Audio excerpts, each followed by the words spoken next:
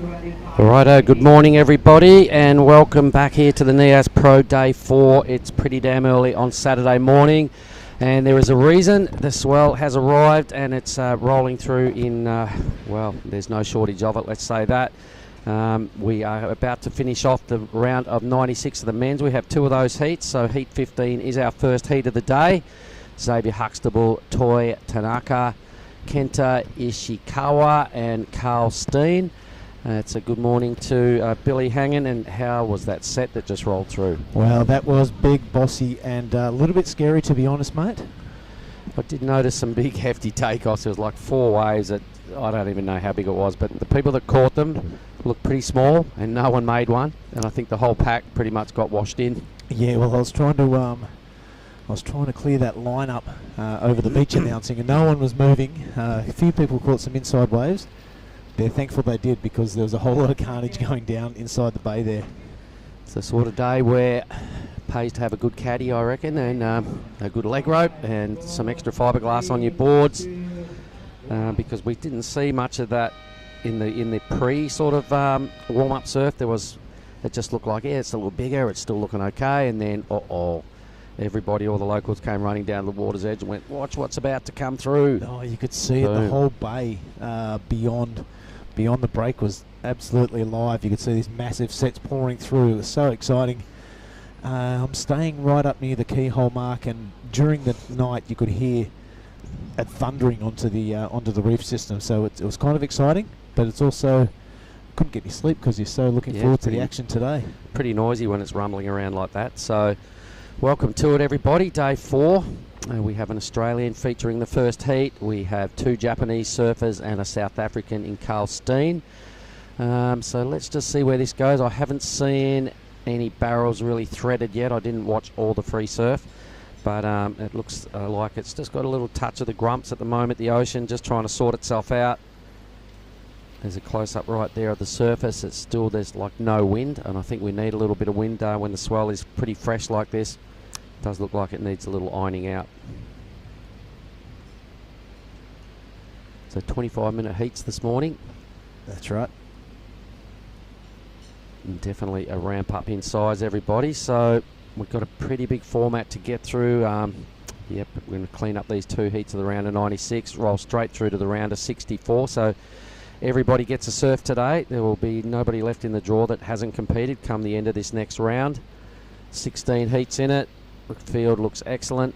So for the crew online that have perhaps checked in nice and early, it is almost 8 o'clock on WA time, Bali time, and it's almost 7 o'clock here in Nias time. So here is the overview. This is what we're looking at this morning. Yeah, mate, there's been a lot of talk about this swell, and we've asked most people that come in here who've won their heats in the interview, do they want a big throaty Nias tube? Well, it's here, and this break will bring the truth, especially today if it starts pumping. Yeah, it's time to walk the walk now.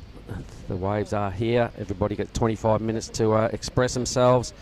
Probably with that kind of equation, I imagine you don't really want to be getting cleaned up. It does take a lot of effort, and you do get swept a fair way in, so you kind of got to bank your waves and then work from there. Good idea to finish 2 and maybe try and ramp it up a little bit from there, but it looks a little bit tricky at this stage. Look out the back. Look at the close-up of the left-hander out the back there. Yeah, like 1,000,000% we weren't seeing that yesterday. No. Everyone who was watching the broadcast yesterday can see the difference in the ocean. There's a whole lot of movement. As you said, we do need a bit of offshore to groom that lineup absolutely perfect, but hey, it's pretty damn good. Yep, there is no movement out of the flags on the beach. There's a lot of people up early checking it out. There would have been 50 plus people having a quick brief free surf this morning.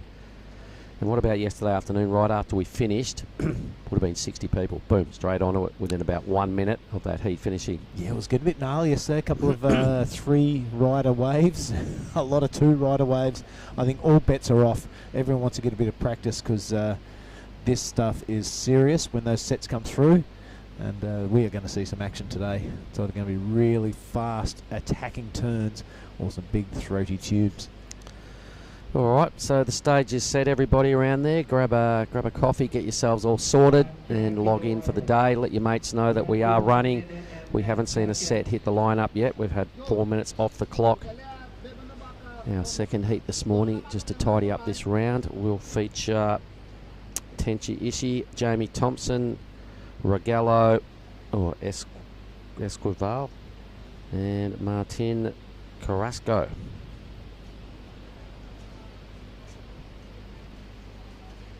Yeah, right on. So Xavier Huxtable, he is wanting a lot of it. He said he loves a big right-hand tube, so I can't wait to see the first set pull through here. Even these little inside ones, mate, that's what we were riding yesterday. Yeah, for sure. They were considered probably some of the bigger, more sizier waves, and they're getting not even looked at the moment. So the boys are just shuffling around here. Everybody on the hill, on the beach line, watching this first heat, trying to get their head around the consistency and what's going on. I think these guys are sitting fairly deepish at the moment, Billy. You can see them right between the trees, and when you see that, you know that they're not going to make a takeoff from there. No, there'll be a lot of drift. There'll be a lot of water moving around that reef system today, Mark. So this is part of surfing. You've got to have your landmarks, and you've got to have your game plan and your head on your shoulders when this sort of swell rocks into the bay. I think I just saw a caddy that was in actually pole position. I don't think he realised that he needs to shuffle a bit further across as well to get into the channel. So everybody's probably going to have a little reset here. They still have not budged. We have 4 surfers that are really deep. 5 and a bit off the clock. All right, well, this is going to be interesting to see how this heat plays out. We did get one restart yesterday. Oops, there's a broken board. Won't be many of them today. Bit of chewed fiberglass on the point. Oh yeah, so the free surfers coming in, and yeah, a couple of casualties after that last monster set.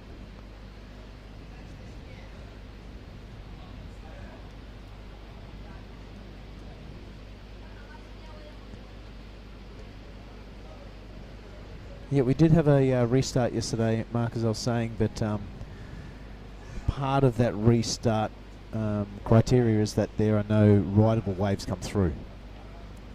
I reckon I've seen a few already. The boys are just waiting out there for the big sets.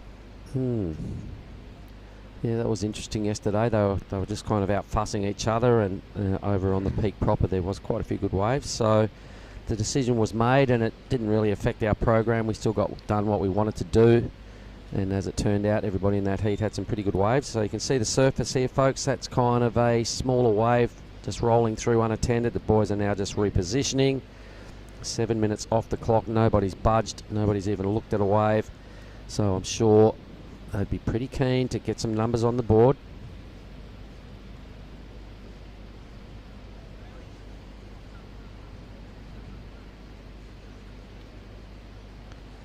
Could this be our first ridden wave?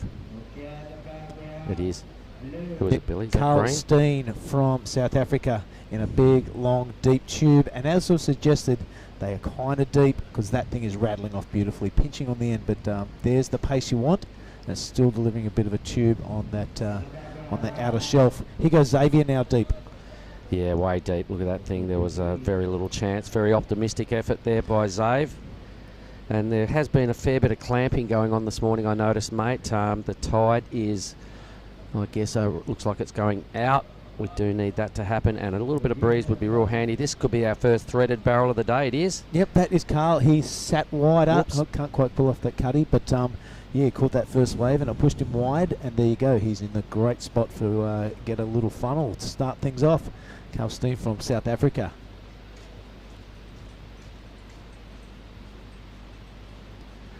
So hopefully that has sent the message, Mark, that you got to watch yourself with all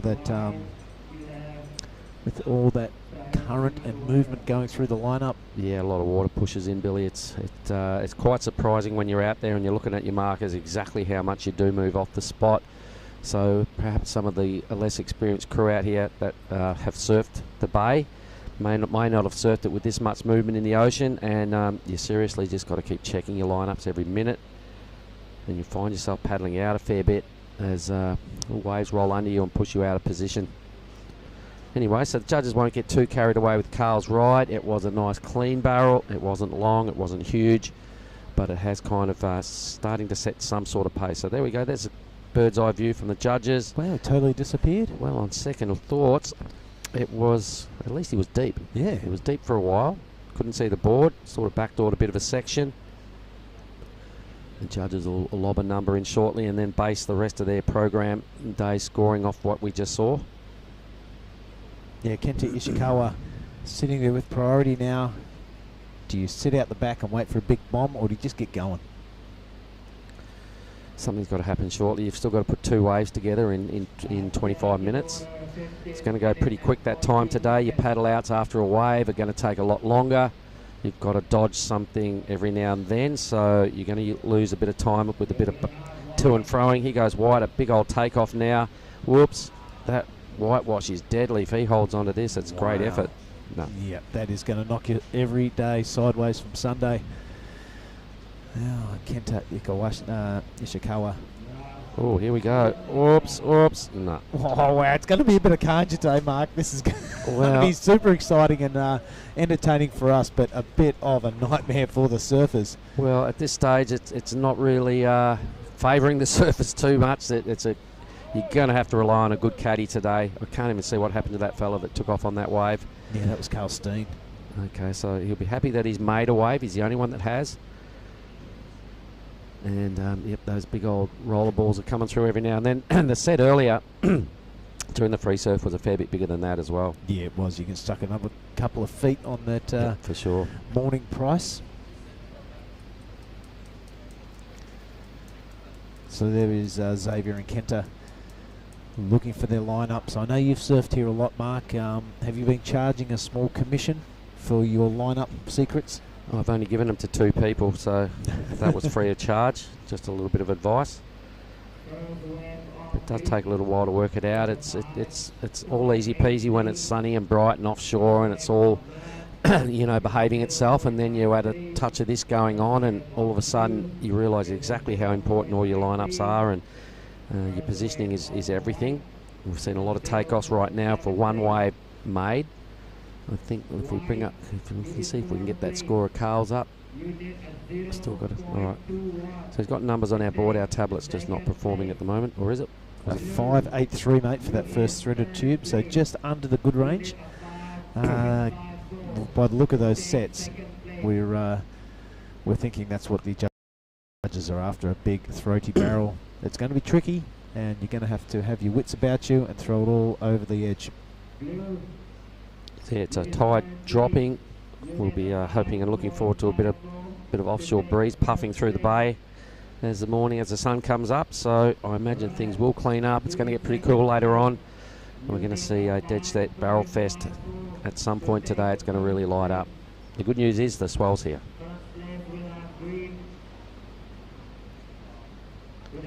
So a bit of a nil-all draw for Xavier, Toy and Kenta. Carl will be happy. He's finished a wave. He'll be hearing the scores read out and going, oh, I think I'm doing all right. That's how easy it is. Yeah, well, hopefully, the message has been sent. We're looking out over our right-hand shoulder, mate. We can't see any surfers between the trees, so the message has kind of been learnt already. Yep. Yep, the lesson learnt, and they've moved out wider onto the, let's not call it the shoulder, wider onto the takeoff spot. Well, that's it. They're on the spot right now. So it's halfway through this first heat of the morning. You can see the guides in the next seat standing there, getting some advice from some friends and trying to sort out what's going on, realising a low-scoring heat is rolling out in front of them and going, all right, might have to change tactics, play a little bit of a conservative approach maybe, and just get my waves and get something that I can sort of sit on and work from there. Because for sure, Zabe, Tanaka and Ishikawa will be a little antsy and a bit nervous. So we've seen 5 waves caught, Billy. 4 of them are non-event, and 1 of them a bit of a thread.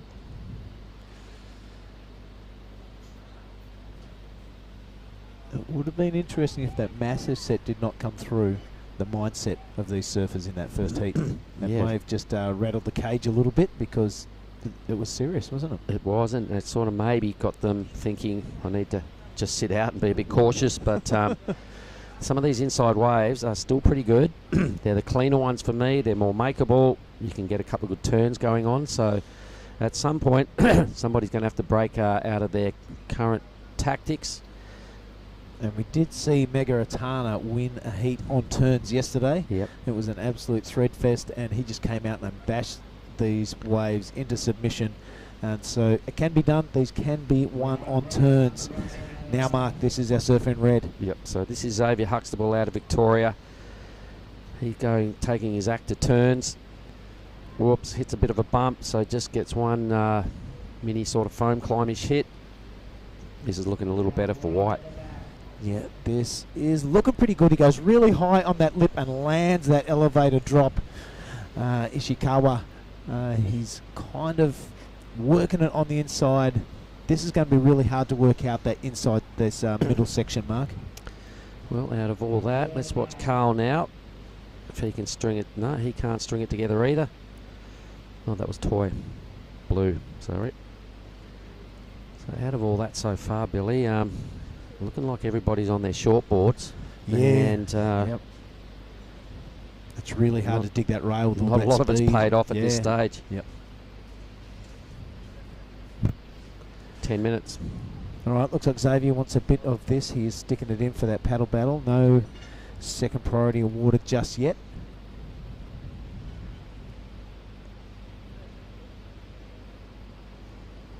Looks like that. There we go. Xavier's picked up second priority. Toy with third. But Kenta having a good old dig. I love that approach on that big high line. On lip float down and a big elevator drop. Definitely not scared. All right, 25-minute heats. They're going to fly by. So Zabe, what did he get? A 2.33. Ishikawa in the white, a 3.10 is his best number. All right.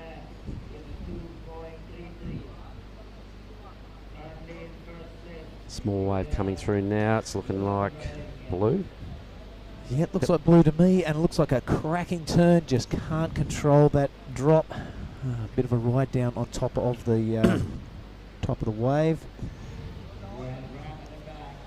Oh, Xavier tucked in now, Mark. Look at that thing. That looked like a great little tube to start things off. He's got his tail up now. Completes that wraparound turn. So a tube and a turn.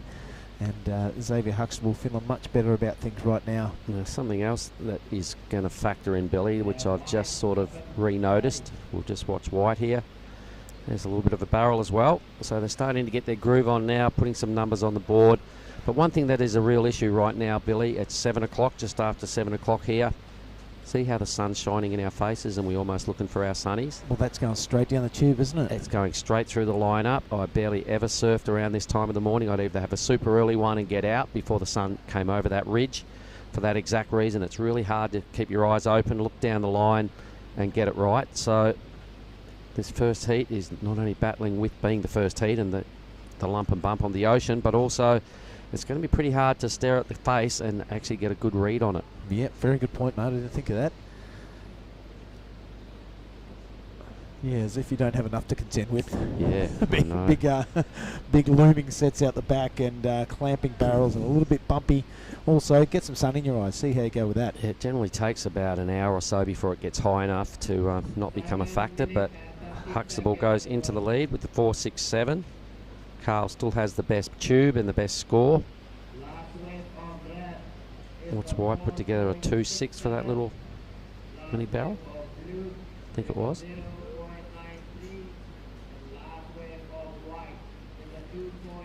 Yeah, that's that 2.60. That's right, mate. And Tanaka in the blue. Wow, nothing's really worked for him. As he caught 3 waves, his biggest score just a 0.93. White unit 3.37 to take second place. Fourth place is blue. Blue unit a 5.54 to take second place. Priority to order. Green, you have first priority. Second priority is 6.5 minutes. Best score 5.83. Plenty of room for improvement, mate. Yep. I think, you know, the Ty Connigan, the head judge, and Ty Sarati, the WSL rep, they can really surf, especially Ty Sarati out here. He knows how to put himself into a big tube, so he knows that there's going to be a performance increase if these waves groom up a little bit and get a little bit more hollow. So they've left themselves a whole lot of room for some exciting surfing. They'll be having a legit look at this first heat to see how many waves are getting caught, how many good waves. These are scheduled at 25 minutes. Let's see if they decide to ramp it up. It would put the squeeze on our format, but it might be something they're considering. Comes a wave now. Priority is with Carl Steen, trying to improve on that 5.83, but I'm not sure who that was.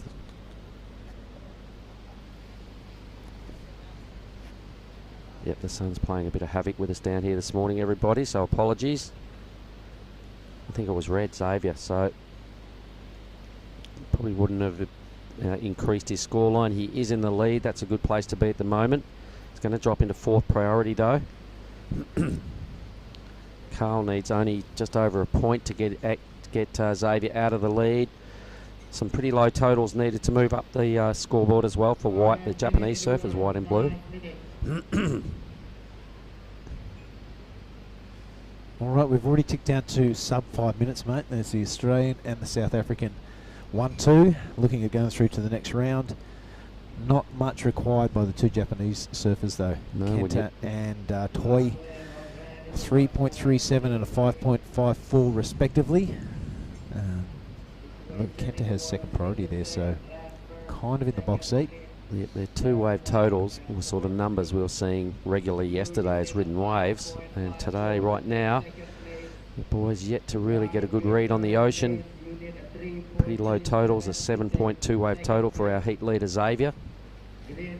Got a little smash for his last effort, but he's back in position, picks up 4th priority. So this is going to be really important now. I can see some movement out the back. Top priority sits with Steen in green. There's my secret marker, mate, the boat. It's totally disappearing today. I didn't even know it was out there. Xavier Huxtable scratching into this one. He's going to tuck straight under the curtain. Not sure if you get out of that doggy door. It's pretty heavy today, come bussing through that lip. Yep. Saw a couple yesterday that the lads had no problem with, but today there's a lot of thickness to that lip. All right, so Carl right now, he's going to be thinking just got to make this wave and put a second score together. Trying to hang in there, so no brutal moves, but what that is a completion, and that will add a fair bit of scoreline. Hold pressure. the phone, Mark. The white is threaded that one, but again gets clipped on the way out. Yeah, no, the foam looks pretty brutal today, mate. Anybody that's been touched by the white stuff has been deleted off the wave, so... Toy Tanaka, mate, he needs a score. He throws himself over the ledge. This thing looking good for turns. He's got to go up high and handsome. He does that. 3 minutes left on the clock, wraps it right around. This is better from Tanaka. That inside section, a bit of a Larry layback, a nice tight arc turn. He's got to negotiate his way down this white water. He doesn't quite do it, so that last ride on that last turn, I'm not sure if it'll count. All right, so still no real big numbers. A little bit of fumbling around, as we can say and suggest again. It's that you've got to just stay clear of the whitewash, and those tubes aren't really doing it at the moment. And you can see with Xavier's effort, if they had a bit of breeze on it, that was an easy thread. Yeah. It didn't, and it's sort of as soon as the white water touched him, you could see his rashy got a little bit stuck in the lip, and that was over and out for Xavier. So we're going to see a change on the leaderboard. Carl will go into first. Yeah, just that very minor score needed. I'm pretty sure he got that as soon as he completed that first turn.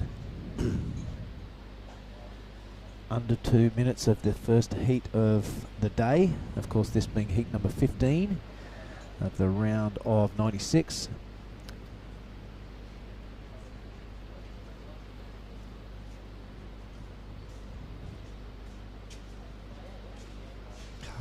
Carl Steen adds a 2.33. Oh, no, it doesn't. A 3.63. It's Xavier that's just clinging on to second. 1 minute and 30 seconds. So it's the first time we've seen a lot of these seeded surfers, red and blue, were seeded through into this round. Just over a minute. Priority sits with Carl Steen in the lead, but it is White that picks up this wave. Hits a pretty good turn once again, just unable to deal with any sort of landing. Down he goes. 1 minute. Real tricky first heat going on here, everybody. South African in the lead with priority. That's a good place to be. Blue's got an inside wave, Billy. Yeah, Toi Tanaka goes really high and throws it all on the line in that turn. He does need a score again, so he's kind of cornered himself into a bit of a situation with under a minute remaining. Oh, it's going to be close. First place is green. Your last wave is 3463. Second place is red. So Carl Steen probably looking the most comfortable out there. He totally got smoked on his first attempt, but that did push him wide, and he was able to thread that needle for his second wave, and then he completed that high scoring wave for the second highest scoring wave for himself with those series of turns. So well worked out. Here he goes again, 10 seconds on the clock. Tiny inside wave in today's conditions. So this may increase his lead. The board just goes a little sideways. You can see it's tricky out there. There's nobody that's really dug a rail in and held a proper turn as yet. So heat 1 is over and out, everybody. It's effectively heat 15, the round of 96. We'll cut to a break for 1 minute and be right back with heat 16.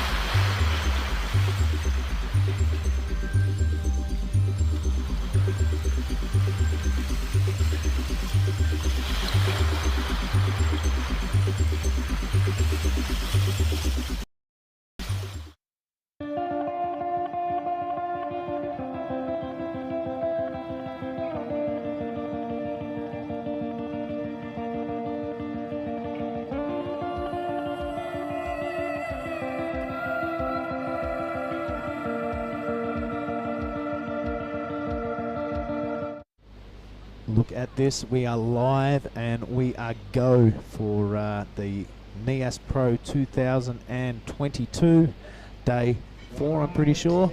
Yep. In the first heat of the morning is Carl Steen and Xavier Huxtable getting the job done.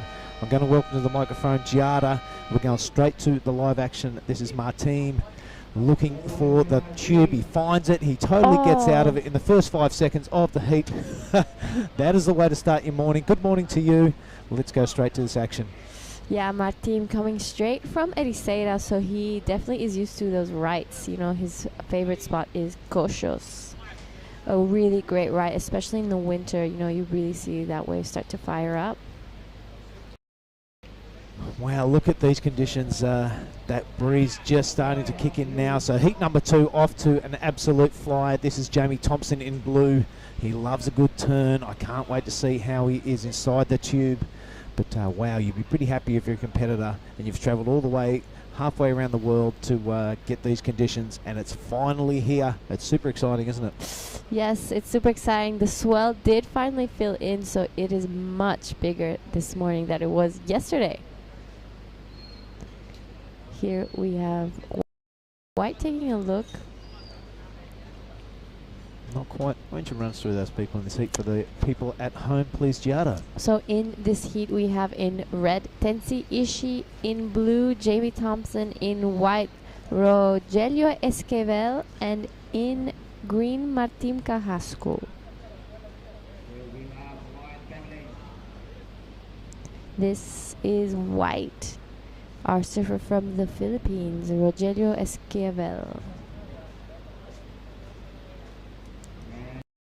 Wow, you can really see the size difference today, even with the whitewash. Just like really double the size pretty much. You're right on there. It is a different ball game today. There's no poking your nose on the inside for a little squeaky 3 points at the end of the heat. If you do, you take you take your own safety into your own hands. Yeah, we definitely will not be seeing Billy's left this morning. No, out of the equation yet. Let's put that across through that for the next couple of days. Yeah, I'll be sitting here and just watching this magnificent action. It's exciting. I could hear the waves thumping onto the reef system during the night. It was super cool, and that is a super cool way to start for Martine. This is Jamie Thompson now. That thing not rattling off tube-wise, so he shoves it up there for a bit of a turn. And Martine's going to be happy with that, a 6.67 within the first 5 seconds of the heat. First wave. Tick. That's the way to go. Wow, what a great way to start a heat. First wave already in the barrel, 6.67. He's loving it.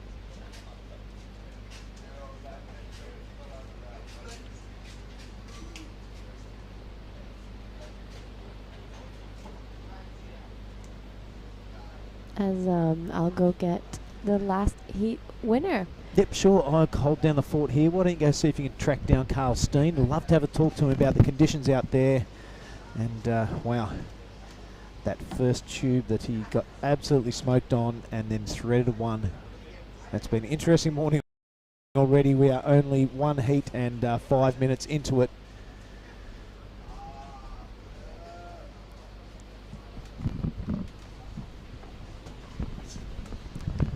Alright, we reshuffled the deck chairs. I'm going to scroll down and I'm going to show Carl Steen your scoreline there, mate. Hey, well done. Thank you. Mate, looking good. We could all hear the swell bashing into the lineup and the reef overnight. Could you hear it? Were you getting excited? Yeah, we're staying right on the beach, so we definitely heard it. I heard it. I woke up at like 5:30 and I heard the waves crashing. I knew it was a bit bigger than yesterday. Now, we did notice when you first got out there was a lot of water movement. You guys were actually in between those trees there. You're that far deep. The first wave you took off on, you got absolutely smoked, but it seemed to push you wider, and the next one you absolutely threaded one. Yeah, it was actually my first wave. I got a 5, a little barrel, and then my second wave was a set, and I took off a bit too late, and the thing landed on my back and broke my board. Oh, did you break your board? Yeah, You had to go over to the caddy and get one? Snapped it in half. No, we didn't see it on the broadcast, so you had a whole lot to overcome. That offshore breeze hasn't really kicked in. Is it a little bit bumpy out there? Yeah, there's a little bit of a bump in the swell. It's not as clean, so you need to position yourself where you take off, definitely. Yeah, right on. Well, did you see that monster set that came through just for the hooter? Yeah, we were trying to get up off the rocks into the water. We had to wait like 5 minutes for the water to rush through. So that super easy keyhole step off that's been the wave for the week, that's kind of out the window today. Yeah, first time I've seen it like that. Right on. Well, we are calling today the truth because Nias is bringing the truth. Everyone's been talking up their barrel game and their big wave love. But comfortable out there, were you, mate? Yeah, super comfortable. I'm used to riding a bit bigger waves at home. I live in Bolido, so we do get a lot of swell up on the north coast. So yeah, I think I'll be pretty comfortable out there. No, you looked fantastic. Xavier Huxtable had a pretty good heat as well. Toy and Kenta out of the draw. So you're on your merry way. Is it too early in the morning for a bang bang? It's never too early for a bang bang. All right, brother, I'll come and give you one. There you go. Thank you so much. Take on to that. Mate, I want to shake your hand and wish you all the best. Hopefully we will see you in the next round. Go have a rest, rehydrate, have a coconut or something, and get your wits about you. We want to see you thread a couple more big, hefty tubes. Okay, cool. Thank Carl you so Steen, much. well done, bro. Cheers. All right, so that was the winner of the first heat. Great guy to talk to. And this one taking shape now, heat 16. Martine off to a flyer. The first 5 seconds of the heat, he gets himself a 6.67. And Rodrigo, a couple of mid-range 2s, so not much on the board there. Jamie Thompson just a 2 for that one turn that we saw. And Tenchi yet to get going Still 18.5. This is Tenchi now, Giada. This is Tensi Ishii, our surfer from Indonesia. Beautiful backhand snap, just straight off the top and into another one. He's just as I was saying, how precise his surfing was. Well, it's a little bit of a fine line. You don't want a bigger board where you can't do a turn, but these little ones are hard to dig that rail on the bumpy face. This is not phasing Regillo. His first turn looked pretty cool, but the second one coming unstuck. You see that little bump through the surface of the ocean on those cutbacks on the corner of the wave. Going to be really tricky with those light short boards. This is the replay of Tensi Ishii, our Indonesian surfer. Yeah, those two turns looking really good. Then hits a bit of a speed bump on the way out. Wow, that first turn was looking really great. So was this one, but that airdrop. Yeah, that had nothing to do with board size. That was just a big, meaty sort of a turn. Wow, super cool. Fell out straight from the sky. Yep, well, Carl reckons he was pretty at home in the size out there. Broke a board. We didn't see that on the replay yet. So one board already. Let's do a bit of a board count up here. That's one broken board. We'll see how many happens today. And actually, I saw 2 on the free surf. So, you know, we're up to 3 broken boards already, and we're only halfway through the second heat. No way. 2 this morning? 2 this morning. We saw some people walking in with long faces and a couple of 4-foot boards. Well, I did get held under for a while out there. When I caught a set and fell off and just... Martin now shoves himself inside again, Giada, but can't quite get out. Doesn't make it out. It pinches on him.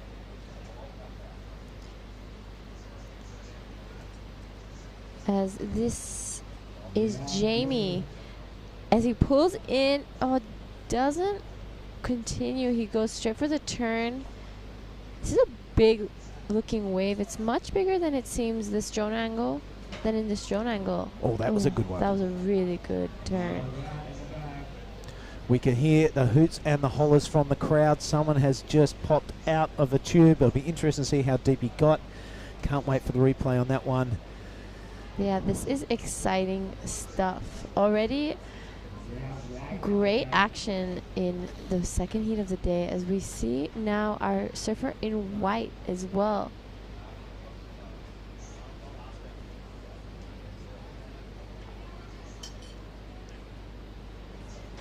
Well, a couple turns, it was harder to control as there was a lot of whitewash on that last one. You know, you'll be looking for maybe the second wave of the set to have a cleaner face and not so much bumps. How's the best seat in the house? All the caddies there, they're cheering. No doubt they'll have to keep busy as well so they don't get caught out by those big sets.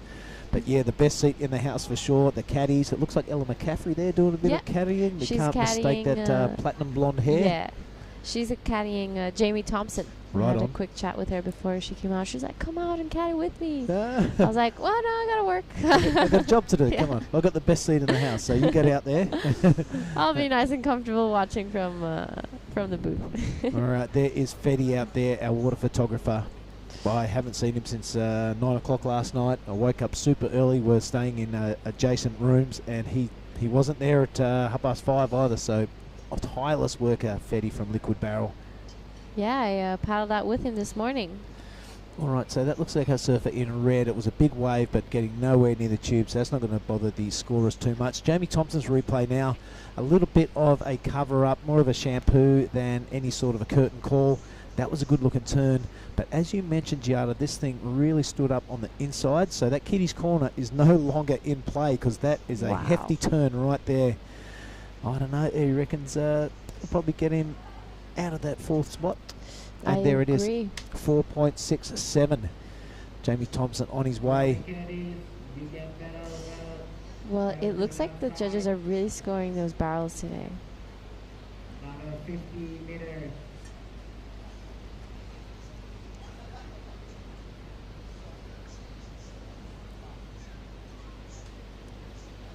This is the replay of, Surfing white. yeah, this is a replay of Surfer in white. Really great first turn. And this is what I was talking about. You can see the whitewash and how much his board shakes on it. So really gotta look out for that when you're out there. This is red. Tensi going upside down and down and out. Wow, for that wave anyhow. He's going to regroup, get out there. Still got 13 minutes to take it on.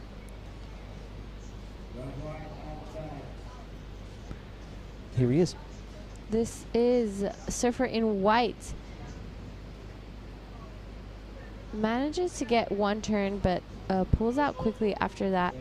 And blue pulls in. He's pretty much standing in that one. That was a great wave for blue.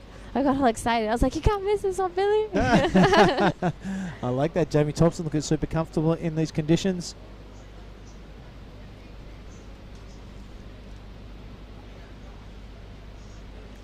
Yeah, Jamie Thompson, great. This, our surfer in white, Rogelio. This was Jamie's wave. I like that. He was standing up. He was confident. It was great to watch. I got all excited. Well, it's a picturesque thing, isn't it? That is, if you were to write down what you want to do at Nias on your surf trip, that's it. Get totally threaded. We could see the front of his board. He wasn't that deep, but I mean, the vista up there with the trees in the background. Yeah. There's some dude looking super comfortable in the tube on his forehand. That's what you're after. And what a surf comp we get to work at. Fantastic. I agree. The most entertaining one. I bet the CT surfers are wishing waves are like this as well. Yes, well, you know, it's not all beer and skittles on the CT circuit either. But, you know, you got through those tough rounds of yesterday where it was a bit sleepy, it was a bit slow, there were no big throaty barrels, and you're rewarded with this. So nothing great is easy. And those first couple of rounds for everybody weren't easy, but if you made it through, this is what you get rewarded with. 4 people out, big chunky Nias. Lagundri Bay delivering here on day 4 of the Nias Pro 2022. We do have a whole people to thank, so I'm going to thank the South Nias District Government, the Ministry of Tourism and Creative Economy, PT Telkom Indonesia, the Nias Board Riders. Good on you, lads. Let's cut this in half as we look at the surfing in white. This is Rogelio Esquivel from Philippines as he goes just looking up and out. Yeah, Wasn't happy with what he was seeing. Quick in and out. The PSOI, that is the governing body for competitive surfing in Indonesia. We thank those guys. The ASC, a bit of a crossover with those sort of people, and we thank them for their work. The WSL, thanks for coming on board and putting on this show. I hope everyone watching around the world is enjoying it. It must be early in the morning some places, late at night at others. Sorake local people. So the local people of this beach, Panto Sorake, thank you very much for your help and your hospitality. It's been second to none. They've pulled out all the stops, even cut the music off nice and early, so that's really cool. They've got the world's largest alarm clock out there, so 5:30 every morning they're doing a sound check and it wakes you up. They're super cool. The market up there is fantastic, the little festivus they have. So thank you very much to the local people of Lagundri Bay. Earth Island, thanks very much to those guys, and also Bir Singaraja, we thank them for their support. And what a great morning it's been. You see the boat now in the background. We can only see the top of the roof. Yesterday we could see the entire thing, so Yep. that is suggesting that there are big sets rolling on through. There we are. This is Giada Lagarde. My name's Billy. I hope you're enjoying that broadcast, as I mentioned just before. It's a great day. The sun is out, so you're very happy. The swell is rolling in, so the surfers are very happy. Sit back, get yourself a coffee, and enjoy this action because it's going to be red hot all day. Yes, the sun is finally out. We've had a few stormy days here. We even had to put the contest on hold 2 days ago due to the wind, but the sun's out. It's nice and warm, and the waves are firing at the Nias Pro 2022. I'm not sure if you noticed or not, Giada, but we'll cross next time. But I've got the Nias Pro official TO on. We'll have a look at that next time. But great job from all the officials here at the ASC And the WSL organising everything. All the staff are now pimped up with a jacket and a t-shirt. I'm going to prod around like that, like I know what I'm talking about. And it's looking really good, the contest site. All right, 8 and 10 left in this one. Let's have a look at the leaderboard. It's Jamie Thompson via that last wave of 3.73 has now taken the lead off Martin. He only has a very minor backup score, so that 1.13. He wants to get rid of that and take that first position off Jamie. Jamie does have priority though, so that there is a bit of a battle going on for 1 and 2. That's where you want to be at the end of this heat. Our surfer from the Philippines, not requiring much, a 4.38 to get that second position, and Tensi, same thing, a 3.98. As has been the modus operandi for most of this contest. It's 7.5 to go, and anyone's ball game. Yeah, the third and fourth, not looking for much, but still Martin doesn't really have the backup he's looking for, so it's going to be interesting what the boys get going now, you know, waiting for sets. We see those waves rolling in out the back. We were saying yesterday how we could be a really great indicator, as this is Martin Carrasco. This is our surfer from Portugal. He pulls in and doesn't make it out. Yeah, just getting clamped there. As that tide changes and that wind kind of picks up a little bit offshore, we're probably going to see that open up and allow the funnel exit. Yeah, it'll be exciting to see that happen. We're just waiting for that offshore wind, as you said, and the tide to change. Today was the highest tide I've seen out here. This is the replay of our surfer in green as he pulls in under the curtain and just gets clamped. He will not find the exit from that. It's a big decision. You can either go around that white water and kind of bunny hop your way onto the shoulder, but probably not today, you'll get smoked, or you can pull inside and see what happens. There will be no tube avoidance today, I can guarantee you. I agree, and I'm sure we'll be seeing those bigger scores come from those two rides. So, Nias, thank you. Yeah, thank you. It was great to paddle out this morning just before the contest and have a little chat of what everyone's doing while the contest is on and everyone is watching. Everyone's pumped. Yep. Now, you heard me trying to clear the lineup this morning. I did. Almost mission impossible. Everyone kind of ignored me for a couple of minutes, and then that big clean-up set came through, and they kind of wish they'd caught a little wave before then, because there's a whole lot of carnage, a few snap boards, a whole lot of people doing cartwheels underwater.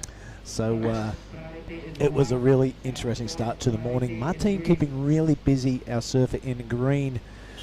He's got a score to manufacture to take that first position off Jamie Thompson. This one's a little bit wobbly and not really funneling, so he'll get out of there.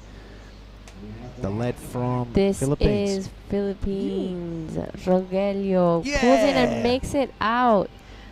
And a massive hack. That was insane. Goes for the second one. And a third even. This is a great wave from the man in white. Wow, how was that for a comeback? A tube, a massive turn. He only needs a 4.48. I'm giving it to him. That's fantastic. 100%. Second heat of the day, and energy levels are high.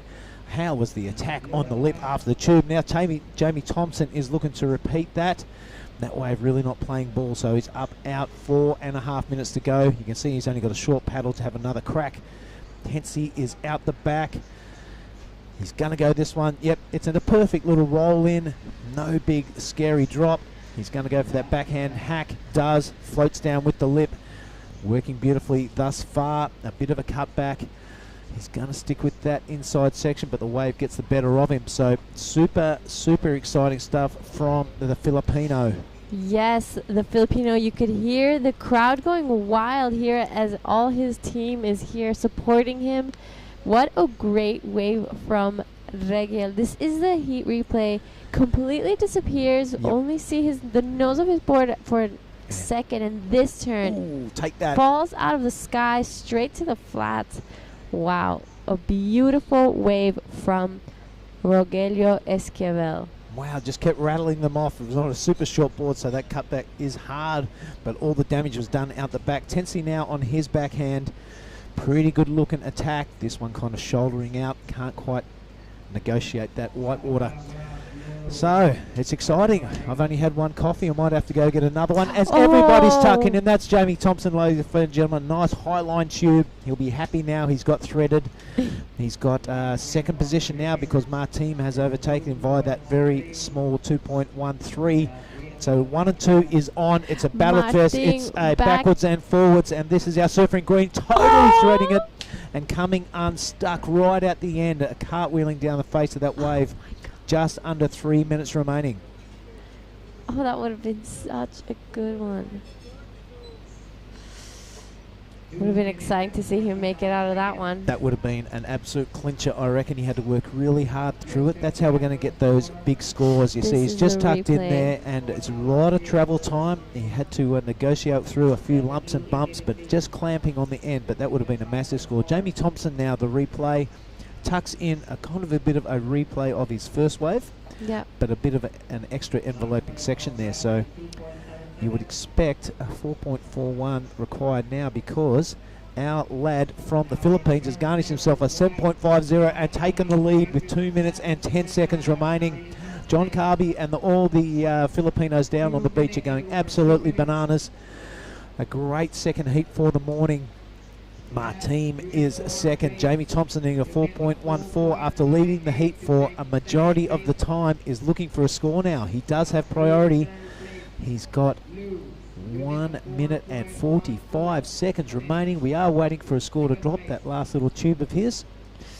Yeah, we're waiting for last of Jamie's to drop. He does not need a big score. We'll see what the judges think of his tube. I don't think he was as deep as Martin's. And there it is. His last one got him a 4.67. I'm pretty sure. No, sorry, that is the 4.27. That's enough to take him to the second spot. He does have priority. He's feeling a bit comfortable now. He just has to hold off Martin and Tenchi. Wow, this has had a bit of drama in the final 5 minutes. Super cool heat, a lot of tubes ridden, a lot of bit of talk going on out there. Drama. Only 1 minute. Martin does not need a big score. He needs a 2.27. Fourth priority, however, Jada, so we might have to back up against it. I agree. He's going to take a look at this one. Well, the Filipino not taking any chances. They're always busy and they are always on the money when they've got their nose in front. Here he goes again, only a small inside one. Bit of a, not a victory lap, but a defensive move. It's Jamie Thompson now. He doesn't want to give up any big sets with 22 seconds remaining because big scores are out there and they are on offer. There goes JT. He's just stuffing himself into a little one, having a great time. Look how comfortable he is. He's loving the big stuff. 5 seconds remaining. It's been a super entertaining heat. There's one surfer riding a wave out the back, so we'll stick with that. It's Tensi, not looking like a really high scoring wave. He needs a 5.11. He's not going to get it when he fell off then. So that is the end of heat number 16. Looks like we're all done and dusted. We are going to cross to an ad break. We're going to bring in Mark Clift. Enjoy the third heat of the day. I'm going to get a coffee and catch my breath.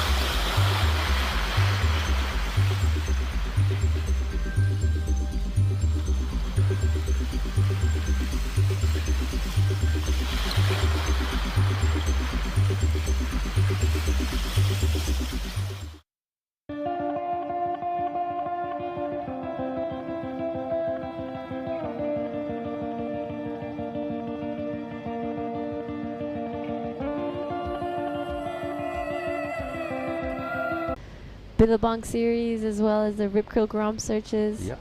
And now the Liga series is alive and well and rolling through Indonesia. Yep. Here goes Harry Phillips, surfer in green. So this board I know has a bunch of creases on it. If he's still on his magic sled, maybe he's done a little step up. But the big fella there decides not to hang in there and throw down a bunch of cutbacks. The judges are clearly sending the message. It's about the tube. 8 points from Bronson Mady. I didn't see Mike Clayton Brown's wave in red, so I'm not sure what he did, but there must have been a tube involved there maybe as well. Yes, I agree. Danny Widianto with a 4.83. Harry's going to get a score, which is probably going to be a throwaway number, so at least everybody's off and racing. 25-minute matchups are flying by this morning, but everybody's pumped. There's a lot of people down here watching these first few heats, and for the first time in this year's Nias Pro Giada, we have the highest seeded surfers have finally hit the lineup, and they're stoked. Yeah, it must have been torture watching all those heats. It's been pretty good the past few days, and they've been watching on the sidelines, probably rubbing their hands together. Can't wait to get out there, and today the day has finally arrived. The swell is here. The sun finally came out. Oh, it's boiling, isn't it? Yeah. And that's what I was saying to Billy. For about an hour, from about 7 o'clock till about 8 o'clock, that sun coming over the ridge is racing right up the face of those waves. It's got to be a factor in, seeing what's on offer and how you go about it, and you flick off and you've got to take a few blinks and your eyes have got to readjust. It can be not that easy once that sun's over the ridge, and it's steaming hot in here already. Let's get the fan on. What are we doing? Yeah, I agree. That sun is coming straight at us, so it's heating up. Things are getting interesting. Oh. What were we thinking, not having the fan on? There we go. That's way better. All right, so for the crew online, we just went through the last heat. We know John Mark Tokong, Marimar is in that next one, Jagger Bartholomew, Joe Azuchi and Mamoto Suzuki. Nathan Hedge gets a start in Heat 3 up against Tonjo and a couple of other campaigners. We'll get to those when we get there. Heat 4, Daiki Tanaka, Tully Wiley and a couple of other campaigners as well. So that's our first 4 heats coming at us shortly. This is the round in 64, well and truly rolling through. Good stuff. Yes, great stuff. And it really has grown a lot. I was just telling Billy earlier that I caught a set out there and I got held under for pretty long. Oh, you had a surf? Yeah, this morning just before coming in here. Did you step your board up, or what was the story there? I didn't, because I actually didn't have enough time to set up my bigger board. Just paddled out on your regular. And I caught a set and fell off, and I was under it for quite a while. Here goes Bronson having a sniff on the inside, a small, medium-sized wave. Gives it one little pump. Now goes to a big old hack out of the top. Got a nice wall again. I'm not sure about sitting down on the job, but he has recovered. He'll give himself a little laugh and thumbs up to the caddies in the water. That was a little bit bizarre. Nice recovery. He goes red. This is MCB. Up and out. It definitely looks tricky when we've seen people try manoeuvres out here this morning, Giada. We have seen a lot of fumbling around and falling and rail bogs and sitting down jobs like Bronson, so it doesn't look easy. Yeah, I agree. Especially, I was just saying the first and second set looks a little better, as the third one usually has a bit of whitewash on the face, which makes it even harder to do those turns. Yeah. And see, that's probably an example right there. What happened to Mike is it's a little hard for him to see exactly where the top of the wave was. That is the sun coming squarely across the bay, right in your face, and it can be a little hard just to get the connection right and the timing perfect. Bronson there, that was pretty funny. I'd be pretty stoked on that. Well, he can do it all, even sitting down on the job. Even sitting down looks impressive if it's done by Bronson. So we've got a pretty high scoring heat rolling out here. The 8, obviously, the dead set highlight. Mike Clayton Brown will be happy that he's put that 7.33 together. Danny Widianto needs only a 3.61 to bother MCB. Harry Phillips needs to get a bit of a wiggle on. We're down to 11 minutes. Yeah, those first and second Bronson and MCB needing a backup just to feel a bit more safe and secure in their position. Otherwise, and just also as well a bit of confidence rolling through to the next round, which is kind of penciled in for later today. Yeah. Oh, look at the whitewash out the back. Yeah, it's going nuts the other side of the bay. That point over there, the big left on the other tip of this Lagundri Bay, does cop a lot of swell. It almost looks like a rideable left, but I've never seen anyone do it, so there must be an obvious reason why nobody attends that part of the bay.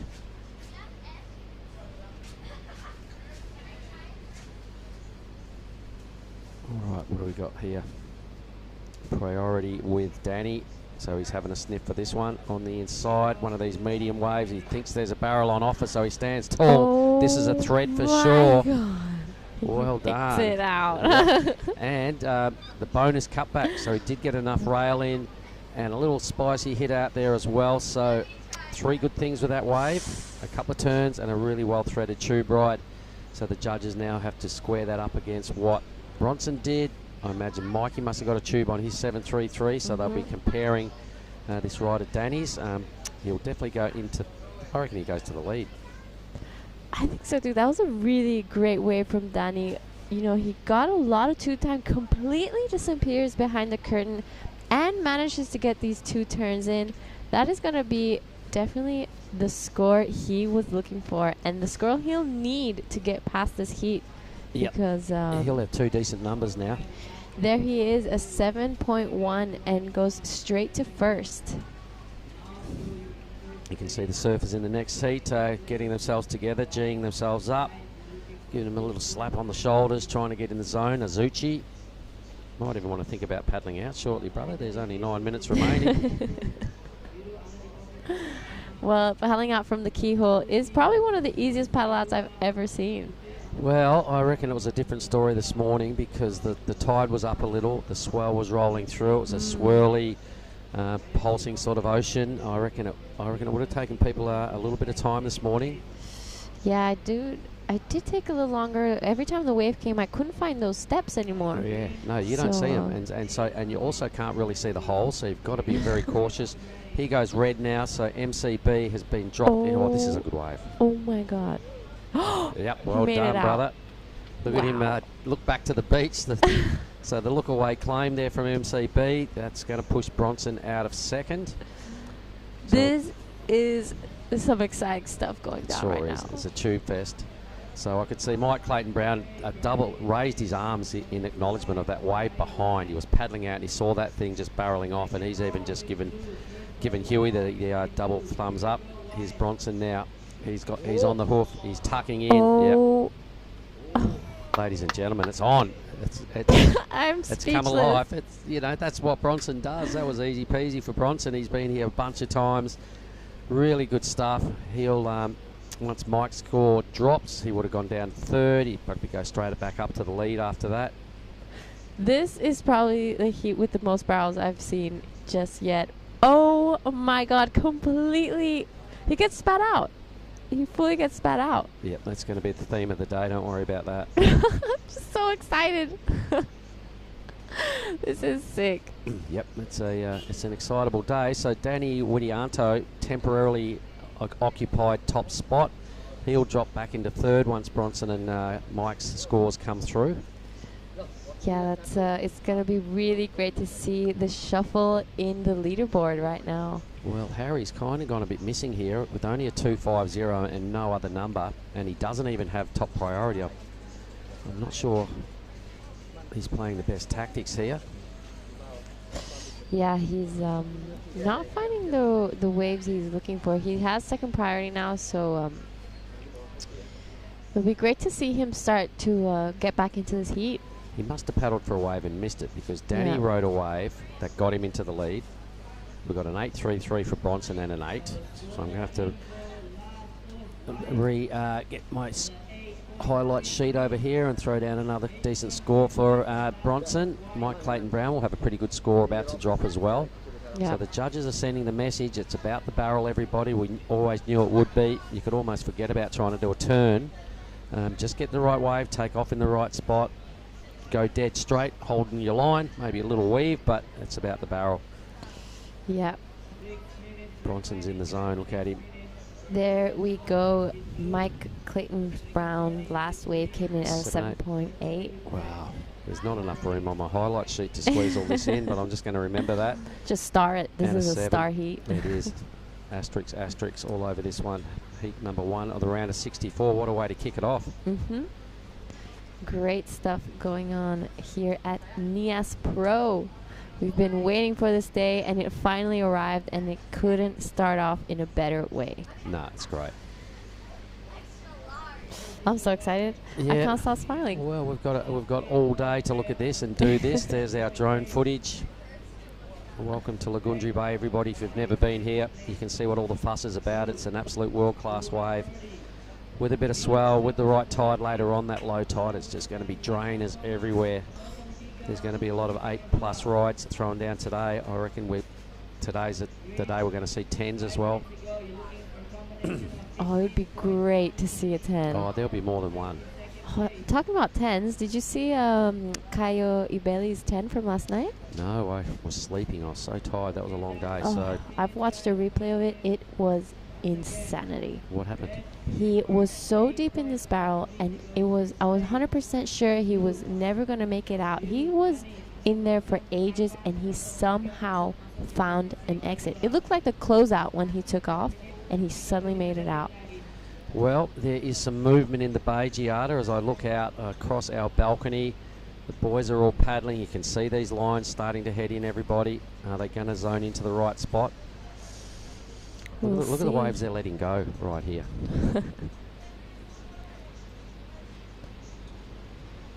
Oh my God.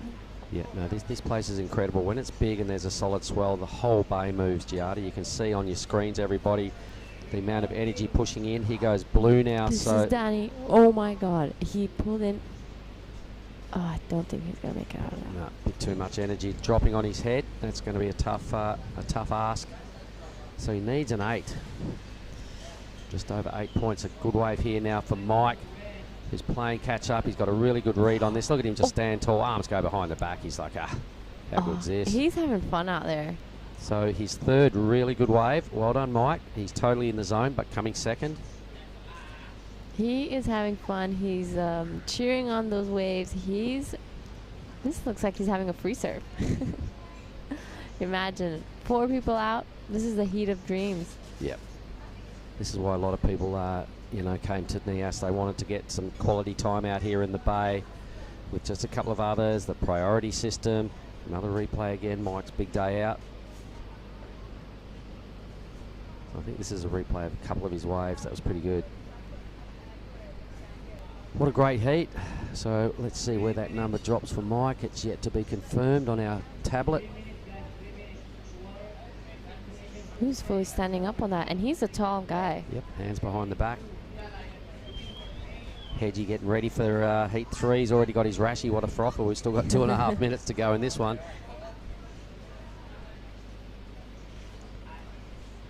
What? How excited would you be if you're in one of the upcoming heats? I mean, it's all going on right before your eyes. It's cleaned up probably just about 100% since the first heat this morning. And licking their lips going, yep, the judges have sent the message. Get barreled, flick off, go out, do it again. He's probably going to get through your heat. Mike sticking to that theory.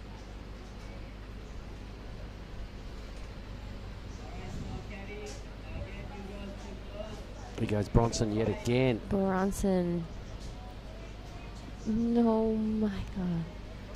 No need for sunscreen this morning for Bronson. Living in the barrel. He might get a little bonus head dip out the channel. Just a little funky sign off. You've got a pair of 8s in your scoreline, no problem. So the last of MCB came in at 6.57. So it does not go back in his top 2. Wow, they're just dropping 6s and 7s like nothing. Yep. Bronson's living in the 8s. His last wave won't factor into his top 2 either. So he's in the groove. That was wave number 4 for Bronson. 90 seconds. Looks like I'll be having a chat with Bronson. So good. We'll hopefully get Ani Anwar in here after this heat, if you don't mind. Giada to go and do some beachcom duties, sharing that with Made Joy. Blue Yes. now, here goes Danny. So another Bali boy in the barrel. Wow, great. He Oh. needs the a solid number here. He's got to bust into the 8s. Apart from a really good barrel, that was a great turn as well. Yep. So we'll see what the judges think of that. Well, to get over 8 points, I'm not sure the barrel was quite big and throaty enough. It was pretty good by any stretch Yeah. of the imagination, but yeah, I think he's still going to be wanting a number. Yeah. You know, that the heat he surfed, geez, he would have won heat 1. He probably would have got through heat 2. And as conditions get better and better, here it is. I'm pretty sure that number is in. I think it dropped at a 5.93 looking at the scoreboard.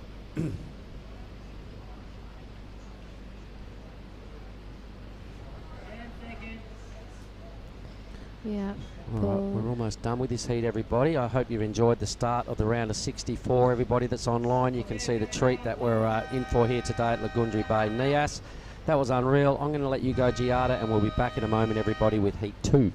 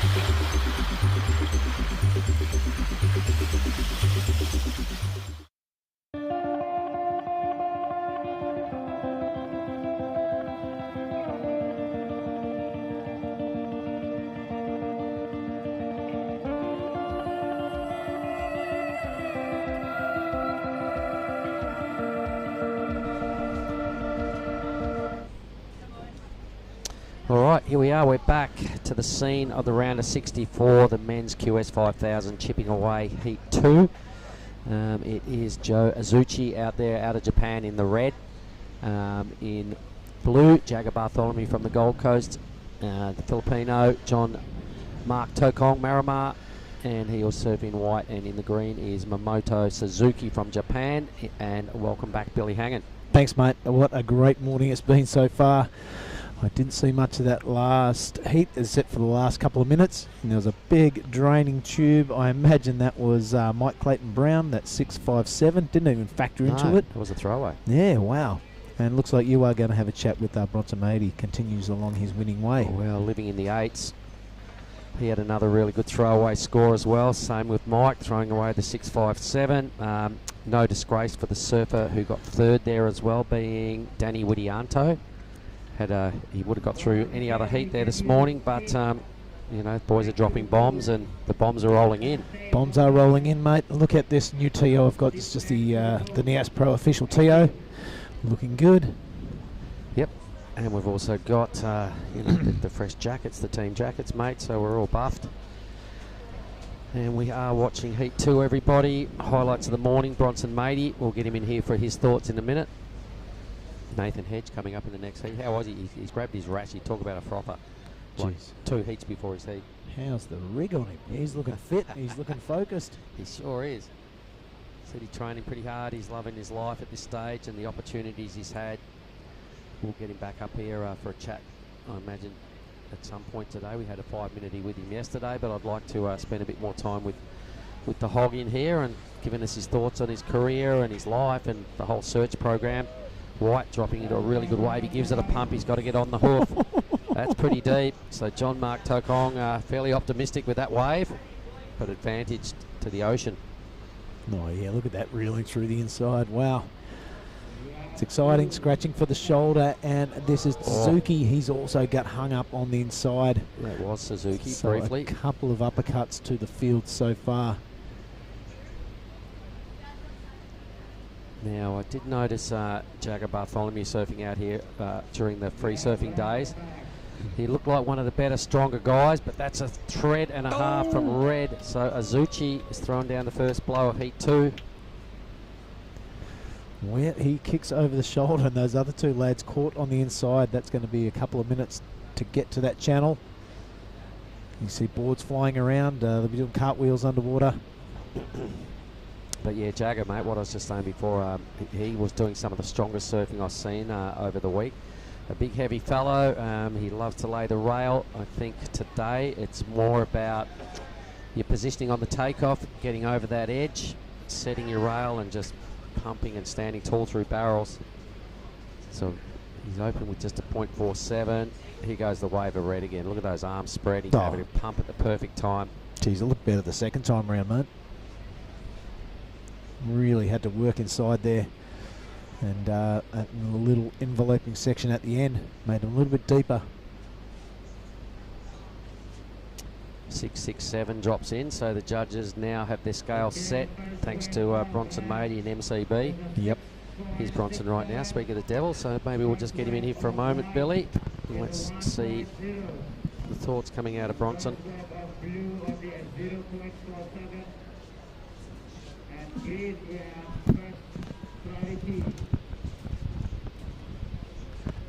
We'll just get that right up around there. Perfect. Okay, firstly, I'm going to shake your hand and go, Thank you. How good was your morning, Bronson? Yeah, it's so good. Woke up in the barrel.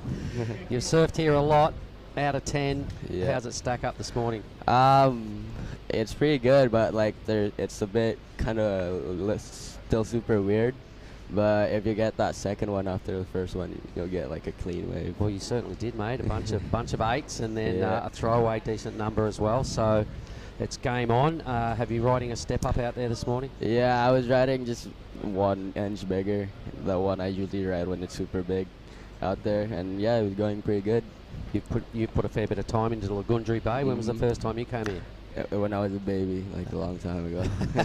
A baby? What, you couldn't even surf yet? Were you Not that young? yet. Okay, Yeah. so you laid your eyes on this place and you didn't even know what it was all about, and now you're here in a QS 5000, and you're through to the round of 32. So how are we feeling after that performance? I feel great. No, stoked to make it through the round of 64 into the 32, and can't wait for the next round. You'll be pushing for another surf today, wouldn't you? Hopefully, Come yeah. on, boys, roll through. Well, you will go into the round, Heat 1 of the round of 32, so there's every chance you'll get another stab out at the Savo. So would this be one of your favourite venues in Indonesia? Where does Lagundri Bay stack up on your list?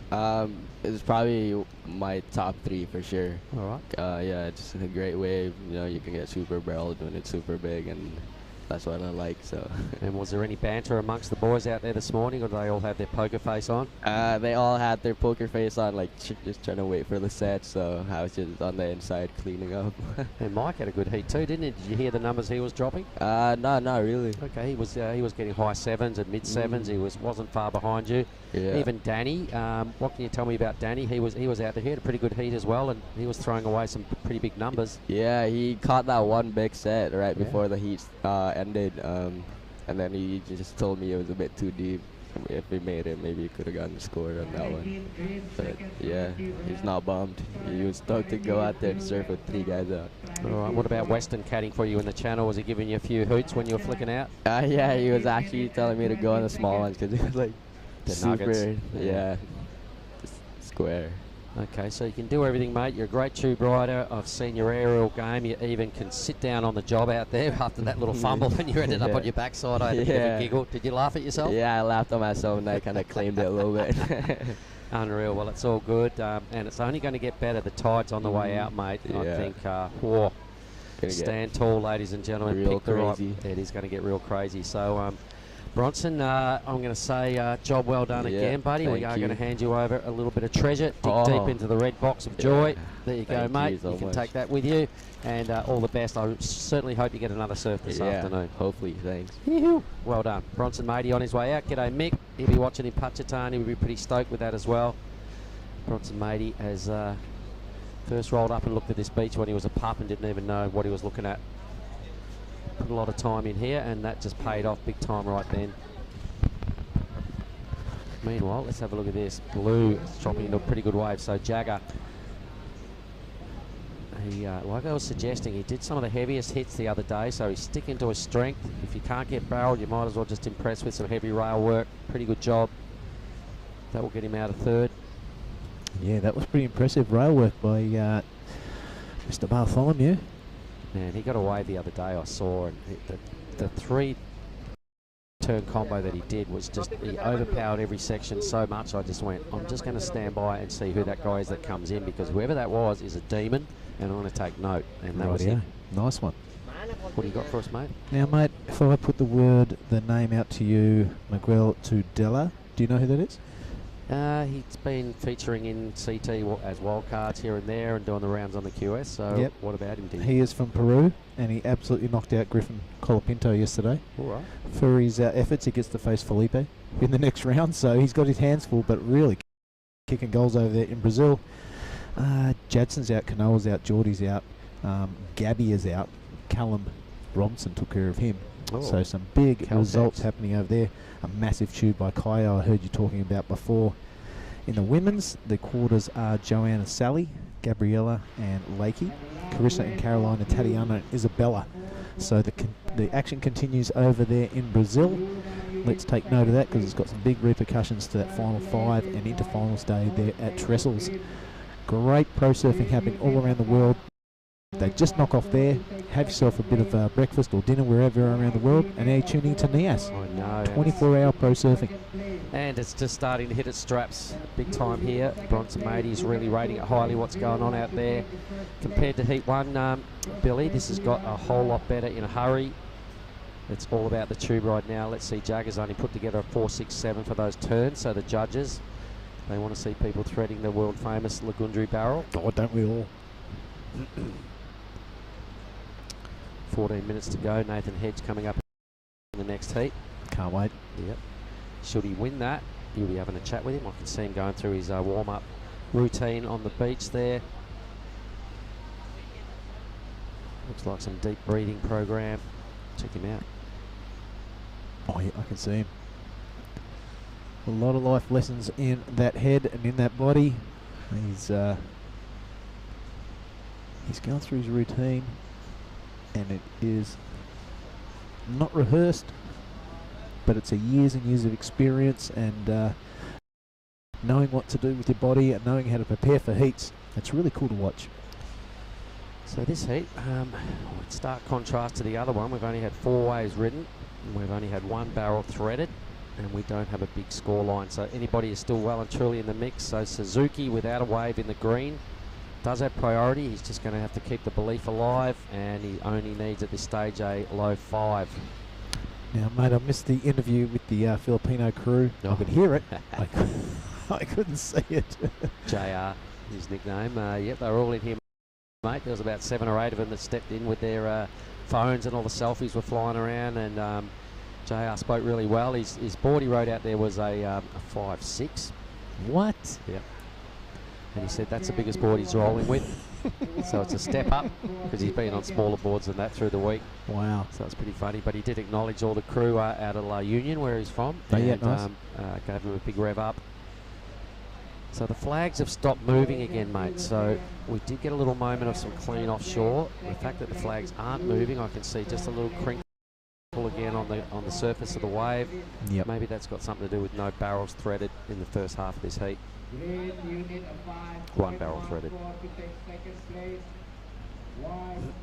Yeah, just for those folks at home, we are trying to keep it kind of quiet on set here for the broadcast. There's a big sign up there that says don't shout. We kind of only let one person in here so that the noise doesn't carry over. You've got no chance of doing that when a Filipino wins a heat. Oh, they're all coming great. in, they're yelling, they're high-fiving. They had the flag out, mate, again. Yep. So JR moving through to the round of 30. 64 here, that's a big deal. He'll be surfing this afternoon. Yeah, that's going to be a really good round. Yeah, everybody gets a surf today, mate. Everybody we haven't seen so far. All the top-seeded fellas come into play. The next round is also on hold, and I reckon we'll be ripping straight into it. Yep, last heat of the day yesterday saw a really close decision between for the second spot. Tippy Jubrick coming up trumps on that. He will be featured in heat number 13. He's got Jarvis Earl, Samson Coulter and Crumpy. So he's got his hands full. Yep, 3 Australians in that one. 3 Australians, 1 Indonesian. But the airport right specialist, he'll do all right, I reckon. And another one of our co-commentators, we'll see him in here in a minute with you, Oni Anwar. He comes up in the heat before Tippy. That's heat 12. Wow, Reef Hazelwood he's got. Yep, and then Made Joy, our beach announcer, he comes up in heat 10. So we're going to get some first-hand knowledge on what's going on out there this afternoon. We'll get them straight out of their heats and put them on the spot, find out what's going on. That'll happen, I don't know, about lunchtime-ish. So pretty early start down here today, everybody. 6:45 we kicked off in Nias time. That's the Jakarta time in Western Australia, and in Bali it's 9:25. Good morning to everybody that's tuning in. Bit of a sleepy heat. The last heat went berserk. The heat before it was really good as well. So trust me, it's not going to have too much downtime today. The ocean just having a minor breather. There's the indicator sort of starting to flare up at the back. It needs a bit of wind for that place to look really good as well. It's sort of surfable. Some guys have a crack at it. Yeah, you can keep that. It's a no-fall zone. It used to be a proper wave. You can see the shape of the reef and what it's doing up there at the moment. Really, pre-earthquake was it? Yeah, a lot of guys surfed it, and it was a 2-wave bay. Now it's a 1 and a bit wave bay, but at times it definitely lights up. And then right down in the corner of the bay there is a squeaky little right-hander as well that all the little young pups go and surf. It's kind of just a perfect shaped little sand bottom thing that's located in front of the river mouth. There used to be a left here as well, but that kind of got a little bit how you going with the reef lifting. That's a crime. Yep. Super high tides and a bit of swell. At times it can still look okay, and some people still get down there and have a crack at the machine. Meanwhile, it's got to be Suzuki. Yep, he has priority. He's on his backhand, tries to find a little cover. It's not happening. Wow. Not much of a shoulder either, so maybe a bit of a tactical error. 16 minutes he sat there waiting for that. Yeah. So the pressure mounting, and the lulls just got the better of him, and he had a little bit of a brain explosion there. That was not a good wave. I was having a little chat to Jamie Thompson down there.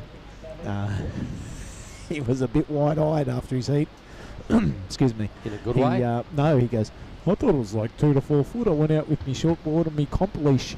Oh. So he goes, I'm glad I got through. I can go get my step up 6'2". Well, Suzuki's rebounded.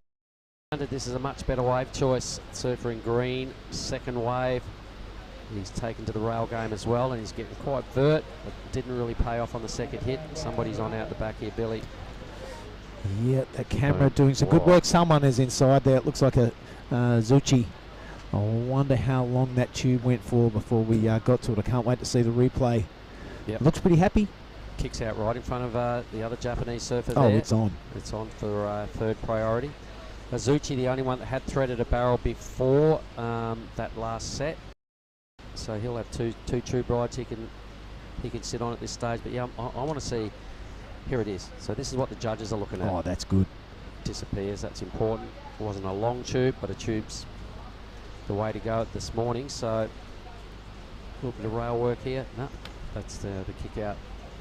Getting straight back out there before Suzuki. So it'll be a mid-range number, but he will extend the lead and have the 2 best scores. A big shout out to Benny Marbo up there in Queensland. I know he's watching. He sent me a message. Says to say hello and loving the show. Well, look at it. It's pretty good. The drone footage there from Brian is just showing what the beach here at Saraki Beach looks like. There's plenty of homestays. There's quite a few options for accommodation if you want to come on a holiday. There's all sorts of levels of accommodation depending on your budget, whether you're traveling with your family or whether you're just doing solo act. It's caters for a bit of everything. 477 for Azuchi, so the judges didn't get too excited with the tube. they've seen a lot better in that last heat out of Bronson, MCB, and Widianto. So keeping it real. Suzuki only a 2.5 for his effort. Yeah, that 3 and 4 position, not much needed. So, you know, the message there from the judges is get a really good barrel. You know, the barrel of Azuchi of 4.77, he would have been pretty happy with that all day long, but the judges are demanding more. Turns, Suzuki for 2.5. Message is don't bother. Kind of not interested. Get barreled. It's got to be the combination, right? It's got to be big hits, the combo of 2, or more importantly, it's got to just turn into a barrel. So you've got to get your takeoff point right and thread that thing, and that's how you got your best chance of getting through heats today.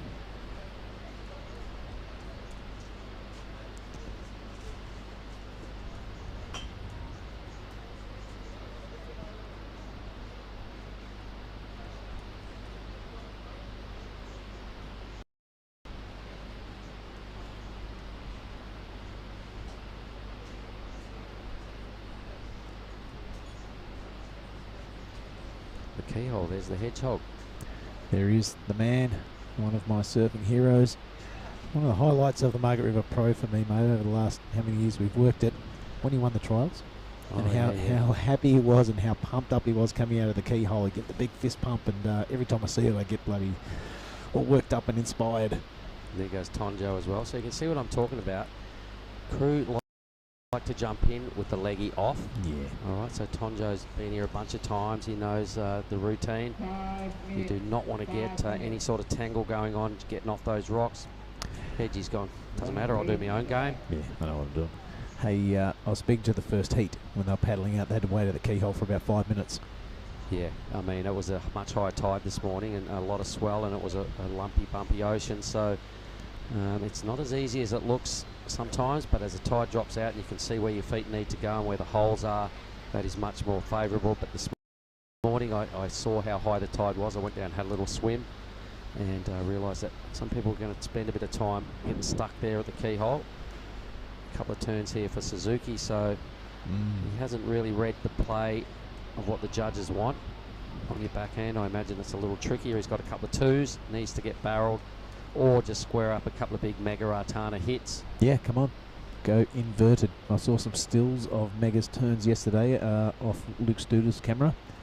His bottom turn, I've never put so much spray off a top turn compared to Mega's bottom turn. It was quite incredible. A full U-turn at the bottom of the wave. His head was well below the tip of his surfboard and almost underneath his feet on the way up. And you can see where he cranks off all that power and all that aggression into those 2 belts. Of course, he won a heat yesterday by doing turns and beating the tube riders. And it was an incredible heat as well. That was the heat of the day. I'm just trying to look through to see what heat number it was. There it was. It was actually heat 8. Really high scoring affair. Him and Kevin Wow got through that heat. Oh, just over Elliot. Yep, Elliot was the one that was just on the wrong side of a super high-powered heat. He would have won a lot of heats with that score. He would have, yeah. Yes, every other heat he would have got through, but that happens. There's the SS Minnow there, Mark. The little white thing. Look at that, great folks. fears for it today. Could be the smallest boat ever built. All right, we can see the lifesavers out there with the rescue board. The life-saving sled next to it is bigger. Yeah, that's right. Yeah. So it's good to see the safety team on standby. It's a good place to be. You can paddle straight into the line up there and get hold of the surfers, be they in trouble. Yeah. The maritime services are on their way. They're just in the bay there, out of shot. That actually looks like Anton sitting in there as well. So the best goofy footer, he's a lifeguard. The best goofy footer on the point, that's him just keeping the lifeguard rescue board nice and close. So good morning, Anton and co. But yeah, it's always a priority, mate. You've got to look after the athletes and keep the area secure. None better than Anton for sure. When it's big, I wish I had seen him competing and stuff like this, mate. He does go mad. This heat is just having a little breather, and I'm sure Anton would have wish he had got through the other day to be in a position to compete out here. Yep, that is part of pro surfing, mate. You've got to go through the tough rounds to get the cookies at the end, and you've got to have a wide repertoire in your in your attack. And that was the theory yesterday. Everybody that we interviewed that got out of a heat, they went, yay, I've made it to tomorrow. You know, so pumped. So a minute 40, this heat hasn't really lived up to the expectations that the first heat did. Bronson will be happy that he had an opportunity to show his best skills. It was a really well served heat, but there's still a little moment here. John Mark Tokong has not had things his own way. He's down to, he does have priority, he needs only a 4.15, but he's probably going to have to get a fair bit better than that because Reddy's on the hoof. Mizuchi, second spot is well up for grabs here though, but this is our heat leader, everybody. He needs to improve on a 4.77. So come on, Marimar. The Philippines are watching, brother. Letting some waves go. No, he's letting this one go as well. This is Jagger. Yeah, Jagger, a smaller inside wave for today's conditions. He's just going to tag that lip easy as you like. Another wrapping turn. This could turn into a handy wave considering the complexion of this heat. That's Jagger. Look, his score is not much that he needs. Oh, a 6.77. So just looking to improve on that 0.47. He'll definitely do that. 25 seconds to go. I'm just sort of wondering why perhaps he didn't just ride that one all the way through to the beach. Anyway, here goes John now. Yeah, the Filipino, he needs a 4.15. He stuffed himself inside and comes on out flying. The Filipino flag is going berserk on the shore again. Wraps another turn. He's putting his best foot forward. Could this be two comebacks from the Filipinos in one morning? Marimar doing a great job. He's puffing his chest out. He's feeling it. And wowee. It's really going to come down to the number of Jagger because it was just a couple of turns. He needed a 4.15, I think, before he stood up. That's going to blow out by a couple of points at least, maybe even 2 or 3 points. He's probably chasing a 6 or a 7 out of this ride, Billy. So he's just riding it all the way to the shore. Signing off, he might even get a little squiggle on the inside. The judges are now debating where that number goes as we just watch him sign off. Serves past the judges, so they're probably debating their number right now. So that's the end of Heat 2, Billy. What I'm going to do is boost out. We'll get Oni Anwar in to help you with Heat 3. All right, we'll wait for those scores.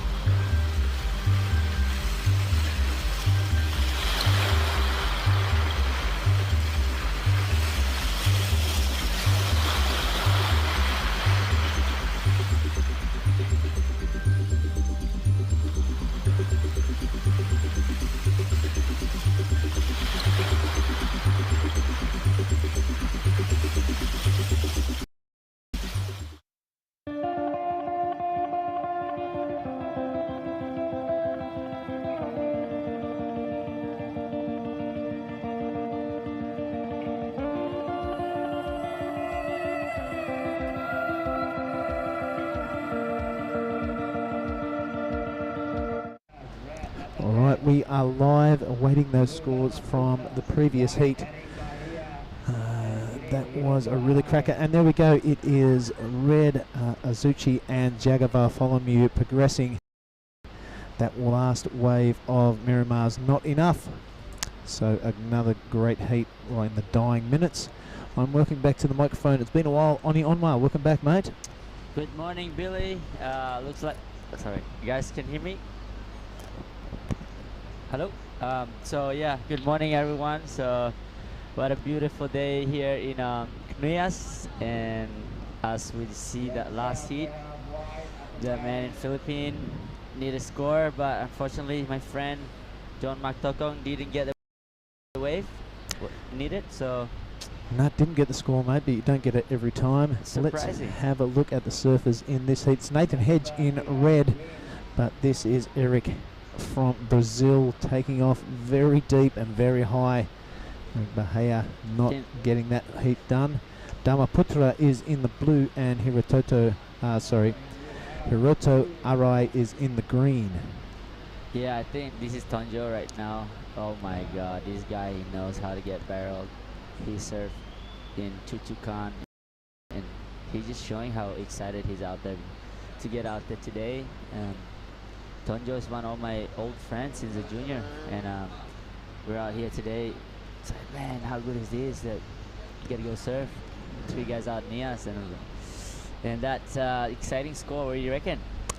Yeah, I looked pretty good, mate. You've been watching up there from the beach announcing. The judges are looking for a deep barrel and a big belt after that to give out those big scores. But here he is, the Rip Curl team rider, Tonjo. That was a pretty deep tube when you look at it the second time. Really getting a bit of bumpy action on that cut back because there's a lot of water moving, and I guarantee his board is tiny. Yeah, well, he's a small guy and he sticks like a gecko. But yeah, as we got the last hit winner here, Joa Juicy. I'm going to tag him in there. And I'm going to get you to take that to Sam, please, mate. Okay. And we'll get the winner of the last heat. I want to have a bit of a chat with him.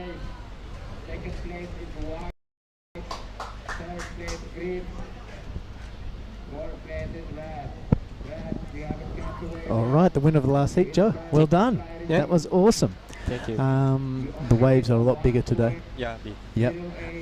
Are you comfortable in the big wave? You like it? Yeah, like big wave. Oh, you like it? Yes. Now, the conditions out there today, a lot of water moving in the lineup. You're moving backwards and forwards. Yeah. Do you have a lineup that you have a tree or a building or something that you line yourself up on?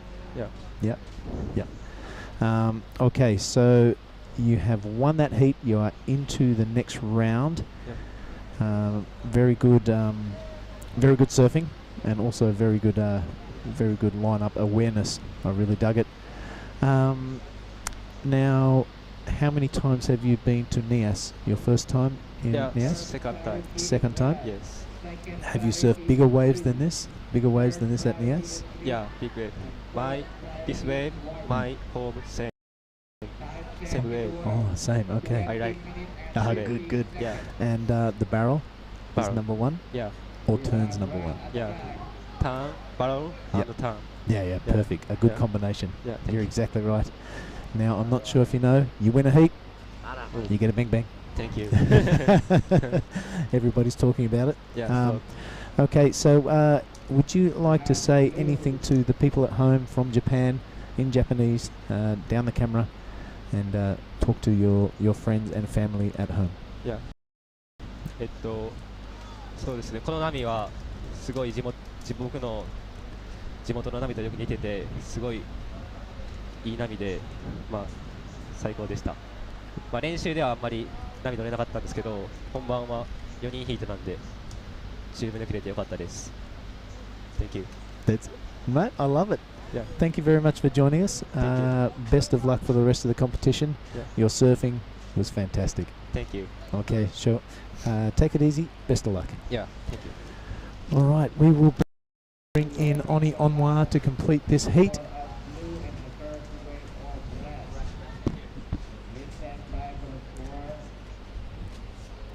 And it is Dharmaputra out to a bit of an early lead. Looks like a combination of scores for that 8.67. Hey, welcome back, Oni. Yep. What did he say? We had a little bit of a backwards forwards with the Japanese and English thing, but he threw a few smiles and a few hand actions. He loves getting tubed. Yeah. As does this guy. This is Nathan Hedge going totally upside down. A lot of power in his turns. The XCT surfer. You can see why. No mistakes and no awkward bits. His equipment choice looks spot on also, Oni. Yeah, I like it. That must be a really good barrel if he can just climb like that. Is it a climb or just like, oh, I feel good, you know? That's like, when you come out of the barrel in the green room, you just feel like, wow, this is amazing feeling. And I want to see that replay of that Hiroto Arai. This is a good hit that everybody is on the wave, staying busy. Here you go, Tonjo. Yeah, Tonjo high in the pocket. He's always busy, always catches like a million waves in the free surf, and that reflects in his competition surfing also. Wow. Real high and tight in the pocket there. He's looking to win this heat on turns if he has to, but he's not afraid of the tube either. And here you go. This is Hiroto, right? Oh man, he's got really deep. Wow. Yeah. Oh, okay, that's why he was like. He could do the big cutback on that one, but nah, he said I'm happy with that one. Coming out standing tall. Yeah. All right, have a look at that as an 8.67. Tonjo gets that. 5.50, his backup. And Nathan Hedge just a 4.83 for that series of turns. Yeah. I mean, Hedgie, don't watch out for this guy. He can fully go vert on the turns and also can get good barrels, backside barrels. Yeah, if the wave does present itself on, he is going to do some damage, that's for sure. And if the barrel does present itself, he's going to get as deep as he can. Really loving his style, but everyone else in this heat are real danger, especially Tonjo. He gets under your skin and he gets on your inside. There's no letting go. Yeah, Tonjo's already got 2 good scores, and I think for guys in Hiroto Arai, was that a 6.4 last wave? 6.40, yep, but he has a very minor backup score, so not much need of him to get that, sorry, correction, it's at 7.78. Not much to improve his heat total, but a whole hefty score to take that first position off Tonjo. Nathan Hedge, however, just that 2.15 to take that second position. And Eric, a bit of work to do. Yeah, Eric, you know, he's just taking his time and knows that there's plenty of time in the water, and he's probably gonna upset one of those guys, you know, Hedgie or Hiroto Arai. But I don't see he can upset Tonjo at front, but you know, you never know. Guys out here in the water, the waves are firing, big barrels, you know. Bahia, Eric Bahia, I'm staying with him, and he's been posting some big barrels out here. So watch out, everybody. Don't take your opponent for granted. For granted. He'll come and attack you from behind. Always a danger. Yeah. Watch out, mister. So that 17.17 total for Tonjo is looking pretty comfortable right now. I think he can just pick his wave and play the game right and make the other people lose priority and wait for the better wave to replace that 5.5. Eric Bahia with priority and the work to do. 1.07 his only score. Nathan Hedge a mid-range score there at a 4.83. Those guys will be anxious to get their second wave under the belt. Hedgie does have second priority. Tonjo, he'll be smiling. He's never not smiling, but his smile will be extra wide. You can see it right there, folks. It almost blinds you. You need sunnies every time you're around that young man. He'll be looking and feeling really comfortable in first place. You can hear the whistles in the background. That may mean that a set is approaching. We see the indicator up there, Oni, at the top of the screen, or mid-screen. Yeah, I was hanging out with one of the local guys, Justin Bulolo. He invited us over for dinner a couple of nights ago and talking about. And I went in his house and there's a photo of him in the barrel of a. Instead of getting big photos of Lagunri, but he had indicators. Oh wow! And he told me I was only 17 here, bro. Like, so scary out there. And yeah, I think that wave is scary, man. If you fall off, you'll be out of it. You go hospital. Yeah, that's 100% right. Yeah. The boys can have it. All right, 14 and a handful of change left. The entire field letting that last mid-range wave go under the radar. They all want the big bombing tube and a big section to belt after that to garnish those big scores. Yeah. Who has priority? Eric Bahia, second priority, Hedgie. Yeah. All right. Hedgie's like, come on, I need to get a better of that 4.8. Now you're up again in this next round. Is it good to have some ex-CT surfers hanging around so you can check them out, the way they prepare, the way they surf their heat, the energy they bring to the contest, and the positive vibes? It's good to have someone like Nathan Hedge around. Yeah, you know, I was surfing with him yesterday and trying to get it. I love how respectful he is in the lineup, and you know, he don't really care trying to get the wave. You know, he just like watching. You know, like you don't need to catch the wave to improve your surfing. He just watching everything, how it's set up, where's the lineup and everything. So calm and but so focused at the same time. And, you know, these guys, like other kids around QS nowadays, they just want to catch the wave, catch, and like. And look at Hedgie just sitting in the lineup, like very far away. And and now in the water, look at him. Yeah, his eye of the tiger, and he's like, I'm attacking every guy's in my heat, you know, like. But in free surf, he's like chilling, you know, like. But now, if you're on his way, he will probably kill you. Probably not kill you, but definitely get you out of the way. This is your guy. Yeah, I love how he did that bottom turn, straight, throwing some sprays. This smaller size wave, but Hirota trying to build up his score right there. Okay, that's a good, you know, it's enough to replace. Maybe Hedgie will recover, but bit more than 2 point now. Yeah, well, and that was under priority too, so why not give it a little crack? Not much of a paddle back out. Yeah. He's just looking to get rid of that very minor 0.57. I think he may have done that, mate. Yeah, easy. Yep. But it's hard to like trying to lose. He's the fourth priority before, right? Or third?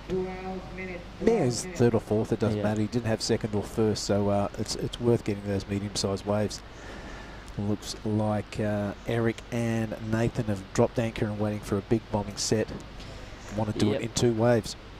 I think that's what John Mark Tokong tried to do before. He was waiting with exactly what Eric was doing. Too long until the time is ticking down. Then you know, I thought John Mark Tokong would be out there ruling everyone in the water because you can see him surfing Cloud 9. This guy is just another level. He dominates over there, doesn't he? You know, he doesn't. 8 is nothing. He goes 9, 9, and 10s and out there. Maybe triple 10s. Because he's that small and it's like gecko, you know, like a gecko. His feet is like there's super glue in his feet. And yeah, I was shocked that this morning that. But you know, Jagger is a good competitor. Everybody's a good competitor, so you don't really want to be too chill and, you know, pretending that you can beat people. But no, like I said, Hedgie yesterday, watching him, he knows where to put the right place, the right time, you know. So here we go, looking. Well, you're right there, Oni. It is the round of 64, so the standard of surfing and the performance will get higher as that number drops of the rounds. We are going straight into the next round after this one. I'll kind of get a little bit of a time prediction on that one, but it's going to be men all day. The women are on standby. So just let me run you through the schedule. It is the round of 96. We finished that off with the last 3 heats. We are currently in the round of 64. After this, we'll be going to the men's of 32, and they're 25-minute heats all day, and the women are on standby. Here goes Eric. He's waited for a long time for this wave and really finds himself a handy little tube. Not big and life-threatening, but super controlled nonetheless, and a little bit of a shampoo there. Comes out through the white water. I'm not sure, he might have got a jellyfish around his neck. I don't know what he was doing there, but this is a very handy wave for the Brazilian. Jellyfish, jellyfish. Maybe jelly barrel, man. Yeah, I'm not sure what was going on there, but yeah, it's a super well-ridden wave. Oh, Hedgie. Yeah, Hedgie is inside there. Go for it. I love how the bottom turn. That's a Hedgie signature bottom turn right here. Woof. I love it. Throws a lot of power. He's probably looking eyeing that section. Yeah, smashed that lip, and then there you go, Hedgie. Look how fast he's paddling. Yeah, give it on. Loving life. He's got the hook on. He does not want Eric to catch him. He wants to get out there. Come on. Maybe he's got that jellyfish wrapped around his foot. I'm not too sure, but he's got a bit of passion about him, and I love it. He's like, come on, give it to me. All right, here he goes on his backside. Disappears. We can't see his board. A little bit of travel time. That equipment choice, I think, is spot on because he can do those massive carves like that and no wobble and bobble like we've seen the rest of the field. He can also snap it up there. He has the experience to do that. So a tube ride and a couple of bashes and he's happy. Yep. Let's have a look at this replay, Oni. Hiroto Arai in and out.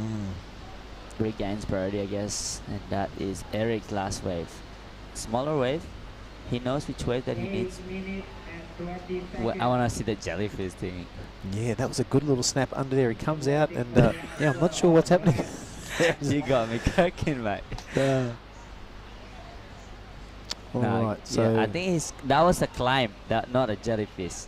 Oh, that's the shampoo climb, you think? I don't know. Like, look, Eric only needs small. Oh, actually not a small score. 9.33. Massive score. Yep, he's going to have to do it in a couple of waves. Still plenty of time. He probably get a good score for that last wave. Wow. Nathan Hedge with that 6.83. That has put him into second position. Eric with a 5.53. Still sees himself down there, but his requirement has really shrunk down to that 6.14 now. So it's Tonjo sitting up there with priority. There's 7.5 minutes to go. He's got a couple of keepers under his belt. He'll be looking to scrap that 5.50 and keep a rampaging Nathan Hedge at bay. He does need a 7.35, but he's got them under his belt every day of the week. Yep. Hedge need 7.35 to go into first. Hiroto Arai. Okay, so he has second priority. Yep, he's looking dangerous. He needs that mid-range score, that 5.27. He does have second priority, so he will be the danger man for red. He's definitely got those scores in him. And Eric's sitting at the bottom there, looking to replace that 1.07. So, mate, I say this every heat. The last 5 minutes is going to get really tight as people start throwing bigger scores around. I agree. This is the moment that everybody is gotta watch out what they're doing actually. Which waves? Oh, look at that last wave. Sorry guys, on live, but I was watching this wave. One wave underneath, nobody looking for that, but just like spitting 3 times. Yeah, so 6 minutes. Eric Bayer only looking for 6. Just small wave score, but they can do it. I guess. What can Hedgie do, you think? Third priority. Third priority, his tactic right now would be to put a bit of pressure on the surfer in green. You can see him sitting right there in his face, looking around, making green look around, a bit nervous, splashing a bit of water around. And checking out the priority board, I'd say that's what Nathan was doing. He's got to try and ghost Hiroto into a subpar wave, and hopefully he picks up second priority after that and gets into a set. All these tactics going through their mind. All right. Well, I think that's pretty spot on tactics by Billy inside of Nathan Hedges' head. Just kind of guess what he's thinking, but I think Hiroto Arai probably didn't care. He's been around for a long time, this guy too. Yeah, he knows what he's going on. He knows, yeah. All right, but it is Tonjo out there looking comfortable. Now one put to the Tonjo, of course, one half of the twins. They look exactly the same. They surf exactly the same. They talk exactly the same. Yeah. They have different sponsors. That's pretty much the only way I can tell them apart. Yeah. I see if one's wearing this brand's company and that wearing another brand T-shirt, I'll know. I'll know which one it is. Yep. It's all exciting, isn't it?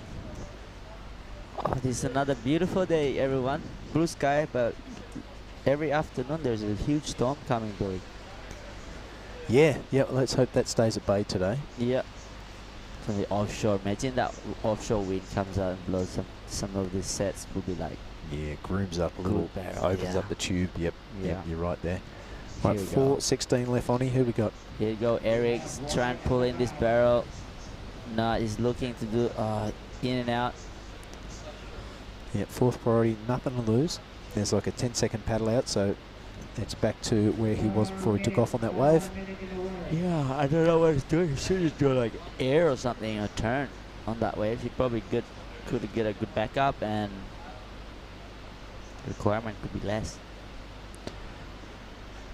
course, who can forget Blairon's run through that Pro Junior a few years ago? He took down some big names, Jack Freestone amongst them. Oh, that one, yes. I remember he piled back out and said to Jack and Nat Young, like first and second rank in that junior series. Yeah. It was in Karamas. No, sorry, I was in Canggu. Canggu, yep. And like, Tonjo doesn't speak English. He just got the wild card and piled back out. Didn't hear, and then he goes to Jack and Nat. Hey, no, like back on the story, he was comboed those guys. First Yep. they comboed it. 2, he doesn't understand. He goes like, hey, who win? Now who win? Like, A bit of smack talk was actually a question, though. Yep. he's not actually playing a game or mind game or anything, but for Tonjo, he just say it, but for the guys that in that heat, it's like, oh, this guy's a gnarly. He just play mind game with me. Was that Blairon or Tonjo? That was Tonjo. Oh, it was Tonjo, you're right. Yeah. Okay, there you go. Looks exactly the same. Yeah, he had a rampaging year there, and the world started to take notice.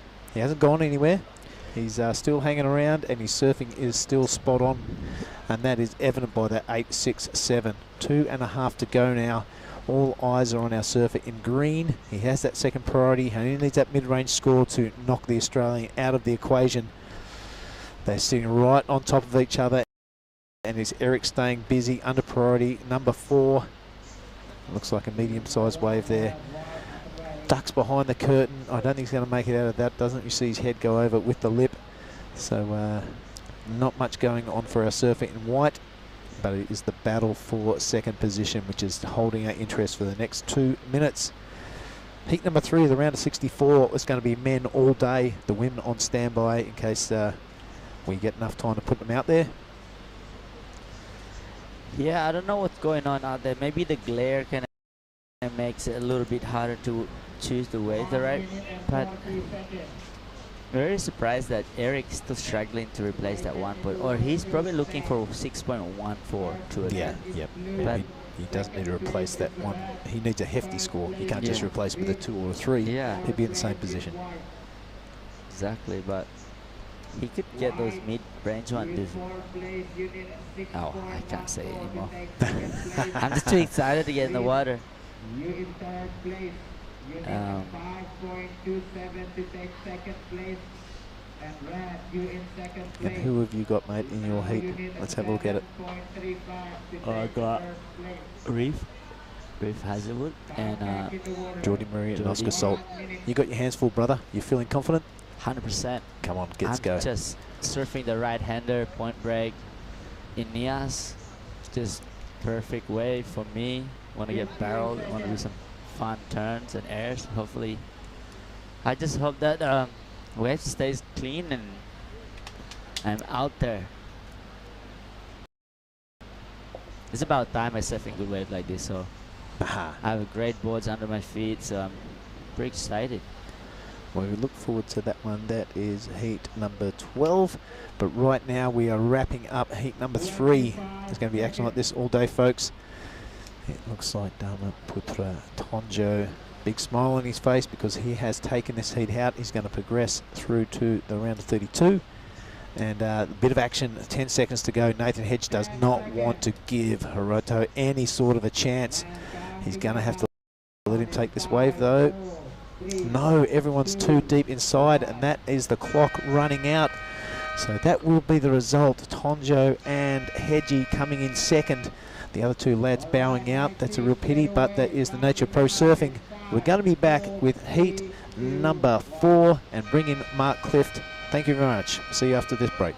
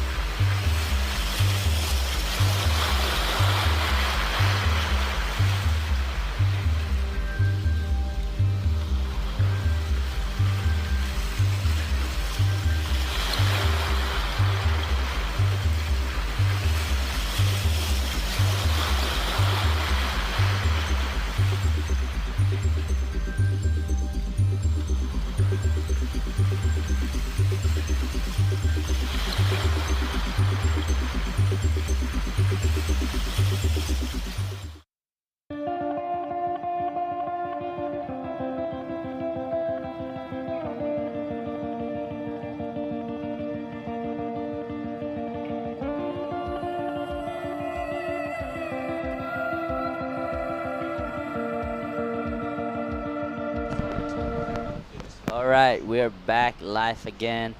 This is Nias Pro QS 5000 in the best located in Lagundri, Saroke Beach, and we have my god, Mark. So we call him Bunga, we call him Mark. So I'm sorry in everyone who's watching.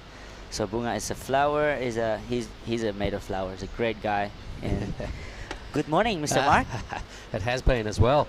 And tell me about that heat. Tonjo, a mate of yours from Bali, had a ripping heat for the best score of the day. So we better write that down. What was it, a 8.57 or something like that? Yep. So Mr. Smile Assassin, he does smile at you, but he will definitely knock you out. And, that was Tonjo. Yeah. It's good to watch my friend like from. Oh, look at this guy! Sorry. Smashing through that heat. Made it with the Heji. I love watching Heji here with that energy of his. So we're watching Heat 4, mate. Who have we got involved in this one? This oh, okay. Green is one of my boy, and the rest is red, Daiki Tanaka, and boys from Victoria, Tuli Willie, Leo Casa, and Made Mahendra. His nickname is Dera. All right, so Heat 4. Good luck to Daiki there. Tully, Leo, and Made. We can see one opening number there for Daiki. So off and racing. The ocean, as you can see now, guys, it's just got a little bit of a crease on it, a little bit of wobble, like not much wind out there. The flags are sort of moving in a direction that is suggesting slight sort of cross-shore breeze. So tell me about Tonjo's wave for an 8.57. He must have got a screaming barrel. Yeah, I think he's in the barrel for long. But how small he was, he disappeared. And that's what he does in Karamas or Chuchukan. And this wave is similar to those kind of waves. So Tonjo just was excited to be in the water and disappeared in the green room. All right, so the Goofies now in this heat starting to get their groove on. This is Leo Casal, the Brazilian. He surfed the Squillion heats over the last couple of weeks down there in Crui, doing 2 divisions, placing really highly in both, and getting his groove on here, also featuring in the Pro Juniors at the Nias Pro. So we'll get Tonjo in here for you to have a chat with. Yep, bring that man on.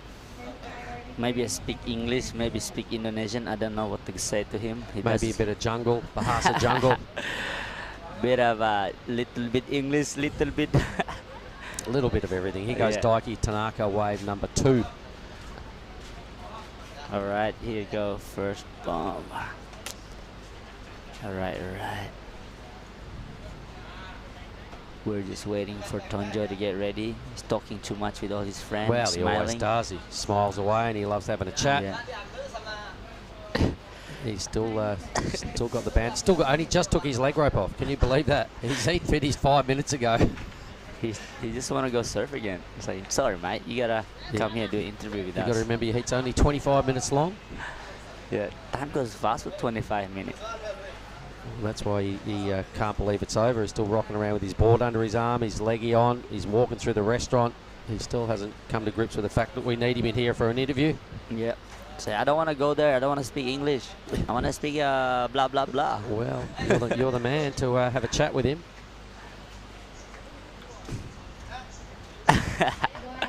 I don't think he want to come in here. Yeah, he's waiting he just won his heat, guys. Waiting for his sponsor's hat, mate. He knows how it works around here. Been a Team Rip Curl rider for a long, long time. Tonjo.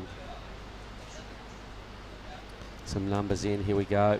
The best of them. That opening wave for Tanaka, a 4.67. Since then, just a little mini number for Leo, being the 3.83. It was a bit of a brief tube. But the man with the high-scoring rider this morning is just about to step in here. Meng, selamat datang. Pakai kursi merah tuh, Meng. Wow, good job, bro. Satu lagi. All right, that's we've got Tonjo, one of the legend of Padma boys.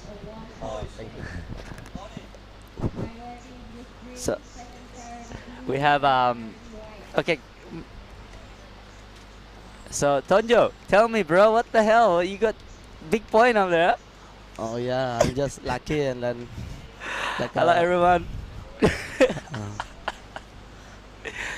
I just lucky like Hawk doesn't take that wave and then like I say Hawk you go and then oh no you go okay I take that wave and then oh lucky I got a good barrel. Well, man, like so good to watch you. As you say, Meng, semuanya di Bali, say hi. Ya terima kasih like Legian Boat Rider yang sudah mendukung saya and thanks for Ripkel to send me here for take care of the Ripkel team here and then so lucky I can go to the next round and then I try my best. Thank you so much. Why you look so serious now? You know, smile. I'm shy. So when you shy, you look serious, yeah? Oh yeah. And I just want to say thanks to my family too, like Yep. Ayu, Jeffin. Your son. Yeah, thank you. Maybe you're looking Papa out there. And you're riding Chili surfboard, bro. Like looking good. What model are you riding out there? This model is a A2 model. A2. Is that an Andy Iron old model? I think it's Itonya model. I told you model. Great, bro. So, yeah, we love watching you get barrels today. So, what did you say? Anything to Hedgie? I just say like, thank you Hawk for that wave. So lucky. Yesterday, good barrel, yeah? Yesterday I went soup at the Rockstar like mini barrel, but Tonya still can go in like Minnie Mouse Tonya. So he can get in the barrel like a gecko, yeah? Doesn't fall off like Cucukan. Yes. Yeah. What's the wave similar to Nias? This wave In like Bali. Similar like Kramas, I think. Ah, that's it, Because the barrel today is not very hollow and then it's like going up. Yeah. Yep. And then I don't know when the big maybe like it's gonna be more hollow. Okay, so Tonjo, tell me what's your plan this year? What do you do in Bali? What do you do in life? You have one son and a wife. What you do? Well, like just surfing, taking all the kids. Yeah, I just want to do like still do a surf lesson at the Baru Surf. Yep. And In Legian, yeah, Padma. At Kuta. Kuta. Okay. Yeah, and then maybe Check it out. if not Corona, I hope I get another baby. Good luck, man. Thank you. I don't have baby. You have already 2 baby, yeah. I hope I have Together another baby soon. we grow up. It's my long friend. Everyone around the world. This is Tonjo. You should come to Bali. You see in the water, he always smiling and good vibe, yeah. Yeah. And you have a twin brother. Yeah, I have a twin brother. Yeah. Now he's take care of my Korean student in Bali. Not a zombie killer. No, zombie killer. I hope a zombie killer get the invitation at Padang Padang. Oh For yeah. a trial. Good luck, zombie. Okay, so what else everybody want to ask? I don't know what Yeah. So you win next heat again and I come wish. back talk to us, yeah? Yeah, I wish. I pray. Yeah? Yeah. Okay. I'm surfing soon, so you have to coach me as well, yeah? Yeah. Good luck on it for the next hit. Oh, also guys, this is special present for you because you win your heat from Bapak Kakek. Kakek. Oh, who's Kakek. Kakek? Johnny. Yep, we send him good energy and fast recovery for Johnny. Johnny Uluwatu. Yeah, Johnny Uluwatu. So Tonjo now deserve a bang bang. Okay, brother. Okay. Selamat ya. Yeah, thank you, Yeah. Johnny. Johnny, bang bang power. Yeah, bang bang power. See you, bro. Thank you, man. Yeah. Wow. Yeah, brother. I see you soon. Take care of that board. Maybe I ride your boat in the heat. Maybe good luck. All right, Mister. Here we go. Madederas. Wow. So good surfing by Madedera. Welcome back, Mr. Mark. Yeah, well, Made needed to do something. Was sitting in 4th spot. There's a little well-threaded barrel by Leo Castle. I didn't see the start of it, so we'll looking forward to the replays there, hopefully. So what was Tonjo's main message after his heat? I could see there was a lot of smiles going on, but what was he talking about? Well, sorry.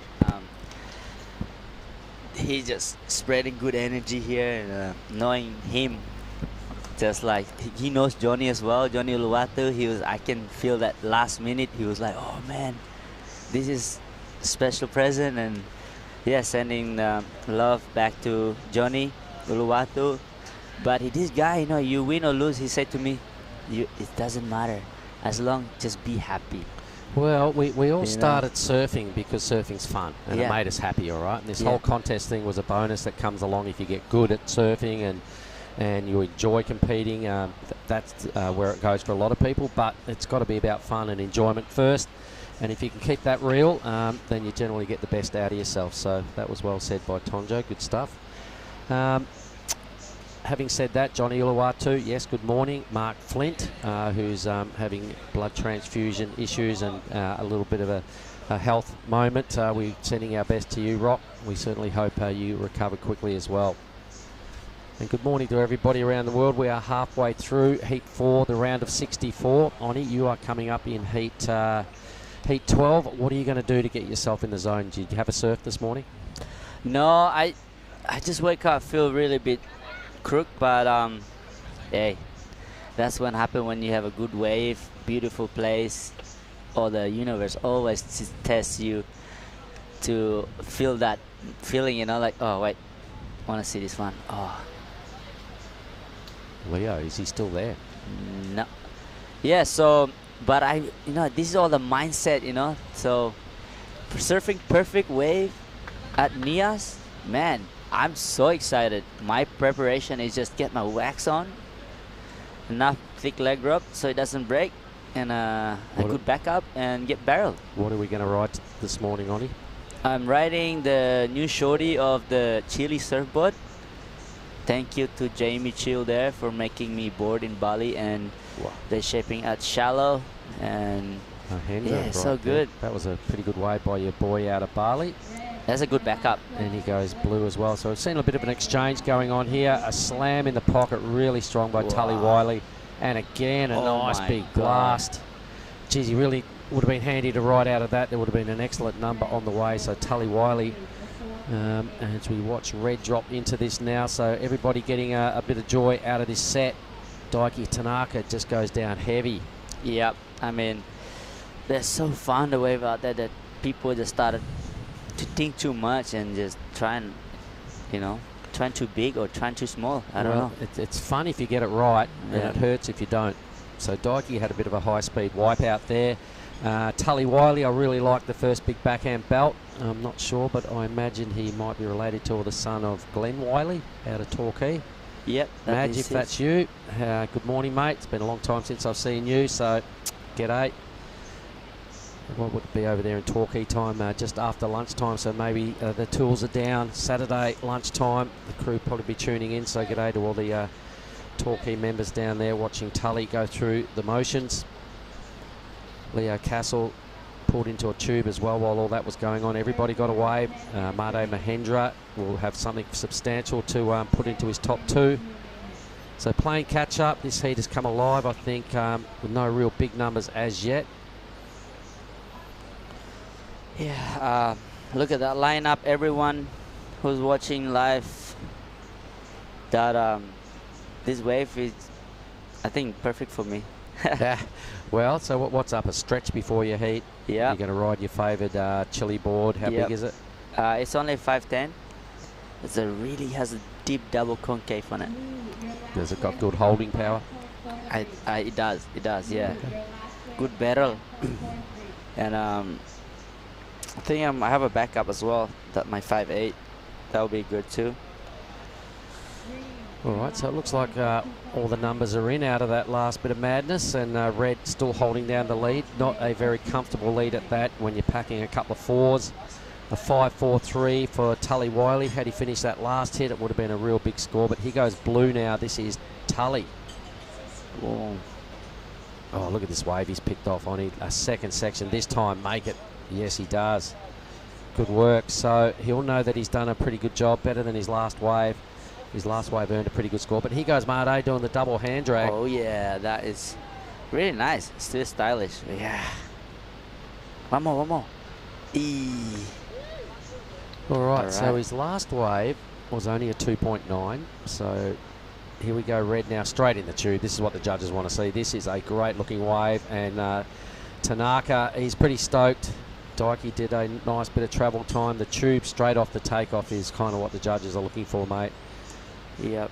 And a well-threaded barrel, so this is going to look really good second time around when we see the replays. Yeah, it's very exciting. The heat, the all day is gonna be really good surfers in this round. This is the last sitting round that people are waiting to watch, you know. Like so. Yeah. Everybody gets a surf today, mate. Everybody that we haven't seen so far. It's all all pull the Rashi on today. Exactly. So Tully goes to the lead. I think we still have a number to drop for Tanaka. He'll probably go back to first. Temporarily in the lead, Tully Wiley. Yeah. A couple of backhand blasts. Just below 10 points, so not a high scoring heat at this stage. Some good tubes. I reckon Daiki's going to get a really good number dropping in the red column. Boys sit out the back. Castle has tried a couple of tube efforts. His last one he had a good wave, but if you don't exit, it's considered a no manoeuvre wave. So a throwaway number last effort from Castle. Your boy in green is catching up slowly, a 4.07 and a 2.9. He's still got a little bit of work to do, chasing mid-fives. The requirements across the board for everybody in second, third and fourth are all pretty similar. They're not huge, but they're in the mid-range, so something decent has to happen. There's our workplace, mate. Look at that. You can see the flags aren't moving much, everybody. We probably need them to point to the right of screen to really get this place fired up. Hopefully that's going to happen throughout the day. The tide is dropping. Tanaka. Okay, it looks like Mahendra with a 6.33. So your boy for that tube, that's where we went into second. So Tanaka didn't go up the leaderboard, or do we still have a score to come? We do. So there it is, Tanaka, a 6.87. So that to me looks like it is now all accurate. It's really close now for first, second and third. A good exchange in that last set. yeah, I guess now the slowing down, everything's slowing down. There's a lot of sets coming through that one. 6 minutes. I think this will be a wave coming in the last minute. So whoever has priority, Leo Casa. Castle's going to have to go big here. He needs a mid-range 7. He needs the wave of the heat. Yeah. He's probably served more heats than anybody in the last 2 weeks between Cruy and the start of the Nias Pro. Yeah. Being in 2 divisions, going really far through each round. Yeah. I think he got a 3rd or 4th in the Pro Junior division at Cruy. He was definitely in the final. I think it was a 3rd. Yeah, he came. He didn't win it, but I think he was in the final, 4-person final, and I'm pretty sure he made the quarters of the men's round down at Cruy. Yep. That's a lot of heats. Yeah. Pro Junior semi-finals here as well for the men's. He's still in, right? Yep. So, what's your prediction about the rest of the event? Are they gonna have the whole finals in one day, or just have I think we're trying to get to the point of crowning our men's QS 5000, women's QS 5000 champions tomorrow afternoon is the plan, and finish anything that's left over, i.e. Some Pro Junior action Monday, because Tuesday's looking a little dodgy, and that will probably be a lay day. It's officially will be day 7 of the waiting period, but I haven't seen the forecast. Been talking to Ty Sarati, and his clear plan is to finish tomorrow afternoon for the big divisions. Okay. So we've got a lot of surfing to go, mate, if you're going to feature there on the podium. Yeah. There's a lot of rounds. Round of 64, let's count them off. Round of 64, then the men's 32, then 16, then we go into man-on-man quarter-finals, semis. You've got potentially to win this thing from your position only 6 rounds. Yeah. Get some energy in you, mate. Yep. Get some water, hydrolyte, protein. It's on. Maybe a porridge. You always get some good energy and long-lasting. Yeah. Long-lasting energy out of the oats.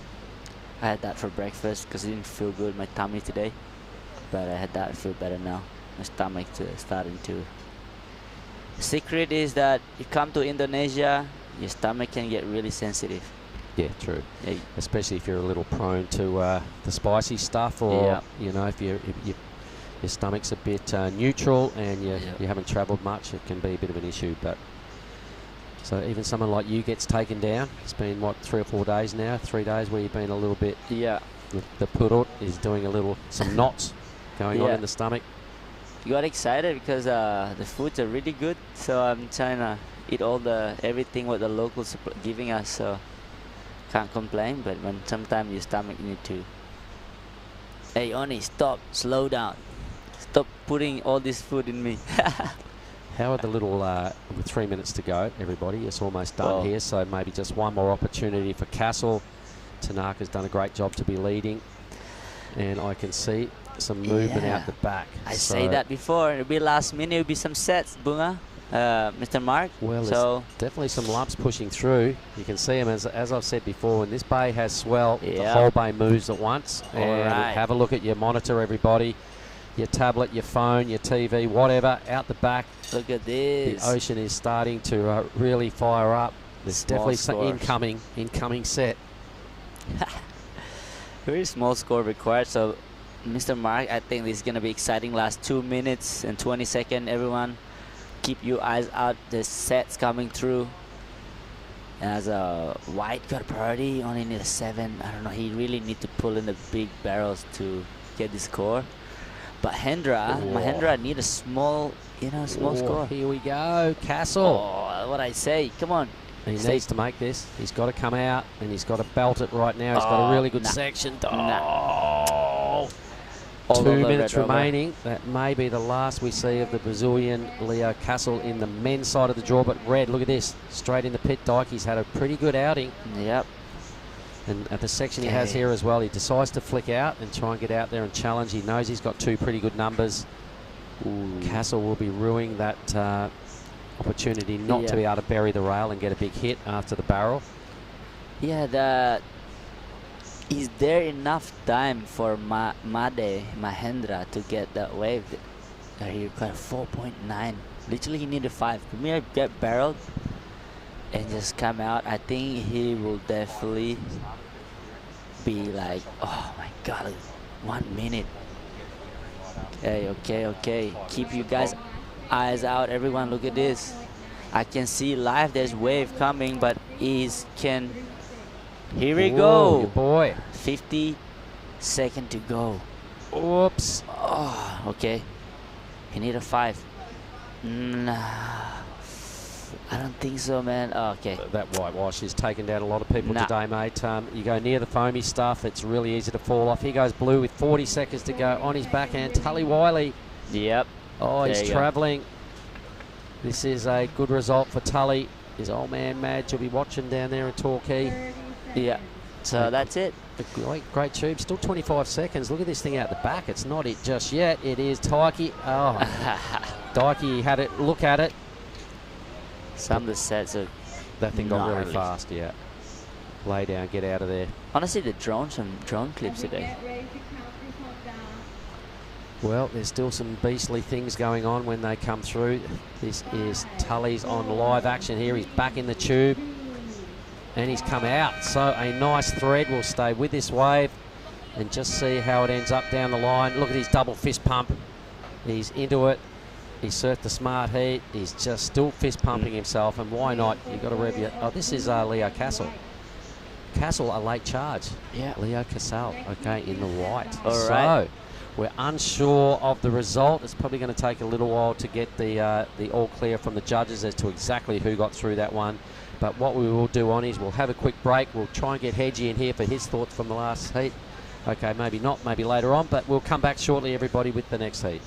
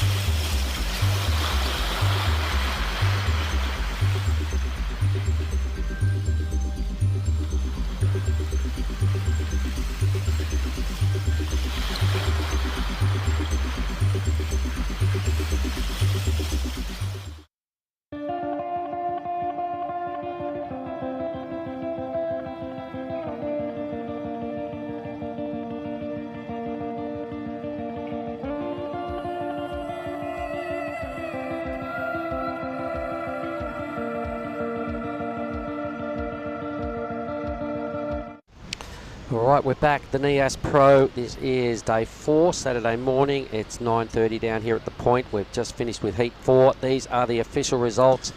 Tully Wiley, the goofy footer out of Victoria, nailing the win. His best score is 6.1.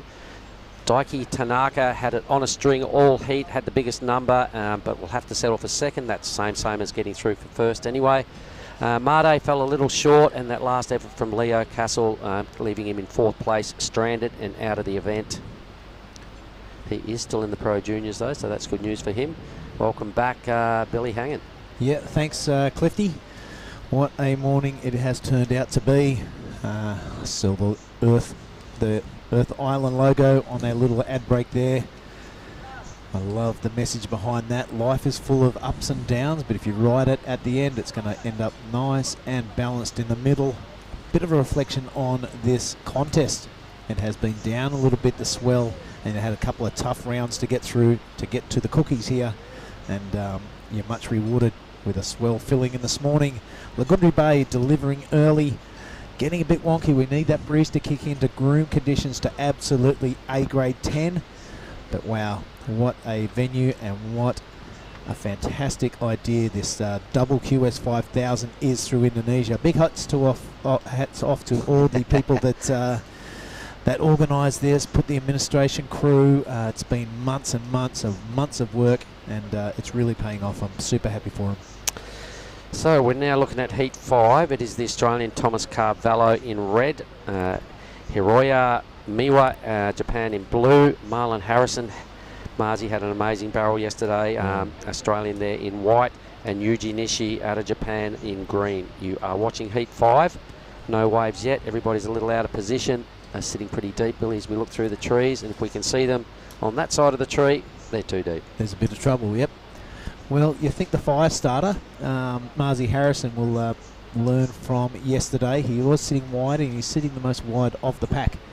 So he did spark this competition into action with that great tube, 833 from memory. And then everything has not stopped ever since. And here he goes right now, our surfer in white, Marlon Harrison. Tucked in a little bit of a cover. This is tighter and a bit more messy than yesterday's. But he doesn't manage to squeak out of that thing. All right, we're just getting Tully's attention. He wasn't even aware that he'd won the heat. Red now. Who is this straight into it? Thomas Carvalho. Wow.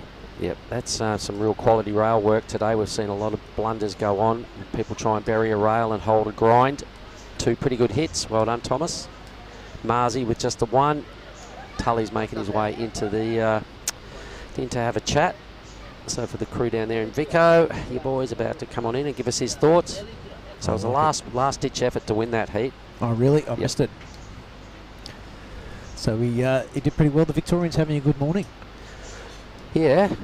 Who else did we get through out of there? That we got Xavier through. Zabe, that's right, the X-Man. I think Zabe was actually caddying. We'll have a chat with Tully about that. Boys are hanging pretty tight, so Xavier was in the first heat this morning. Did get through. I think he got a second placing. He did. Rightio. Well, that is Leo Casal out of the draw. Is that right? Yep, and it's probably the only heat I've seen him get knocked out of, because he's featured in both, well, really highly down in Crewy. He's chipping away still in the Pro Junior side of life. So, Billy, let's bring in Tully. You bet.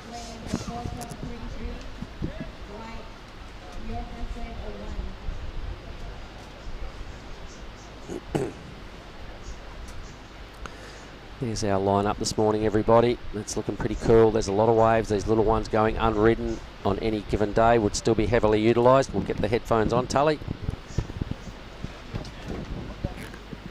We'll just put that a little closer. There we go, mate. I'm going to shake your hand, Tully.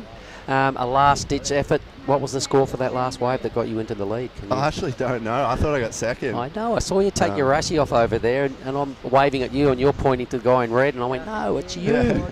How good's that? Yeah, you take it. I didn't actually because they don't really read out the results after the heat, so I was just like hoping I was pretty sure I got second, but I just wasn't quite sure. And I had Zave in the channel with me caddying, and he's like, pretty sure you're good. So yeah. And Zave, you got through this morning. He's also out of Torquay. Just snuck through. Yeah, we're all travelling together. So unreal. Yeah, and he just caddied for you then as well. Yeah, just sort of like rotating things. So he'll be back out later this arvo as well, so I'll probably paddle back out with him. All right, and how's your results ever been in QS events of this sort of standing? I've done okay in some 1000s and stuff, but like I haven't really cracked properly into the scene in some of the 5s. Like I had an okay result in Newcastle early in the year. I got a 9th, so that was okay, but just looking to consolidate and try and make a few heats here. Well, there's some pretty big points on offer here at Nias, 5,000 of them and a big payday. You've got to be buoyed by the fact that the last time this event ran, it was won by a goofy footer. Yeah, that's it. I just find so many similarities out there to sort of the waves at home, so I feel really comfortable out there on my backhand and just need to keep getting 2 waves and that's a put good it theory. together. Yeah, and get barreled, you know. Yeah, the judges' clear message today, get barreled, that's where the points are. Yeah, fully. I got like a little one at the end. I didn't really get one of those sort of big ones.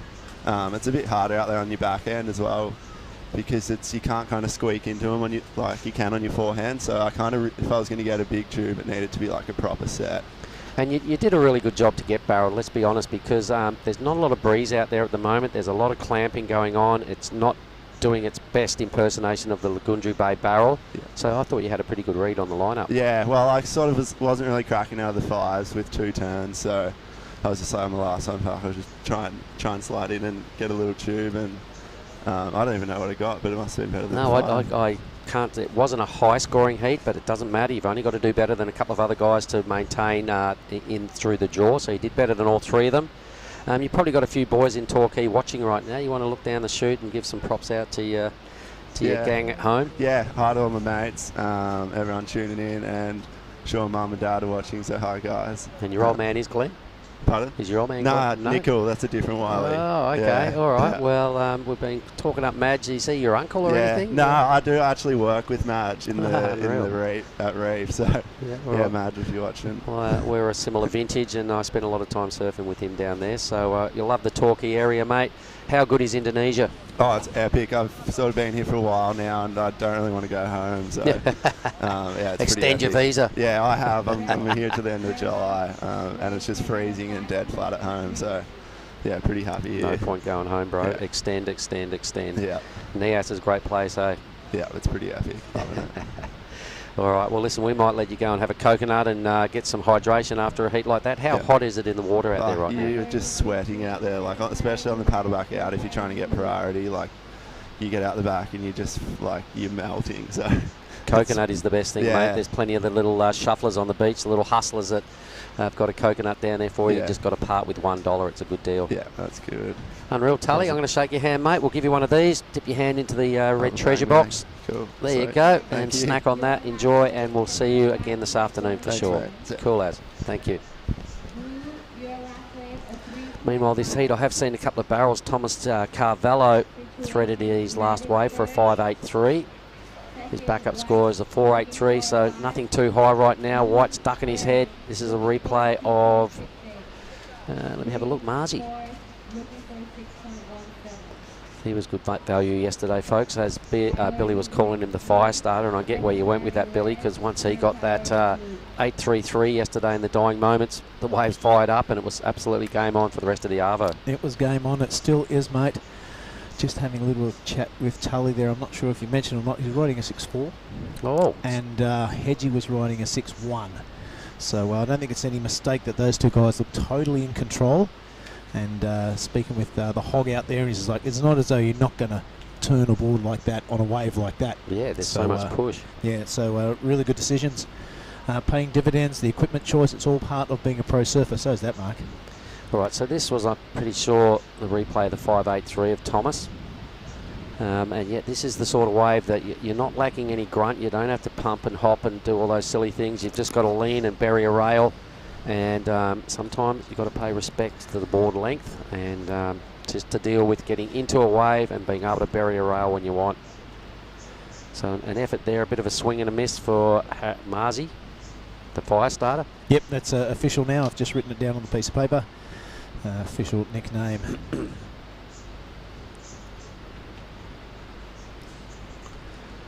Yeah, so Tully wasn't even aware that he'd got first place then. He was taking his rashie off and congratulating Dikey Oh. And I'm just looking at it like, no, Brother. you get up here. Yeah, right. Well, yeah, the speakers for the lineup are right up the point, so they're well away from the judging tower, which is great because you don't have that speaker in your ear all day.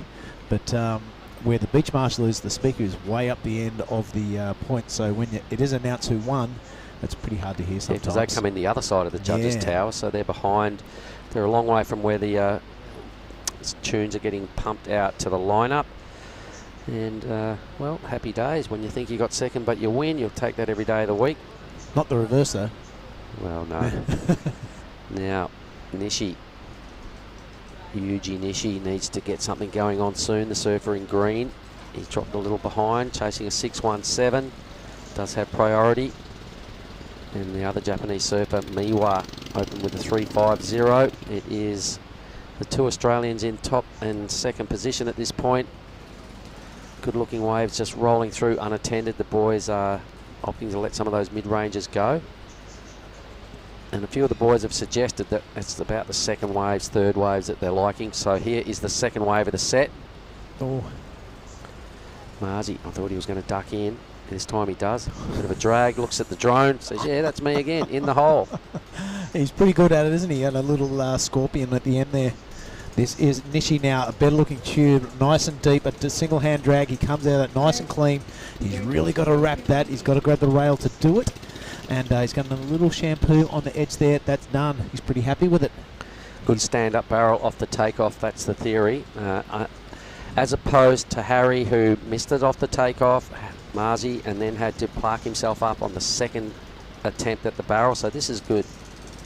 Yeah, falls straight into it, Straight knifing that surfboard beautifully. It's really a bit of a difficult thing to do is not go to the bottom of the wave, just get to your feet and knife that straight away mid-face. So really good technique. If you look at the fire starter here, gets a little bit of a lip to the head mark, and as you were mentioning.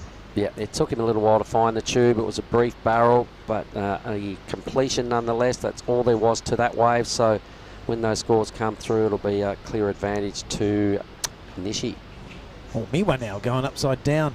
Whoops. He needs a decent second score, that's for sure. A little bit lost control. Chucks a wheelie down the bottom of that that wave and opts out. But a pretty decent turn first up. Yep. So we're waiting for 3 scores to drop to just confirm that the challenge is coming at Carvalho.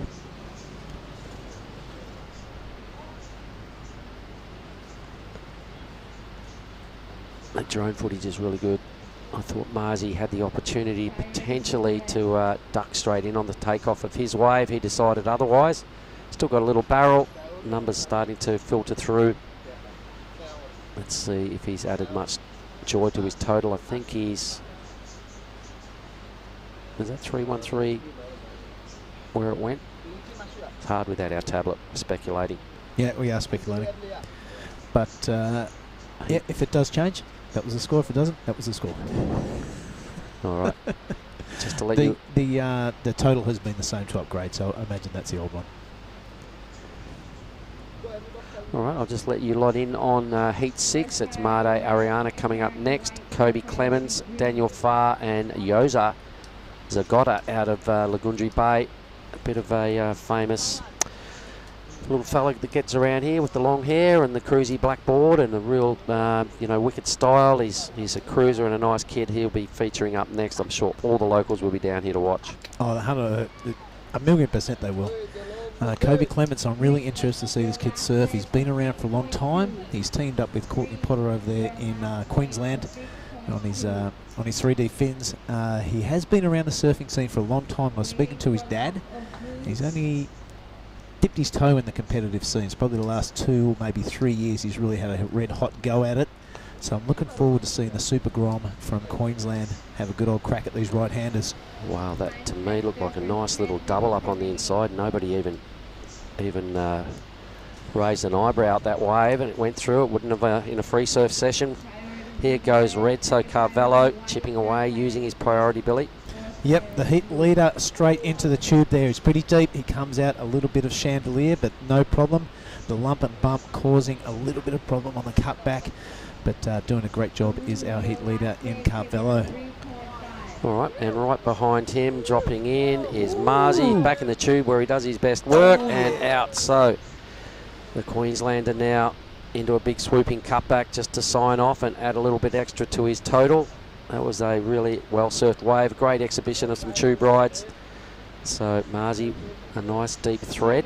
Carvalho, we'd be looking forward to seeing that again from the judges' angle just to confirm how good his barrel was. But geez, I really like this from Marzi. Yeah, straight off the takeoff, mate. As you were mentioning before, that's judges eat that sort of stuff up. And he disappeared for quite a while. He did. An extra section just enveloping over him. And red, so this is the Carvalho effort, and this will give us a better read on what happened. So he did disappear as well. Not as big or as hefty a sort of tube ride as we just saw Marzi, so I reckon advantage to the surfer in white out of that two-wave exchange. Either way, they will both extend their hold on first and second. 8 minutes 40. I'm loving the replay capabilities, mate. The judges have got that option as well.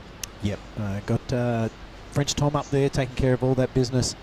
Does a bang-up job even after tearing his hamstring in half the other day over at Rockstars, wherever he was. Moving slowly on those crutches. Yep. So big ups to all our production team and all our judging team and admin staff. Worked tirelessly behind the scenes and got to be appreciated and acknowledged. Well, we'll give you, like, guys, an Red, your last race in a 4.57. All right, so our work crew that we're rolling around with is a posse of 30. A lot of judges.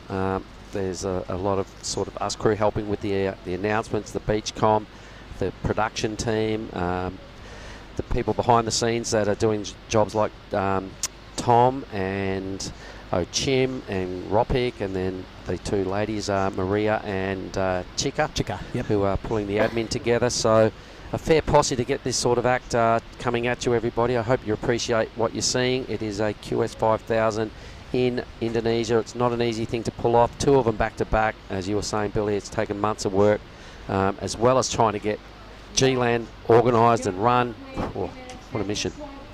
Scores in 7-5 for Marzi. So the judges ate up the deep barrel, and red might have put a few little runs on the board as well. I'm not sure which one of those was the tube ride, maybe the 4.57, but the 7.50, as we were saying earlier, mate, the fire starter does his best work in the barrel. He does, mate, and that was a pretty impressive funnel all the way to the channel.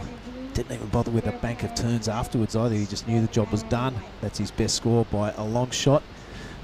Best score of the heat, in fact.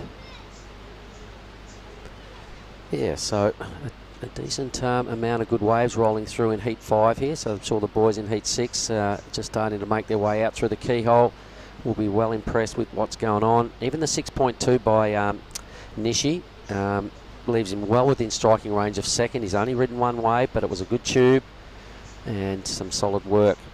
So the stage is well set, apart from Miwa, who's sitting on a pair of 3.5s, would be a bit nervous. A 6.9, he needs the second best wave of the heat to go straight into second place. Everybody else can quite easily improve their two-wave totals.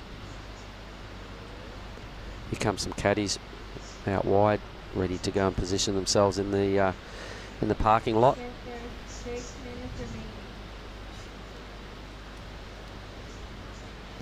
Yeah, things have settled down since this morning, Mark. It's a little bit more civil out there. It was a bit unruly first thing in the morning. Let's hope we see another push. I don't think I've seen a set as big as when you were trying to clear the lineup and no one was listening to you. And Huey said, "You need a bit of help, Billy? Cop this, boys." Boom. Broken board. Everybody got pushed in a fair way, and Huey sort of cleaned the lineup this morning. You bet. Thanks, mate. They were solid, I don't know, 10 foot. Oh, yeah. Every bit. A lot of power in it. Mate, this is our broken board tally. So 3 thus far. Just for today? Just for today, yep. So that was 3 after the first heat. Yeah, Jamie Thompson, I was talking about that chat I was having before, creased his board today. Just kind of a bit sleepy in the morning, goofing off, and I'll just take my short board out, my comp leash. He got out there and his eyes were like dinner plates. Oh, what have I done? I better change boards. I've creased my favourite one. I better not fall off because this comp leash is going to snap like a twig. But he managed to squeeze himself through. Well, I think he did a bit of damage the other day as well around the bay, just the other side of the point here. Said he got pretty smashed and put himself in a fairly life-threatening position, he reckoned, around there. His leg rope broke and he was swimming in. He said he got rolled across his reef and was just tumbling across it with no control of whether he was up or down, and he said he was seriously fearful. And at the same time, Bodie Williams lost a bit of bark around the back there as well. So hutty boys, it is a good wave when it's good, but if it's not ideal, don't do it. Yeah, especially in a contest to surf.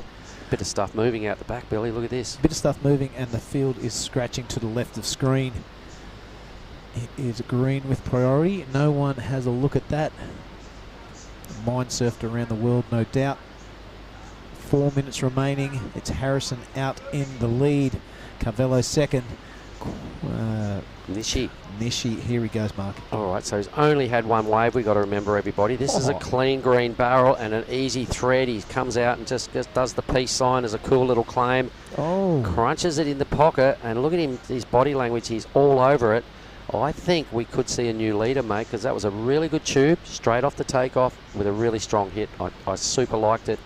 Going to first, I think. Yeah, the judges were comparing Harrison 750 to that. And, mate, they are pretty on par. You've got to say, it really disappeared deep, a long travel time. Gives a little high mum as he comes out of the tube. And this turn's pretty impressive. Yeah, I reckon it goes right next to Marzi's score. If he gets something up around a 6.4 or something out of this wave, he will go into the lead. So I think there's every chance that's going to happen.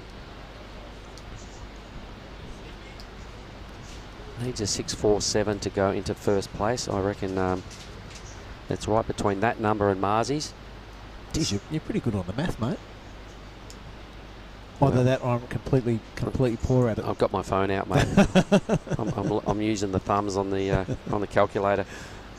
So Nishi has waited. He's been most patient, everybody. 2 waves is all it takes, and he realises that. He's picked 2 absolute screamers. He's been well tubed. He's done some really strong rail work, which has been on short supply today. And he came out, and I loved his little finger click pre-turns, just to let everyone know, yep, he's feeling it. Here we go. This is coming right near the fire starter's number. Rightio. That is the same from judge number 4. He's not waiting around. No, here he goes again. So you want to put this to bed early in the last 4 minutes. It's not going to happen on that wave. So the other guys out the back won't really be knowing the result of what just happened, but he does go to the lead, a 7.43. Wow. So right next door and knocking on the door of the same number as Marzi, the fire starter Harrison. The 6.2 is a better backup than Harry's, so holding down the lead. So sat in 4th place all heat. Minute and a half to go and he just goes straight to the lead. Yeah, puts the blowtorch on Carvello now. He is second priority. He needs that 6.85 to knock his good mate Harry Harrison out of the second place. So things have just been rattled up via this wave. You can see why it totally disappears. Another section folding over there. Love that little hay. Did you guys see that? Yep, we all did. And just in case you were wondering, there's a massive drop and a big fist pump at the bottom of the wave. He's feeling it. Yep, there were 2 claims on one wave. Great barrel, 7.43. An epic effort. 2 waves, and then there's just a little sign-off wave out wide as well. He's paced himself perfectly. 1 minute.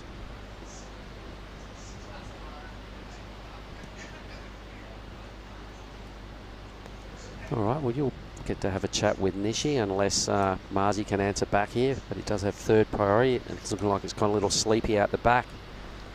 Carvello will be a little bit miffed. He was holding it down for probably majority. 3/4 of this heat. I'm going to use some of your international language that I saw yesterday. Battle. I'm loving it. And he's sitting there with a big smile on his face going, yeah. Okay, so there was a Japanese surfer yesterday who got that amazing tube, the 9-point ride. It's Suda. I was having a chat with him. His English wasn't very good, and he said he's from a beach where you get 1-second tubes. He goes, but here, long second. I said, I'm going to use that today. So some long seconds been going on all morning. There was a long second for the surfer in green, Nishi. That heat is over and out, everybody. So that was the end of heat 5. Well done, Nishi. A come from behind effort. We'll just go to a moment's break and we'll be right back with heat 6.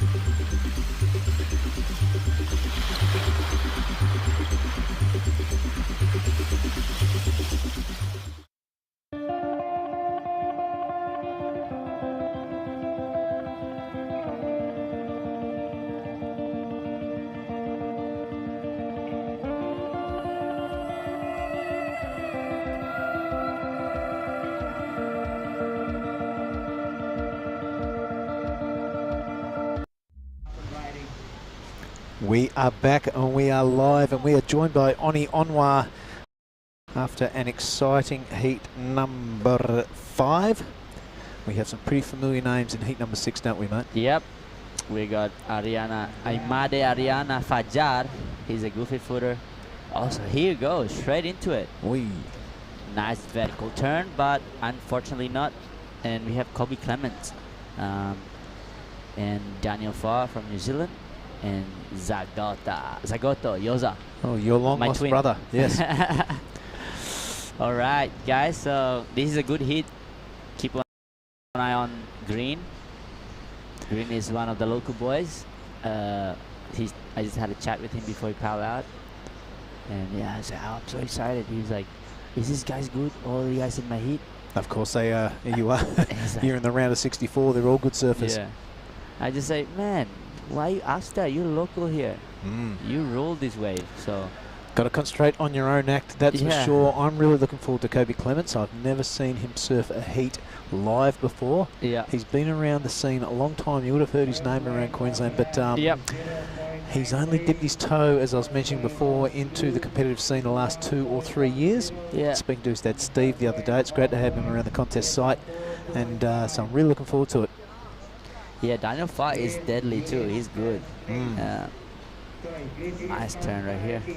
Yeah, moving those long levers, he gets a lot of penetration from those rails.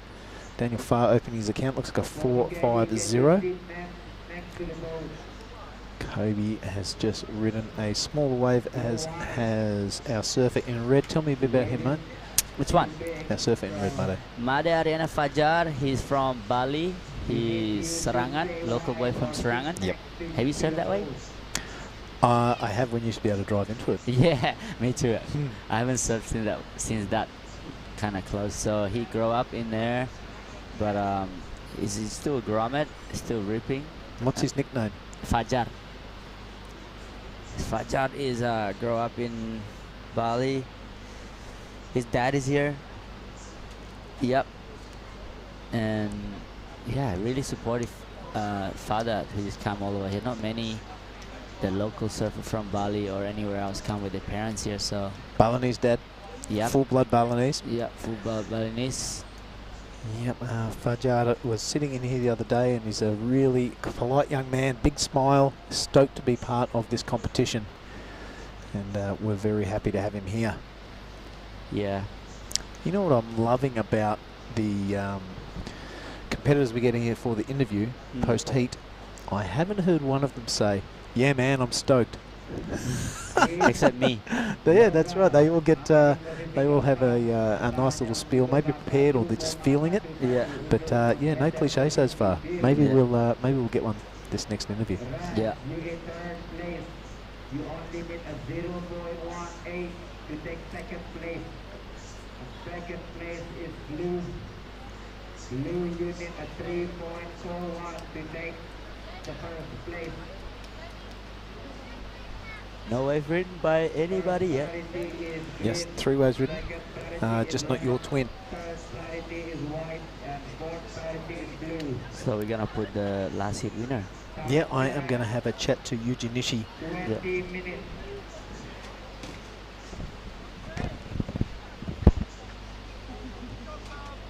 We'll just shuffle the chairs around and get the winner of the last heat. Yuji Nishi is going to join us. He had a really interesting hit. I can't wait to talk to him about it. All right, welcome. We're just going to put that right next to your mouth there. Yuji, I am Billy. Yuji, nice to meet you. Nice to meet you, brother. All right. Now, you were in 4th position for a long time in that heat. Yeah. It was the last maybe 4 minutes, and you got that massive tube straight off the takeoff, knifed it, tube, came out, waved to your mum, a massive turn and a bit of a claim. You look very excited. Were you feeling the nerves? Yeah, very nervous. Inside? Yeah. Yeah, but then happy. Yeah. Nervous, then happy, yeah? Make it. Okay, now I want you to look at that camera and describe the feeling in Japanese to all your friends back in Japan. 日本だけしか乗ってないんですけど、いい波は。でも、そこでちゃんと決めれて、残り4分でもちゃんとリードを持たせてよかったと思います。次も頑張ります。Nice. Your home beach in Japan, what is the name of your home beach? Do you know Kaifu? Keifu. Yeah. Does it have barrels? Yeah, barrel. Okay. Big, long, or small? Yeah, big, long. Same like Nias? No, river mouth. Oh, river mouth. Yeah. Yeah, awesome. If Mark and I come there, will you give me a wave to Japan? Yeah. Yeah, okay. Go. If I'm going to get a wave, I'm going to give you a bang bang. Yeah. There you go. Thank you. That is what you're after, I know. It is the motivation in the water to catch that wave. Nishi, I'm very impressed by your surfing and that barrel. This is the international language. Bang! And that's exactly what you did. Shake my hand. Thank you. Best of luck for the next competition. You're an absolute little ripper. Yeah. All right, I'm really enjoying speaking to the Japanese crew here. They know exactly what they want to do, and they're lovely young people. All right, we are going to bring Oni Onwa back into the picture. He's just got his cup of tea there, kicking back. The Chungu local now via Lakey Peak. He's looking pretty cool. And he is up in the water later. You will see Oni, but this is our local kid from Bali Fajar from Saranga Turtle Island. That's a really good looking turn on his backhand. So that is definitely going to replace that 0.18, sorry, the 0.93. Oh yeah, I don't know what happened, why yours is not catching any waves. Maybe he's being so selective. I'm not too sure, mate. He's still got just under 17 minutes remaining, so it's pretty much a normal heat. He'd definitely get 2 waves in that. You see him in a free surf, he'd catch about 5 waves in that time. So he was full of energy, and he had a few ants in his pants yesterday. He was always asking for the time. Yeah. And he was super competitive. Here he goes, There mate. you Call us go. through it. You don't want to get in the barrel, so he's gonna go straight to a calf. And I like this, how he's looking at the section. Is he gonna hit that section? Nah, he's just going. Ooh, I think he's making a little bit mistake here. You think that wave selection was a bit off? You would think that the local would know which ones are going to funnel down towards the channel and not. A couple of handy turns nonetheless. That might just get the nerves out of him, and now he can get on a roll. But that is Zagoto Oni. Zagoto. Yosa Zagoto. So he got like a alright score to put him second. I think like 3-2. Oh yeah, 3-4-3. And Daniel Farr out to the early lead, the Kiwi with a 5. And it is Fajar from Serangan Island. Yeah. Pretty sure it's still an island? Yep. Yep. Is the island of God. Bali Bagus. Island of Nasi Gods goreng. and the Island of Smiles. Island of smile and good life. I love it there. So good. So yeah, I think Fajar is in a dangerous situation if Yosa gets another wave. Kobe Clement not even get any good wave yet, so. No, he is sitting there with just that 1.10 next to his name. He's not going to be happy with that. He does have the big white P to the left of the K, so that means he's got priority, and he can pretty much take any wave he likes. He's sitting out the back of the other 3 absolutely hungry dingoes there after a bit of set action. Yeah, I think this is gonna be slow heat, but I don't know, this one, you can see some sets here. Yeah, 25 minutes, mate, so we should get a bit of more action towards the end or the middle. It started off with really pulsing sets this morning. It's kind of died off a little way, but those inside sections, like this was a set yesterday, you know what I mean? We're losing our minds about this. That's our local lad in green. I love it. There's a couple of right wrapping style. maneuvers. Yeah, really good style. You're right there, Oni. Yo, Fajar looking into this section. Oh. Ooh. Does he have an air game, Fajar? Yeah, he wants to be like Gabriel Medina maybe. So just watch out. He probably have an air game. He's been trying to air game lately. Well, news out of Brazil, old Gabby got knocked out yesterday. I know, by Callum Robson. Callum Robson, that's Callum, right. yeah. My old friend. Yoja, he was looking busy, asking for time. He's got a little game plan in his head. He's paranoid, probably like, hey, even though I got a 3-point, what's the situation? Tell me now. Well, he does have the entire local populace here on his side, so he'll be feeling the weight of those on his shoulders. If I was Yoza, stay busy, get some wave, and then ask for situation. Yeah. And, you know, maybe it works out for him. He like to hear his voice and his name on the mic. Well, mate, the first heat he surfed, he got that 750 and no backup, so he made a bit of a an error with the time. So he's definitely staying on top of that. So you can see why he's asking for the time. It's probably a really smart strategic move. Yeah. That was in the Pro Juniors that he fumbled out of that. All right, so who made that hit? Who's second in that last hit? Second to last heat was the fire starter. That is Marzi Harrison. Yeah. Right now it's Daniel Farr on his third wave, but hopefully a second scoring wave. Not much going on there. So he's looking to replace the 050. He's probably done that, but not by much. And you can see the waves needed by second position Fajar is not even a 2, and the requirements are very small. 12 minutes to go. This looks like it's going to come down to the wire again. Let's hope Huey just offers up a couple of big chunks of Indian Ocean for these guys to obliterate. Yes, Mister. Some waves, eh? I just want to get out there. You are in heat number 12, is that right? Yes, correct. There you are. 11 minutes and 40 seconds. Last wave of white is 0.77. Of red is a 0.83.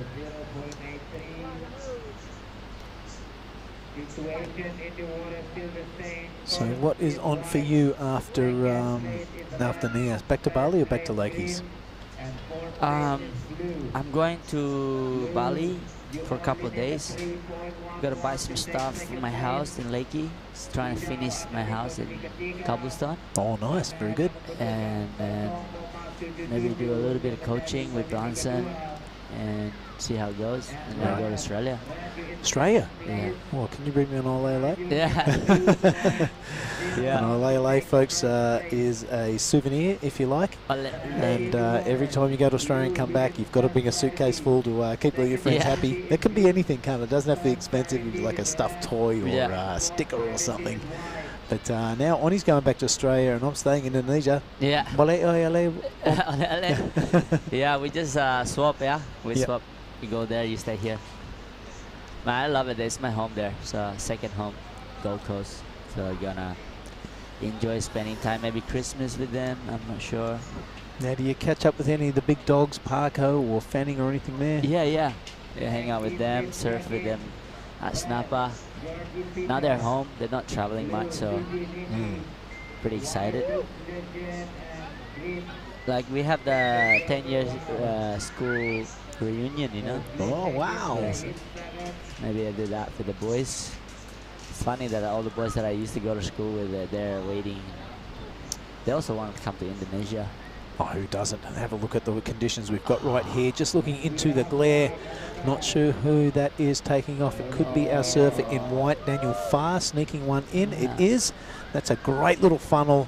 A perfect vision from our drone pilot in Ryan. I like it. Great work. Out the back now is the Grom. Kobe Clements, double hand drag into the tube. He could come out of this one, but one would think that he's been enveloped in that white water. But that was a good looking barrel from the takeoff. He needs to get out there and get busy. He's only got 9 and 15 remaining. And wow, things are going to have to get real busy for the young man. Yeah. Here we go, Yoza. Yoza, he has priority. He can take any wave he wants. It's like a free surf. Yeah. And here he goes on it. Yeah, he's looking at this section. He's going to hit it. Wow. Nice. He's going to go straight into a barrel or turn. A barrel. Turn barrel. Okay, so. All right, so it's pretty good so far. So good. Yeah, I not think- too bad. Straight into a couple of turns and slipped under the curtain, didn't he? Straight out into a barrel. So Yep. he's going to be happy with that. A lot happier than his first wave. Have a look at this thing. He's done this a million times before, the local kid. A nice snap off the top. He knows after this he's going to be a bit of a stall and straight under the curtain. Nothing real crucial or dangerous about that tube, so it's not going to get him a whole lot of scores. But he'll be happy with that. And this is Kobe just getting a little bit deep. Probably didn't need to stick 2 pies in the oven, but that pinching on the end anyhow, so not a real mistake. Yeah. Like that name, pie in the oven. Yeah, that's an old cliche. I'm not I'm sure gonna do who that. came up with it, but it's a ripper. I'm gonna do that in my heat. I'm gonna do the pie in the oven. You, Two pie or one pie? you get into the meat pies while you're in Australia? Oh yeah. No. Nothing can stop me. I'm all the way up. Yep. I go get to my favorite bakery. There's one in Kulangara there. Oh, behind the coolie store. You know. There's I forgot what's the name. But damn, man, so good. That's great to hear. All the Australians coming to Indonesia and really slipping into the nasi goreng. We love the pies. Have a Yeah. look at this scoreboard now, Oni. Yeah, I mean, straight away, Yoza is in second. And only needs small score to go first. So Fajar probably need to catch up with that too. Yep, so temporarily the local lad went into the lead, and then we saw that backup score of that 377 from Daniel Farr, the New Zealander. He retakes the first position, and it's Fajar and Kobe Clements with the work to do. 7 minutes remaining. Not real big requirement for Fajar from Sarangan. Quite a hefty score required for the grommet. Kobe Clements, his second priority. He's definitely got it in him. I'd love to see the young man deliver. Wow. I'm excited. Look at that lineup. So good to be in the water though. What are you going to surf, mate? What size board? I've got my Magic Shorty from Chile. Jane Chill just shaped me a couple. How short's your short? My shortest one, 5'7". Yep. And then 5'8", 5'10". Didn't bring much quiver, but yeah, they're still good. Good barrel board. Here we go. How's his angle? Yeah, it is Kobe a great Clement. angle. Yeah, you're right, mate. It is blue coming unstuck on his second turn. You know how I read that? His hand. Oh, yeah? I can read people's style. Yeah, nice You one. know the color. This is Fajar now on his backhand, of course, the surfer in red. Really aggressive and tight in the pocket. He might be improving his situation on turns. He can't hang on after that slide on the top. Does a bit of a burnout right near the lip, but can't control the descent. So what a real pity from the Balinese surfer. Kobe will improve his position, and look, there's still 5.5 minutes almost left on the clock. He's gone on the kick to get out the back. Yeah, gotta be careful. All right, let's have a look at this, Oni. Looking pretty good. A bit of a wrapping turn, gets hold of the rail. This was the money turn for me. He just couldn't land that thing. Yeah. We can hear whistles out the back. We can hear people going a bit bananas. And we look at our monitor, and now we know why. Look out the back there. The horizon has disappeared for these lads. It says, guys. Indicator is going a bit crazy. This is I a love beautiful this looking wave at Double up. Nias here. Oni Onwa, who has priority? It is Daniel Farr. Talk us through this, I mate. love this one. It's gonna pull in or what? He's going straight in the barrel. Oh no! He just missed it. Okay, so He wasn't too impressed with But that, look mate, at Yoza but behind. Yoza is behind. He takes this one. It's a big death-defying drop. The young man's going to stuff himself in there. Is he coming out? He takes that high line. Of course he is! He salutes the world. Yoza Zakoto absolutely loving life at the moment. The whole beach is going crazy. Oni Onwa, give it up here, brother. How good is the Nias Pro 2022? Look how fast he's paddling. yep, that's it. Here you go, Kobe Clement on the back. Oh, just couldn't bring it up. Wow, man. Wow, look at the high fives getting chucked around on the beach. I Old Papa know. Hash is down there dancing the dance. Oh, wow, super exciting stuff. I want to see that on replay again. I think we're going to see it a lot on replay, I want to see mate. it on the drone. Look at this. Look at the drop. That was really critical. He had to tuck right under the curtain. We didn't know if he was going to come out. That second envelope, he was celebrating before he's out of the tube. I want to see another one on the drone. Oh, he's an entertainer. 100% he is. And this is Daniel Farr's attempt afterwards. Beforehand, he knew that that wasn't really a drainer, so he kind of puts his hands up in disappointment and pulls out. Kobe Clements here going for the turn, not quite getting his groove on. Yeah. But wow, how exciting was that wave? 9.5. 9.50. So wow, that could be the definite score of the heat. But man, that was super cool. The crowd has just heard the score. They've gone absolutely bonkers. Yep. Look at this race, man. Waves are looking good. Waves are looking good. You're right, mate. So is that cutback. I think you're going to have a chat with your brother. Yeah, again. Your Nias brother. How cool is that? All right, it's not over till it's over. There's 2 minutes and 30 remaining. That is the lad from Tauranga grabbing his rail, but not coming out of that one. All my heart rate is just subsiding. Everyone's catching their breath. There's an air of excitement that's just hit the crowd on the beach. Wow. He waited for a long time, didn't he? He was tapping his watch, waiting for the time, getting a couple of mid-range scores there, that 4.77, his next best, a 9.50. He's clapping himself there. He's loving life, looking around. He's saluting the crowd. Oh, you've got to love this, man. You can see how much it means to him. He's bringing a smile to my face. Oni Onwa has almost smiled his cheeks into submission. Oh, man. Oh, a bit of a recap there. Looks like a longer board that Daniel has. Not doing him any harm at all. Yep. And this is Fajar grabbing his rail. Bit of a recap of the comp. That would have been a beauty to come out of. Oh, now he's all talking. Now he's all smiles and talking to the other competitors. Hey, did you guys see that?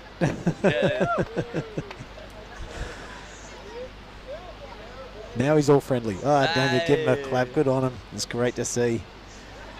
I'll tell you who's not happy. There's Kobe Clements there. He's probably loving the action of the replay, but he's not feeling the love right now because he's sitting way down there in fourth position. He has priority. He needs that 6.37. Yep. We do know that those scores are out there. Yes. I don't think.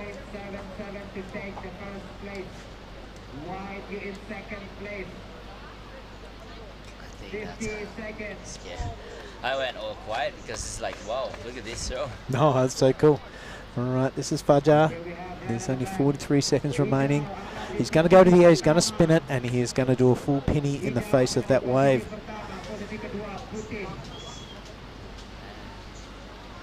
Oh, here comes the show. It's still going with 30 seconds remaining. Second priority. He doesn't care. It's a bit of a victory lap. He's doing the John Travolta twirl there. He's loving it. All right, Kobe Clements is probably the only real threat to Daniel Farr right now. It's 14 seconds remaining. He has priority, and he only needs that 6.37. Meanwhile, it looks like a scene out of the UFC coming in here. Yodja.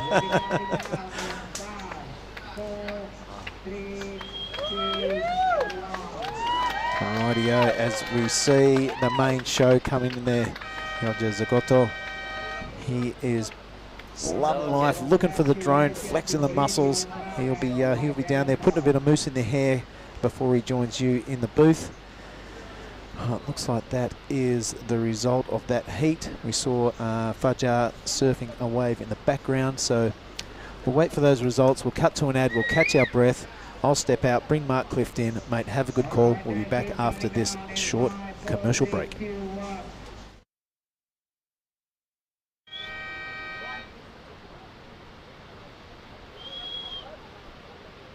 Oke, selamat kepada Wijaya Yoda Zagato dan Putih Daniel Farr.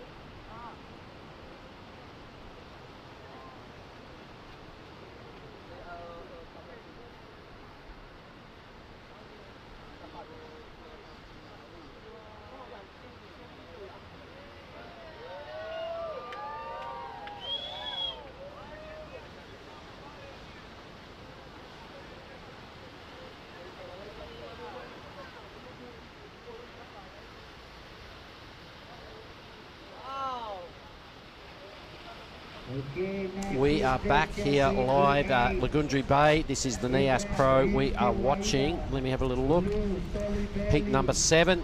Onianwa just stepping back in, but Yoja, it's all about Yoja, a 9.50 that last heat. Everybody, what a famous victory. He's down there just signing autographs, being a rock star. He's coming on in. You're going to have the benefit of having a chat with him. I'm looking forward to that. Who got second in that heat? Daniel Farr. Okay. Yeah. The big Kiwi, good work. Yeah, All right. we got this. Well, let's get the man of the moment in here. All right. I'll boost out.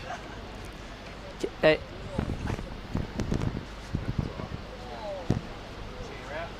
Ambil topik ko, man. Topik ko. Yeah. Yours is getting his, yeah. That's mine. So, Mr. Waura. Sorry. Thank you. All right, thank you. Yeah, Yoza, just excited for that last heat and happy, very happy, man. Well, he stepped in. I thought we were going to get a few words from him. He stepped in. He stepped straight back out. We'll get him in a moment. He's pretty buzzing right now, everybody. But heat 7, we have George Pitta, the Australian, there in red. It is Fuji Nishi in blue, Luke Slippen in white, and Kevin Wow in green. So another local coming up. Yeah, yeah, it's great heat. I think Yoza is probably like still going around. Hey, did you see that wave of me? He's coming back. He was grabbing his toppy. There he goes. He's got it on now. So I'll step out. We'll listen hear from the man of the moment. All right. So thank you, Mr. Mark. Appreciate it. Yoza, welcome back, man. Great job, bro. Thank you. I think I gave you the good energy, yeah, before you paddled out. Remember? Yeah. You give me good energy, yeah. Local advice, yeah. I'm a local here. Yeah. Everyone local here. Everybody, here's go Yoza. Hi, guys. Oni. So tell me, bro, what's happening with that last wave? The last wave. 9 point. 9 point. I don't know. 9.5. 9.5. That's big point, big score. Yeah. Yeah. I'm so happy about that. About that.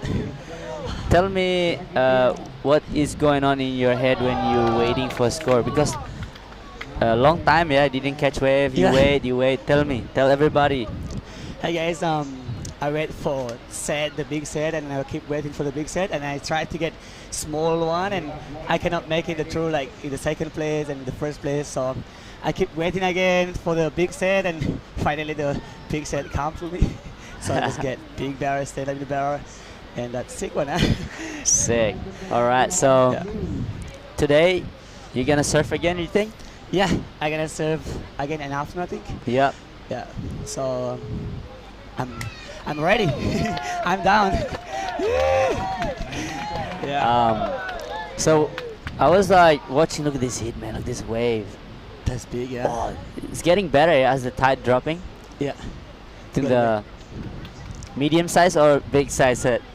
This one is not really big. Medium. Medium one. Okay, that's a secret for me, boys. Oh, that's Kevin. Kevin, that's yeah. Kevin. Oh, up and riding. Oh, that's good one. Kevin, a sick one. Sick one. Yeah, local boy. Yeah. We have a sham shirt actually. Yeah. Yeah. So you live in Bali, right? Yeah. And you just came back for the contest. Tell me more about. I come here also about competition, the contest, and also to see my family. I don't see my family for a long time. Yeah. 1 year and a half. So because I spend my time in Bali more. Yeah. And I miss my family. That's why I come here also. So sick. Both I come here for that. Good place to come home to, yeah? Yeah, it's a good place to come home, yeah. And to surf big wave and to see family, to do the competition. Yeah, so happy for that. And so you say you were riding, what's your sponsor now? What are you riding? The ECTA? ECTA is not, he helped me for serve and to buy my ticket here and for to go in the competition. So yeah. Yeah. So you want to say thank you to them? I wanna to say thank you for Lee Wilson also. So I wanna say thank you for Chris to support me in the serve and Black. Thank you for very much for everything, and and thank you for everyone in Bali, to watch the competition, and thank you for my family to watch me also here. Yep. To the com, and hopefully I see you guys soon. So the Nias you like it when it's really, really big or like a medium size, the wave I like here? when big, Yeah. big Nias, yeah. So you have yes, everybody watch him Instagram. What's your Instagram? Zagota? Jagotoy. Yeah, Zagotoy. Jagotoy, yeah. Check out some barrels in his Instagram. And look at this, man. You have a beautiful home. Yeah. And Blue water, yeah? yep. So beautiful. So, yeah. Who made that hit? You and Daniel Farr. What are you saying in the water with Daniel Farr? Yeah, just say good luck for this hit, you know. So He clapped to you, ya? Kalau mau bahasa Nias sama bahasa Indonesia bisa, silakan. Okay. Saludo ke kawan may bagi video ha sama may bagi to babla ni. Saludo. Okay. Thank you. Yeah, brother. Yeah. Sick. All right. Good luck for your next hit, Thank and you. we'll bring Mark in here. Thank you very much. Yeah, brother. All right. That was great by Yoza, and with a 9 point, very great surfing. And here you go, Mr. Mark. Welcome back. Yeah, mate, and what an absolute highlight moment that was for all the locals down here at 950. Best wave on the men's side of the draw, best tube of the whole contest so far, and he's now got a buddy out there doing it as well, a 650, Kevin Wow just boosting into the second position. But look at that 903 from George Pitter. So we sort of missed that while you were having your interview and I was just sort of milling around out here. I did miss it, so I'd like to have another look, if possible. Boys are in the production room, maybe able to bring up Red's barrel again. Right on cue. Here we go. Let's have a look. Oh, nice driving pit. Look at this. You're kidding me. He makes this. Woo! What? Wow, that was great.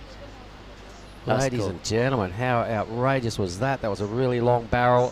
It probably had a touch of difficulty there at the end to complete, but George Pitter, my goodness, take a bow. That was sick. So Yoja's was better than that. Yeah, I think the Yoza's wave was bigger. Okay. And the exit was a little tricky. I mean, this one too, but I think it's the wave size is that 0.5 more. Oh, look, you're pushing into the nines. You know it's your day. Yeah. You must be getting pretty excited. Oh, yes. I can see somebody else getting pretty excited down there. I see Justin Bulolo. Oh. Got his board under his arm. He's sitting down there. He's playing with his leg rope string. Let's have a little look through the draw, see when the big fella is in next. So this is heat 7. Heat 8 is not in. I can see Solly Bailey's name and Ryuki in the next heat.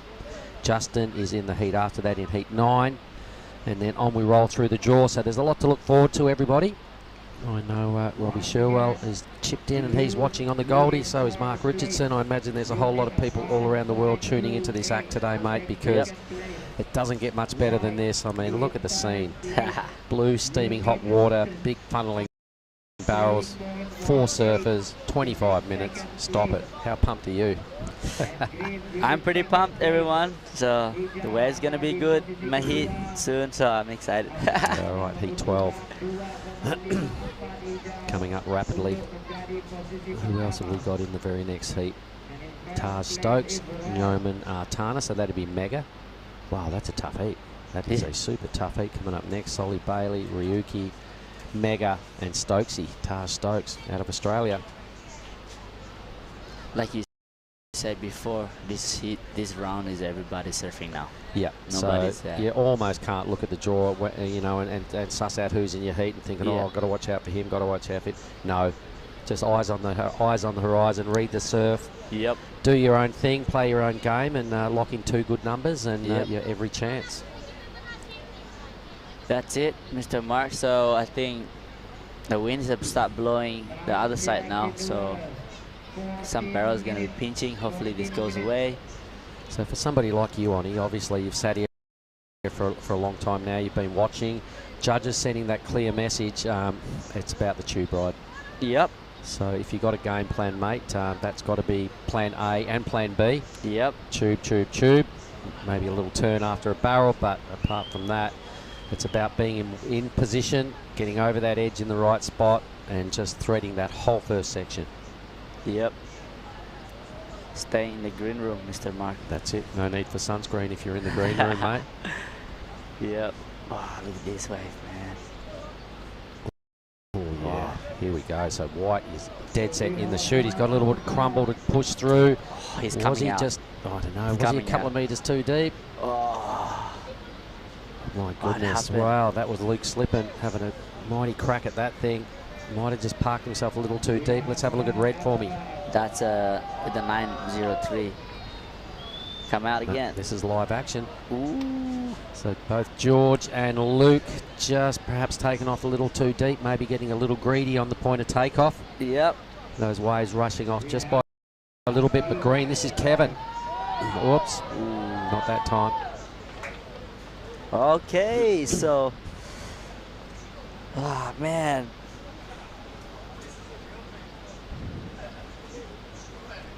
I'm Oh. excited to see this heat, but also that Justin Bulolo's heat gonna be nice to watch too. Big Juddo generally rules the point out here. Yeah. Top of the tree. Done really well at this event before. Did you forget to give Yoja a bang bang? I think you might have. Sorry, Where Yosa. is he? Well, we'll hunt him down later on. He was that stoked. He didn't. There he is. There. I've got him. Yeah.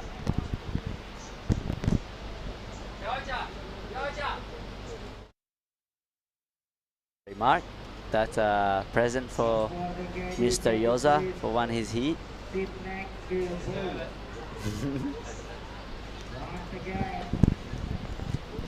There he goes. He's got his bang bang. He was happy. Who doesn't? All right. So Want a heat and a bang bang. we're going to need another box of those in a minute, Onnie. Oh, yeah. On your next break. if you That's don't my mind. turn. Yep. All right. What a day here in Lagundri Bay, everybody. This well, we saw it coming about a week out. Some people entered just to come and have a crack at this and do it with priority and just 3 other guys. Yep. It's forecast to stick around for a couple of days, so the plan is a really long day today. Roll out as much as we can, dawn to dusk kind of theory, and then come back tomorrow and crown some champions on the women's and men's side of the draw late in the Arvo. Oh, so the final's gonna be tomorrow. That's the plan. Yep. Oh. Yep. And then Monday, potentially roll out the finals or semi-finals of our Pro Juniors. Tuesday's not looking that flash, so a potential, the theory is late 8, day 7 of our waiting period. If we get it right, we'll have no surfing and we can all just relax. Here we go. So you can see the boys just a little deep on the point of takeoff. If we had a real nice, honest offshore breeze, maybe those ones would have held open a little bit squarer and really gave both these guys a better chance at the exit. Yeah. The flags are pointing the wrong way at the moment, but you wouldn't know it looking at the surface. It's still really clean. It's just those things stay open and squarer for a little bit longer when it is howling offshore, strong offshore. I'm sure we'll get that this afternoon. Maybe just in time for Heat 12, Onnie. Yeah. I hope so. Alright, so priority is with Nishi in the blue. Hasn't done a whole lot yet to bother the scorers. Needs only a 6.18 to go straight to second. Everybody's sitting on a low number. At least second scores are looking like throwaways.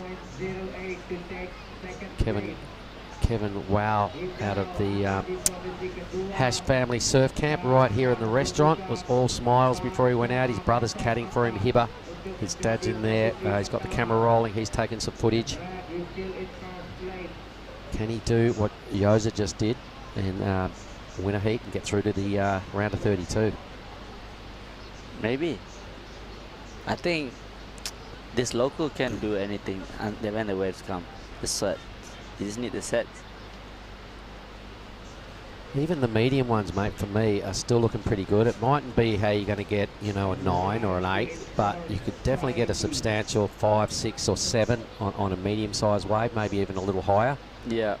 So don't discount those, mate. It doesn't have to be all about the bombs. A bomb would be nice, but if you went out there kind of just with the theory of bombs only, you might come short. I reckon just keep all options open for your heat. Yeah. Just catch the wave. Yeah, just catch the Ride ones the you know wave. you're going to get barreled on, and just listen to your numbers. If they're low, then you know you need to step it up and maybe get a bigger wave or go deeper or whatever. But you know, effectively listening to the scores from the beach announcer are very important. They're basically telling you what you need to do next and how long is remaining, and then it's up to you to put the pieces together based on how your heat's rolling. Yep. Thank you for advice, Mr. Mark. Just do Onnie things. Yeah. Get in the water and surf. Look at it as is. It's a periscope stay on steroids. Yeah. Oh, this is really similar to periscope, yeah. Or Lakey Peak, right? Just much longer. Yeah. See that when you the takeoff, it's like Lakey Peak left, right? But the periscope a little bit in there. A good combination of a couple of your favourite waves. Yeah. You should be stoked out of your brain. Yep. And you should know exactly what to do out there, and you've got 25 minutes to sort it out. You've got to keep your eye on the priority rotations as well. That will seriously help get you in the perfect position. Yep. No need to hassling once those numbers all start dropping on the priority board. Yep. So we've had two semi-highlights. Well, a really big highlight, George Pitter. That tube was outrageous. Thanks, boys, for the action replay on that one. I'm sure that will feature in the highlight reel that Sean Gilhooly will put together for us at the end of the day. The 6.50, Kevin has not been able to back that up at this point, so he's holding on to a shaky second position. I'm sure his dad, Hash, is a little nervous. All the girls in the kitchen and his brother in the channel will be throwing him all their mojo. Luke Slippin's tried a couple of times. He's had a really good opportunity, but took off a little too deep. And Nishi, really nothing good has come his way. Yeah, I mean, he's taking his time, and he's still in third party, Kevin. Well, he got that 6.5, so that's pretty good. So he just need to replace that 0.9. Yep, you just got to get a wave under blue and red's priority, or just wait till they ride and slide up the priority listing. Now he goes 4th place, so this is Luke Slippin, sitting a little wider, realising he's got to get his groove on here. He's falling behind. He wants to stay in touch. You can see the pressure mounting there. He probably, well, he made one of those the other day. So he's thinking, I can do it. Look at this set for red. Oh, stalling. This would be a good backup for that 9.3. Straight into nice carve. Wrapping around all the way through. Nice bottom turn here. Some heavy hitting. Yep. And at the back we can see the local boy. Yeah, no, I think this is Nishi. It looked like Nishi. A blue rash vest. It looked like a goofy footer. So Nishi, right when he needed something to happen, it went a bit pear-shaped, a bit like Luke Slippin. He threw the big air down, and we did see him make an outrageously strong air yesterday, very similar to what he just tried then. We're talking about Luke Slippin. Really needed to ride out of that thing to capitalise and put some runs on the board because they're starting to fall behind. Yeah, I think the small score required for second, you know, like Luke, if he just did a few slap on that wave, I think he'll definitely get the score. But Kevin, with the priority, definitely has a huge chance to go first. Here is George Pittar's last wave, everybody. It's going to be probably, I reckon, the second highest score of the heat. Some really strong rail work here. Look where he pulls his turn all the way back to. Not many people have been doing that. So he definitely got a good bit of purchase on his rail. Nice work. And here's what happened to Blue. He just dropped a little low. Not the right line there out here at Lagundri Bay. And Kevin Wow now with priority. I'm sure the whole restaurant is watching. He loves the big waves, mate. He was so pumped yesterday to make it through to Saturday's swell. And now the time is up to you, Kevin. He's got 4.5 minutes to think about this, but don't overthink it. You've got to put a second score together. A 6 there for Pittar, so he's got the best wave and the third best wave. Time for Kevin to answer back with something here. The 8.5 is a big number to achieve. If he gets the right wave, that could easily happen, but he's just got to get rid of that 0.9 and really put a bit more scoreboard pressure onto Slippin and Nishi. You need an 8.54 to take the first place. Why? You're still in third place. Why? So, Oni, do you know much about George Pittar? No. All right, well, I'm going to probably have the honours of interviewing him if he can hold on here. We'll find out where he's from, what his act is all about. The 903. He's got to be feeling super confident.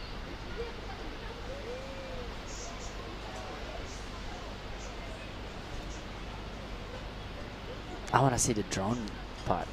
That wakes me up. Well, I think if it had been available, we would have seen it by now. So Ryan's got to have a break sometimes as well. To charge the battery. Here we go. So 3 minutes.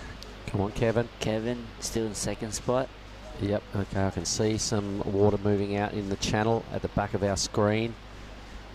Is it an actual set or is it a bit of a phantom, bit of movement?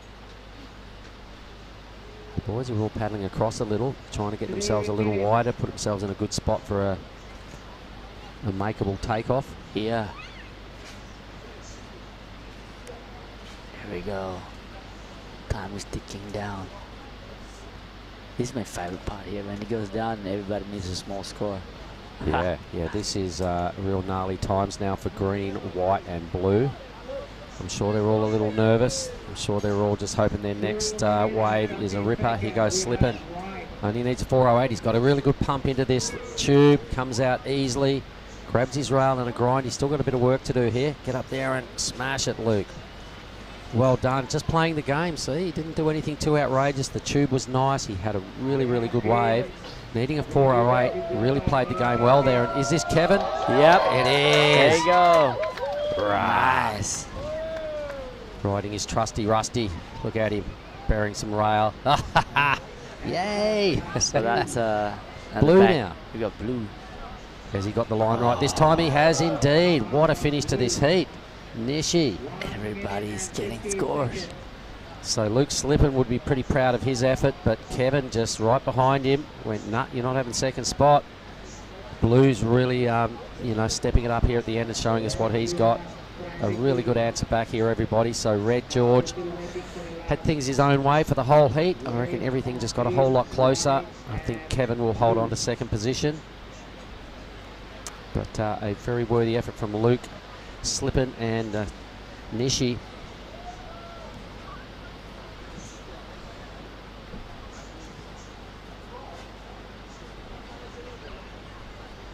There's Luke Slippin's replay. Well, the restaurant here burst into applause once Kevin came out of his tube. And I feel really good here for Suji Nishi as well to at least get one really good wave in his heat. He's probably going to cop a third or a fourth here, but here is Kevin's wave. Look at this. So the local from right here out of the Hash family surf camp. Very some decent rail. His brother's in the channel looking straight in. He'll get straight in his ear for a debrief at the end of this heat. 35 seconds. Luke Slippin has another opportunity. Does he go for an air here, mate? He's going to need a pretty good number, I think, because Kevin would have extended the lead. Yeah. Sorry, second position. So there he goes. Luke Slippin straight onto his backside. Laying down on the job. Gets back up. He'll probably have a bit of a giggle with that and gone, what the hell was that all about? All right, he had to go big. So he tried something pretty bizarre. It kind of came off, but not really. We're still a number of scores short of knowing the actual result, but it will be for me. This fella in red's got another good wave, George Pitter. Congratulations. I'll be having a chat with George. Kevin Wow will consolidate and hold on to second position whenever that number comes through. So all waves have been ridden. We will throw to a short break and we'll come back shortly with heat number 8.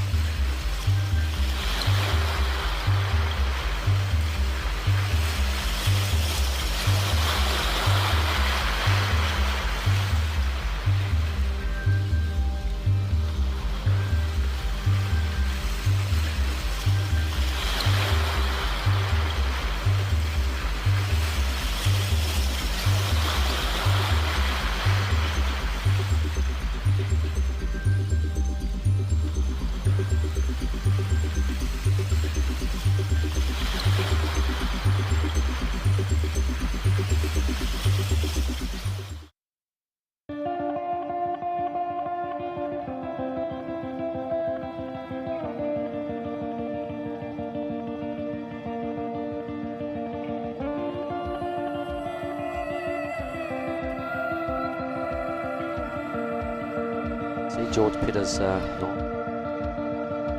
Goodness.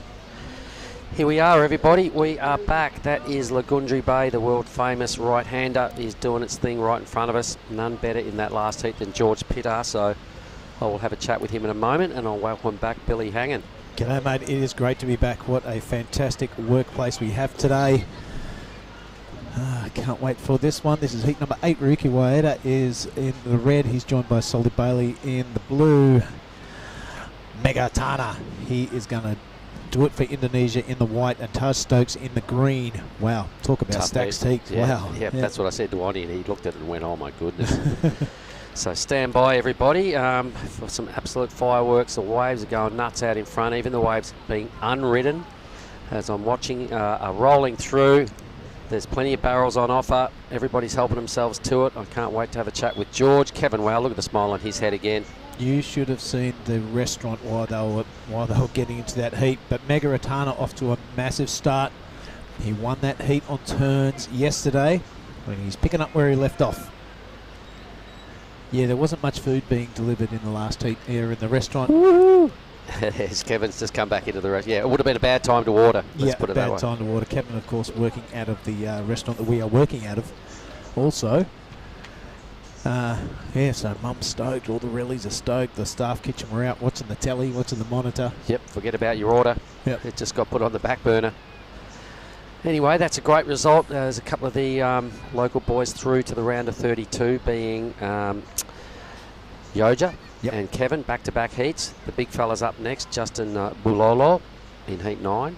And your boy Mega Tana out of Bali, just stringing together a pretty handy set of backhand moves.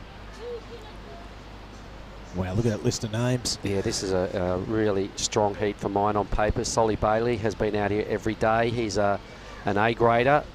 He featured, I think, in a semi-final or quarter-final. It was a quarter-final down at Cruy. He was up against Rio. Rio was the one that put him out. And he was a little disappointed, so he's come here. He's been practicing every morning. His dad's travelling with him.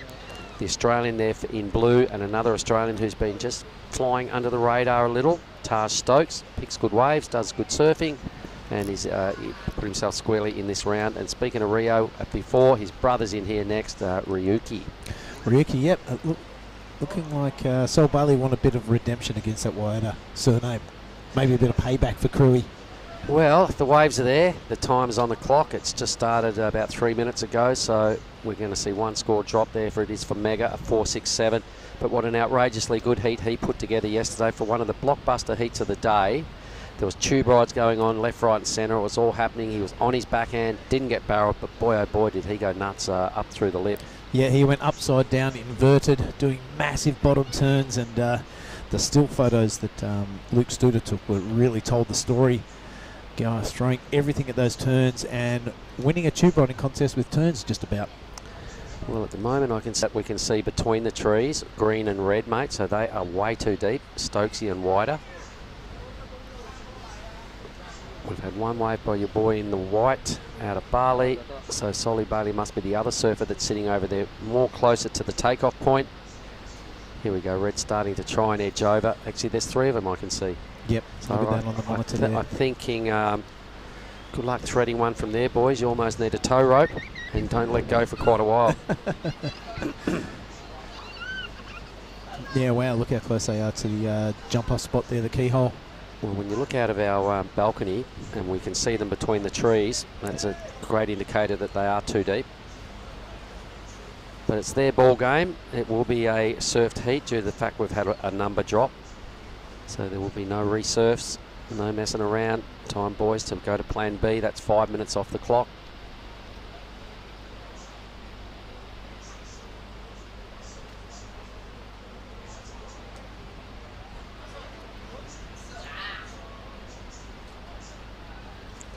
Better put that number in there.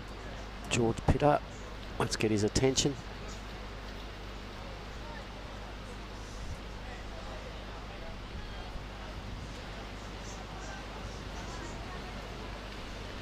Yep, the boys just swapping the rashies. They're all after the big ones. And George will be up here in a second. Let's get Kevin's head in here real quick. Hey, Kevin. Sorry, mate.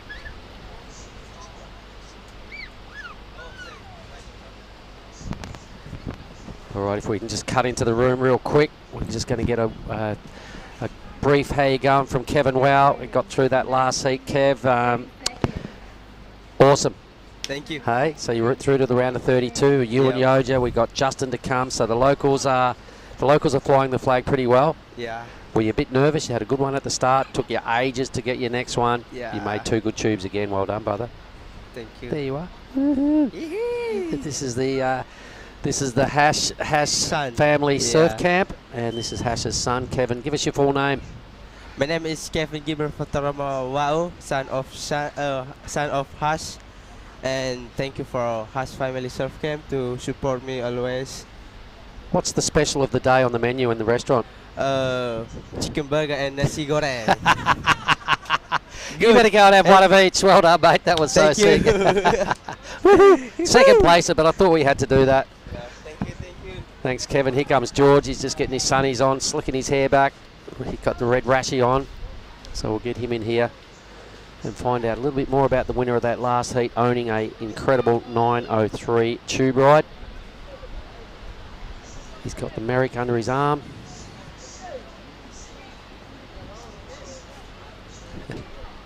All smiles, why wouldn't you be? What a heat. That's it, let's get the shooter up. Yep, perfect.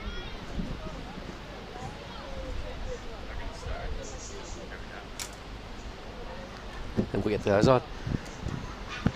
We'll just put that right there, George. Hey, George, my name's Mark. Nice to meet you, Mark. Yeah, that was epic to watch you, I must say. So let's find out some details about George Pitter. Where are you from? How old? I'm from Manly Beach, actually. And so it's a fair bit different to this. Just a little? Yeah. No barrels there. But no, I'm 19 years old. And just happy to be here far out. To get waves like this is just a treat. Have you ever surfed in waves in an event that are this good?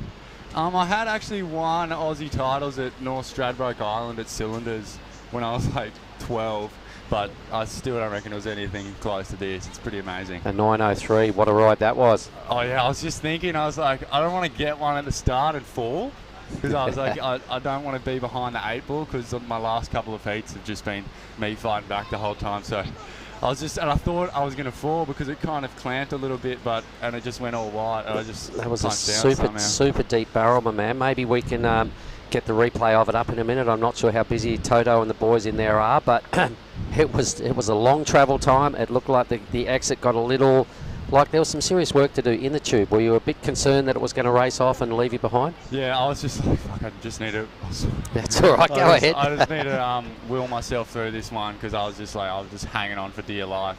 It stayed open at the start, but then I'd seen beforehand a few of them were clamping at the end, and that one kind of did it, but it gave me a little exit, so I was stoked with that. All right, the boys might be trying to queue it up either way, a 9:03. After that, it was all just happy days, yeah? Yeah, I know. I was like, I don't want to get a 9 and then just get a 1, because, I don't know, it just looks pretty bad. But, no, I was glad to get... I got one afterwards that I thought was going to let me out, but it didn't. And then I got just a little one after that kind of gave me a little cover with the little one after, it was still pretty good, my man. Like, you did a really good barrel. You did a super strong turn all the way back to the foam. So it was a well-executed heat. You might get another crack this afternoon. Oh, really? I reckon. Well, they're planning on rolling through into the round of 32. It'll be a long day if we do get to the heat that you'll probably drop into maybe heat 8, I imagine, or maybe heat 4. We'll see when we get the draw, but I reckon just be on standby and prepare to surf again. If you do, you're ready. If it doesn't, you're on tomorrow. Exactly. I'll just be drinking a lot of water, eating some good food, and just staying cold because it's pretty hot here. Those little coconut hustlers on the beach, mate, you spend $1, best way to hydrate, go get a coconut. I've been offered about 30 times. They do. You get hit up about 5 times before you're out of the water. Yeah, I know. All right, and who are you rolling with this week? We're all staying at Raphael's place just a little further down the point, and we're just all in this big Aussie crew, and we're all mates, and it's just a super fun time. That was a pretty good wave, as we just see from Red there. So Ryuki's done some solid rail work. Yeah, he's sick.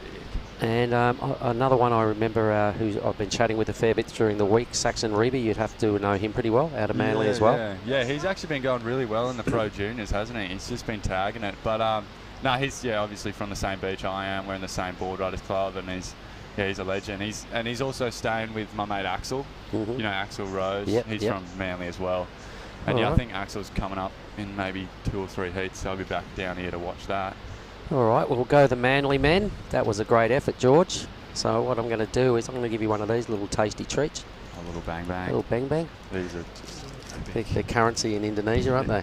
I can't count how many I've had of these. Well, you got another one, and that's a freebie. So I'm going to shake your hand, George, and say thanks for the entertainment. Keep up the good work. Really like your form. Thanks, mate. Nice to meet you. Okay, thank you, George. Cheers, mate.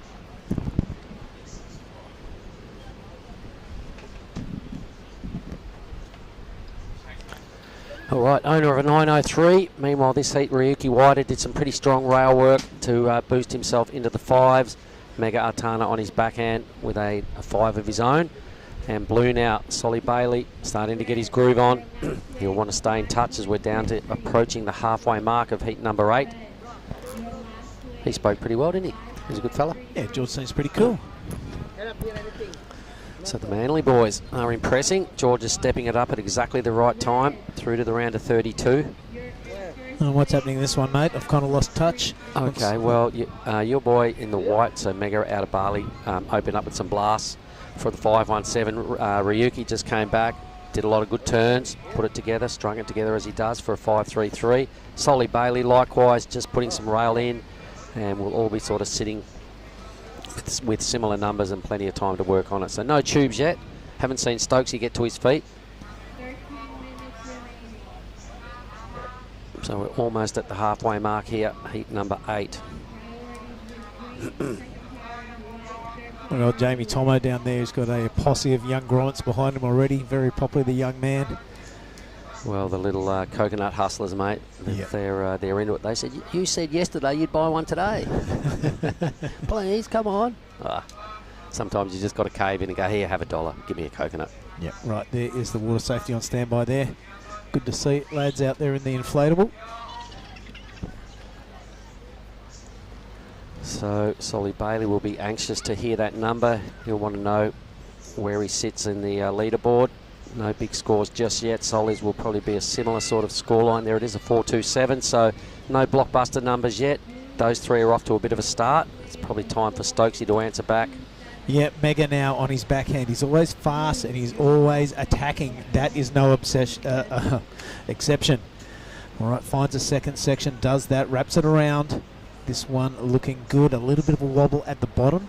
So nothing is going to replicate that massive attack he had yesterday, but pretty handy. Yep, Stokesy now springs into life, ripping straight into another vertical hit. So two big monster hacks. Again, now out on the shoulder. So what an answer back. It took him a while to get his feet on the wax, but he definitely made it count. Job well done, Taj Stokes. So the flags, mate, have started to ruffle a little bit more out of the non-preferred direction.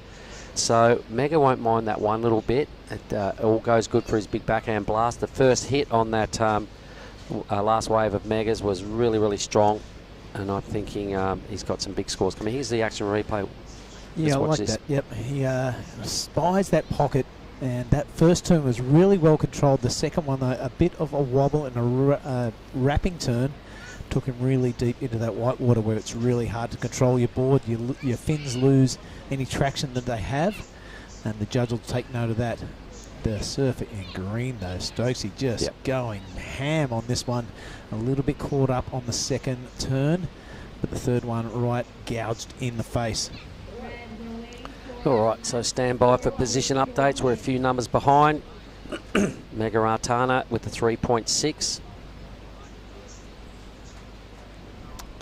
You can see Blue there. Solly is just wanting an update. Needs to know exactly what's going on. We're down to about 10 minutes. Got some important decisions to make shortly.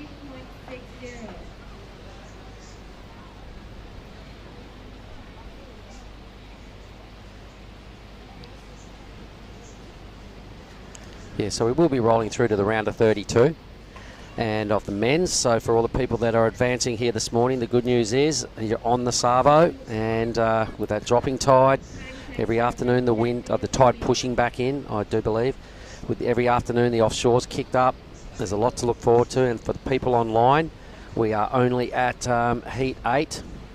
So we've got 8 more of these heats to go, then another 8 heats to roll through.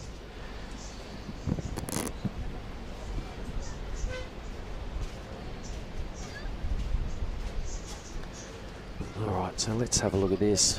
Time to answer back now for Ryuki. He's sat there for some time. A 5-3-3, he'll want to get tubed. That's where the big points have been coming from today. He goes Stokesy again, staying busy. This is a bigger wave. Jams it on the heel side again. Boom, big crunch in the pocket. Really needed to ride out. His first wave was only a 3-6-3, so the judges not rewarding the little bobble on that wave. A big barrel here for Red. Where is he? He's still there, ladies and gentlemen. My goodness.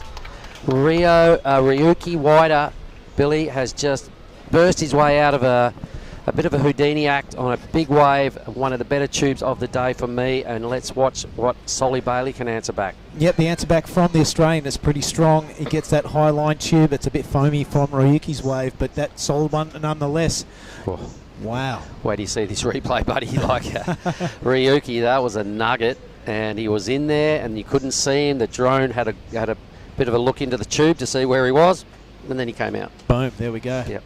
Exciting news. True Styling's going to join us after this. Yeah, here it is again. Look at this. Look at the size of this wave, everybody. Look how thick it is. Yep. That is a proper Lagundri Bay barrel. He's just like, what just happened? That's going to rival the tube of the day. Oh, I think it's going to do it over. That's not a bad one either. Geez, we're getting fussy. Any given day, you'd be calling Solly Bailey just a BOG. That was a good tube and a nice turn at all of his own. But Ryuki sat there for a long time. He did some rail work on his first wave and went, you know what? No, the judges, they want to see him in a barrel. And boy, oh boy, did he find a ripper. Boy, yeah, you hit it right on the head there, Mark. Will it rival that 9.50? It ponks it out of the ballpark at 9.63. Ryuki Rider. It was thick, it was long, and it was critical. And probably more important, it was a really clean exit, so he would have had to take that real high line, come out of that thing, and absolutely read it perfectly. Yeah, it was a tough exit, mate, because I did see it from the drone angle, and he did a really good job to bust out of that. And you could just see how stoked he was. Speaking of stoked, not a lot going on there for Taj at the moment. He still needs a 6.81. Guys is trying to track down Solly Bailey, who I think has the 6.17 for his last wave. So the stage is well set. Red is off to a dynamic lead. It's all about these guys trying to track down this all-important second spot. Here's the goofy footer. Top priority holder, Magaratana. He's going to stick with that attack for the turns. Does a beautiful job with the second one, with the first one, but besides that is it. He's out of there. Mega is on the hoof again. He'll be joining the lads in less than, say, 10 seconds. But this is Stokesy now. He needs a tube, he needs a score, and he needs a big tube. He's not going to come out of that one, Mark. No, a bit too much of the white frothy stuff there. This afternoon, though, when the flags turn around the other way, all those sort of waves are going to be totally just open all the way to the channel. So there are some moments where sections are dropping. Stokesy really needed a number right there to get himself back in the hunt. Solly Bailey won't be too happy with packing a 4.27 in his scoreline. Ryuki can sit on his laurels for a little while and just have one more shot at getting rid of the 5.33.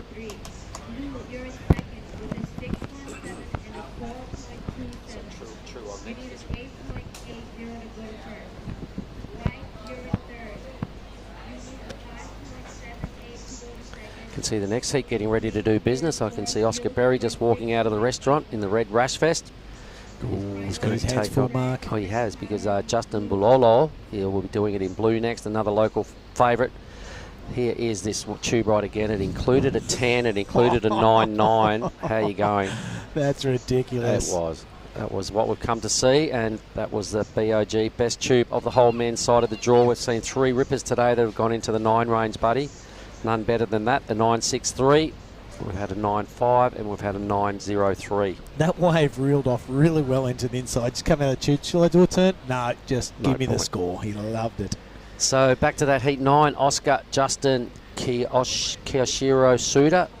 Now he got a pretty amazing tube of his own yesterday. I think a 9-point ride on his backhand. Yep. And Tenchi Iwami in green coming up next, heat 9.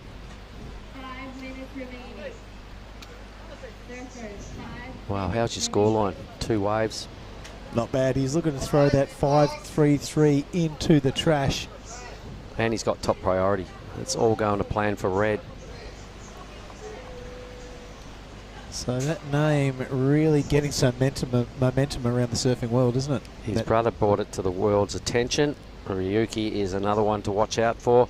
It's no fluke that he's in this position of leading a heat like this, which we looked at on paper and gone, my goodness. And he's also got priority at the perfect time. So the first 20 minutes has gone absolutely to plan for young Ryuki Waida.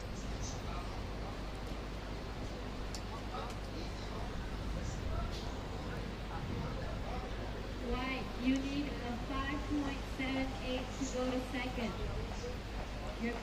Yeah, True Starling's going to come and help us out in here shortly. We're going to be losing a few of our staff members. We've got Mardo Joy surfing in Heat 10, our main beach announcer. We've got Oni Anwar, another one in the booth and the beach comm duties. He's in Heat 12. And we've got Tippy Jabrick coming up in Heat 13. So True's put a hand up and said, yeah, you need a hand. Good on her. Good on her.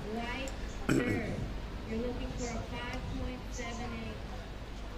And green fourth, looking for a 6.81.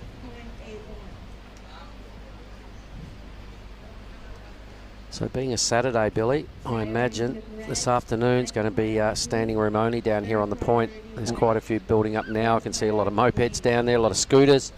Saw a handful of police come in for the mandatory free cup of coffee. You know what I did see? I saw young Elliot, Elliot Parada-Reid. Parada-Reid, yep, walking down, kind of a bit sleepy this morning with his board under his arm, looking at his feet. And there was someone in front of me, looked up, and there was a line of like 10 fully armed up, those guys, the black tactical response guys. Oh. Like he almost had a little conniption there, and walked around them, and he was looking around like, I hope no one saw that. I totally saw it, Elliot Sapia. If you're listening, you were sprung, and it was absolutely hilarious. He laughed his head off all the way down the beach. Spooked himself. All right. Solly Bailey holding on to a slender lead here. Here we are, everybody, on Mark Clift. Billy Hangan, good to be here. I hope you're enjoying the broadcast wherever you're watching around the world. It is banging out there at Lagundri Bay, Nias. We're having a great morning. We've seen some massive tubes, none better than the 9.63 by Ryuki Waida. And the good news is we're at Heat 8, which means finish this round, do 8 heats of the round of 32, 16 more heats of men's action coming at you. Probably put us to finishing about an hour after dark, but we're going to roll with it and get this done because it is game on out in front. Double thumbs up. What a day. Yeah, fantastic. It's what we came here for, and it is worth the transit. It was a massive one from Crewy. All the crew, all the surfers kind of on 2 planes. It is a bit of a drag, but this is the just rewards for the huge effort. We're in the south of Nias Island. Huey is delivering, and also the surfers are stepping up, I've got to say. Well, these guys have waited 3.5 days for this, their opportunity. A lot of them would have got here on the Sunday as well. It was quite funny. None of our boards arrived until the day after. Mm-hmm. So there was about 200 professional surfers here. And nobody had boards, so there was a lot of rentals going out there in the lineup. There were some bizarre things. The yellow foamy got heavily utilised. The 5-finner that Sarati was loving was out there non-stop. It was pretty funny. So everybody then got their boards. The free surfing session started in earnest, and they were all just champing at the bit to bring the Rash Fest on and the priority system. Yeah, the priority system is a big one because it was pretty brutal out there during the free surfs. This is Ryuki now. Just plying his trade, chucking everything at it. Why not? He's got a couple of keeper scores. Yep. So Solly picks up top priority. Only 40 seconds. A job well done here for Sol Bailey because I imagine he's just got to fend off these other two and take a wave if one comes. He won't even be fussed if one doesn't. A 6.17 and a 4.27 for Solly. Plenty of work remaining in the tank there in the round of 32, which will be surfed this afternoon. He'll be pretty happy with that. Yep. So he lets green off the radar. Stokes, he needs a 6.81. White's also having a look. Here goes Taj Stokes with 10 minutes.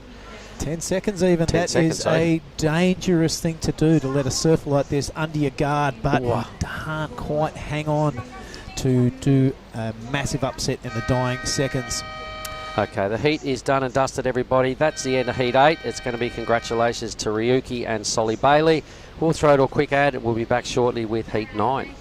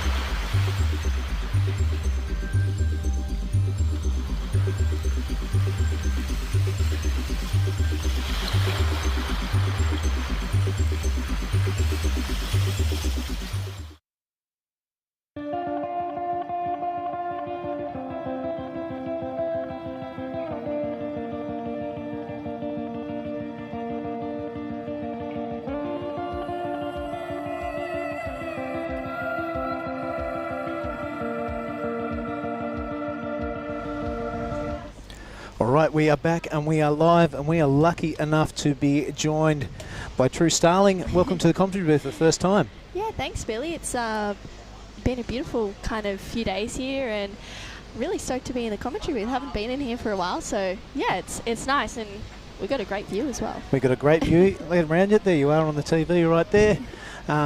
There's the box of Bang Bangs. We give them out after, and there's the list of names. Why don't you run us through the heat in the water right now? Yeah, we've got Oscar Berry in the red, Justin Bulolo in the white, Kiyoshiro Suda. Justin's in the blue, Kiyoshiro Suda's in the white, and Tenchi Iwami's in the green, which is going to be a really great heat. Oscar's been ripping. He's from Australia. I haven't seen too much of the other three surfers, but from the conditions and what it looks like today, it seems like there's already been a couple of really great heats so far. Oh my goodness, that last one.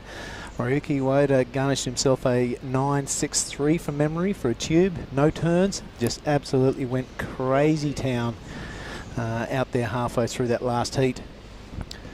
But we are in heat number 9 of 64. For those who are watching around the world, you're not having double vision. This is Jessie's sister, True, out of North Narrabeen as well. Yes. Yep, that's your Board Riders Club. Yep, that's our Board Riders Club. Yeah, just Right through on. and through. We don't live around those parts anymore. We've moved up the coast, but yeah, still very loyal to the club and the members there as well. Yeah, nice one. Good to see the hog here, isn't it? Yeah, he's. I feel like he's the unofficial mentor of a lot of the Australian junior surfers, especially here. He just has so much knowledge, and he's just so excited to be kind of imparting that on everyone as well. So he's such a great human, and to see him competing still is pretty awesome. Yeah, his energy is contagious around the contest site. Super stoked to see him here. One of my favourite goofy footers of all time. And he's a really good communicator. You've got to give him that. All right, Tenchi just off to a bit of a slow start at 1.67. Not much in this very early stages. 21 and 30 remaining. Now, someone's birthday today. Yeah, it's my little sister's birthday today. She's Right on. 20. Yep. So, yeah, she's actually been a little bit crook for the last few days, so she's feeling a lot better today, which is good. Perfect timing for her birthday. So we shared some pancakes this morning, and yeah. Well, that's she's good. happy. And what a place to spend your 20th birthday, right here at Nias, when it's starting to bang on in. Yeah, pretty amazing. It's her first birthday away from home, so. Oh, that's cool. Yeah, just the two of us and a couple of friends celebrating it. Well, you've got about 200 friends here now, all the competitors and staff. Make sure you bring it down here tonight, because we always get a cake out. But beware, it usually ends up on your face. Yes. Which is the Indonesian tradition. I do like the Balinese tradition where it's eggs on your head. Oh gosh. But we're not in Bali now, so she might not be happy with that one. No, so we're pretty safe from that. And you look at the monitor, and it looks like the horizon is disappearing for those surfers, and that could mean a little bit of scoring potential. Did you hear the waves breaking on the reef last night? Did it wake you up? I did hear it breaking on the reef. It probably sent me into a deeper sleep, to be honest. It didn't wake me up. I love the sound of waves breaking or rain, so it was actually perfect timing. So yeah, I was pretty happy with that. Okay, this is Suda now on his backhand. Grabs that rail because it's quite powerful out there and still a little bit bumpy. Good looking style though, True. Really wraps it around. He might stick with this to the inside. If you are going to go turns, you really want to rack up some really critical ones, and a whole lot of them, because I tell you what, it is the tube rides that have been scoring.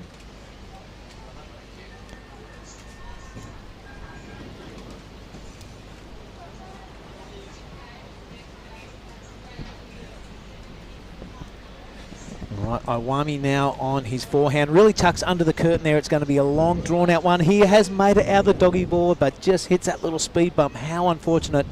That would have been a pretty good scoring tube. Nowhere as near the score that the young man sitting next to me has garnished in the last heat. Well, just was Oscar Berry here. He's pulling out, but now is a perfect opportunity to say, shake that hand, Ryuki Ueda. Hey, how was that 9.63 for you? Yeah, like, I didn't expect that waves coming, so like in the first, I was like waiting for the big set, but like I feel it's not coming. I just catch the medium one, then after like go back out again, like I had a priority and so lucky to get like that perfect wave. Oh, perfect. I loved it. I tell you, our whole crowd here on the beach was cheering. I'm sure everyone around the world was scratching their head in disbelief of how you got out of that thing.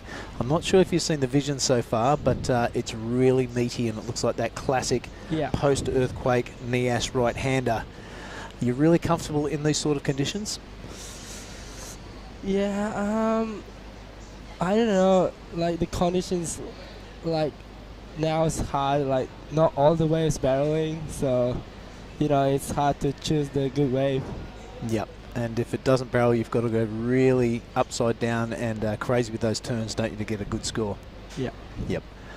Now, I know from first-hand experience that you love a backhand tube at deserts. One of your favourite waves? I more like the backside tubes, like desert point. Yeah. Yeah, I know that from first-hand experience because 2020, I was out there with Hamish Humphreys. Yeah. Not sure you remember, and I was lined up perfectly. The only one on the shoulder was you. And it was barreling, and I thought, come on, Ricky, give me one. You pulled off, you left me have this tube, and I totally scored through. So I want to say thank you. Thanks for not dropping in, bro. That was a good session, though. Not many people around in 2020. Yeah. We kind of hit Desert Point a lot, didn't we? Now, you are through to the next round. Are you eyeing off to win this whole competition? Sorry? Is your goal to win this whole competition? Yeah, I want to win this event, like with the perfect wave, you know. Yep. Yeah. And from here, is your goal to make the Challenger Series? Yeah, I want to be a Challenger Series. Yep. And you think you want to catch your brother and overtake him? Is there a little competition between you two? Yeah, I want to try to beat him. You know what I want to see in a year or two, or maybe sooner? Waida versus Waida heat. Have you ever surfed against your brother in a contest? Yeah, we like 3 times in the same heat, but like I always lost with him. Oh well, I tell you what, it doesn't matter because you can catch up to him like this. Yeah. I'm not sure if you've heard of a guy called Dean Morrison, Mick Fanning, or Joel Parkinson. Yeah. When they were really young, Dingo would win everything, and the other guys just concentrated. They stuck with it, and you know how history has unfolded there. So keep working hard. We are super impressed with your surfing ability, and I'm going to shake your hand once more, and then I'm going to put one of these in it. A bang bang. Thank you so much. Okay, Ricky Wider, thanks for joining us, brother, and best of luck for the rest of the contest. Thank you. All right, what a pleasure that was to speak to that last heat winner, none other than Riku Waida. I think we've just missed a big local lad getting into a tube. It looks like Justin Balulo has got himself a 5.05. If we look at Oscar Berry, is super deep on that. I don't think he's coming out as really racing down towards the channel. But the local lad is out in the lead. Yeah, I feel like a lot of the locals out here seem to have that real expert knowledge. They've just been really picking the best waves out there and just finding, you know, the right kind of timing as well. I feel like yesterday a lot of the heats, it looked really hard to time and people were almost going too far ahead. They were rushing it and just timing it not so great. So I think, yeah, the locals just have that little bit of extra edge. Well, you're exactly right. It was a bit of a tough day for him yesterday and the day before. It wasn't tubing. It came down to a lot of wave selection, a lot of turns. But the lads who have got through, they've really delivered this morning. Yeah, they definitely have. We've seen some huge scores, and I reckon we'll definitely be seeing some more huge scores come through for the rest of the afternoon. You bet. Oh.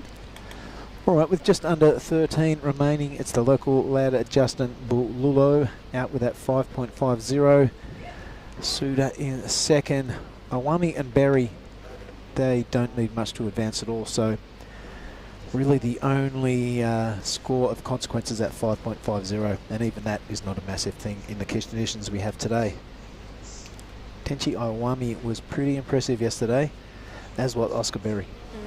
Really, really aggressive attack on that young Australian.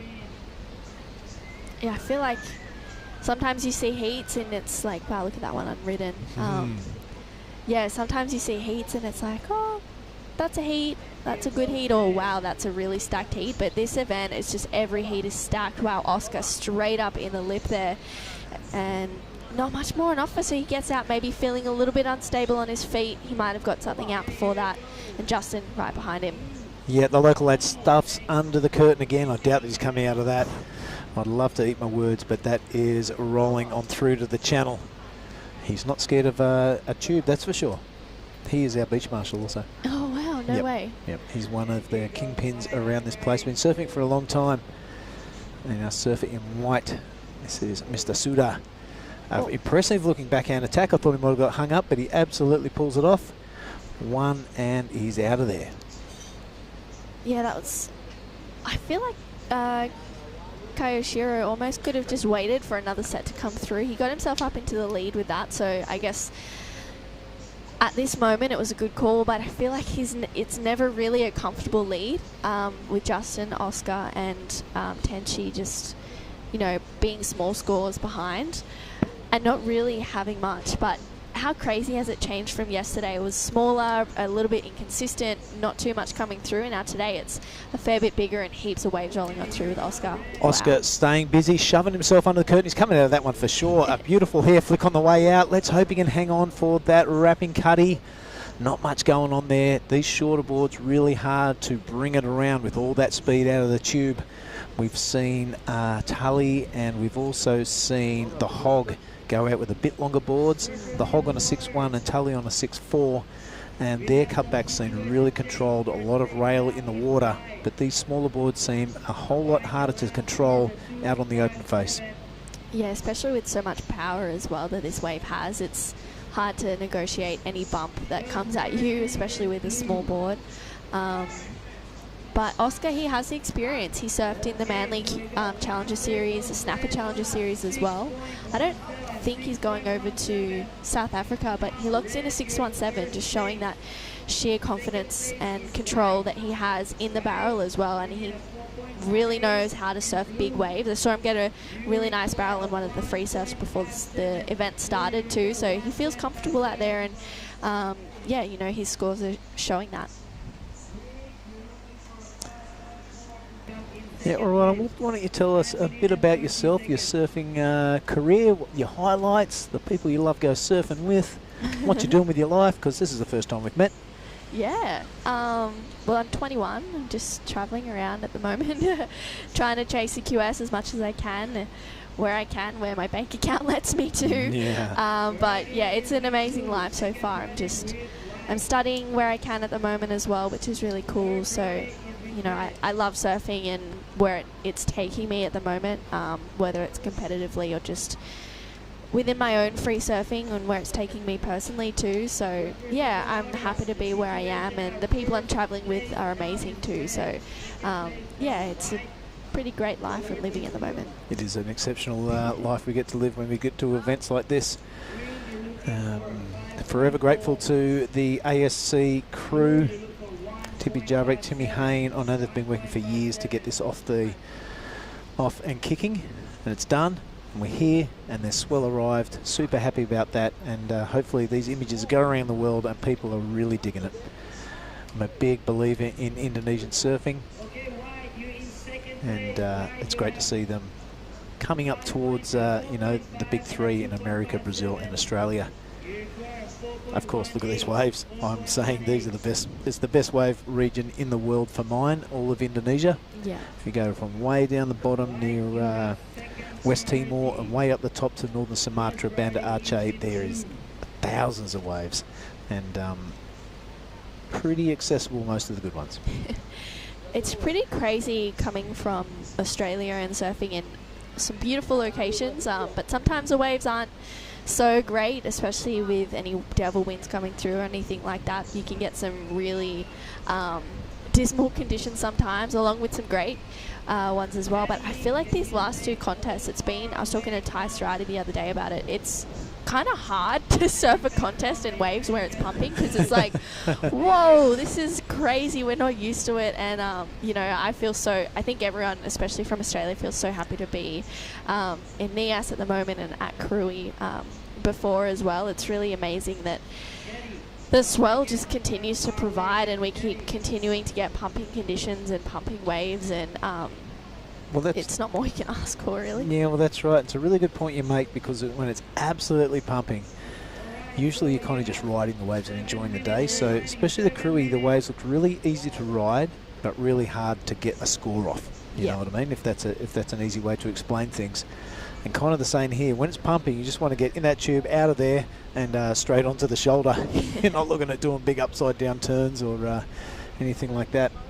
Yeah, it seems as though the judges have had to adjust their criteria from yesterday to today. It's bigger, it's more hollow, there's definitely more tube time, so maybe that's part of their criteria today, to have a look at those that time in the tube. Yep, this is the local boy Justin. He's done this a million times, comes out clean as a whistle.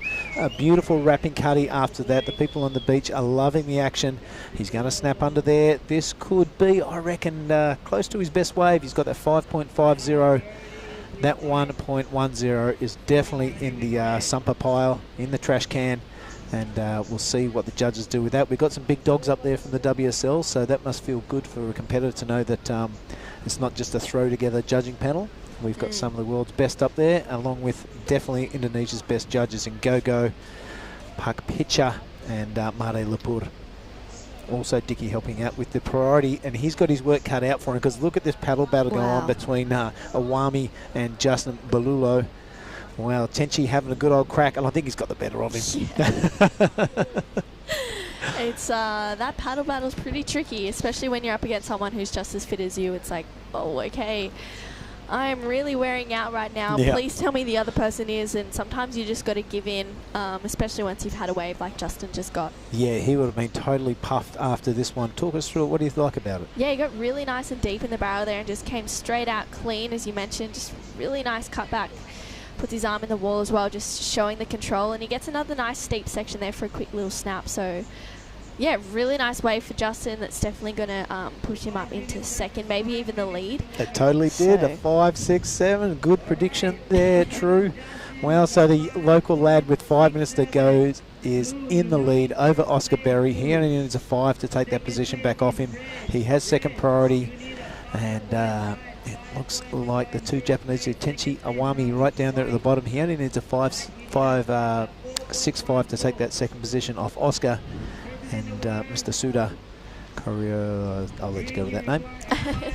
He doesn't need much either, 4.18. Still a really tight heat. If I was Oscar, you wouldn't be feeling safe. No way. He does have second priority, which is a good sign for him, but the surfer in white, Kaio Shiro, he has first priority, so he can choose any wave that he wants, and only needing a 4.18, it's going to put a little bit more pressure onto Oscar to really back that 2.5 up nice and quickly. And there's more action, there's more sets coming, but look at the boys, they are on the paddle, making their way over top of that one. That was a set wave yesterday, True. People would have been scratching over that and fighting over it, but now they're just letting it roll on through. I feel like that was a freak set wave yesterday.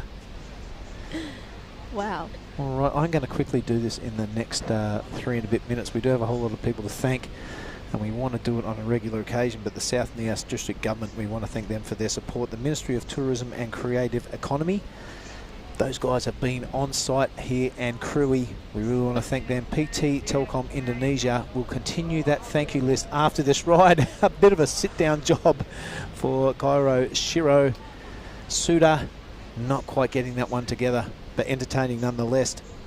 The Nias Borderers, we want to thank them, and we want to thank Oscar Berry because he is under the lip and travelling. That's a really good looking tube. Wow, you think that was a replay of his first one, but wow, that was a good thing to have with 3 minutes left in this heat. Oscar Berry might be making a jump for that first position, True. Yeah, I dare say you're right with that one, Oscar. He's just really in tune with it out there. He's able to just negotiate any section that comes at him. just free falls down there, fully disappears, coming out.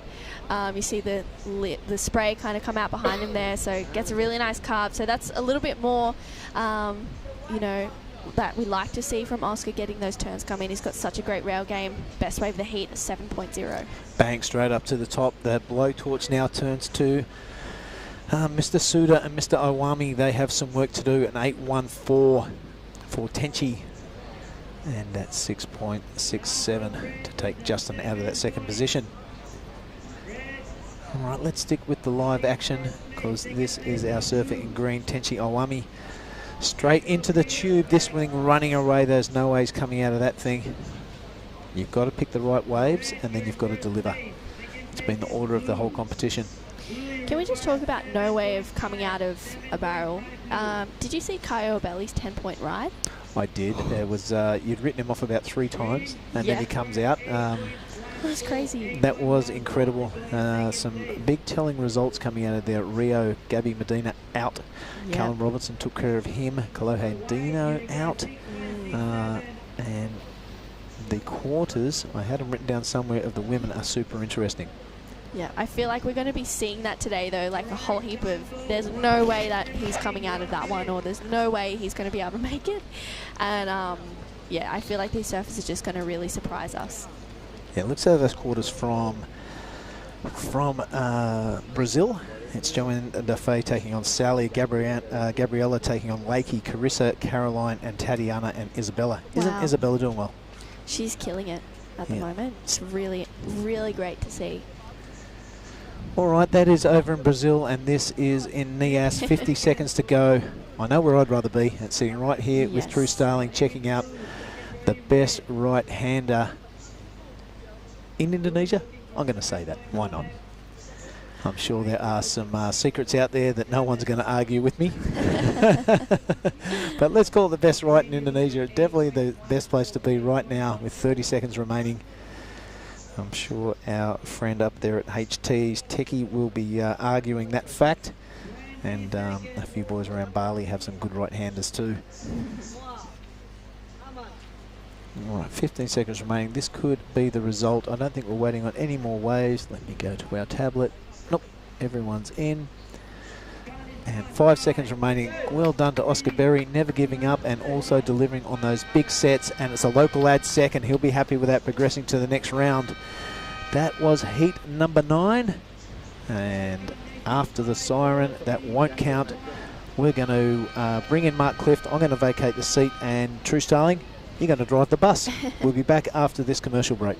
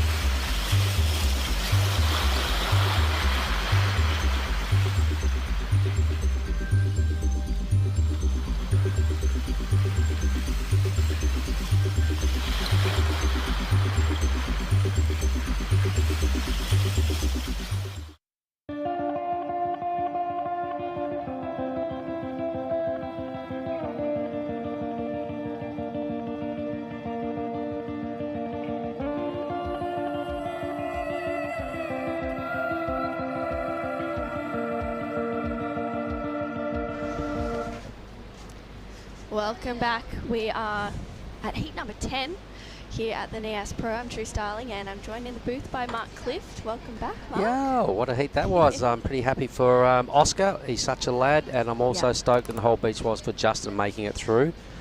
We're at heat 10, everybody. We have our beach commentator out there in the red. His name is Made Joy Satriawan. We have Alistair Regginato in blue out of Australia. Rodrigo Saldana from Brazil in white, and Hinata Aizawa, a burly boy there, in green. So another solid matchup on paper, True. Yeah, really solid matchup. I think each heat throughout this whole round has been really solid. Yeah, both. It's great to see we've got a couple of Aussies still in the draw as well. I think a few got knocked out earlier in the round, so hopefully we'll fly the flag, continue on through. Both Alistair and Hinata have been ripping out in the free serve, so hopefully they can turn that into their heats as well.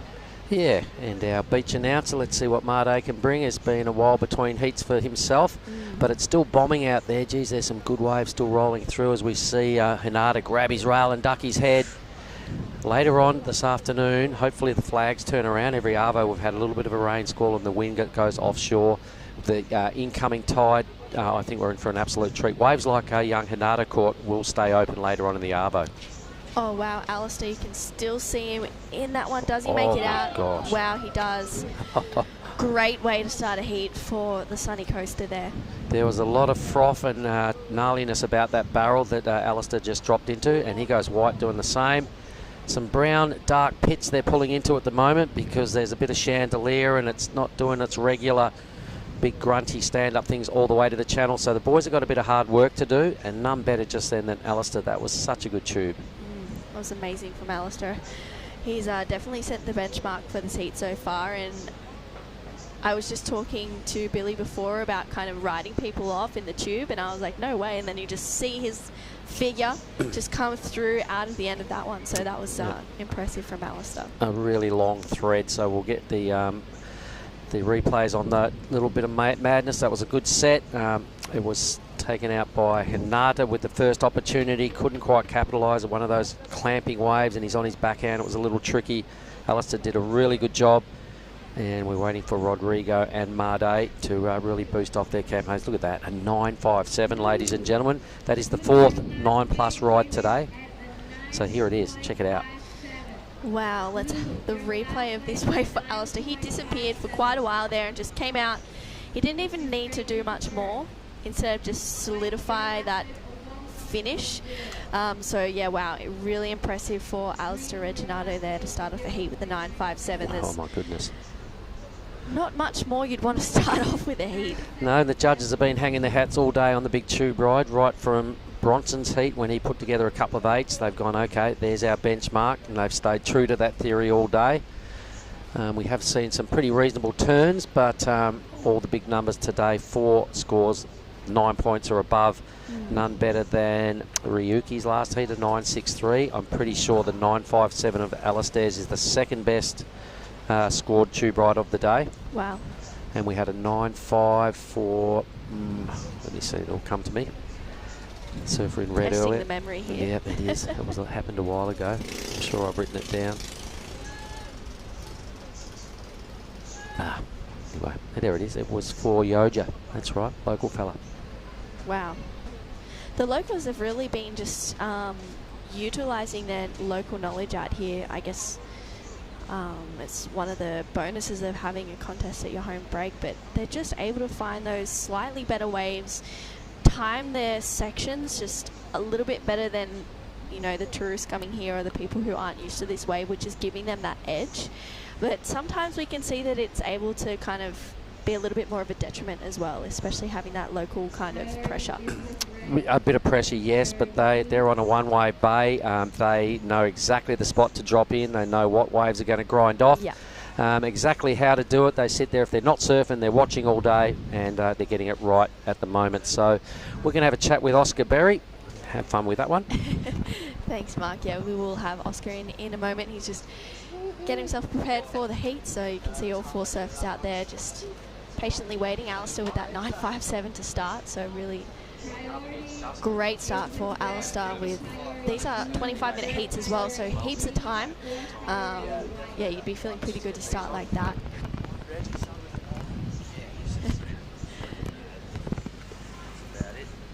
Oscar, beautiful. Welcome. Thank you. Congratulations. Oh, that was a hectic heat.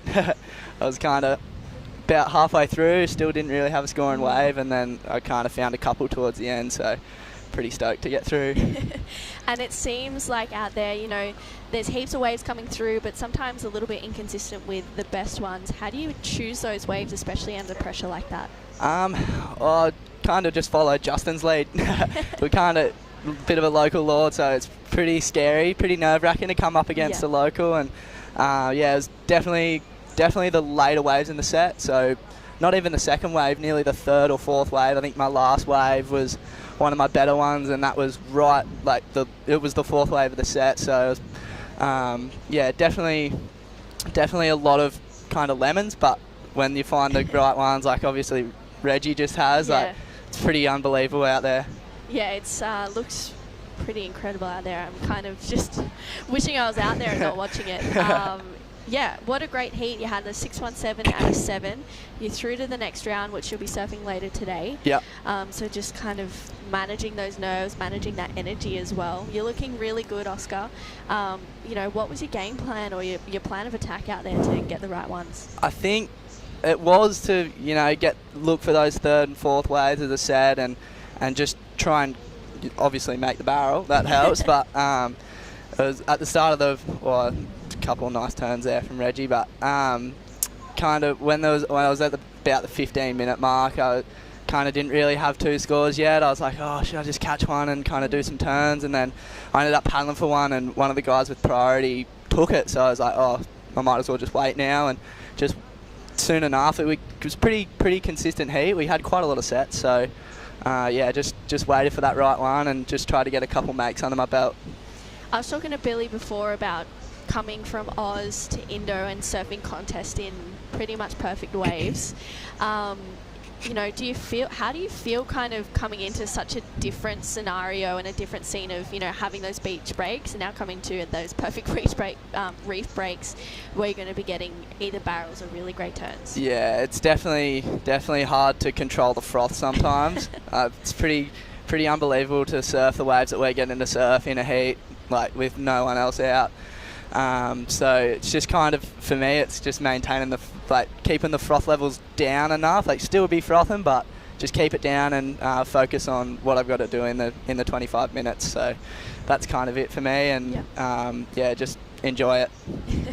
Well, I hope you focus on the task at hand in your next heat. But firstly, would you like to say hi to anyone back at home?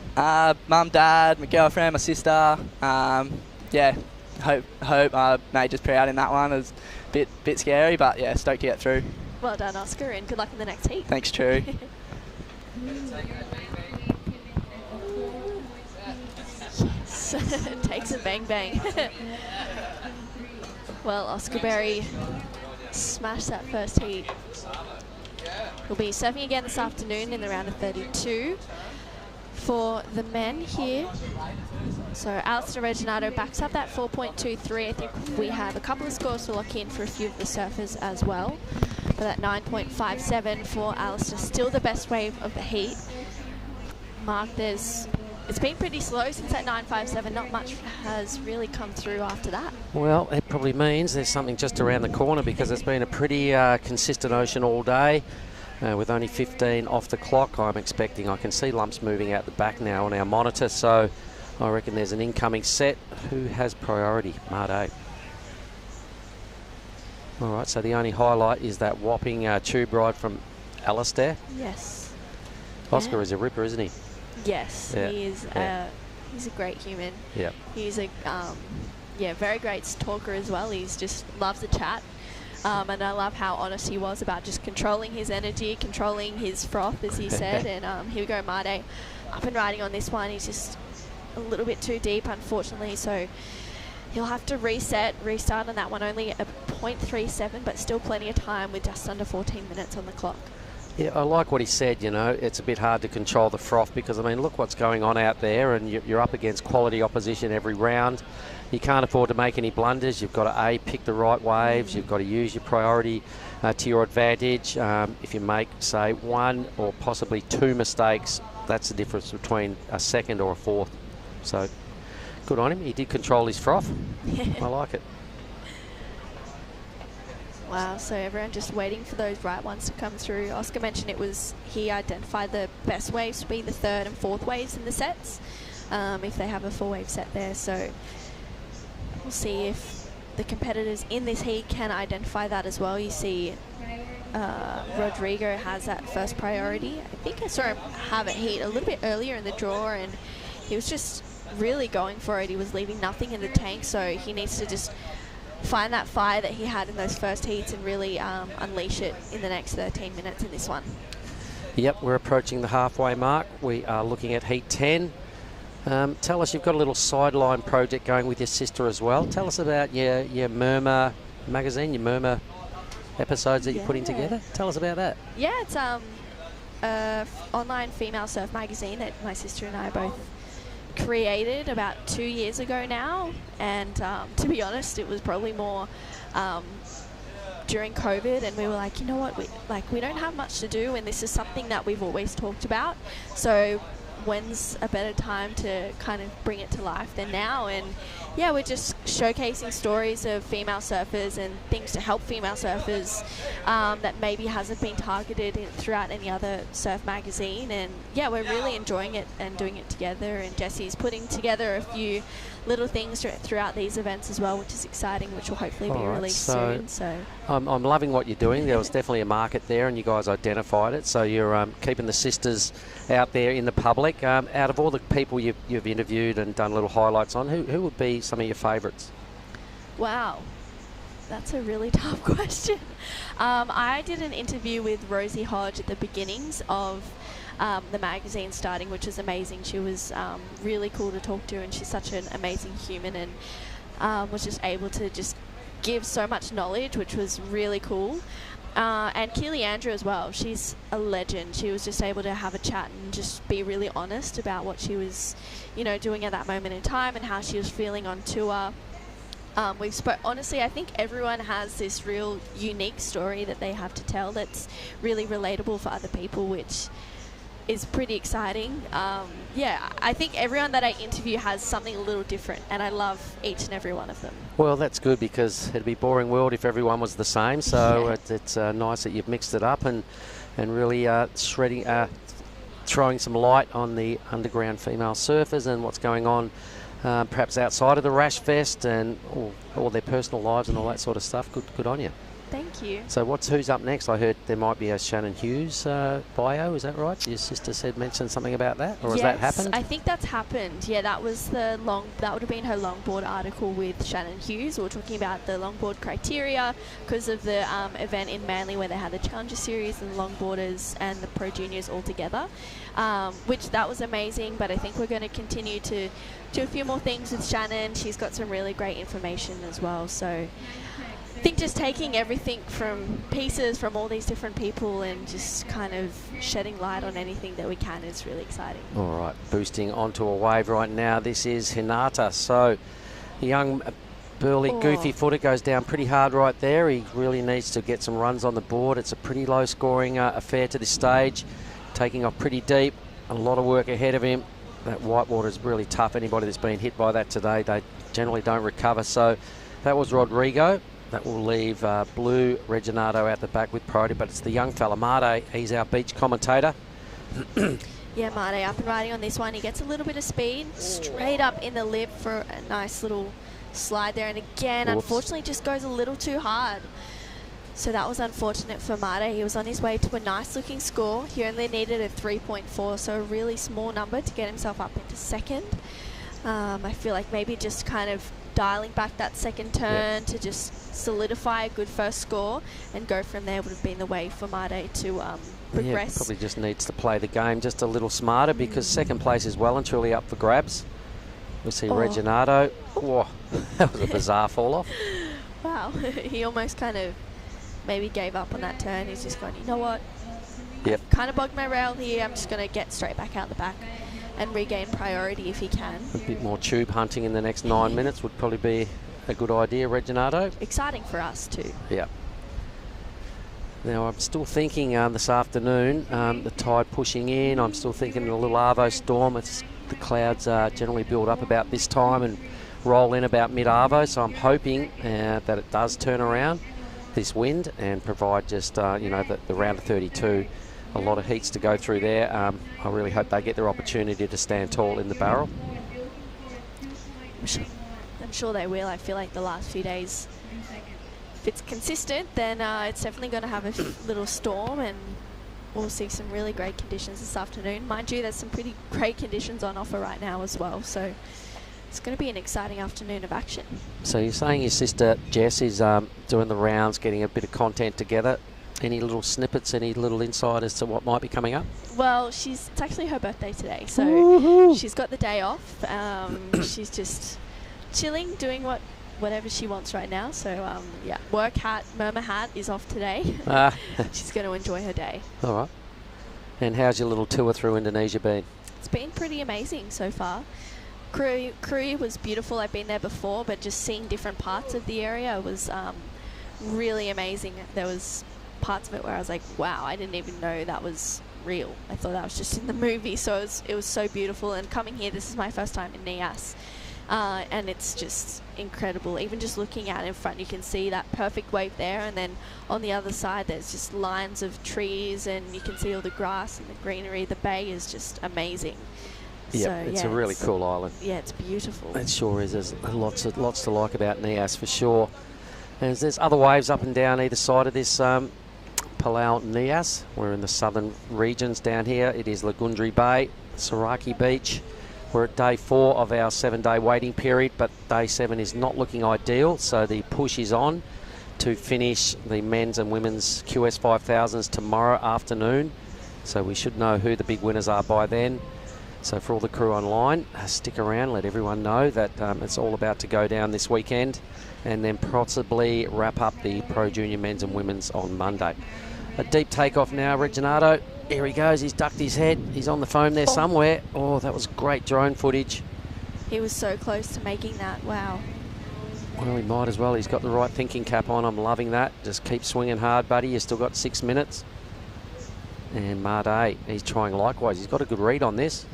Oh! I think he might have had an eye on blue as well, because they got pretty close. May have just taken a bit of his concentration and dropped a little low, got clipped by the whitewash, and it was over and out. Look at this thing now for Hinata. Yeah, Hinata just holding that bottom turn really nicely, straight up in the lip here, as he brings it around a little bit of a fatter section for Hinata, so he'll kick straight back out. I'm sure the caddies will be going, get back out there, one more wave, better that one, which he will do. It's kind of weird surfing and having caddies in there and getting, like, after each wave a bit of a lowdown of the heat and what's going on and what you could do better. It's like, whoa, okay. Well, and just that encouragement as well. I can see Hedgie there in the black outfit in the background with the cap and the long sleeve rashi. He's in Hinata's corner. Somebody has done a leg rope here, so the caddies might have to stay on guard. No, it's a board. Yep, okay, somebody snapped the board. It looks like maybe Made? It could be. So I wonder if Made's got a spare sled in the lineup.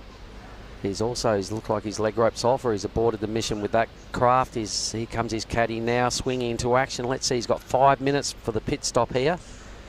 He's sitting in third. He doesn't need much. Look, a low 3. Geez, he'll be really anxious here to turn this around, get straight back out. Let's see where he's positioned. Wow. All right, so there's a bit of work to do from that zone. There's a fair bit of paddling. He's going to have to go wide just to get out of the current.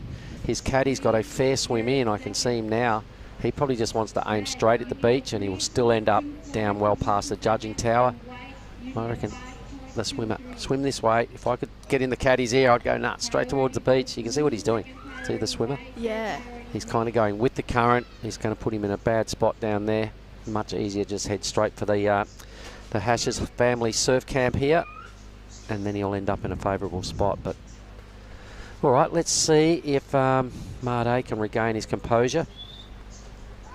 Yeah, that was a shame, because that was a really nice looking wave for Made, and if he had to come out, he would have definitely got himself up into second and made it a lot harder for Hinata and Rodrigo, who's had a really quiet heat for Rodrigo, only a 1.1 and a 0.7, and there we go, the caddy, he's just taking that board. So picking up the debris, that's what he was doing. All right, so now he heads straight towards the beach. Good idea.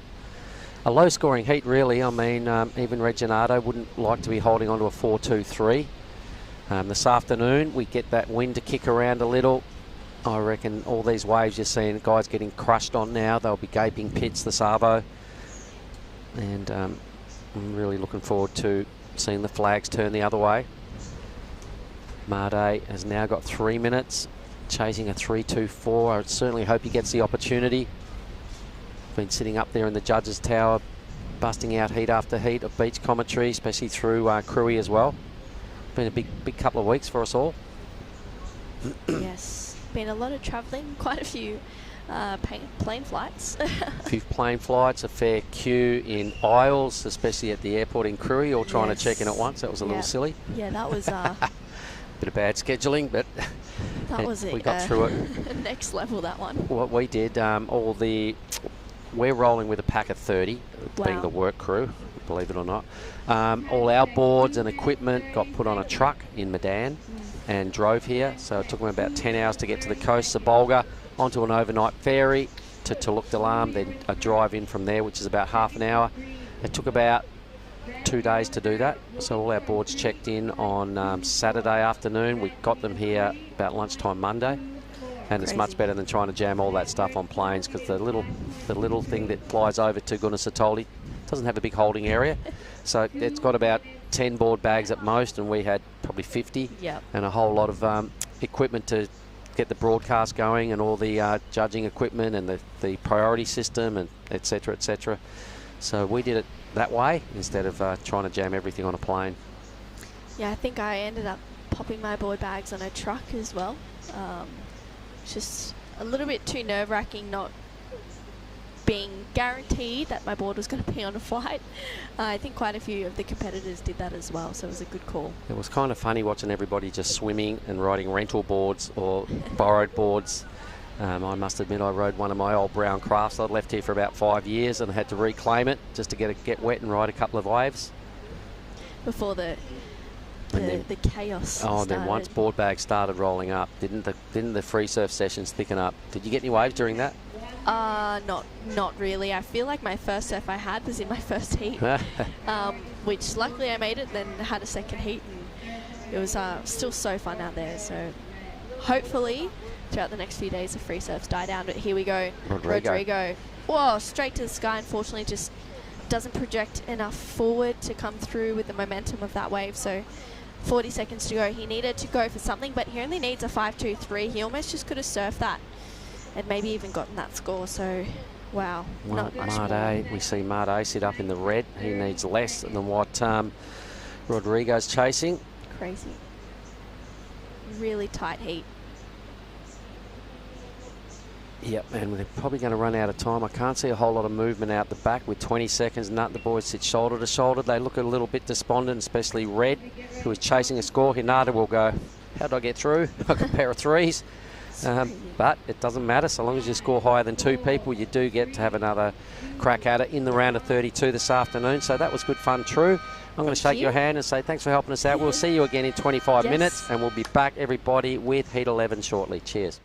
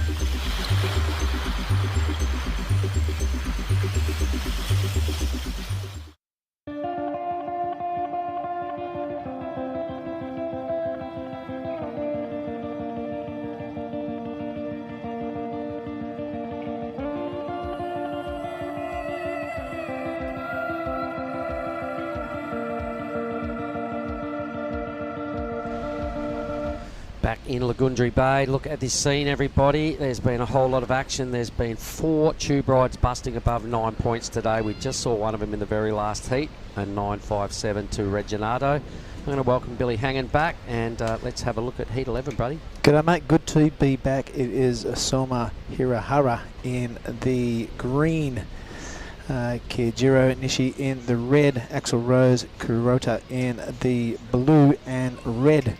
It is, in red it is Kijiro Nishi.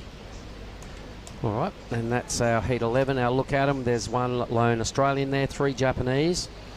Japanese have been accounting themselves very well throughout the draw. I saw an amazing tube ride yesterday by the man in blue, Suda.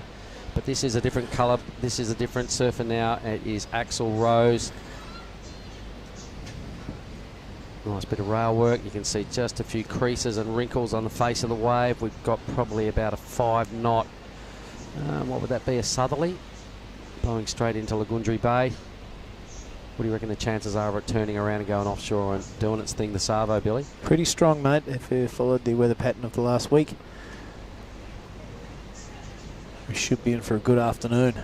Get as many heats as we've done, I reckon. Well, the good news for everyone online, yep, we're rolling straight into the round of 32. We're at heat 11 now, so we have Oni Anwar and Reef Hazelwood, Jordan Marie, Oscar Salt coming up next. 4 more of those to roll out through the lunchtime, and boosting into the round of 32 to finish off with 8 high-powered heats. Wow. 5-point ride for Axel.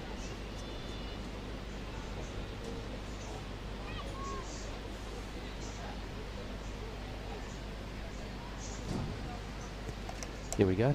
Returning after the night and the morning out there having a fish. Solo, as always. I wonder if he knows what that thing buzzing around his head is. Big mozzie. What are those guys doing over there in coloured rash vest? Fantastic. What a scene. What a great Happens scene all there. the time, every day, day in, day out. So thanks very much, Ryan. Just giving us a good look at the bay and the traditional stuff that goes on around here. Meanwhile, green dropping into this thing. Yeah, our surfer from Japan goes high into that lip but can't handle the descent. Goes down on his face. Alistair Reginato will head this way. Hinata Ozawa got through that heat with a couple of low scores, but a progression is a progression, doesn't matter how it happens.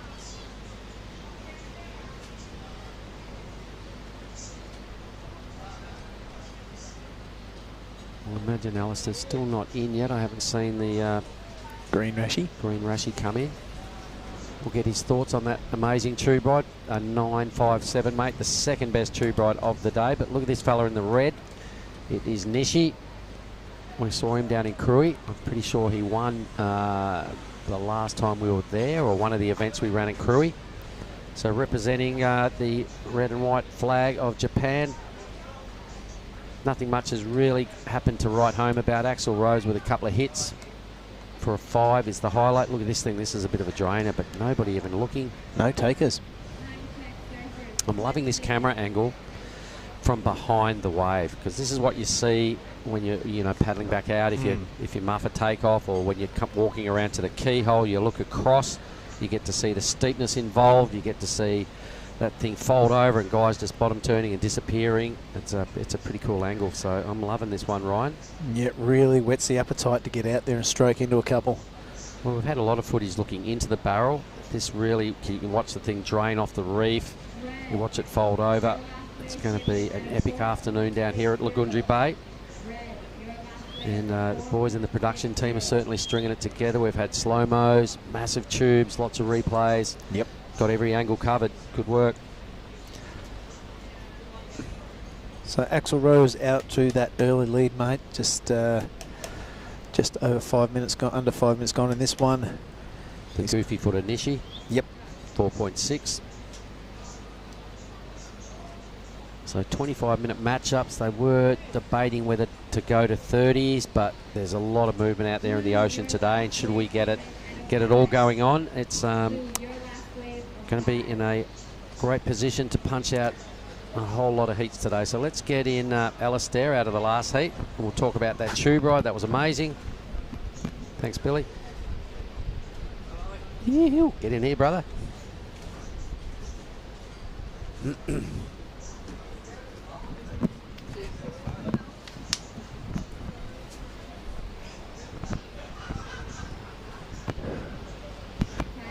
Okay, Alistair, I'll just put that a little closer if you don't mind. I'm going to shake your hand. What a well-served heat. That was a nice heat. It was a nice heat. It was a freaking second best barrel of the whole event, buddy. Yeah, that's pretty nice. Good way to start the event. 9.57. So that happened within about, I don't know, what, the first couple of minutes of the heat? Yeah, it was my first wave. Yeah, I think it was, yeah, pretty early. Man, that wave to me, there was a lot of travel time. It looked really hard to get out of that. Tell us about it. Yeah, it was. It was pretty, it was really chandelier-y, so couldn't see, like, to the end of the barrel, but I could tell it was going to stay open from the start because it was a pretty round one at the top. So just had to keep going and hope that it let me in, and it did at the end. Well done, man. Well, listen, waves like that this afternoon. The good news is you're in the round of 32, so you get another crack at it today. Given the way the weather forecasts have been going in the afternoons, I reckon we're in for some offshores, a tide pushing back in.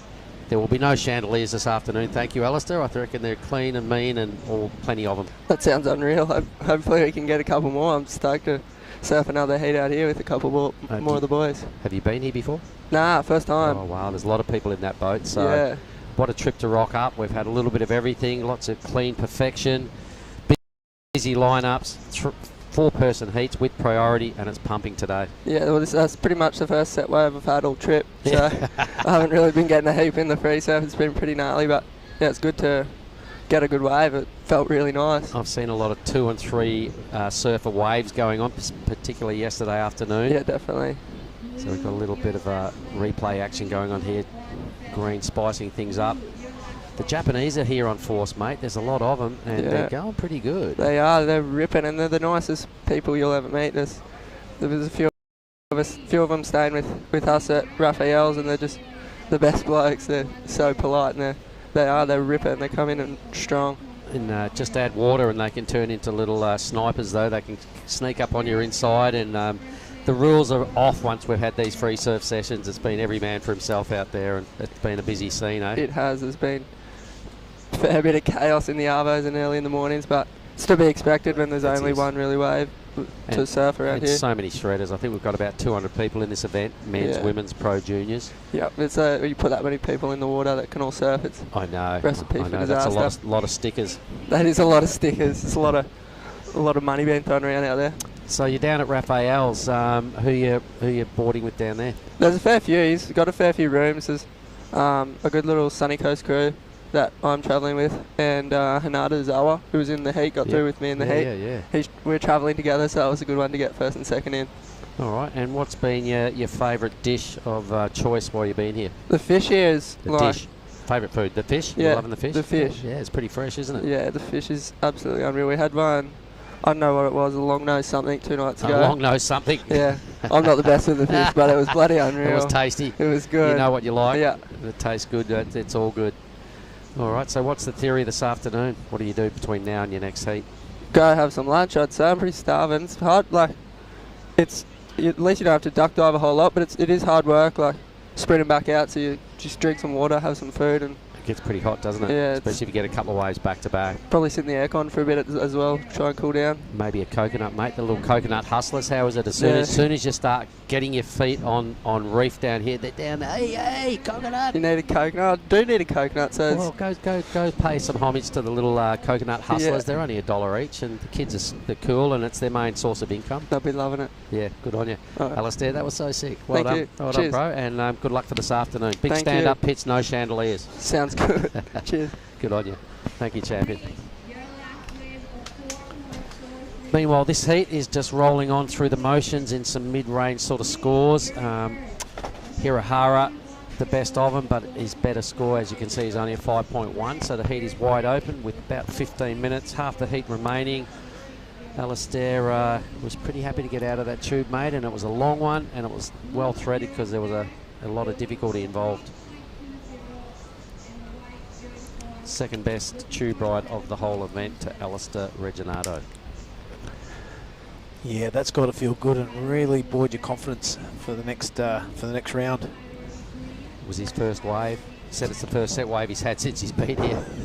You're kidding So me. it's fairly hectic out there trying to get sets, and the locals generally rule the roost when there's a 60 pack of little frothers out there, so he reckons that that's my first set wave. Wow. Well, looking at those scores, mate, they're all around the same mark. The top three there. You know what that means. It's wide open. Yep. If anyone's even Yahagi in fourth, he needs only a low 7. Got a pair of scores below 1 point, so the surfer in white's got a bit of work to do. Unfortunately for him, he's in fourth priority. Looks like all the scores are in. Soma Hirahara in the lead. Yeah, Manojo Yahagi had a really good heat yesterday. Remember, he come up trumps. Super cool guy to talk to. And so, yeah, any of these guys capable of taking out that first position. So the lone Australian up against 3 Japanese in this one, everybody. We're at around about the halfway mark. Let's have a look a little further ahead. Our fellow commentator, Oni Anwar, in Heat 12. Who's he got to deal with? He's got to deal with the big dogs, Reef Hazelwood, Geordie Marie, the ex-champ, and Oscar Salt. The salty one. So the South African, 2 Australians, and the Indonesian / Australian in Oni Anwar. Yep, let's go to 13, mate. Oh, the Earl of Jarvis, Jarvis Earl, Samson Coulter, Darcy Crump, Tippy Jabrick. Are you kidding me? What a lineup.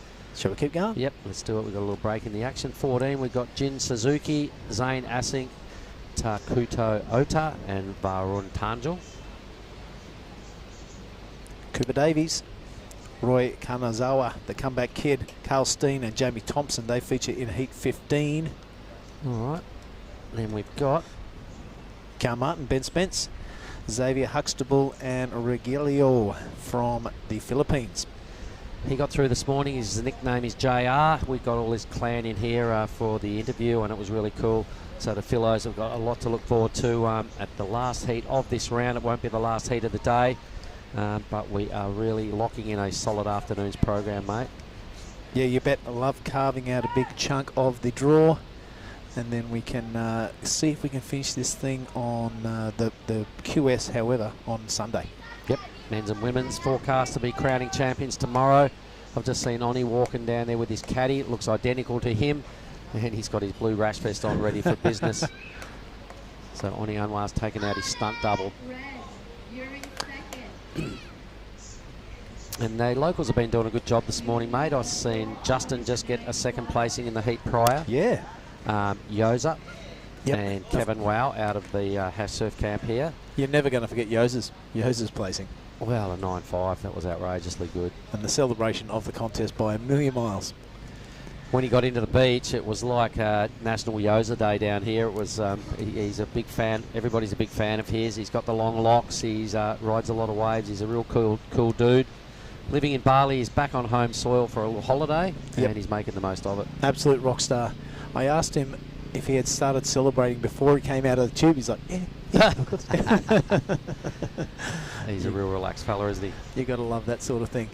Well, he took your advice, mate, and he was always checking the time, asking the beach announcer for that. So he's got a hold on this competition surfing, even in the duration of this Nias Pro. So Green now on his backhand, just smashing off a couple of moves. This is about, well, he was looking at his third hit, but he decides to bail out. So Hirahara trying to improve a 4.43. I'm pretty sure he did it. We'll just have a look at White now, tucking straight into a small frothy tube. But a tube's a tube. And out he goes. And a job well done there. He was sitting in 4th place, Yahagi, so that's definitely his best wave. He'll be happy with that decision. Yep, Nishi now on his backhand. That's a good blast. Bit of a medium-sized wave. As we were saying, that was the set wave yesterday. A little bit wobbly on the top of that one, but he's sticking with it, and why not? He only needs to get rid of that 3.60. We'll see if that series of turns does it for Nishi. Yeah, for sure he'll upgrade that total. So everybody's starting to answer back now. Axel Rose started with the very first wave of this matchup, mate. It was a 5. Since then, everybody's been chipping away in small increments. Here at Hara, I think will probably increase his lead. Here goes the action replays. This fella here was the winner down in Krui. I'm not sure whether it was last time or the time before, but he knows how to win QS events. Showing us what he can do on his backhand. Pretty well surfed wave. For sure, he will extend his position on second. Here goes the little barrel from Yahagi. That was pretty handy. Yep, on any other given day, you'd go, oh, how's the barrel I got? Today, it's like, yeah, well, it wasn't death-defying. No one was yelling. Yeah, I like the way he manufactured that, you know, drag the bit of finger painting on the face of the wave. Here he goes again. Let's see if he can duplicate that last wave. No, he's going to go to turns this time, and why not? It's a bit of a crumbly lip, but he can't quite keep the nose out of the face. All right, stand by for a little bit of movement on the leaderboard. The judges are just having a think about where all those scores drop. Axel Rose, the only one that held his priority and held his nerve out of all of that. The Japanese all got busy, so let's see where the leaderboard goes. At this stage, we have 2 Japanese in the lead. I'm pretty sure Nishi will improve his total. Yahagi definitely will, little barrel.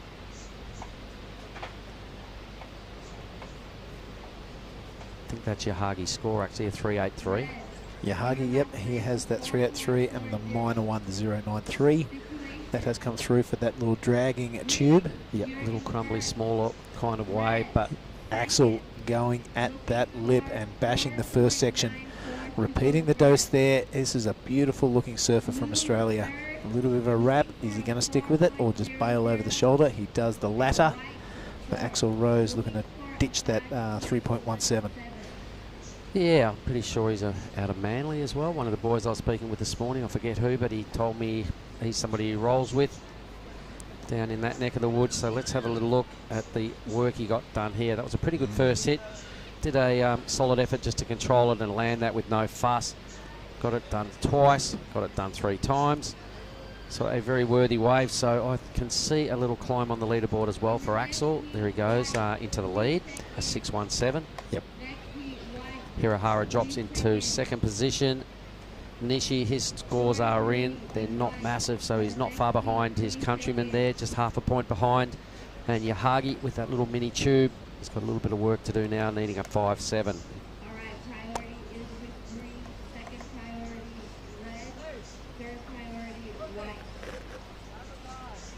You can see Geordie Marie checking in for the next heat. Pretty confident strut he's got on him, isn't it? Well, he's a defending champ. Yeah, why not? He's only got 6 minutes and 20 remaining, so... I really enjoyed the interview yesterday. It was really well spoken and no cliche answers. And I was saying to Jada today, you know what I love about everyone doing the interviews? I heard one kid say, yeah, I'm really stoked.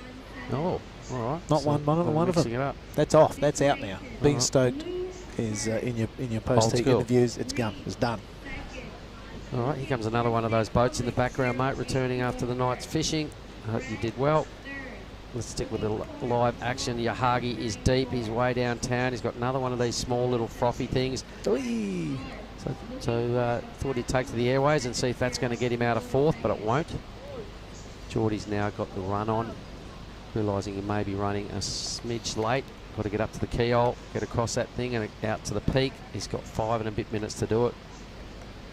You see those flags in the screen there, mate. They're kind of facing the wrong way. It's only a couple of knots. But we'd love those flags to do a 180 and point the other way.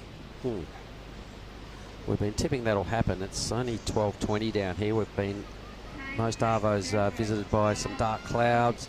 Generally drag along a good breeze with them. Sometimes a bit of rain.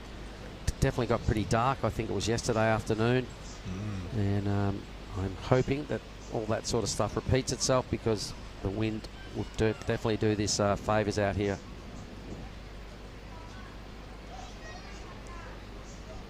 I'm waiting on a score from Yahagi. Don't think it will bother the scorers too much, but nevertheless, it will be an accurate update when it comes through.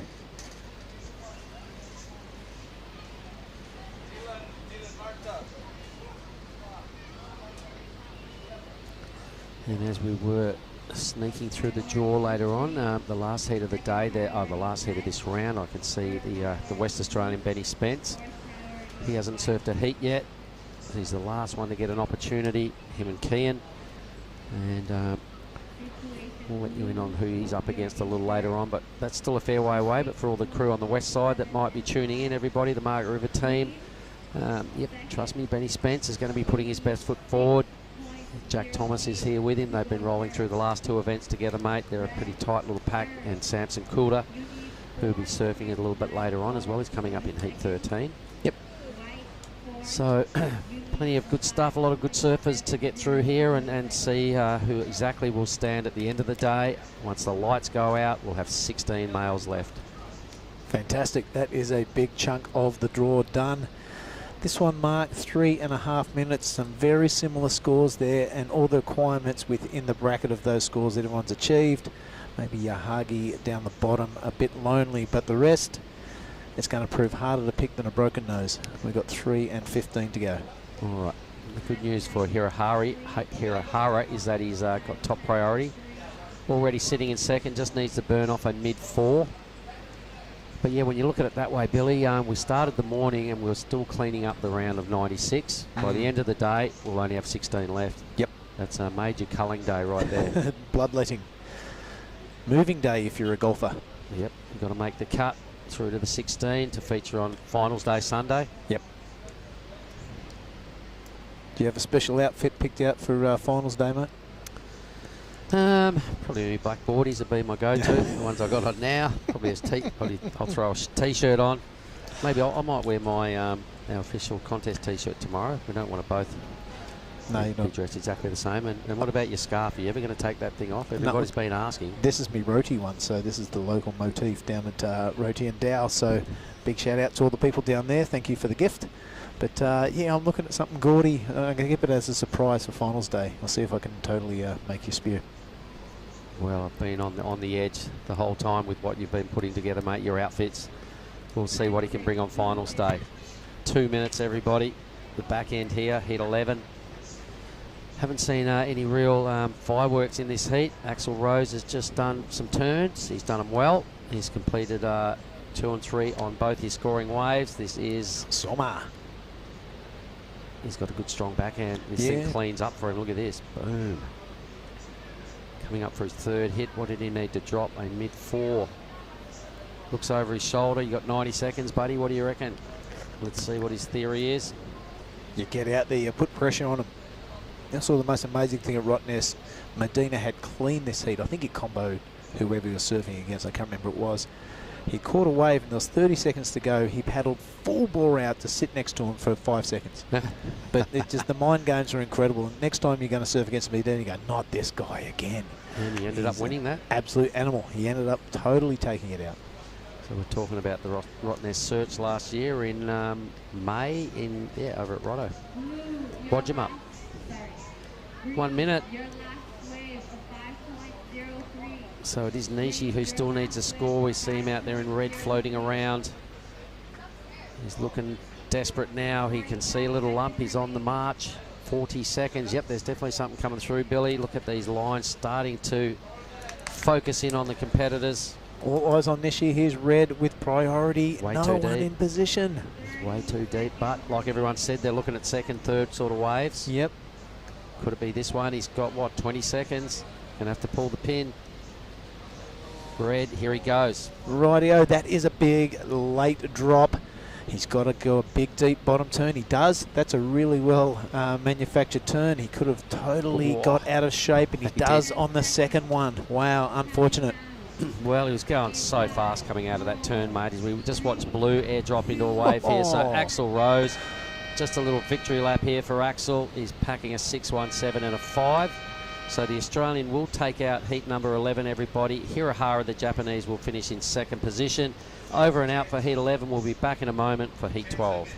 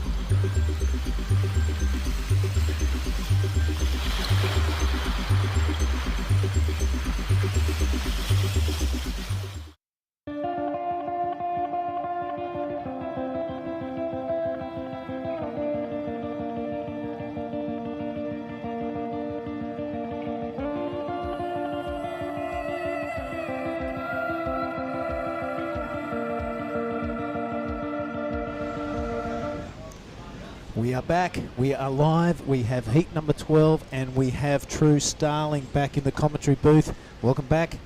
Let's have a look at that next heat. Yeah, wow, it's a pretty good heat, this one. Reeve Hazelwood in the red, Oni Anwar in the blue, Geordie Marie from South Africa in the white, and Oscar Salt is in the green. Yeah, wow, this is a really good heat, made up some pretty impressive surfers. Geordie Marie won the last event here back in 2019, I think it was. So, yeah, pretty good-looking heat on paper.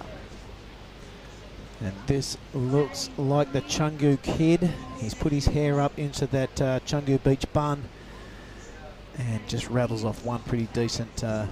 Oni Onwar, of course, out of Lakey Peak, now calling Chungu home and also Australia home. He's got three headquarters around the world. Not bad. Pretty amazing. You can see the judges' tower there. They're just working diligently up in the tower. You like the insulation? Yeah, insulation is the palm fronds. Pretty amazing, isn't it? Super cool. Yeah, they do a mighty job. We get pretty tired here in the broadcast booth, but those judges, I tell you what, 20 heat days, 24 heat days, and you know, a really consistent result every time they put pen to paper. And yeah, you've got to be admired for the job that they do. Wouldn't be able to do it without them. And we thank all the WSL crew for making the track from Australia and America and wherever they've come from, and supporting our local judges also. Made Lapura up there with Gogo and Pakpicha, and also Dicky helping out with the priority. Good job, fellas. Now, Oscar Salt has been a strong performer through this contest. Do you know much about Oscar? I don't know too much about Oscar, actually. I know a lot about well, enough about Oscar Berry, but not too much about Oscar Salt, unfortunately. But you are right, he has been a force to be reckoned with throughout the event. It's been pretty amazing to see as well. Geordie Marie, past champion, and also really enjoyed his interview yesterday. Really some insightful stuff of what it takes to chase your dream around on the QS around the world, you know. It's more than just jumping on a surfboard and surfing a wave. There's a lot involved. You've got to organise all your travel. You've got to have your head in the right space. Do you actually want to do it? You're at a time in your life when you're in your early 20s, and do you want to go the career path? Do you want to go the pro surfing path? There's a lot to think about, and his interview yesterday was really insightful. Yeah, it's a pretty amazing life, but it's also a hard one as well to kind of figure out whether this is the life that you want to go down. There's a lot of time away from home and time away from the families. We see a little bit of a paddle here. Geordie Marie having a look. So he goes up on his backhand, just waits for this one to stand up. Straight up in the lip, throwing heaps of spray there. Really nice drone angle. As you can see him touch his rail. Wow. Ooh. Really nice turn there for Geordie Marie as he hits that fatter section, goes for a nice carve. And he'll kick straight back out of that one. A nice way to start the heat off there for Geordie. Yeah, I imagine around the world there'll be similar stories, but a good mate of mine, Wayne Jaggard, was an absolute gun when he was young on the Billabong team, and really touted as a future world contender. You know, when he got to a certain age, he had to decide if he wanted to do a career or the pro surfing career. He chose the career, and he's had a great life and a fantastic outcome for him. But it always leaves me wondering what would have happened if he chose the pro surfer life. Yeah. I feel like a career and pro surfer life is sometimes almost the same thing, because it is a career in the sense that you just have to be willing to put everything on the line for it. Yep. Yeah, it's a lot of sacrifice, but it's definitely worth it if you get the results. Yeah, you've got to love the whole lot, has been the advice I've heard given out. You've got to love the travel. You've got to love going around the world, and no one loves losing, but it is part of the experience. Yes. And, you know, when times are down and you've had a bit of a bad run, you've kind of got to look at yourself, give yourself a smile, have some good support around you, and keep on trucking if it's the thing you love to do. Very, very true.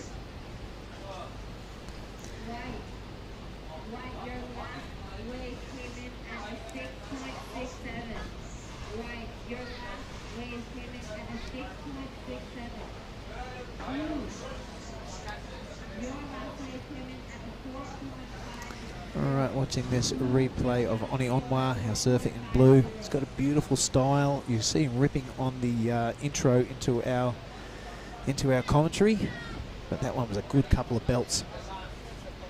Looks like that is the 4.50. He's out in the lead.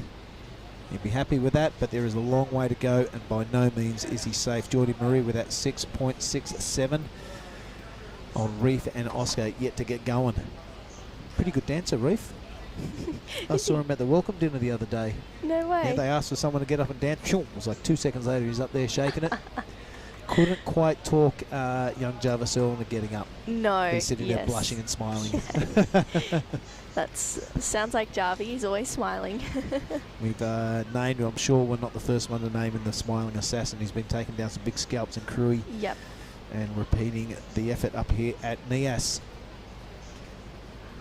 He definitely is a smiling assassin there. He's a force to be reckoned with, Jarvis, which is really exciting to see. Reef and Oscar just both pretty slow to start this one. There's a little bit of a sleepy affair, so let's go through our thank yous. I think we've got down to the PT Telecom Indonesia, but let's start again. South Nias District Government, the Ministry of Tourism and Creative Economy. We like to thank those guys for their support. They've been on site both here and Krui. The minister came down. It was like Elvis had lent to the building. He's a real supporter of surfing. We've got to acknowledge him and thank him for that. The Nias board riders.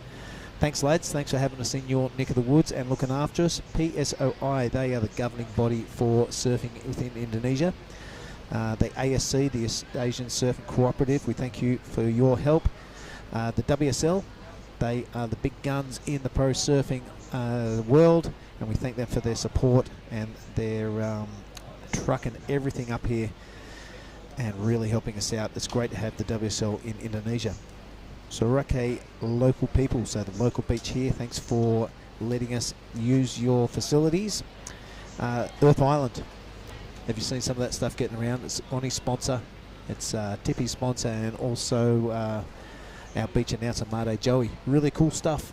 And also Bir Singaraja, they're on board. Yep. Stand by for the end of contest celebration. This is Oni Onwa.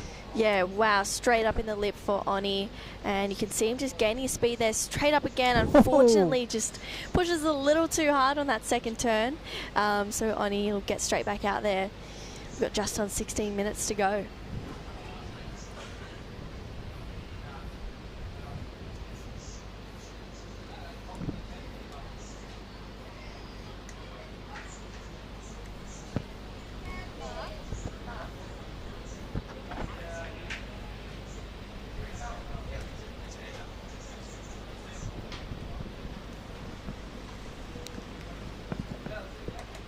Rightio, so Oni off to a solid start, a 333 and a 4.50. He'll be looking to get rid of both of those scores in 15 and 30 seconds. Jordi Marie got the highest score of the heat. That's a bit of a keeper, the 6.67. Once he gets his back up, that is going to shake up the leaderboard. I want to see Reef go at it. I reckon we will. He's definitely not scared, so I'm sure we'll see Reef pack a solid set.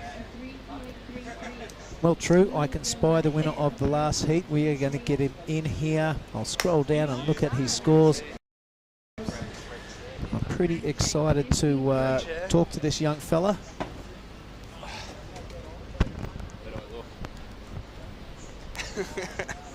He's just entered. I'm going to fix up his microphone, stick it near his mouth so I can hear what you're saying. Axel Rocaretta. Good to meet you, mate. I'm Billy.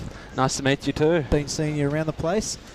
We'll just look at Reef. This is his first wave, believe it or not. I'm halfway through this, or a bit less than halfway through that heat. Mate, there's your score right there, a 5 and a 6.17. So taking that over and 3 Japanese lads. So you're the lone Australian. Do you feel the pressure from all the lads on the beach? No, not really. I just kept it simple. At the start, I saw that it kind of went onshore, and I thought they'd change the scale for turns. 100%, that's correct. Yeah, so I kind of just stick to that. Yep.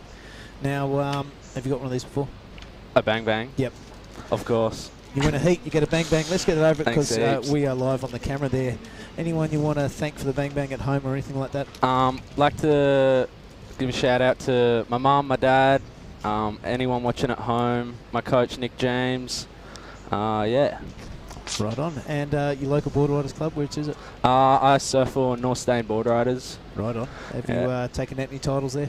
Not in a while because I've moved up to A grade. Oh, right on. But I've missed a bunch of comps this year, travelling and stuff. So.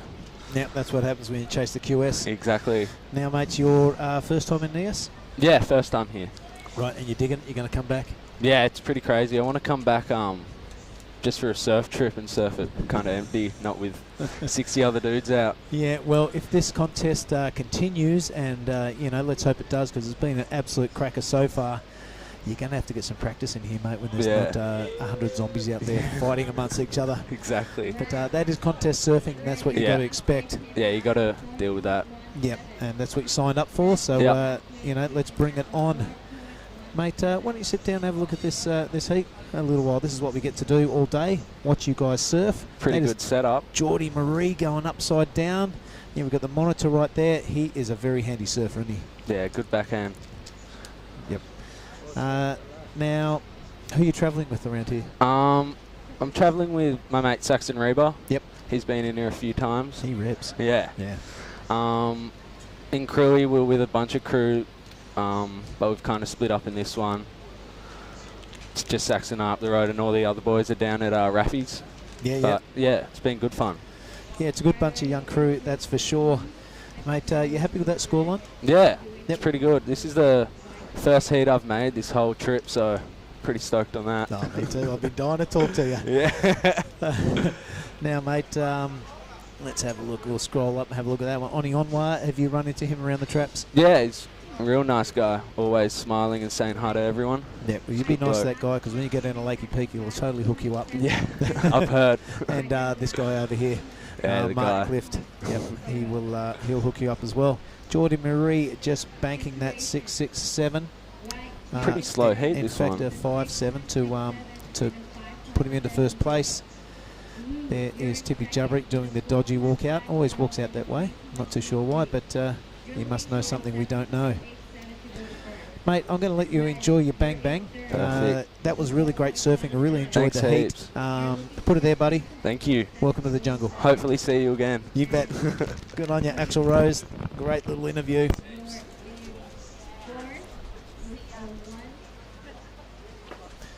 Then we have Tippy Jubrick waving his signature model at the camera. Of course, he is sponsored by Earth Island, and they were one of the supporters of this contest, so thanks very much. He's a nice fella, old Axel Rose. Yes, he's a legend. Yeah. Been dying to pull that line out all up. Welcome to the jungle. Welcome to the jungle. Been dying to pull that out all contest, but he's finally won one, so I get to embarrass myself live on air once again. Geordie Marie is going along nicely here, True, into the lead. Yeah. Really spicy backhand attack that he's got. That has knocked Oni Onwa into second. He does have priority, however. He's looking to get that 333 and throw it away. Reef Hazelwood has got away, that 417, and Oscar Salt only a couple of minor ones. Yeah, well, Reef, he's not really started off with as much of a bang as we thought he was going to. Geordie just locking in 2 good scores. Seems like anything over an 11-point score range is going to get you through. There's Jarvis just smiling, getting himself ready. Yeah, smiling as usual. Yeah, black belt in smiling, I reckon. Yeah.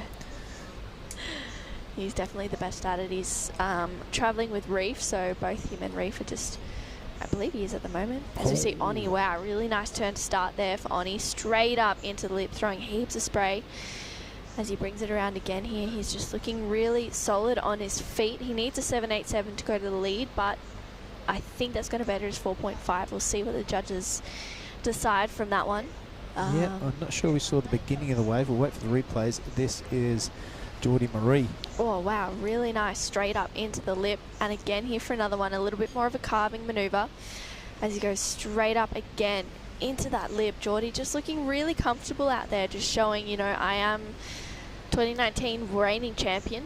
And Oni straight up into the lip. That was the first turn there, so I don't think it's going to get him straight up into the lead, but it will help his situation a little bit, make it a little bit harder for Reef and Oscar to Move up. Wow, Reef Reef. going upside down there and free falling out of the lip. Oh. This is a composed surfer, but even the best can get done over by that white water here at Nias. That first turn was a cracker though, wasn't it? Yeah, that was a huge first turn for Reef, and he would have been on his way to a solid score making that second one. And Geordie again just timing it perfectly off the lip.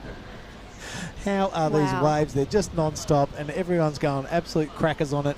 How lucky are we to sit here and talk about surfing and look at it all day, enjoy the odd coconut and get fed. Best job in the world, and these people are really, really delivering. Oscar Salt now getting his groove on. That second turn was something special. That was something you'd rather forget. Yeah, just unfortunately slipping on that one, and maybe that's those little bit of moss on the From the steps walking out. It's a little bit slippery, and sometimes that can get attached to your feet.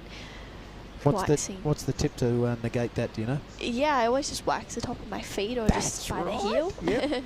Yeah, always wax the top of my feet. That first turn was something delicious to look at. Wow. Yep. So in '94 they had a contest here, and I'll fill you in after we watch this replay of greens. Pretty handy turn first up. That was a ripper. So yeah, I don't know what happened here. Bit of soap on the dance floor, but let's hope he's okay. Super spicy backhand attack of Geordie Marie. Yeah, they had a contest here in '94, and our good friend Paul Ant-Man Patterson won it. Oh wow! And his tip was always wax the top of your feet. So when you paddle out, you walk out over the moss, and you are paddling out to line up. You just rub the bottom of your feet and the top of your feet, and all the moss is gone. There you go. Easy done. Yeah, free tip. Free tip. There you go. Everyone that doesn't know that. So there's been quite a few events at Nias so far. Only a handful. That kind of happened, and nothing happened for a while. That was an old, I can't remember the initials, but it was an Australian league, if you like. This guy was here, Mark Clift was here, and Josh Palmetier, he was also in the final, so a whole bunch of West Aussies. But yeah, it's been going for a while. That was pre-earthquake. Wow. Yep. But we're endeavouring to get a live cross phone call to him. That'd be super cool. Well, we've got a few scores to come through for both Reef and Oni. Actually, Reef's waves locked in at a 3.93, but we have a score to come through for last of Oni's, Geordie, and we also have a score for Oscar Salt, I believe, as well to lock in. Oni looking for a 3.6, which I think he might get, so it might mean that Reef will be looking for another score. He needs an 8.2 to go to first, which we all know is well within Reef's wheelhouse as well. But 6 minutes remaining, the time is running out.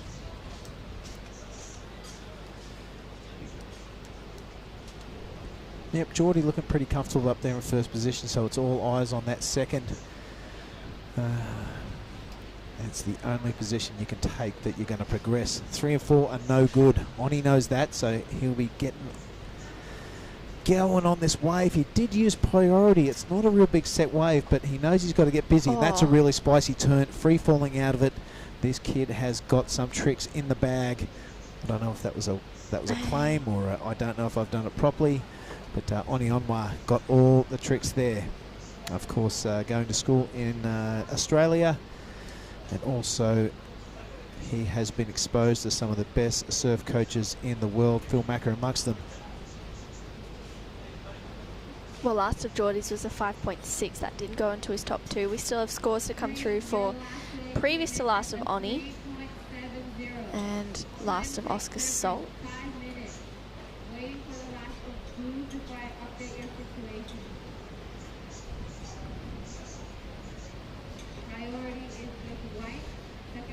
Well, we are inside the final 5 minutes. Geordie seems to be sitting somewhat comfortably in the lead. Reef having a look at this one. Straight up into the lip there. Really nice, vicious attack. And again for another one. Wow, Reef just going straight up vert as he goes for a quick carve here and trying to hold on. Oh, just can't quite hold on to that one. So we'll see what the last few scores for Oni Anwar come through as, if it moves him up into second spot or not, and if Reef is looking for a score. Yep. Well, here goes Oni on his wave. Not much happening to start with. This is a beautiful section and a nice spicy turn I really like that second one. Not a chance of falling off when he came down. A bit of jungle style there for Oni Onward out of Lakey Peak down there at Hoo-Hoo. Oscar Salt now going vertical, going above the lip and coming undone. So not Oscar's heat so far. 3:40 left in this heat. Geordie Marie looking pretty comfortable. That here's two highest wave scores of the heat so far, a 6.67 and a 5.7. See Oscar just ducking underneath this one. This is a replay for Reeve, straight up into the lip. Wow, and this turn here, just again, straight up vertically into the pocket. Really nice surfing from Reeve Hazelwood there. Yeah, I like that second one, True. Straight above the lip. You can see the whole board projecting above the lip line. So look at that, Oni Onwa. Wow, Oni gets a 5.0, goes up into second, which means Reef is looking for a 5.33. That's well within the judges' hands. So Oscar needing a 5.80, which he can do in his sleep. He just needs a wave to come through, and there's still maybe just enough time for another set to roll through and a couple more scores to be locked in. Yeah, well, Oni's got a little bit to think about. He does have priority, but I don't think he can sit out there and keep the boys off a decent wave. There's heaps coming through. There's a lot of scoring potential. Oni also has one more score to lock in as well, so that may better his 4.5. We'll just have to see. Reef, that last wave to lock in, that was a really good looking ride for the Surfer in Red. Yeah, we'll see how that comes out on the leaders board, but this has been kind of the story of this contest.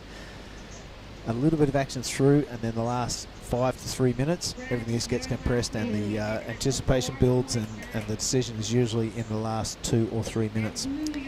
Wow, Oni's last wave is 6.17, which means Reef looking for that 6.27. Those two turns, followed by the cutback on a decent looking sized wave. Wow, so Reef just really has to hope that the judges will give him the score. They don't. A 4.9 for last of Reef Hazelwood. He's still chasing a 6.27. And second on the priority board, it's going to be a bit of cat and mouse, I think, at the end of this heat. So the blowtorch now on Hazelwood. He has to deliver, and there has to be 2 waves in that set. Wow, that was a really tight one between Reef and Oni. Oni has a priority as well, so he can choose any wave. Well, Geordie asking for the time. Not long. All right, 1 minute now. True, this has been another entertaining heat. I'm glad you're in the hot seat here, and it's good to de-bloke this every now and again, you know. It gets pretty blokey in the commentary box. Oni letting that one go. Reef has a second priority. Wow. He is looking for that 6.27. Really pushes the first turn because he had to. It was a smaller wave, but I think that is a game over for Reef Hazelwood. What a pity. He is one of my favourite surfers. He could be out of the draw in 30 seconds. Here goes Oni, True. Oni up and riding, just on the answer back there. Really nice turn in the lip, straight up, gets to the fin release there. Oni just timing it perfectly on these really nice right headers. You can see him have a little chuckle there. He's going to make his way in, just surfing this one all the way through. And wow, Oni just put on a really great show, coming in second behind Geordie Marie, who had a really great start to the heat. Geez, how was that flex and that standing tall after those couple of really good turns? Looks like Oni Onwa getting second. Looks like he got the job done and just dumped to the top of the leaders board. He has. Look at that. So you get to chat with a guy that works here anyway. That's great. Look out. That is it for heat number 12. We'll be back after this break with Mark Clift and heat number 13.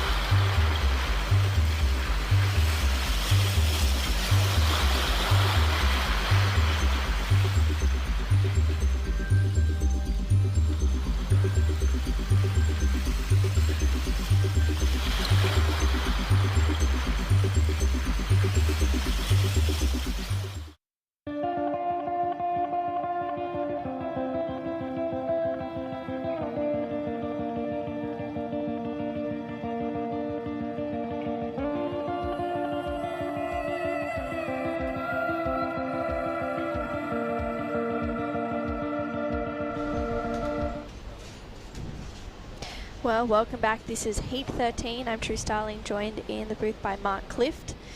Mark, who've we got in this one? It's a really good-looking heat. Well, yeah, there's been a lot of these, and Jarvis Earl, there's been a lot of hype on his shoulders for a very good reason. Watch this guy go. He is in red. Samson Coulter is in blue. Darcy Crump in white, and Tippy Jabrick in green. So it is the 3 Australians up against the Indonesian out of Bali, heading up the ASC. Tippy Jabrick. So yeah, another strong heat, and already we've had a wave drop. It's not much for Crumpy, but I saw a bit of a battle royale going on in that last heat, and Oni got it on his last wave. Is that right? Yeah, he got a 6.53 on his last wave, which took him up into the lead. So yeah, really nice heat there for Oni, who he just kind of came through in the back of that heat. Got a 6.5, a 6.17, then a 6.53, and just taking the victory of that one. And just kept upgrading his scores, so he surfed a pretty smart heat then, and it looked like he grew in confidence the longer the heat went on. So Geordie Marie, the defending champ, has to settle for a second, but that's good enough. He'll feature in the round of 32 this afternoon. Yes, well, don't peak too early sometimes. Yeah, well, he's just chipping through the field. I think his very first heat he got second, then I think he won one yesterday, Arvo, and now another second. It doesn't matter, you've just got to keep advancing and peak at the right time. That's a good cliche. It's a good term, because it's true. No point having your blockbuster heat in round of 96 and doing nothing else after that. Yeah, exactly. Mind you, he is a force to be reckoned with, being the reigning champion from 2019. Well, just under 22 minutes. A bit of a slow start to this one. Not too much has been locked in just yet, but there has been a start of 0.57 for Darcy Crump. Yep, and heat 13, obviously we can see the back end of heat of the round of 64. The decision has been made to push ahead and roll out our whole next 8 heats in the round of 32.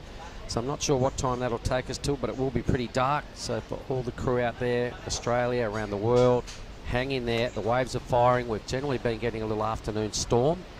It's darkening up out there in the direction of where it generally comes from. So I think that theory will remain the same, and we should see some epic barrels going on this afternoon, True. Well, we've already seen a couple of pretty epic ones throughout the day as well. So, yeah, pretty exciting.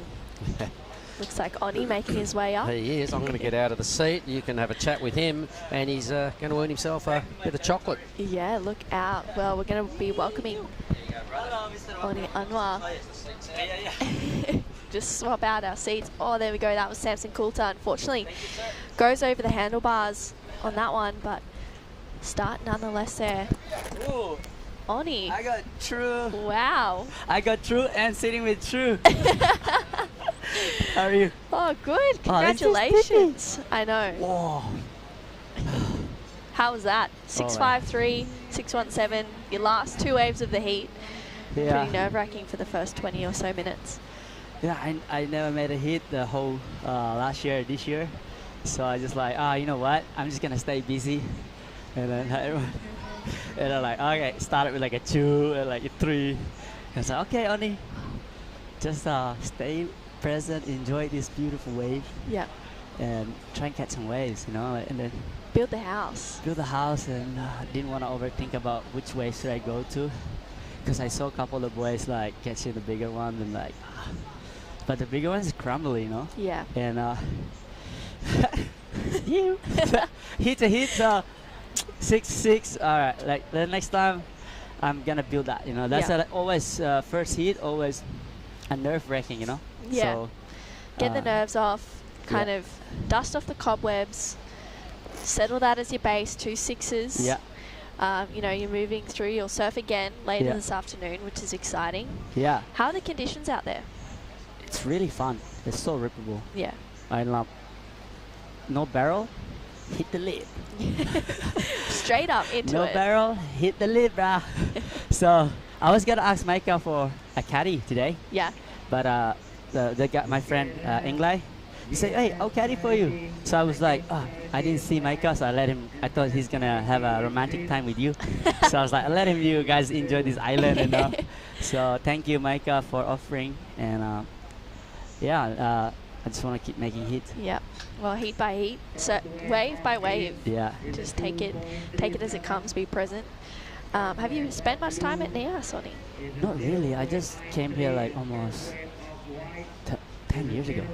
My last time. Wow. And it was like really big. Yeah. And we got a boat up the back, Sebatu. It was like probably too big, and we were all scared. And we didn't really score it, but like, yeah, I heard this wave was good, but we didn't send here. We came here like 4 days and we left home.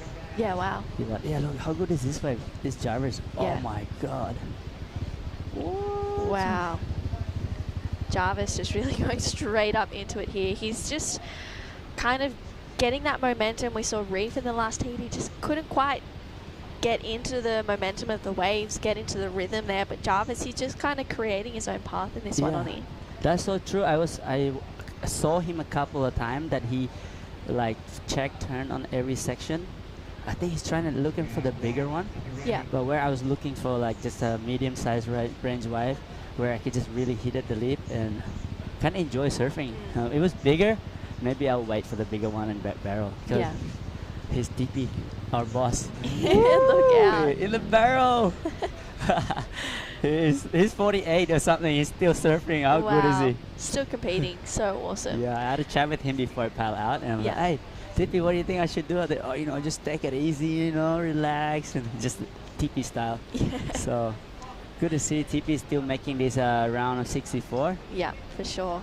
We'll have a look at the replay here for Jarvis. What do you like about this one, Oni? Oh, I love how Vert and throw a lot of spray. It's super spicy. Every turn he does, just like, cha! You know, it's so good. And TP just mixing up with the old school style of barreling. And he could just land this down. Would be such a good score. But I think epoxy. He's riding epoxy, so you know, TP use whatever he wants and do whatever he wants. Yep. So that's TP. This is Sampi Coulter. He's my little brother. Well, he's not little anymore. He's a big boy.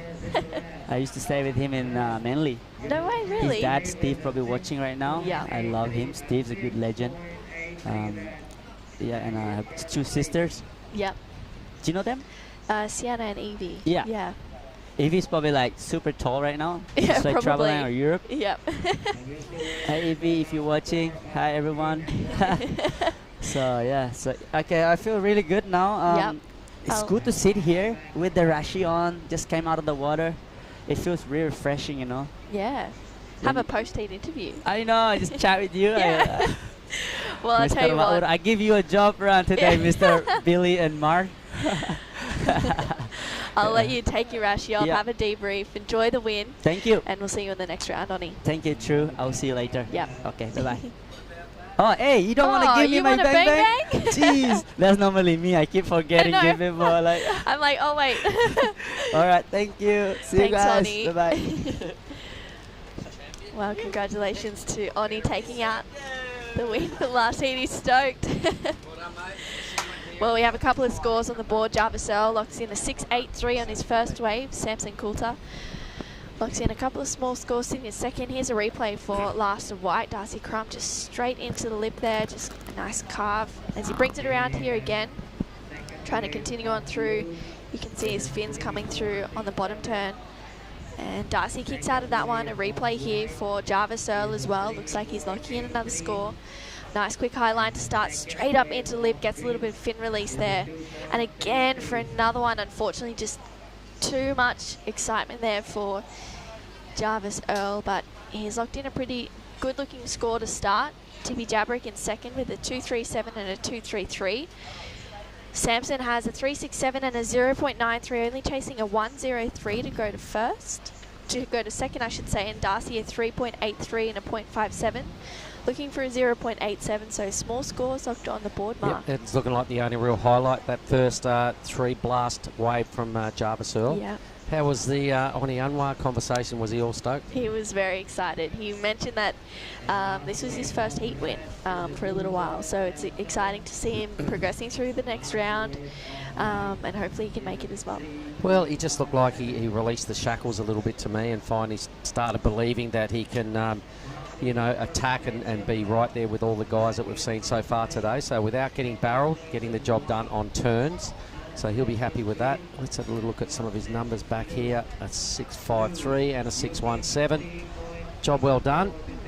Now, this young fella in red, he's caught my attention throughout the Korea event. I hadn't really heard much of him before.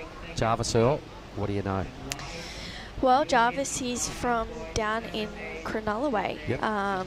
He's always smiling, as I was talking to Billy before about it. You know, he's got a great backhand attack. He charges. He's definitely not scared. He's probably one of the best upcoming young Australian juniors for sure. He just is taking down some really big names, and I feel like he's got a really big career ahead of him in professional surfing. I 100% agree with that, because once I just got a look at him the first day when he got a barreled off his head, pretty much first wave of his first heat down there at Korea, I went, oh my God. And then I saw him repeat it, another amazing heat, and I went, oh my God. And I started believing the hype, and by the end of the event, I was a total fan. And I've come here and I've gone, what's he got on his backhand? Oh my goodness, just as good as his front side. So there's a lot to like right there. And here is another goofy footer in this heat. So Crumpy in the white, he's already in second spot. Right up there in the pocket, a couple of nice hits, all pretty tidy. I don't think anything super brutal, but he was sitting in second place. He's just trying to get rid of a 3-something, and the person we've just been talking about, he's Jarvis. Yeah, speak of the devil, and he shall appear. Jarvis has a nice looking wall ahead of him, goes for a quick float, rides out of that one as he just goes into that fat section. Not much more on offer, but he's going to kick out of that one.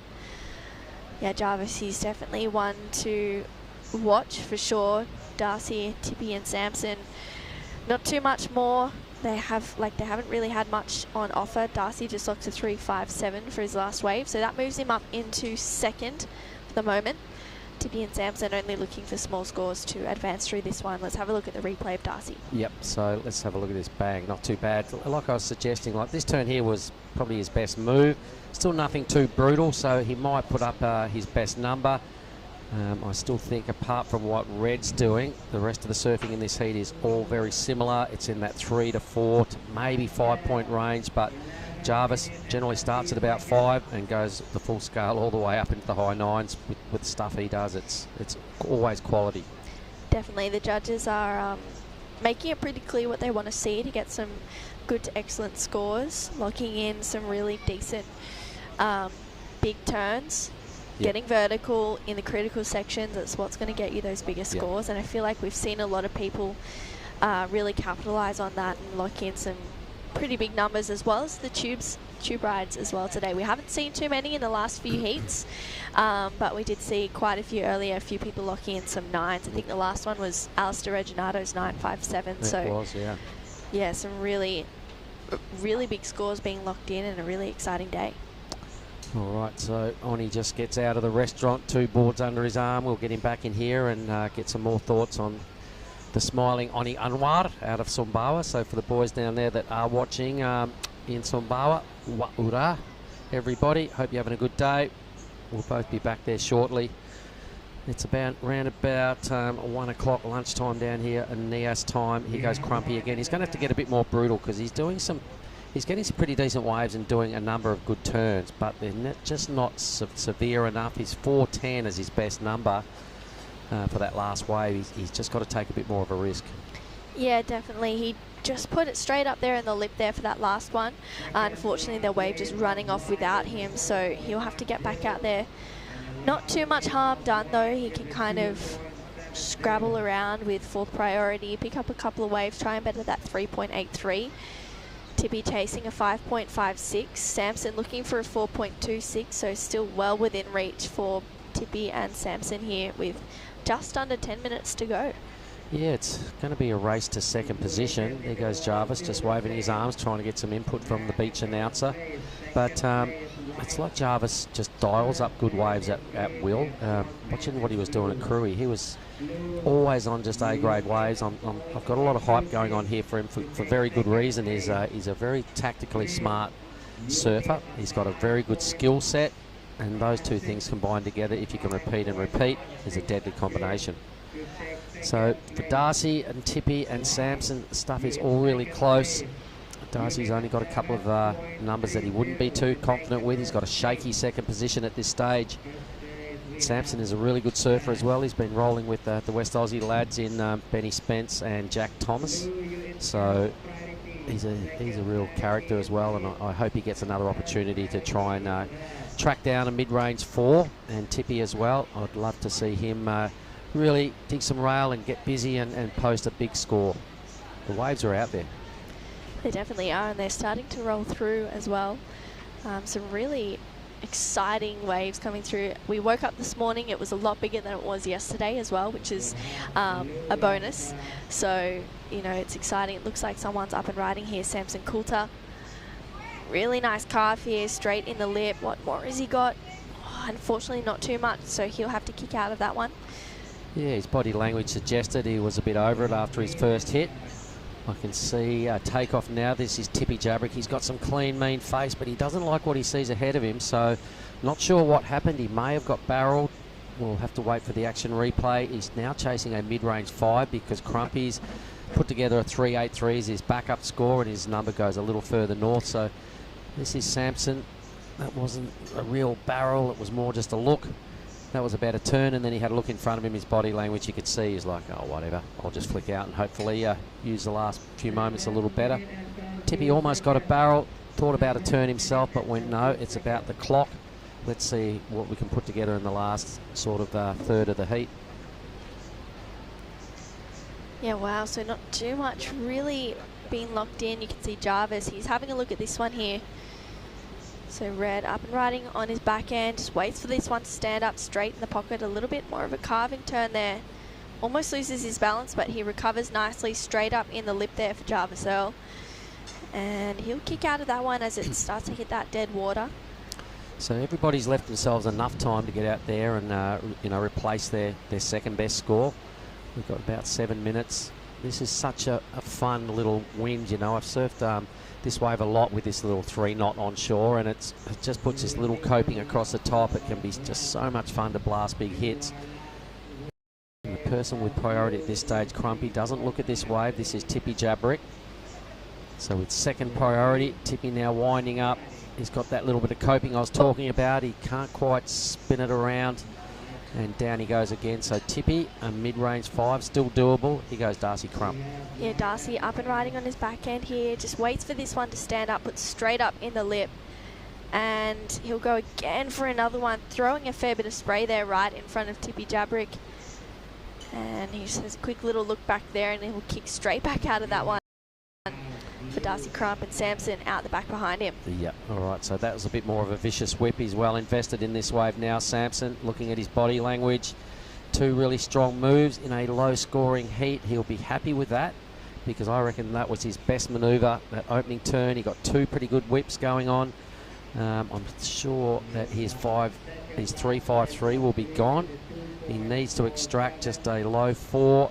You can see them all now paddling back out, trying to get the all-important second priority. Jarvis is just non-fussed out the back. His last wave probably didn't really, well, it went to a 5.33, so improving the lead. The requirements now for Crumpy, an 8.06. He's in the wide. He's about a nose length ahead. He's dropping behind. How's Sampson's paddling skills? Look at them big limbs going. Because Crumpy's sort of giving it a dig, but Sampson's just steam past him like he's just window shopping. Sampson just fully got him then. That was such a good effort. And Crumpy looked like he was having a crack at it. But Yeah. the other fella just went, nah, I'm going to get second priority. Wow. Well, I feel like I've seen Jarvis competing a lot. And I feel like even when he loses, he still comes in with a smile. I know, he's got a smiling disorder. He can't stop that grin wiped off his face. I reckon he'd smile in his sleep, that young fella. I reckon it's because he's looking ahead at his future, and he can see it's pretty bright. Yeah. Well, he's also got, you know, when you've got sponsors like Red Bull and Hurley, and the age you are, you know, those guys don't muck around. Red Bull only sponsor potential top world athletes, and Jarvis has got the 2 balls on his board, so he'd be happy as. So Crumpy's just putting it together, slight increments to his total. Samson Coulter 4.83, so he's catching up as well. Tippy now needs a low 6. 4 minutes. Now this is where that paddle battle could really come back to haunt Darcy. You know, he's in second, but Samson only needs a 3.87, who won that paddle battle and got second priority over Darcy here. And if Samson plays his cards right and he waits for his set, and hopefully Jarvis just takes, it's a two-wave set and the second wave is the best one and Jarvis takes off in the first, Samson could really lock away second spot here. So Darcy has to be smart to better that 4.1, and Tippy needs to just kind of get a 4 on the board and he'll start to be in the game. Yeah, well, I'm looking at this and I'm thinking there might only be enough, one more opportunity each, so Tippy's going to have to just unleash a little more and really bury some rail and go a little harder. The same sort of theory, you know, I know Samson is a great surfer. I'm suggesting by his last wave, that whip he got in the pocket, I think he's sort of starting to surf into a little bit of form. He's got 3 minutes to connect the dots next time. And Crumpy, I would like to see him just throw the blade above the lip a little higher. He keeps turning right in the pocket, which is good. But as opposed to what Jarvis is doing, Jarvis's board, a lot of it goes above the lip. And I think that's a clear area where Crumpy can maybe pick up a few extra points. Anyway, this is Tippy Jabrick. He knows he needs his best score. Not working that time.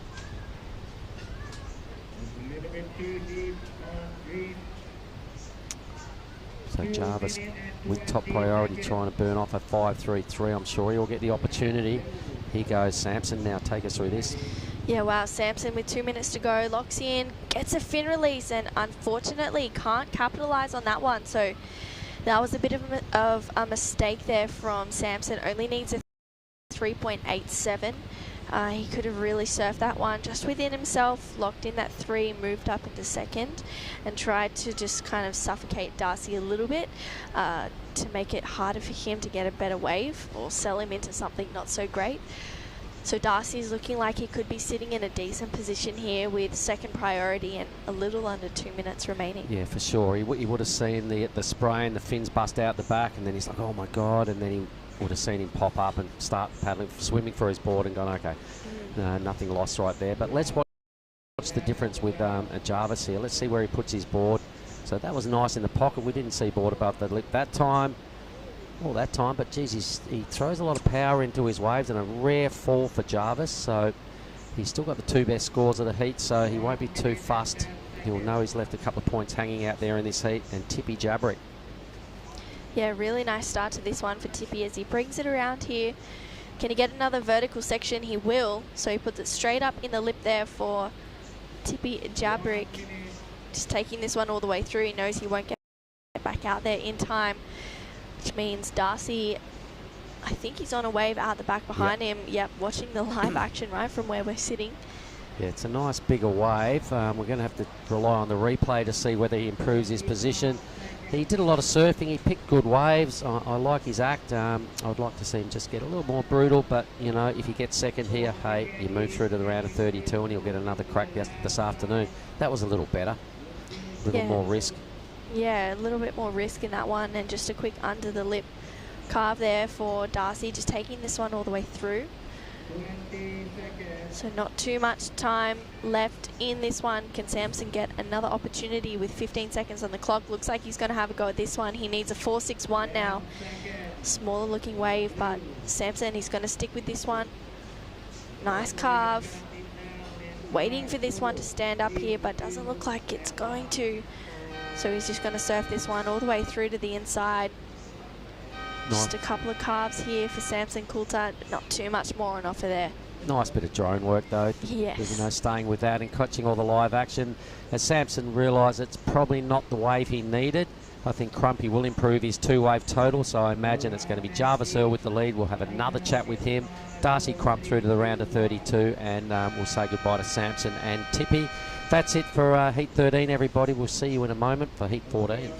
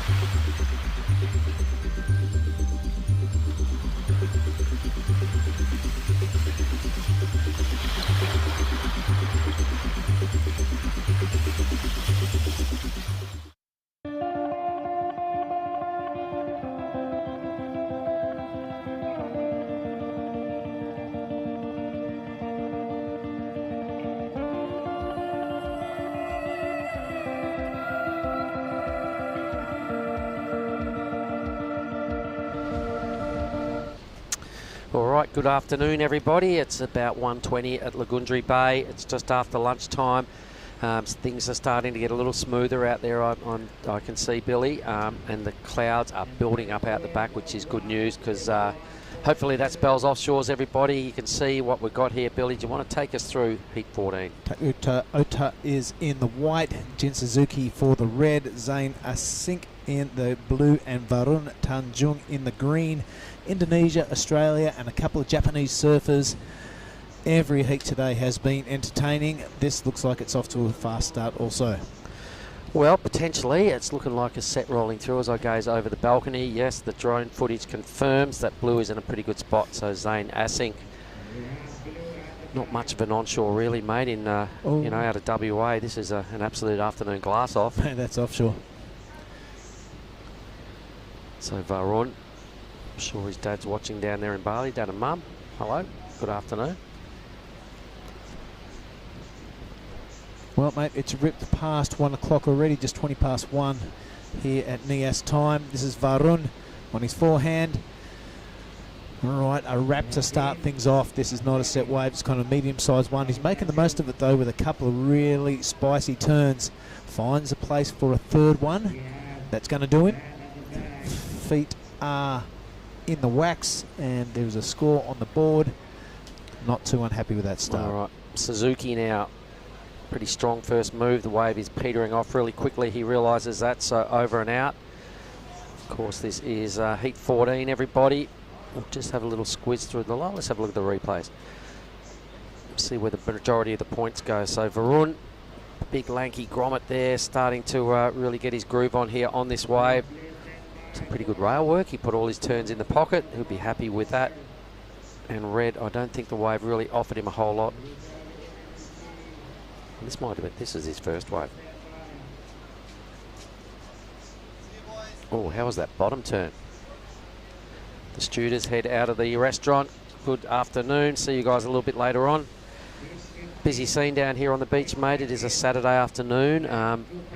Indonesians will be down here on force come this evening once those speakers kick in and a bit of rock and roll starts getting around here on Saraki Beach. Yeah, bring it on. I might get up for a bit of karaoke myself this afternoon. See how it goes. Country Road? Oh, that's a standard.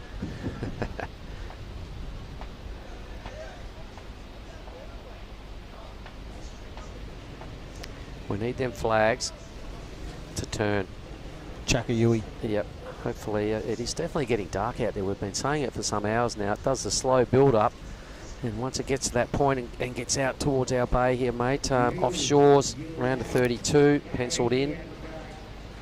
We'll have a look at our next heat. It will be Davis Cooper out of Australia, Roy Kanazawa, Carl Steen and Jamie Thompson. Thanks, mate. Final heat of the day. Let's have a look at that as well. Kian Martin, Ben Spence. JR out of the Philippines and Xavier Huxtable. Final hit of this round? That's it, yep. Of this round. And that will just lead us into the round of 32. Boom, crunching bottom turn, top turn combo. A little late on the scene for the second hit. Plenty of work. How's the ferocious activity going on here with the surfer in red, Suzuki? Yeah, wow, a lot of rail-to-rail stuff, no downtime. I really like that. A lot of fast twitch going on there for Suzuki. So we've still got a few scores to get around before we can confirm where everybody's sitting in the heat. The smiling assassin, the smiling Jarvis Earls just thumbs up to everybody out the back. He's just coming in and going to have a chat with us shortly. Varun. Yeah, Varun, a really good first turn, projected above the lip line. He's pretty happy with that first turn because he just does a little rep afterwards and hits the eject button. So Varun looking like he means business. Meanwhile, this is Zain. All right, so a nice high line hit to get to this section. He repeats the dose again and rides the lip line. A little wrapping cut back there. All right, so everybody sort of off and got a score they can sort of sit on for a little while now and build a house. Here is White Billy. Yep, really vertical. I love that bottom turn. Mr. Ota really finds the lip on that one and shucks the kitchen sink at it. You can tell by the body language he's happy with it. I'm pretty happy with it too.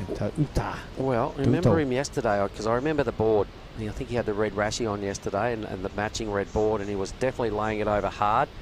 A ferocious bit of activity going on here for the surfer Suzuki, Jin Suzuki. It looks like he's rushing. He doesn't want to waste any space. He gets 3 decent moves in. This is blue assing. I like that. So everybody's sort of at least now got the nerves out. They've got plenty of time to sort it out. Young fella and Varun. What do you think of that? There's some pretty good work going on, isn't there? No real blockbuster moments yet in this heat, but everybody can be happy that they've got a wave, they've ridden a wave, they've done some pretty substantial belts, and I like White's approach. That bottom turn is to die for. Yep, that's a ripper. Takuto. That second one was even better. Yep, and it really squares him up into the pocket well, so I'm loving his technique. And I definitely saw him and took note yesterday. So Takuto Ota.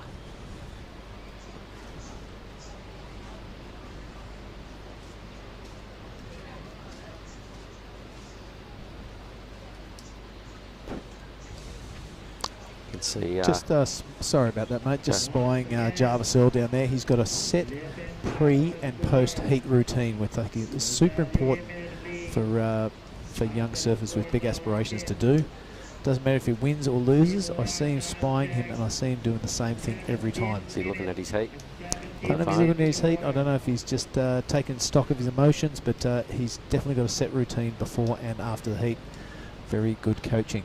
Might have to see if he wants to let us in on that, or whether it's a secret or something he might be happy to share. Either way, he's heading our way right now. So another chat with Jarvis Earl coming up, and he's in serious danger of chocolate poisoning at this event because he just keeps getting through heat after heat, and he's won that many bang bangs. Yeah. I don't know. I love having a chat with him, so we'll just see where this one goes. Well, here he is, Mark. I'll see if I can track him down and put him in the hot seat. Yeah, let's do it. Some numbers are in. Geez, look at Ota though. 6.33 for those bottom turn, top turn combos. Well done. So it serves him well. He's in second position, so it's advantage at this point to the Japanese. We've got Suzuki in the red in the lead. Ota though with the best number. Varun will have a decent score as well. He's gone momentarily into the lead. And Varun again. So we'll stay with the live action. Whoops. Good looking set wave. Let's see if Varun can make a bit of an impression for the judges. Note the wave races off without him. So temporarily in the lead, but once again, Jarvis, woohoo! How good. You've won yet another heat, mate. Yeah. We're running out of questions for you, but tell us, Billy, as we'll just watch red, but tell us, Billy seemed to notice that you've got a little bit of a set routine before your heat and after your heat. You want to let us know what that's all about? I've kind of just been coming down and watching a couple of heats before just to get a read on the lineup, and then yeah, it's been working for me, so yeah. And do you have anybody film your heats? I know you're with your dad down at Cruy. Yeah, Nick, my filmer, has come over here and he's been filming all my heats, and yeah, so that's been good. It's always good to watch back on my waves. So how soon after your heat do you go home and watch your footage and run through the good, the bad, and what we can do better?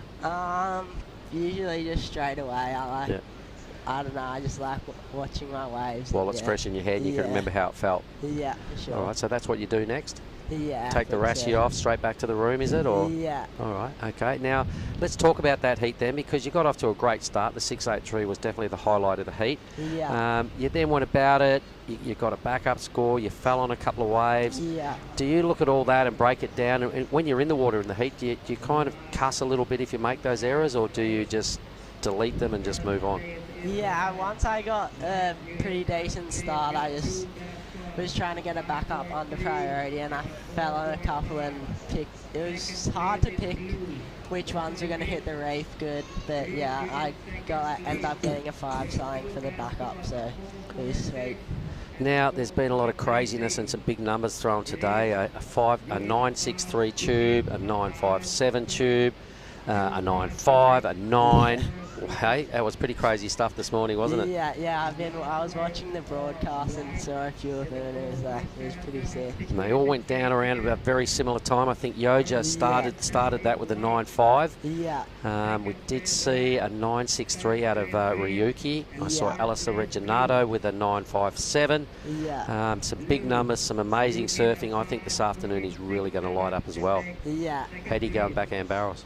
Yeah, there's a few right little slabs at home, so hopefully I go alright. But yeah, if it glasses off the side, it could be pumping. I reckon it will. And the fact that you were just in heat 13, you're probably going to drop into about heat 6 or 7, probably 7 of the next round. Yeah. Potentially second last heat this afternoon. So you're going to grab your rail, buddy, and go through a few big pits. Yeah, it should be sick. You might not have to grab your rail. All right, well, listen, we love talking with you, mate. We can see that you've got a big future, and I'm looking forward to your afternoon heat in the clean green stuff. Nias, for you, it's been pretty good. Yeah, it's been unreal, fun. Isn't it? Today's the day. Okay, thank you. Go get him, Jarvis. I really look forward to seeing you in the round of 32 coming up a little later on. Cheers, Yeah, everybody. for sure. Thank you. Hang on, chockies. Oh, yeah.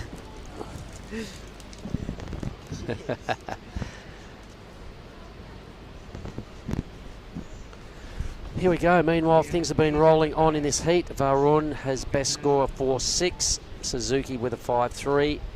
Ota with a 6.33 for those big blasts that we watched before. Billy really laying it over and tagging it right in the pocket. And the Aussie here, Zane Asink, he may have a score to come if we have a look at our tablet.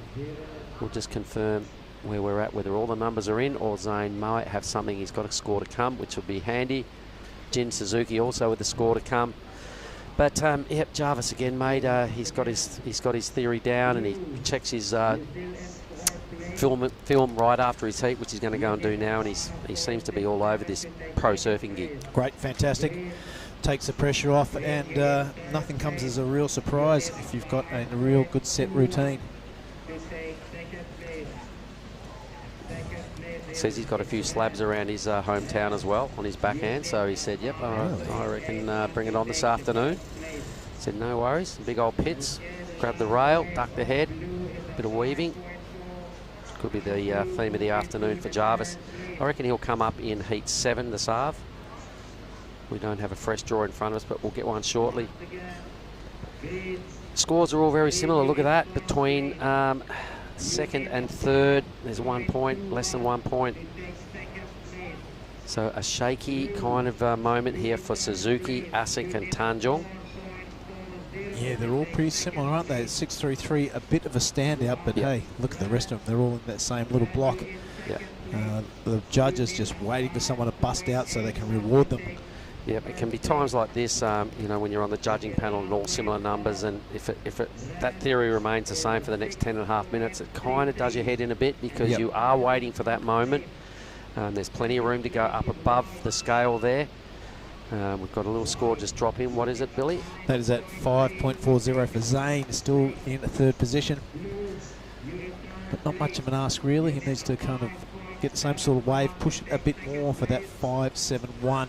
Suzuki moved to the lead. Yep. All right, so he's got a 6.33 of his own right now, so that was a worthy little inclusion. Our tablet's just running a little behind. You can see Ota wants more info. Well, buddy, you've dropped in a second. A 5.3 is what you need to regain top spot. So the Japanese have moved into the 1-2. The Indonesian and the Aussie both chasing kind of high fives, mid sixes. The sun's coming out, mate. It's getting real warm out there.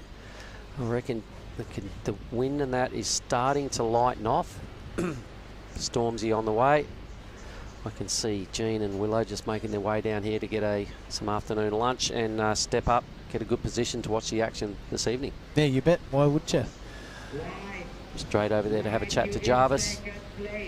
Yeah, I wonder if they're comparing notes or just having a good old laugh, but it's great to see all these competitors. They get along pretty well. All bets are off once the heat is on, but it's good to see them living pretty much on top of each other here at Nias, and no bad blood, nothing like that. It's been a good couple. It's been a good couple of weeks if you include Crewy. For sure, mate. Been a blast. So let's hope this heat can finish up with some highlights. We've got Davis Cooper We have Roy Kanazawa, Carl Steen and Jamie Thompson coming up next. Saw them all checking in. They're all laughs and smiles and collecting the rashie, trying to remain cool and calm. Underneath, though, they want in on the round of 32. Oh, yeah. Can see some movement out wide on our screen. Potentially a set starting to filter through. Everybody's paddling. Yeah, it's really evident, isn't it? That whole bay is rocking and rolling when those swells come through. Man, you want to see it when it's 10 foot plus. It's just a sight to behold, the amount of water that pushes in through this bay. There goes a boat just disappearing and reappearing behind swells. Didn't even know it was there at first. This looks like Varun. Varun, the young kid from Bali, really pushing it up there. He's not going to play it safe. He's going to go for big major manoeuvres, and there's a second wrapping one there. This is better form from Varun. We know what he's capable of, and that is just a taste of it. All right, the Aussie now. So the two guys that were in fourth and third are charging, trying to impress the judges and get the requirements. I'm not sure either has done that, but Varun will probably put his best number on the board. Good looking wave for Ota. Yeah, Uta here. Nice deep bottom turn, really vertical, and he really pushed it a bit too much. The wave having the last say on that occasion. He's going to get washed a long way in. That's not a good spot to fall. Red now. So let's have a look at Suzuki. He's just hit the lead, so he'll be feeling pretty happy with things. A 4-wave set. This is good news for everybody. And the little Bermuda triangle right there. Down he goes. So this will probably mean that Sink and Tanjung get out the back and pick up that priority with a couple of falls right near the first slam mark. Yep, there's Varun in the foreground. Out he goes. Replays coming at us, so a good 4-way exchange here. So Assing mustn't have liked what he saw down the line. He got straight off. Yeah. And I thought it was a little bit unusual, but I really like this wave from Varun. He really clicked twice with this wave. That was really good. He got fully confident. He went righto. Rah. Take a bit of that gear. Yeah, and really wrapping the board around and changing direction of the board. So a well-surfed wave, young fella. Chasing a 6.5. I think it might fall somewhere between his best score and that number he needed. Yep, wave number 5. We'll see how it goes. So a heap of waves being ridden, mate. 25-minute heats. Plenty of time. Yep, the feature point being the two Japanese with the mid-6s. Varun, a 6.7. He does get the requirement. Wow, the judges loved it. So, Rizal, there you go, buddy. Your boy is into second place. The 6.5, the judges went a little higher. So he now has a 0.2 lead over Ota, who will be a little bit bummed that he missed that last opportunity, dropping into third. Needs basically 5 points to recover, and Assing still chasing a high 5. Yeah, they're loving that commitment and the criticalness of those two turns. After his first one, he kind of free fell out of the lip. You could see his fins coming down. And the second one, he really wrapped around the top third of the wave there, Mark. His board is kind of pointing 180 the other way, and he had to recover before the lip came down on top of his head. So I'm guessing that's what the judges were lapping up. And it was a big wave. It was a big throaty wave. He's a big lanky fella, and it was pretty much double overhead. So a solid performance right on cue with only 5 minutes remaining now. So the good news for Assing in the blue, 4th spot, does have top priority. 5 minutes to chew off a ripper and get a score. He'll be hoping well and truly into the 6 range to challenge these other guys for a qualifying position.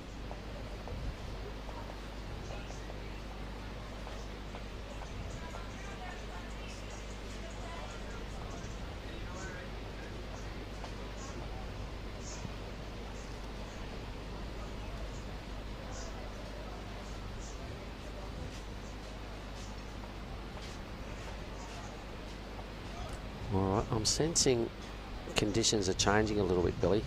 The flags are not as strong as they were before. We've gone on about this storm over the hills. I reckon stand by. It's definitely going to make itself known in the next hour or two.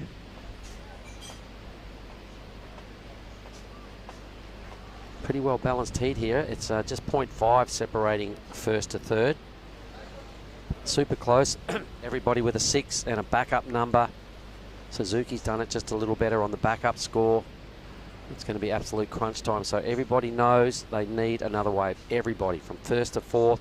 The biggest requirement is hefting onto Zane Assing's shoulders, but he does have priority. Let's see how his nerves fend off and how he can control himself in the back 4 minutes. He's paddling for this wave. Surfer in blue, everybody. So let's have a look at this. It's a mid-range size wave. He gives it a pump. He's got to get a minimum of 2 huge blasts going on. There's one of them. Look at this section. Get up there, sunshine. Boom. Crunch right in the pocket. He looks and stares at the judges and gone, what do you fellas reckon? Bit of a muscle flex going on for Zane Assing. And why not? That was a big knee-crunching fall out of that second turn. Yep, it had a lot of risk attached to it, mate. A real bowly section. Probably his best turn of the whole heat. I'm thinking he's probably going to get the number. Yeah, right on.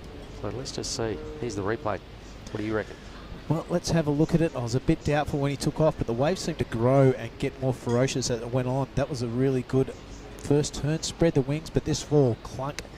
That was any time he could have fallen off, but he didn't. He controlled it. Gave the judges a bit of how you going. Do you reckon that's ever got them more scores? Well, no. But it's just that body language. You know, he's feeling it. He took 2 pretty hefty risks on that wave and put 2 turns right in the pocket. There we go. He goes to the lead, 8.33. Indeed, the judges totally buying into that. So they saw a lot of goodness. 2 big high-risk moves on a big wave. Goes from 4th to 1st. So now it is 0.5 separating 2nd, 3rd and 4th. Yep, you're kidding. Just going on to 2 minutes now. It's Zane Assing in the lead after that banging 8.33. Varun has gone down to 3rd position now. He's got 2nd priority, and it is Mr. Alta with that 1st priority. Not much of a score needed. They've both got those scores in their top 2 waves. So it is battle of the backups. There's 1:50 left to go, and here goes Varun, Mark. All right, so this is going to be a screaming finish to this heat. His last wave, he did his best work. He's really hit one strong manoeuvre. Leans it over again. Repeats what we saw last time by trying to whip the board back around. He's more intent in giving the judges his thoughts than worrying about riding out and perhaps finishing this thing on the beach. He just about outstaunched himself. He did. That was quite funny. I wonder what his dad will think of that. A couple of banger turns, though. He only needed less than 5 points, so potentially Varun to maybe bother Suzuki out of 2nd. Asic will be super stoked. You could see why he flexed his muscle at the end of his wave, mate, because it was seriously strong surfing. He knew it was his best wave, and he was feeling it big time. So good on you, Zane. 1 minute lagi. Here we go, mate. A look at the Australian. Yeah, he took his time to get here as well. How's the slow-mo? Boom. So that was a little upside down, and the free fall, the judges are looking at that and just loving it. And he semi-free falls again out of this, but that was in the pocket, upside down, hefty landing. That could have gone pear-shaped twice, that ride. He landed behind the lip mark. Big risk. Big risk 2 times in a row. So, and with no downtime between major manoeuvres. So there's your combination of major hits on a A-grade wave. Zane Assing, congratulations. 20 seconds. Uto. Now he is in 4th. He's only looking at 5.83 though. That's a great way to start things off. He's got to accumulate a series of really good turns. His 2nd one was pretty critical. He had to free fall out of the lip. You hear the countdown in the background. The beach announcers are about to say game over for this heat. He has a look at the judging towers too. There must be something cool to look at up there because everyone's had a go at it. Mate, what a heat. We'll have to wait for the next heat to find out the results. But meanwhile, Varun did go to 2nd. Did Ota do enough to convince the judges he needs to go through to the round of 32? We'll just have a quick look at this replay. Ooh. A really strong hit here. Took him a little while to get to plan B, the 2nd section, but I'm not too sure that second turn now. A couple of double pumps to get up there. They might be critical on that. We'll have to wait, mate. We'll have to find out the results. Everybody had a little stare down at the judging tower. Thanks for watching that one, everybody. We'll be back with Heat 15 in a moment.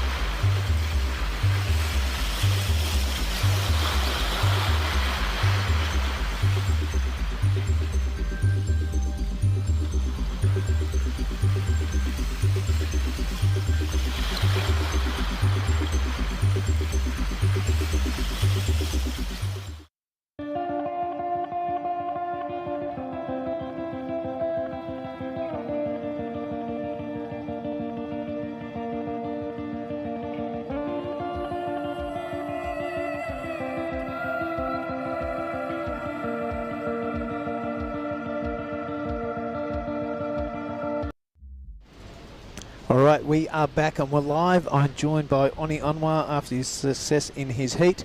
Welcome back, mate. Yeah, thank you, Billy. Oh, sorry. Thank you very much. Thanks for having me back here again. It was good to be in the water and surf the heat. As we were waiting for that last score of Takuto Ota. He was in 4th place. Yeah, he didn't need much, mate. I think it was a mid-range 5 from memory. So we'll see where that puts him. Stay waiting. Oh, here we Oh, he just comes up to 3rd place there. So it is Zain Asink and Varun Tanjung through to the next round of 32. Exciting heat, and also decided in the last 2 minutes, which has been pretty much the story of the day. Next heat in the water is Cooper Davies, Roy Kanazawa, Carl Steen and Jamie Thompson. You've picked a good heat to come back into, mate. This should be pretty exciting.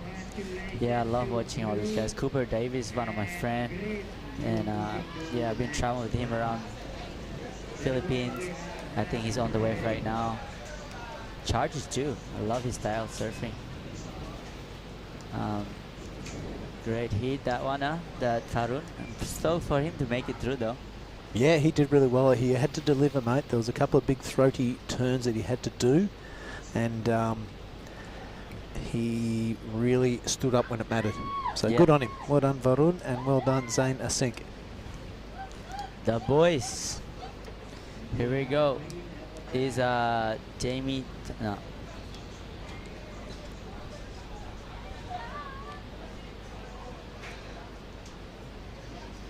Carl Steen from South Africa. Yeah, we saw him surf earlier on today, mate. Very solid. Not afraid of the big stuff, that's for sure.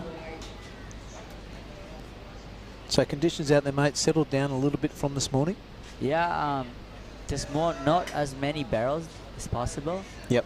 Just like good for a turn. I love it. I was looking for a barrel, but I don't think there is like any green room for me. So Nah, you no did shade. it. You did it on turns, mate. It was pretty good. Here goes Jamie Thompson on his forehand. A strong performer, of course, taking out down at Cruy, and that's a good-looking snap in the pocket. He's going to wrap it around this time. Top third of the wave, a nice high recovery. The judges like to see that sort of thing. So Tomo off to a solid start.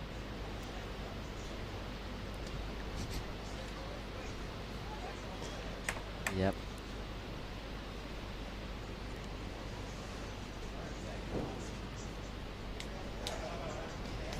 Oh, here's the lineup. See the waves are break pretty good.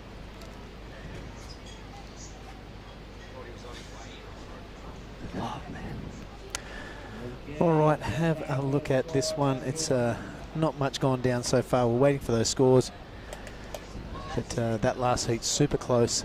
Everyone had to deliver. That's my gato on there, mate. Don't take that. I'll put the next heat winner in the as we have Zain Asink. Welcome in the booth, brother.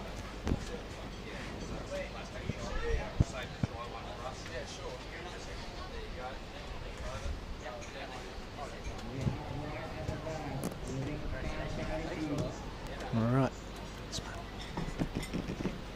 Let's look down and see Carl Steen just delivering through the inside there. I am joined by Zain Asink. Why don't you come over this way a little bit, mate, so you fit in the camera. You can say hello to your mum and dad a bit later. We'll get that microphone right up there for you so we can hear you. Mate, here's your score line right here at 5.401 of your best. And, of course, that 8.33. Talk us through it, mate. It was a little bit tube-starved, if you like. It kind of came down to turns. Yeah, I kind of, this morning, I knew it was going to change a lot this afternoon, and I kind of, this morning, obviously had the barrels in mind, but I switched up my plan because obviously the wind came in, and yeah, I just went out there and with turns on my mind. Yeah, well, hey, you got it done, that's for sure. Varun Tanjung was breathing down your neck, and we had to wait on that score from Ota in the dying sections to see if the guy from Bali made it into second place. He did. Yeah. And of course, you taking it out. Yeah, that wind not going perfectly offshore, not delivering those tubes, but the conditions are still pretty good, aren't they? Yeah, it's amazing out there. I'm just stoked to be surfing a really fun right-hand point and just getting the backhand going again. Right on. Now fill in the folks at home. Where you're from around Australia? I'm from Hirumba, which is like Coolin Beach in Queensland, and yeah, I'm on the Sunshine Coast. The waves are definitely not as good there, but I don't know, it's fun. Surfing with my friends and yeah, just having a good time at home with my family. Hi, Mum and Dad, and my sister. Yeah, nice one. Hey, while we're on camera, I'm going to give you one of these because that's a halfie. You win a heat, you get a bang bang. Oh, awesome! I'm stoked you with that. Here, really give this half one to a grommet or something. Give it to my caddy or a grommet. Yeah. Yeah, perfect. You're using a local kid as your caddy? Just my friend that I'm traveling with. He's he's a good bloke. We're just surfing heaps and having fun, just enjoying the comp, and yeah, it's good. Yeah, right on. It is really good, mate. Yeah. These guys in this heat, you know any of those guys? Carl Steen, Tomo? Yeah, I've been hanging a bit with Carl lately. Yeah, he rips, and Jamie obviously, and Roy. Yeah, I know Cooper as well. They're all good people, and it's going to be a good heat. Yeah, right. Yeah, I'm not sure if you saw that comeback that Roy Kanazawa pulled off the other day when he was down at Crewe. He needed a combination of waves with 4 minutes to go. Yeah. He never gives up, so there's no relaxing while he's in your heat. Yeah, no, he surfs really good. Yeah. Yeah.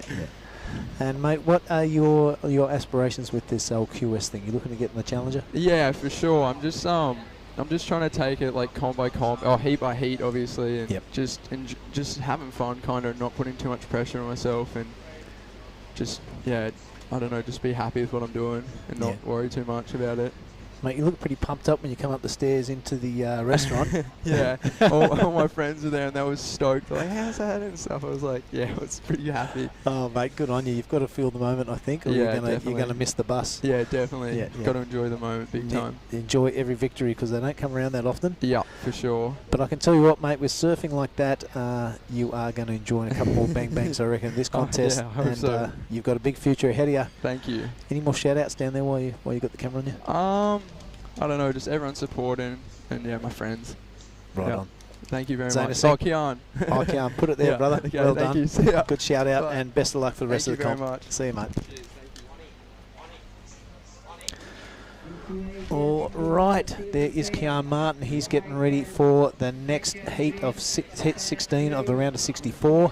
He's going to take on Benny Spence, Xavier Huxtable, and the lad from the Philippines. His old man in the background there, David. Oh.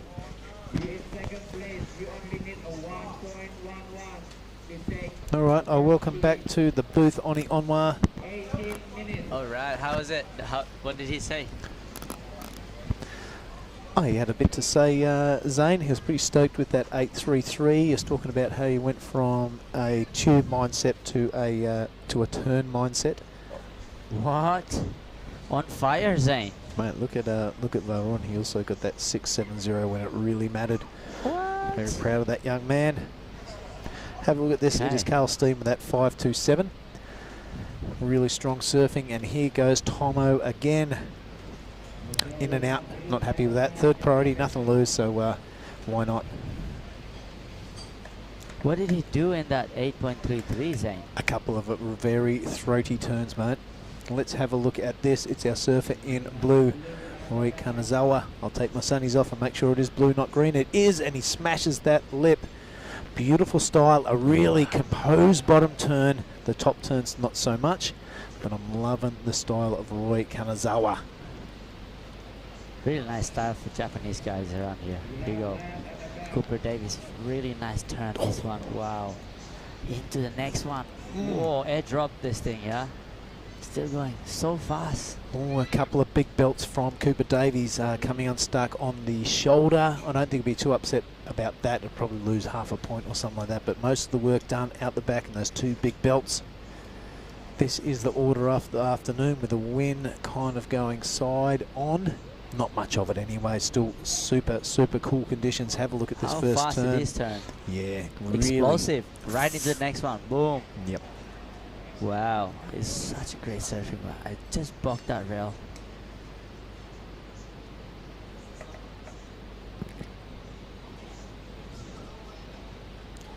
So why could Carl Steen have the parity with the 5.27? Looking pretty comfortable out there, so just gotta keep an eye on that guy. Yep, just that one wave ridden. Still heaps of time. Just under 16 minutes remaining. Tomo having a laugh, having a giggle. That's the sort of bloke he is. That's why we love him. Does like decimating waves though. It was pretty funny this morning. He came in from his heat when it was a bit more unruly and bigger on him, and he's telling me he thought it was like 2 to 3 feet. Yeah. And he got out there and he was on his shortboard, had his comp leash on, creased his board, had to go over and change it. Glad he didn't snap his leggy, and hopefully he has equipped himself a bit more fittingly for this heat, number 15, around a 64.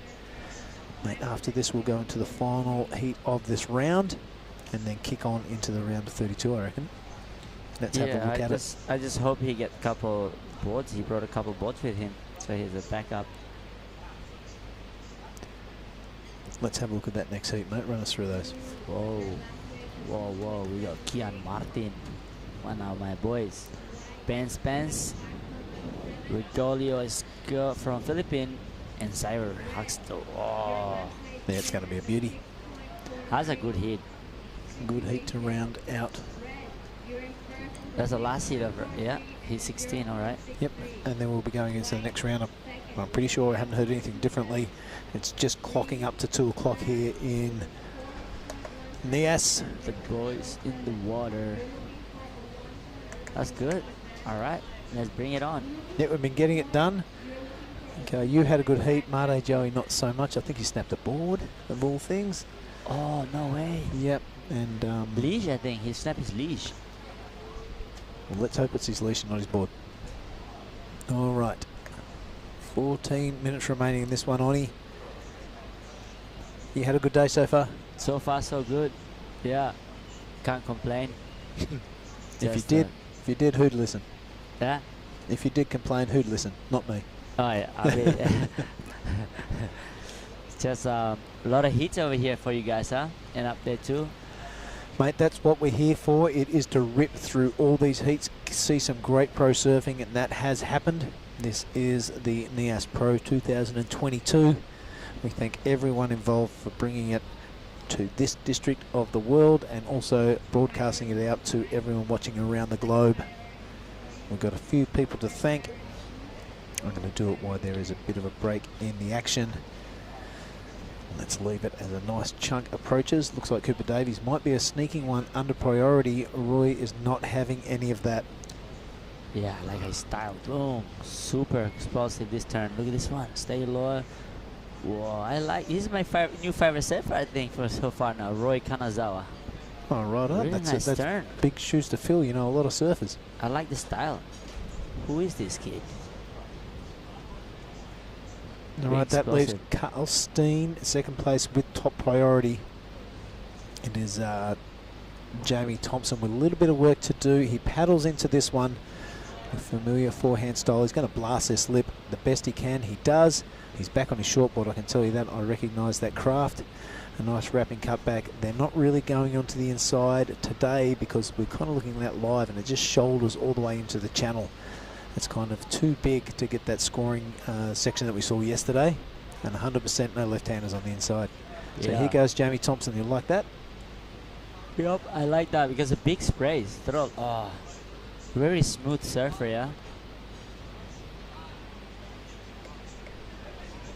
I think I'm due for another coffee, Billy. Yeah, you sound a bit sleepy, mate. As soon as you get in this chair, you get the sleeps on.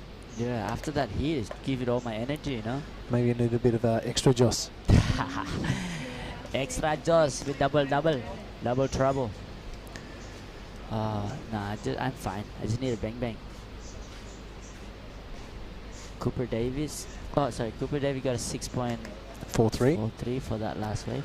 Yep, he's just got to get that 0.63 and kick it to the curb, and he'll have a nice score line going into the last 11 and 20. Roy Kawazawa, always a dangerous operator, always on the sniff, and here he goes now, Oni. So Japanese surfer staying low here. Really nice. Wow. Can he make another one? Nope. I love how low he goes at. Just wait and see when the next wave is. You gotta tell me. He's really good. I like it. He gets at that low, powerful bottom turn, doesn't Yeah. he? Yep, and that's consequence of that is those big, spectacular top turns. We see the next heat making the way. That is Xavier Huxtable. Yep. He'll be taking on Kian Martin, Benny Spence, and also the lad from the Philippines, Rogelio. Sound like a pasta name, you know? Rogelio Exque. Man, Esquivel. Esquivel. That's a hard name. That's a hard name. Bit of Spanish influence there. Rogelio Esquivel. Do you know that guy named Rogelio Esquivel? I'll be like, what? Rogelio. That's pretty cool. All right, here we go. Cooper Davis into the first nice turn. Throws so much spray. Boom. Oh, I really like that turn. Another one. He keep coming off, but he's still, the judge will still like that turn, huh? Yeah, flat on his face on the third turn, but the two were absolute, the two ones preceding that were absolute beauties. Yes. Really projecting above the lip line. Let's have a look at it here. It looks like a medium size wave when he takes off. It does grow a bit. That's a nice wrapping turn. Number 2 for me is very special. Really vertical and a great landing. This one just not finding the curl of that wave as it filled up full of water. Yep. And here he is, making his way out into the lineup is Rogelio from the Philippines. They've had a good day. We've seen the Philippines flag marched up and down the beach a fair bit. Yeah, I mean, all the Filipinos are super, they're all a team, and together, they stick together, bring the flags for Philippine flag on the beach, walking around. Super pumped on life, aren't they? Yeah. And I guess Jamie Thompson got a 4.73, jumps in second place. Roy Kanazawa looking for 4.97. But the last place, fourth place, is Carl Steen, only had 5.27. Need to back up yet. Careful, the time is coming for you, mate. Nah. There is Kian Martin. Give the horns. Yeah, Kian, tudo bem, caralho. He's ready to go. Kian's our boy. Hang out with him a lot in Canggu. Train together. Travel together. What a good kid. Super humble.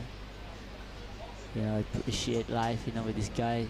So mature for his age. Yeah, he's been around the surfing community, the extended surfing community of Bali. Yeah. Since he was able to walk, really. Yeah. Yep. He came down to Western Australia when he was super small, and he has transited from that cute little kid that could trim along a wave and do a few turns to an absolute belting surfer. Yeah. He's transited seamlessly along that path. Yeah, his dad, Papa David, is here. And I'm sure everyone at home, Hayana watching, and sisters, brothers and sisters. Sorry, yeah, the little brother is still probably so young, Kawan. I've seen him, cute as button. I know. So, yeah, so Kian, that'll be next heat.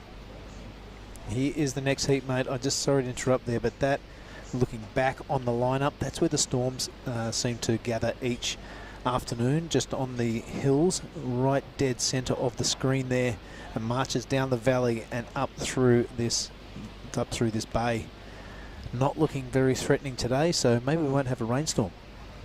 That'll be good. Yep, and it'll be some barrels. Yeah, come on. All right, it's Carl Steen out there with the work to do. He does have priority he won't be too fussed that he's down in 4th position, because that 5.27 is pretty handy. He'll be looking to make that his backup score in the next 6 and 30. And he definitely has the caliber. He just needs the right wave. That's it. Seems like everybody, one of the Carl Steen is piling for this one. Will he go? He's on the inside. He is turning. This is Carl Steen from South Africa. A really deep bottom turn, allows him to go vertical, gets a little stuck up on that heel, on that lip.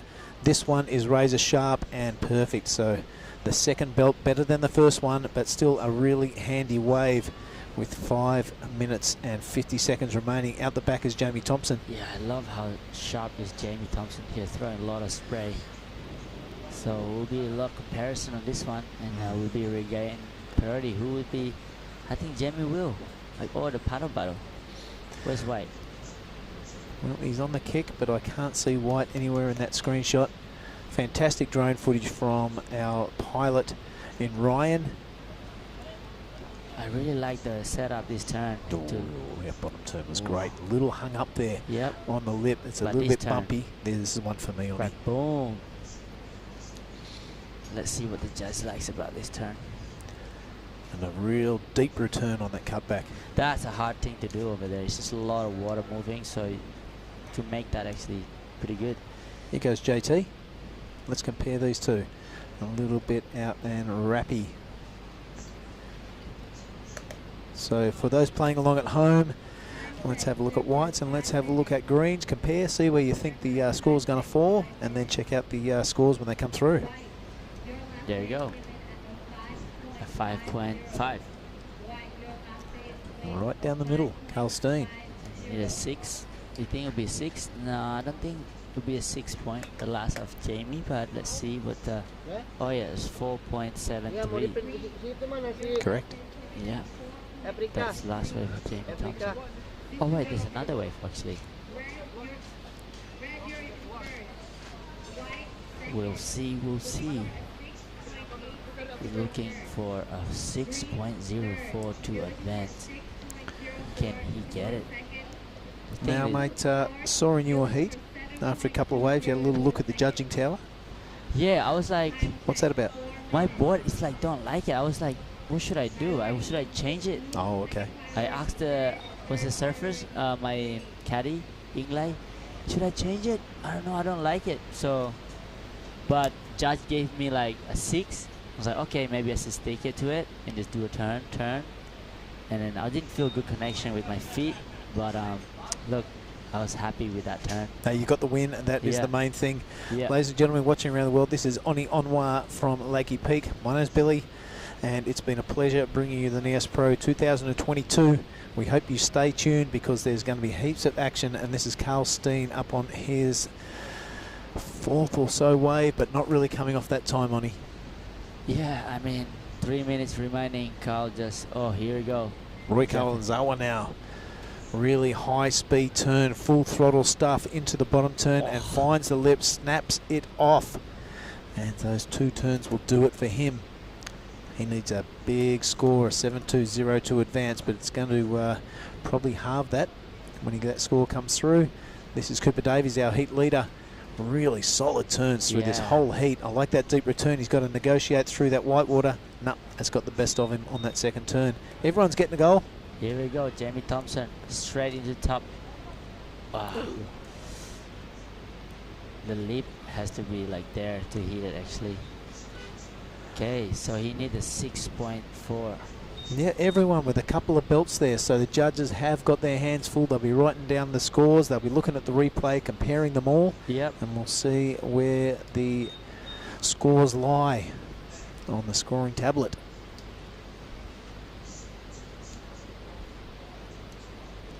You know, the best thing about Cooper Davies is that he looks solid when he does this turn carving. He throws so much spray. Yeah, you're right. He does have a deep penetration of those rails into the wave face. Yeah, powerful is a good way to describe it. Look at this one. Yeah, have a look at him. Classic style. Really showing the fins to the rest of the field on that first turn. This one, solid. top third of the wave. That was a really cool turn. Just couldn't complete the ride out of the whitewater. So just on to 90 seconds remaining in this one. It is Cooper Davies in the lead. Looking at tablet, looks like all scores are in. Yep. A minor one for Carl Steen there.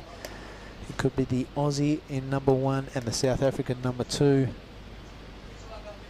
Jamie Thompson still has a TBD beside his name to be decided. Look like some big sets coming through now. So, okay, Carl Steen is onto it. Yep, he has priority and he has this wave. He's going to have to go nice pretty time. big to take the lead, but he's looking to solidify that second position. Again, the second turn wobbles. Everyone coming off on that one. And Jamie Thompson, of course. No, it's Roy Kanazawa. Yeah. Ooh, I like his style. Here you go. Whoosh. Oh, big belt in the pocket. You like that fin slide. Wow. One more. No, man, you have to go vert to get the score, bro. I like it, though. I like his surfing. All right, Oni Onwa liking the surfing, but not liking the scoring potential. That's vertical, and that is in the pocket, and that is fair dinkum from Jamie Thompson. He's looking to get out of third position. There's a 6.04. He's come unstuck in the flats. He'll be absolutely spewing. Meanwhile, 14 seconds to go. This is our heat leader, Cooper Davies. Take a bow, son. This is the way to surf. Nias right-hander. Really deep and powerful gouging turns. He's put on a bit of a clinic, looks at his clock, job done, he says. He's going to ride this all the way through and beat the rest of the field into the beach. Wow. Right, a lot of waves ridden. Davies. A lot of waves ridden in that last minute. So we're going to have to wait for those to drop. Heat 15 was an entertaining one. Heat 16 is going to be an absolute belter. We will probably cut to an ad break and bring Mark Clift in for all the action with Oni Onwa. Stick with us, folks.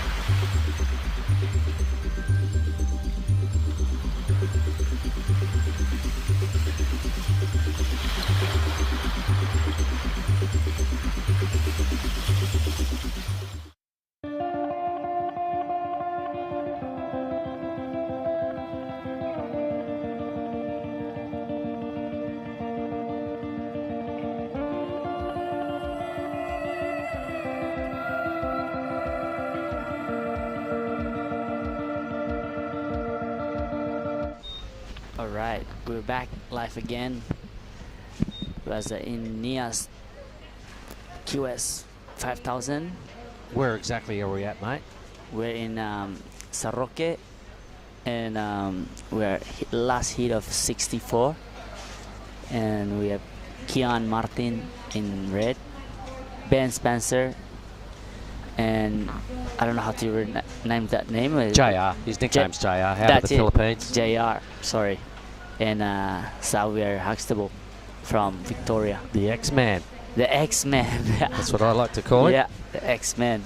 All right, so this is it for the round of 64. Following this, it's a big deal. The round of 32 coming up shortly, but all these guys here are well versed in exactly what to do and how to get it done. I think Roy Kanazawa might have officially finished in. He did. He finished in second spot. So there we go. He took down Carl Steen and Jamie Thompson. And Cooper Davis looked like he had a big day out, just like a heat similar to yours with a couple of 6+ rides. Yeah. All right. So a well-served heat there for Cooper, and Roy Kanazawa will put a number beside his name so he can feature into the round of 32 a little later on. Good stuff. All right, let's come up and have a look at numbers when they start on this one. Yep. We're on. Yeah, like this. All right, welcome back, Mr. Mark. Yeah, mate. Enjoyed the break. Just went home and just watched the waves from up top for a while. Geez, they look highly rippable now, buddy. Yeah. Not a whole lot of barrels. The medium waves are looking like they are just dead set ready to be teed off on. Some of the big ones look like they race towards the channel a little quicker and maybe don't offer as much scoring potential. That's just my view from where I was living. And we might have to get the take on that from Cooper because he's just been out there. Yeah. He's done a good job. He put together a very similar scoreline to yours, Onnie. So if you like what you saw out of him, that's what you look like when you were out there. All right, here you go. Kian Martin, his first wave. I love how fast he goes. Nice check 10 right here. Into, whoa, very vertical when he does the bottom turn. His waves super rippable. Yep, so that would be a nice first wave just to feel under his feet. I'm sure he's paddling back out. Okay, I feel this. I got this connection. So as we got the last heat winner, Cooper let's get Davis. him in here. Let's get him in here. I'll just move this chair out. We'll get him all mic'd up. Yep. Yeah, brother. You can take that red chair and sit here with me, my man. Cooper. Yeah, man. Yoo-hoo. Congratulations. Thanks, mate. All right, stoked to see you won that heat. We love watching how powerful you're throwing those turns, man. Like, fell a couple, but still made the heat. Yeah. What happening? Oh, not much. It's good to be here. It's been a long time since we've been able to compete over here. It was like, I think 3 years ago when we had Crewy now. So it's been sick to be able to get back over here and, you know, see you guys again. I haven't seen you in ages. I know. As I talked to Billy, he said we've been traveling together around the Key West in Asia. We went to Philippines and good to see you back and ripping out there, man. Looks solid. Yeah, thanks. What are you riding? It's been good. I'm riding Thomas Surfboards, local shaper from back home.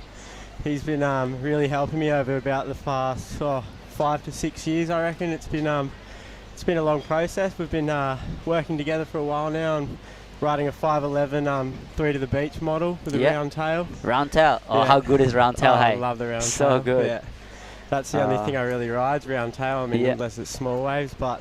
Well, that's why you look so fast and powerful out there, because the round tail, huh? Yeah, you just need it off the bottom because there's so much speed. You're going so fast. It's like you can't get up there unless you got that nice round curve at the bottom. So tell me, what's your plan this year?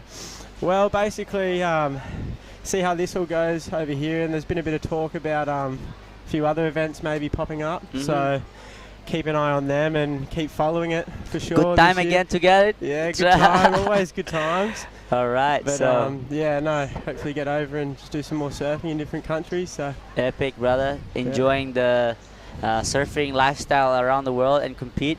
Yeah, absolutely. It's unreal. Goals to qualify.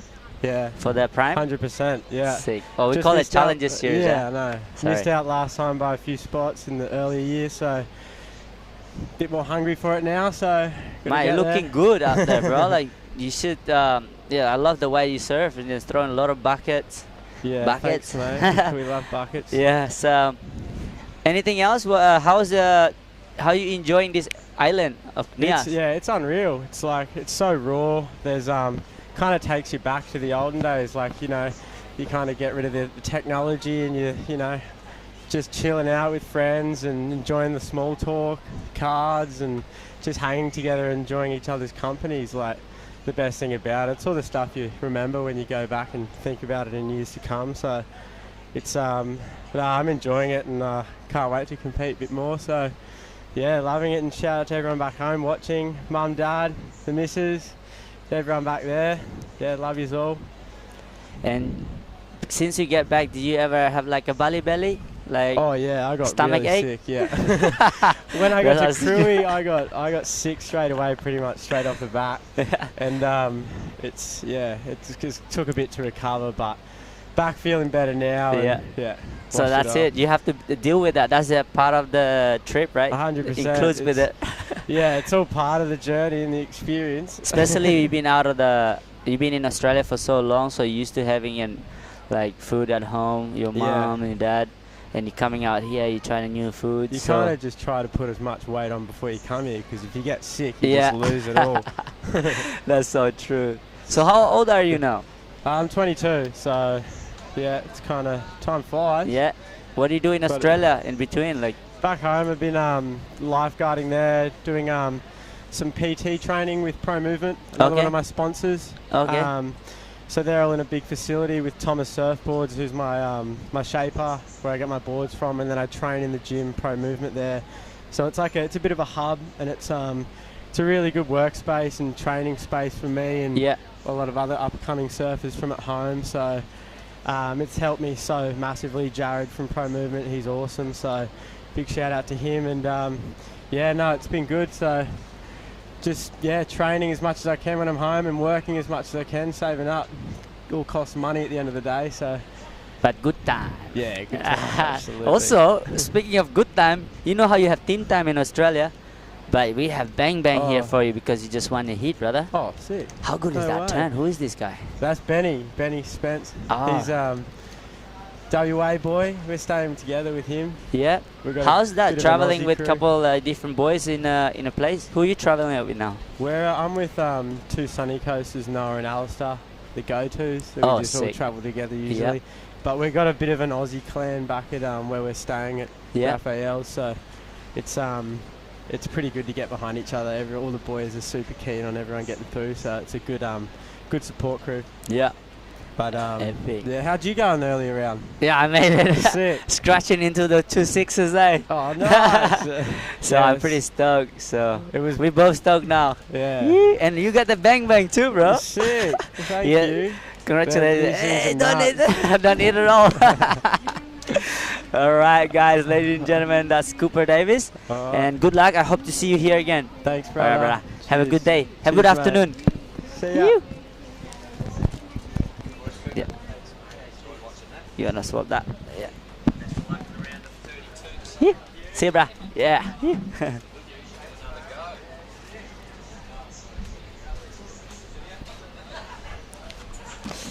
Yeah, that was good to chat with my friend. The Aussies are my friend. We travel together in the QS.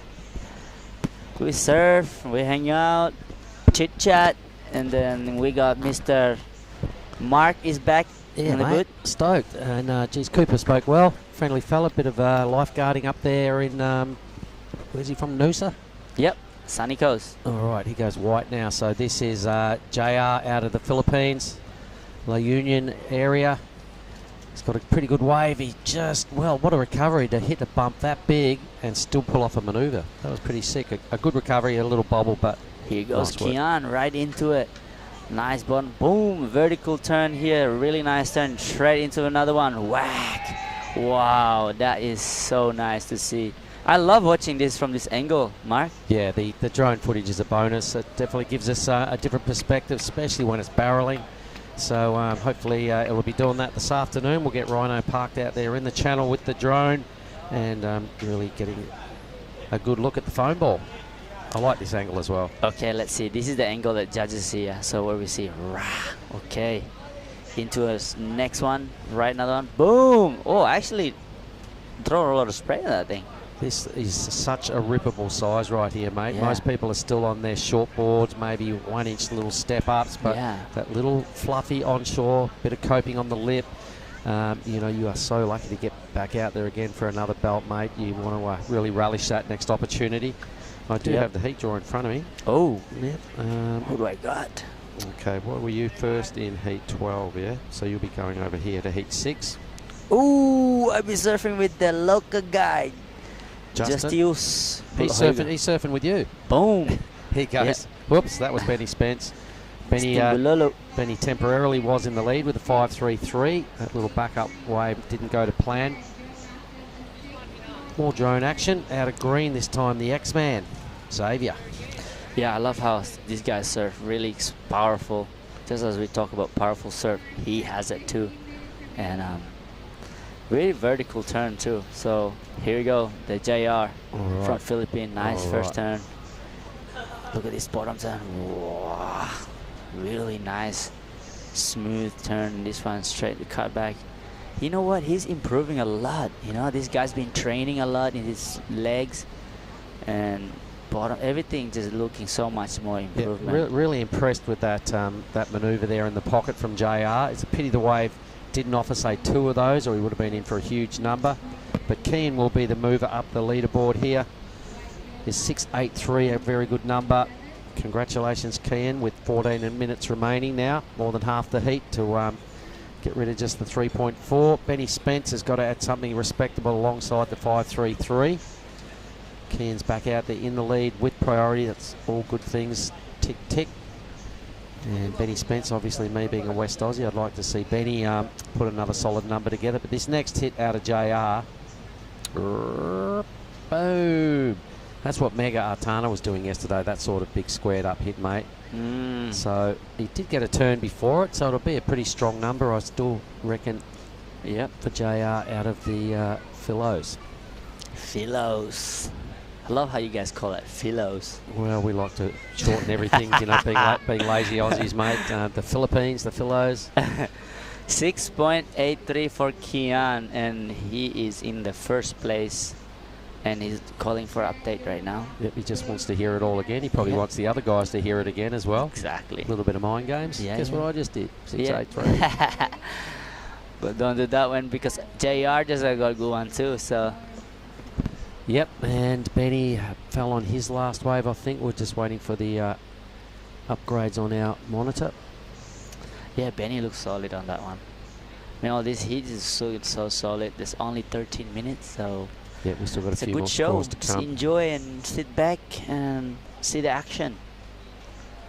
I'll just update my sheet here, mate, and I'll pencil you into this heat here, number 6. So in this heat, you know, like this contest I love because we can watch tube riding, turns, you know, maneuvers. Maybe I want to see some airs. Maybe I want to do that in my heat. Well, with that little bit of coping on the lip, mate, it does look like it's lending itself to some high-quality dead set shredding. I imagine there's going to be a few other crew throwing down a few, you know, big fin drifts, maybe some big air reverses this afternoon. Still hoping and tipping that it goes offshore. It's been trying to clean up for some time, although the flags are still pointing the wrong way. The ocean surface just seems to be behaving itself a little more. Super high standard rippable surfing here though, right on cue for the back end of day 4. It is almost 2:30 at Lagundri Bay, Saturday afternoon. It's a ripper. Lots of Indonesians getting down here to have a squeeze at the festival of surfing that's come to their beach. Yeah, it's exciting for them, you know. They don't really get this. So this is only once a year for the island people to see great surfers and different nationalities. So I see in the water right now, Kian's representing Sweden but actually live in Bali. Ben Spencer from WA, your homeboy. Ben Spence. Yeah, there's no art attached to it. It's just Ben Spence. Ben Spence. Yep, he's out of Margaret River, mate. He was the person that won the trials this year at the Margaret River Pro to get into the CT. Oh, no way. Yep, so he's a solid surfer, mate. Pretty sure he won the Margaret River Classic or maybe the year before, but there's a real lot to like about him. I just told him to go out there and look at it as an afternoon of really perfect right-handers at Margaret River Main Break. He's got this hell slash that he gets going, and I'm like, mate, just do that turn because it's super impressive. I hope he gets it rolling. Well, you know, you've been giving some good advice, especially to me. Thank you so much, Mark. And before we pile out, always good to chit-chat. Just to refresh or perhaps rehearse what you already know. Sometimes it helps just to hear it from somebody else, and you know, be confident after that performance, Onnie. You know, you got a pair of 6s, a bit like Cooper, winner of the last heat. Time to maybe just tell yourself you're going to step it up a bit more in the next round. Yep, I want to do that. It's a good, the first heat, always the nerve, you know. Yeah, it is. That's out of the way now, mate. Your campaign is off and racing. Be confident. Yeah. All right, JR's put together a 4.33 for his last wave, the surfer out of the Philos. That's him in white.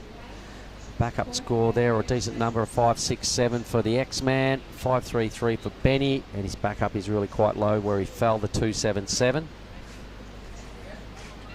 And at this stage, Kian, we did follow his 6.83, did a lot of good work on that. Medium-sized wave. And really, chipped away and did some quality work. Did just have a chat with Nathan Hedge in the next heat. He's up against Bronson Mady.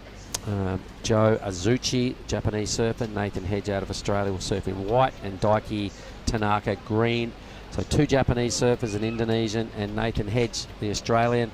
And Hedgie just pumps himself up non-stop, mate. You should have heard the talk coming out of his mouth and how positive he was of what board he was going to ride. And he goes, I'm just going to get these mid-sized waves, and I'm just going to go. And he just gave me the most vicious fist slap you've ever seen, and a nice crisp handshake. But meanwhile, Xavier has just teed off on a real nice one of those mid-range waves that Hedgie reckons he's going to catch in his next heat.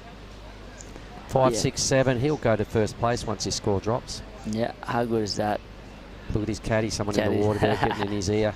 Like, great surfing, mate. You're just pushing a little bit too hard over there. Nah, push harder, he's saying. Here you go. Like, I'm talking about power this kid has. Ready? Wow. Really nice surfing. Into the next one. Yep. Looking sharp. That's a good whip off the top he's got going there. And mixed it up as well with that first manoeuvre.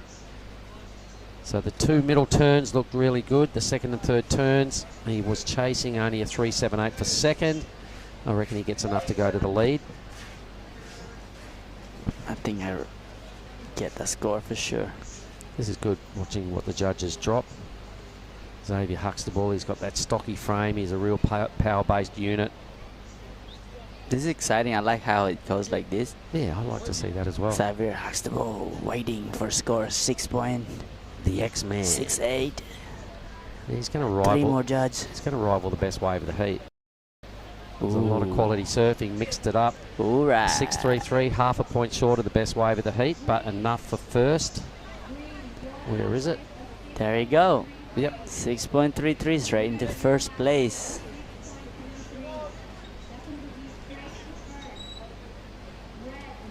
So now Benny Spence, the kid from Margaret River, spends a lot of time surfing main break, the box, Gas Bay, bit of Gas Bay royalty. Pretty solid wave. You would like that on it. It's a lot like where you're from. Just got a couple of mean steps in it, but it's a very similar wave. When's you gonna invite me there, Mr. Mark? Well, let's stay with Cairns first, and we'll get back to that. Nice turn, right? Throw a lot of spray by Kian. Another one. It's nice. Grab rail carve. Well, that grab rail carve was made famous by none other than Nathan Hedge, who's coming up in the next heat, folks. Yep. The guy was just psyching out of his brain down here. He's definitely pumped up. He's a pumped up unit, mate. Yeah. If you could tap into a little bit of what he brings under the skin before your heat on Anwar, I'd be stoked. Yep. I reckon believe it and try and get in that groove as well, because Hedgie, he believes he can do anything in his next heat. I love it. Good mindset. Yep. And his mindset is set very high, trust me. But so, looking at Bronson Mady is pretty far out. This guy, it's intense, mate. I reckon, when you're talking about is anyone going to boost and do some airs, I reckon Bronson's looking at this little coping on the top of the wave here. He's going for it. He can do stuff like that pretty easy. Yeah. The tubes, the big barreling tubes that he got this morning probably aren't there as much. I reckon he's probably going to show a bit of variety and mix it up a little bit in this next heat. So yeah, stand by. For me, it's probably one of the exciting hits, because one is the experienced legend who knows a lot of things how to do contest, and Bronson, just young freak who just does anything in it and can do everything. Yeah. Wow. So we'll see. JR just got a little stuck there. That's a pity. Out he goes. He will remain in 4th position. What did he get that score for? Like that square bottom to 4.33. Yeah. Anyway, there was one big hit, and the judges mustn't have rated the first turn. Called it a bit more of a setup turn. Yeah. So he's looking good at times. That high line approach, just more of a setup manoeuvre to get to this section. And that little bit there where you get a bit stuck, that's the difference at pro surfing, highest levels, those things the judges notice. They're kind of not really acceptable. It just puts a fair downturn on your scoreline, and not ideal. So Benny Spence now needs a 6-6-7. So the X-Man has gone from strength to strength. Keane Martin went into the lead via his last score, the 5-4-3. He's quarter of a point above Xavier Huxtable. Hence, the requirement for Benny Spence went up to a 6-6-7. Great looking waves rolling through out there, mate. I mean, look on the monitor at the waves nobody's riding. Oh, I took that wave before in my head. Oh, here's Kian. From deep, way downtown here. So let's have a look at the first hit. Up and over, a nice fin drift. Get back up there and do it again, buddy. Boom. The fins are out again, so he's loosening up. He's in the lead. He was really starting to feel it on that wave. 2 strong manoeuvres.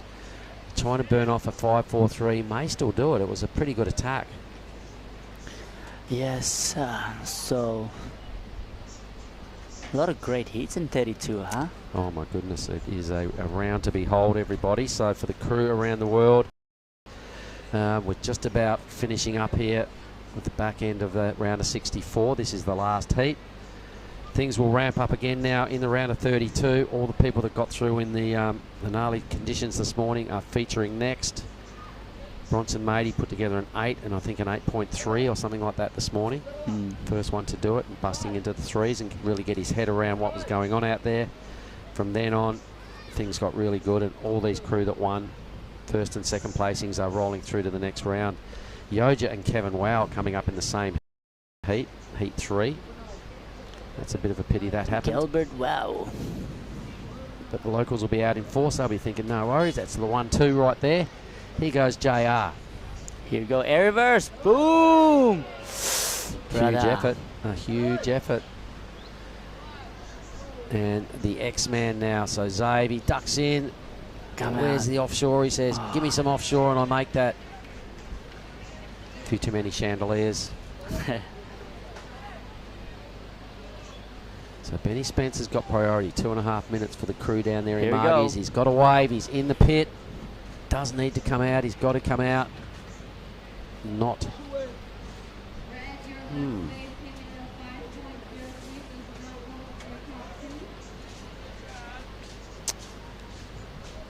All right, that was a pity. Kean Martin, meanwhile, has got back out the back.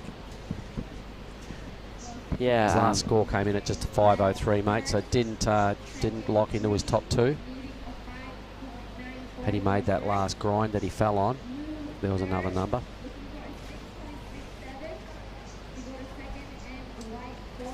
.67 for Ben Spencer to advance. A minute to go. Yep, he really needed to thread that tube. He probably a bit more like Xavier Huxtable. They both needed the offshore right then. Sections dropping, making it pretty difficult to find the exit. In the corner of the screen up there, though, I can see a bit of movement out in the background. Keane will be more than happy to just sit there and fend off, or hope no more waves roll through, except maybe one that he can just bring into the come-in spot down here in front of Snarley's place. So where actually are you staying? What is the name of your place, Ollie? Curious, just like around the corner from here. Just like two house in between this. Crusoe's? Yeah, that one. That's where we were staying. No, Curious. No, Serio. Serious? Serious. Are you serious? The serious, name. yeah. You know? I do know where Serious. you are. That's where I stayed years ago with a bunch of buddies when we came up a long time ago. Yeah. First timer here. It's a nice room. It looks like a new room. It wasn't that nice when I stayed in it. I've got to tell you, they've done a major upgrade. Yeah, I think they just fixed it for this event. I can see they just fixed everything up. Here you go, your boy. Come on, 30 Benny. seconds. 30 seconds. Throw it down here, brother. Got to go big. Where's that big Margaret River slash we're used to seeing? I like that. Do it again.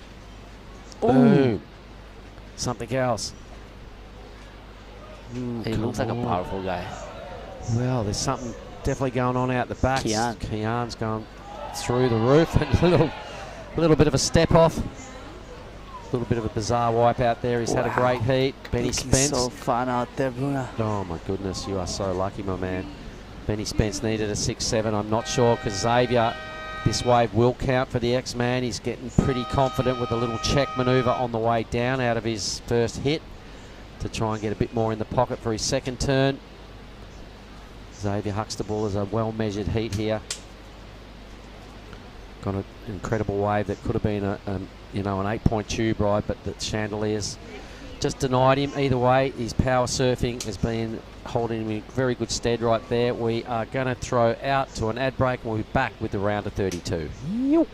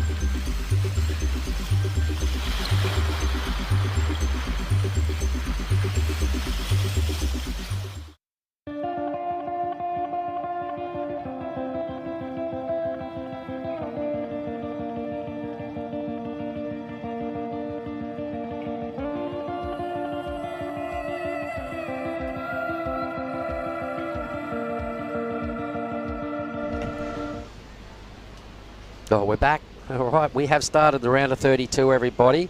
It is an epic lineup at the moment. It is going to feature straight off the bat Bronson Mady, Joe Azuchi, Nathan Hedge and Daiki Tanaka. What a way to kick things off, Billy Hangen. Yeah, round of 32, mate. I'm glad to be back with you. Those last set waves of that heat really impressing still. The right-hander at Nias, and Nathan Hedge is pumped up and going on his backhand. A couple of really deep gouges. Looking really focused when he's getting his rashy on over here. I was having a chat with him about his boards. He was knew exactly which one he was going to ride and gave me the reasons why. And then he looked at me and goes, I'm just going to come around the corner. I'm just going to square it up. And boom. And he gave me one of these big old, high fives that just about ripped the skin off my hand. He's in the zone. There he is, mate. That's timeless, that backhand top turn. Gets a little stuck on the bottom turn afterwards, but 2 big belts. That's enough for him to get things started. Bronson Mady doing it for Indonesia. All right, so I imagine, do we get those officials on the last heat? I think Kian Martin probably did enough to hold on, but the last wave I noticed from Xavier Huxtable could have gone close. Xavier's last number, not enough. All right, Kian, congrats. We'll be chatting with him. And Xavier making his way through, he gets another rip out at the Savo. I'll tell you what, there's 2 camps down there for that last heat. One, the Filipino camp, pretty vocal, and then a handful of Brazilians also cheering on Kian Martin. So it was really cool to be down there amongst the crowd. Everyone's feeling it, everyone's loving the show, and it continues into the round of 32. This is the Nias Pro 2022. The show continues. It's going to be a great Saturday. Can't wait for Super Sunday. Well, it's going to be finals day, is what we're going to dub it as well. It will be a super day. Guys are all vying to get a crack at the title tomorrow. Hedgie open with the 4-5. Bronson sitting there in the red. Tanaka in the green and Azuchi in the blue. Hedgie goes straight past them all like they don't even exist. You see that? What, there's 3 other people out here. I haven't seen them. Yep, nice bloke until that siren sounds, and then the eyes roll back, and out comes the animal, the hog. The crazy eyes were starting to appear just, once he had the rashy on and was picking his board. All right, well, I'll be having a chat with Keane. He's over there just high-fiving some of the young crew, some of the locals, stoking them out. A few little selfies going on. Yeah, he's a popular lad around Indo, is our Kian Martin. You can see Jagger with the headphones on down there collecting his blue rashy for the next heat. Big brute of a lad, isn't he? Yeah, he's a strong person for sure. I said it this morning. I saw him do surfing the other day. That was probably better than anyone I'd seen on this wave, where he got these 3 monster moves going on, and I took note of who it was. I went up and introduced myself later on in the afternoon. I told him I saw the wave, and I told him what I liked about it, and he was just, oh, thanks, man, that's so nice. cool. And I'm like, well, I had to wait around and see who it was, and I had to acknowledge it. So let's see what he brings. He's coming up, I imagine, in the next heat. Let's have a look at Mike Clayton Brown, Jagger Bartholomew, Dharmaputra Tonju, and Tully Wiley. Wow. You can see Zave just making his way back to the beach marshal as well. A job well done for second position. Here goes the surfer in green now, Tanaka. Leaning into it, tagging and meeting the lip nicely. He's got a really good strong second section here, but just overcooks it. It's definitely looking at what's going on, Billy. There's the opportunity for 2 big hits, and then the wave is racing out into the channel, and there's not much else. So you've got to really get it right. You've got to try and put a point of difference to those 2 hits, because everybody's doing it. And to me, it looks like the main sections have moved across a little. It could be a swell angle thing, but it doesn't appear to be as long a ride as normal, and you've got 2 opportunities to impress the judges. That was a good moment right there, and that was a big point collector that he will probably rue. Yeah, mate, I was down there watching it just under the speakers, and from that angle, it's take off, mid-face bottom turn, attack the lip. Don't worry about anything else, because that's where the big points are going to come from. And if you wrap yourself around there, you're going to find yourself with a big elevator drop to follow. Here goes the hog on his backhand. A little high line speed, and then attacks the lip, not coming off that time. Nathan Hedge going down. Under priority though, so he won't be too upset. He's staying busy, and he's going to have to duck dive this monster. Yep, he'll be underwater for a moment here. A lot of water pushes down to that point. There he is. It's a tough one to duck dive as well. So a little moment there for Hedge. He got a little bit excited and tried the impossible. And blew now Azuchi. So here comes his first opportunity. He gets a little excited as well. Got a touch of the hedgies there, and down he went. That is the section I was talking about, mate. You've got to attack that, and you've got to be able to pull off those turns, or it's no big score coming your way. And we have the complete draw in front of us right now, buddy, thanks to Ochim. Our round of 32 men's is complete. We've got a fresh copy. So this is our afternoon. That's how it looks. Welcome to it, everybody. So Nathan Hedge, a low score. Tanaka, a low one. Not much to talk about at this stage. Hedge is 4-5, still standing up as the better number. But we will have something to talk about in a minute when Kean Martin comes in and lends us his thoughts on how his morning's work went, or his afternoon work. Pretty sure Kean surfed this morning as well. Yep, he's popular. He's just outside the door, but he's getting that many high fives. It's taken a little while for him to get in. I'll go round him up, mate, and you can have a chat to the winner of the last heat, Kean Martin.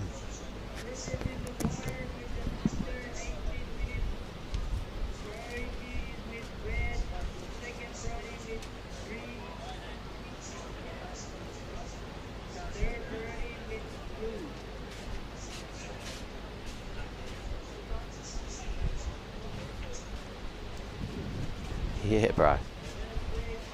Got his CI weapon in the house, right behind the seat. Get in here, my man. I got some headphones for you. Yeah. Yep, that's positioned perfectly. Kean, I'm going to shake your hand. Sweet, thank you. Yeah, you got to be happy with a heat like that. I am. I'm actually more than happy because I was kind of like excited to get into the tubes, and then as soon as like 12 midday came through, it kind of completely changed. So I was like, okay, I got to go out there, change the game, go for turns, and I'm happy I stuck with it and went with my feeling, and yeah, so happy. You've waited a while to get your opportunity in the QS 5000 here on the men's side of the draw. So you know, what's the plan, mate? You're chasing some big points. You want to try and get to this Challenger Series.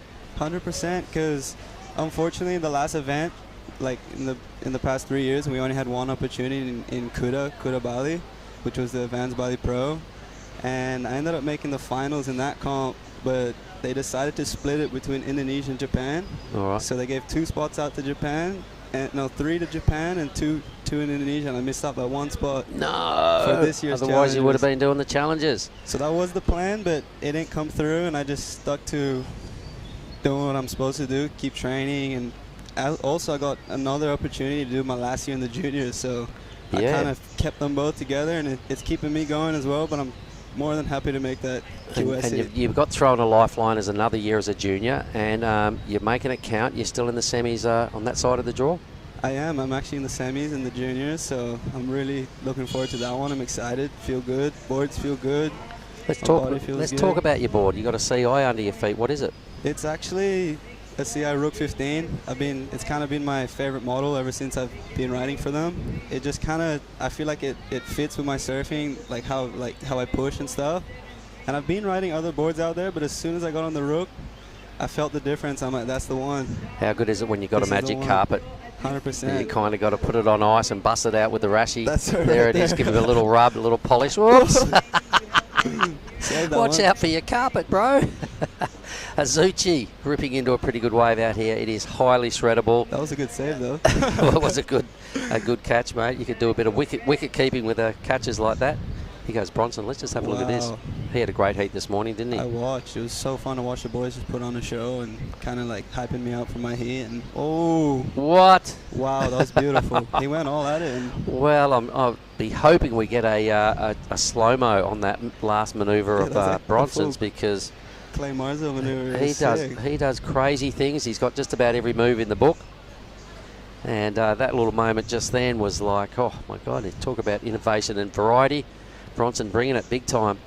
So tell me you're doing a bit of training as well. What does your training routine look like? So there's a bunch of crew at home. Like ever since COVID came in, we didn't have much to do, and like I was almost over surfing. So my dad's kind of like, let's split it up between both. Like I don't want you to get hurt surfing, so get your body nice and strong, and not really muscle wise. Kind of just using my own body weight for like strength and conditioning. Mm-hmm. And a few of the boys at Soma have been pushing me for this like fight training. I'm not in terms of like fighting, but like just full cardio and the willpower to do it. So I just want to give a big shout out to the boys for actually pushing me to do it, and it's paid off because all those paddle battles were feeling good. And Good words, yeah, buddy. Thank you. And we did see the slow-mos of Bronson's last wave there. The boys get up out the back. Bronson picks up 4th priority. Good overview right there. And it's good to do that sort of training, mate. Any sort of training makes you more confident. It kind of puts a 100%. bit of fire in the belly. Gets the belief going that you've done hard work. You kind of deserve it. 100%. That And- was kind of the mind games of like bringing. Before this comp too, we ran a lot, me and my dad, and I'm pretty stoked because my dad's actually pushing me more. He's actually doing it harder than me. So. And your dad's here supporting you, so that's He cool. is. We're here. Sius, my caddy, he's such a legend. He's always so stoked. He's keeping me happy too. So every time I pull off a wave, he's like, "Let's go, let's go." So I'm stoked to have the boys supporting, especially Bahiga Feliz Surf Camp. They've been giving us the best food, best accommodation. Like, I couldn't be more thankful to be there and share it with my friends and family. So you're right up the point, yeah, the far Right as up you the can go point, to yeah. the The last one up. Yeah, to the south. Let's watch green here, Tanaka. Wow, beautiful opening Big car. wave. Look at this bowl. Boom. The boys are putting on a show. Yeah, I mean, look, it is so rippable out there. We haven't seen a barrel for quite a while, but the lips have got that little bit of coping on them. Nathan Hedge, you must have grown up watching him in search movies and even at Chopu, I was like, I've had so many highlights of him there, and I was like, no way, is that really him? And in the Yeah. free surfs, and it's so sick to see him still at that level and pushing us, especially, and we're a lot younger. how's but how fit he looks, man. I was gonna say he's fitter than all of us out there. He so said he got a good result at Newcastle. He went, well, I might as well come up here and have a blast. He's just been holidaying and taking some guests on a surf trip with him through Tavarua, Fiji. yeah, amazing stuff. He's definitely an inspiration to all of us. And when you talk to him, you know, the positivity's coming out. Let's see where he goes in this heat because they're all tough.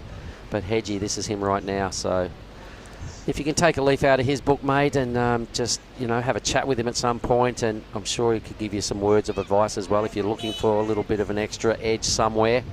Go no further than the Hedge. 100%. Would love to get some little bit of insights because he's been doing it for so long. He so. has. You know, imagine him. He was getting taken out of Whoa, school. did He you just see watched that? Bronson's doing crazy Oh things my again. God. Looking forward to the replay. Yeah, Bronny. Getting taken out of school. Old Nathan Hedge onto the Rip Curl Search Tour with Tom Curran and Frankie Frankenreiter and Duma Hardman and Chris Davidson and all these legends. What an upbringing. Right now, too, it's a good heat. 2 generations, the young one, Bronson from Lakey Peak, and Nathan Hedge. So yeah, looking forward to seeing the replay of that last effort that Bronson put together. So anyway, we've got another little treat for you, mate. Here is the red treasure box. We'll just have a look at this. Nice opening turn. Yep. Straight into the second. Look at that. Oh my God. How the hell does he make this? Look, he's completely gone. And then bang, just like that. Wow, that was a crazy wave. Look at him look straight at the tower going, I hope you guys saw that and didn't look away because I made it. That was insane. Here is the red treasure box, buddy. You can have one of those. Good on you, Ken. Loving your work, Cheers mate. for having me. See you. Hopefully come back here soon for another bang bang. Yeah, well, that's the plan. Good on you. Thanks, boys. Well, Nathan Hedge with a 6 and a 4-5. So the veteran is in the lead and he's getting a serious charge out of Bronson Matey right here. You probably didn't see what just happened then, Billy, but Bronson Matey's just done the freakiest turn in this heat. And the last wave he got, he also did something very bizarre. Bronson's really stepping it up. Yeah, I saw him really kick that tail out on his last manoeuvre. He's definitely laid on the line. You got to watch this, everybody. Let's get a slow-mo going on this next move, please, gang, if we can, because it's hard to describe. It's hard to know how he made it. He made that? Here, have a look. He pops up and stands tall, looks straight at the judges and gone, don't look away, I got it. That is incredible. How was the surfboard was almost upside down after that turn? Both feet just about off. So Green just goes into a stock standard blast on a good-looking wave. Repeats the dose. He's packing a 5. He needs another one of those to get up into second, but he's squared off and he's done the wrong thing. He's pulled off right in front of Hedgie and said, catch me if you can. Hedgie's like, eh. What's he thinking? Yeah, where's the respect? All right, well, Bronson's going, I've got a 6-5. He's moved into the lead. He's a smidge ahead of Nathan Hedge. Tanaka needed a 5.31. Did some pretty good surfing. It may get close to that number. And Azuchi with priority, 6.17. Everybody's off to a good start here, mate. With that Bronson Matey breathing right down his neck. This is the score to come for the Hedge. Is that correct in saying that, mate? Look at him. Oh, he's looking. He's giving the yell too. He's giving the jungle scream. He's gonna burst a blood vessel the way he's going. He's totally invested in his performance. Azuchi now with priority. That was a great first turn and follows it up with a good second one. Really seamless surfing there and attacking the lip twice. I'm loving this heat. This is going places. First round of the round of 32.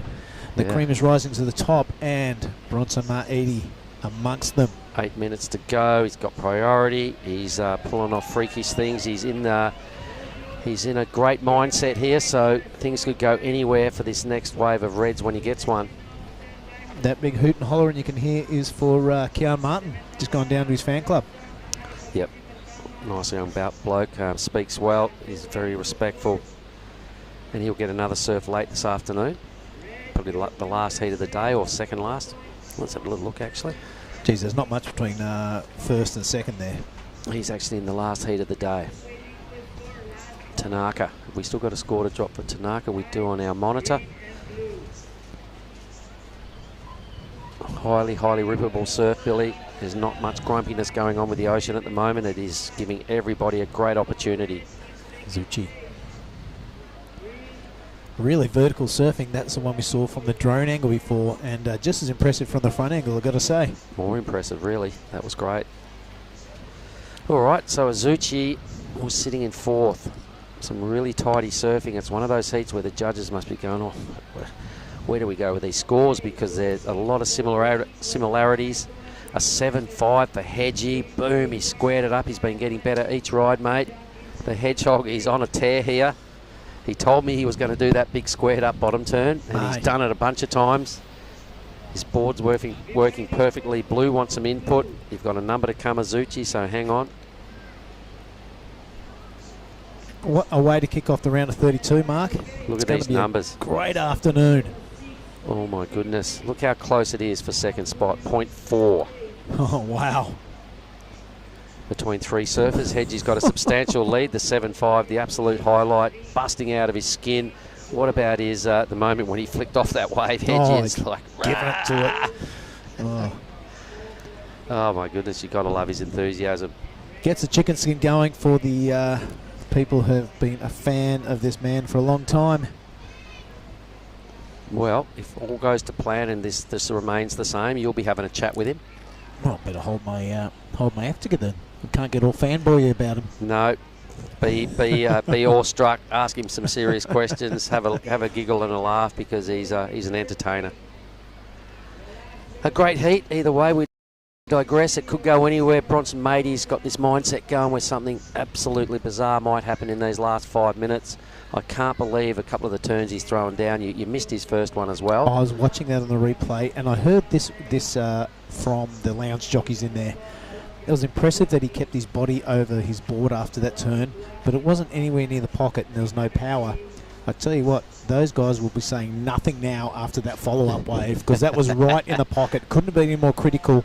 It's like he heard him and responded. Yeah, we'll take that, you guys, and so they'll be eating their words as we speak. Really, really good stuff. I hope everybody that's watching is entertained. It's Saturday afternoon at most places around the world. 4 o'clock in WA, 3 o'clock here in Lagundri. On the hunt now is Azuchi. His last wave was really good, a 6.33. Hedgie's 7.50. He's gotten better each wave. He said he wants these medium runners. He's having a look at this.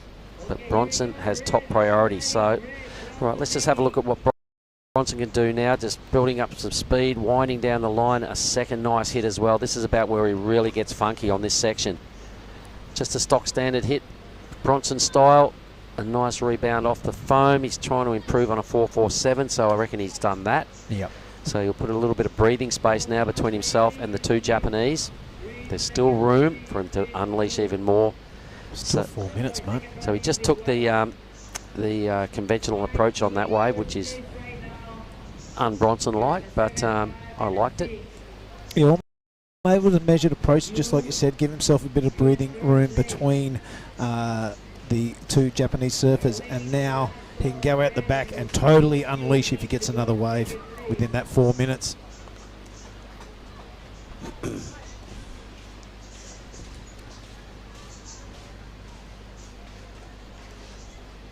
And I'm glad I'm seeing both sides of Bronson in this heat, because generally I've seen him surf a lot of heats where he's always trying to do super bizarre things all the time and never structures a wave and doesn't really structure a heat.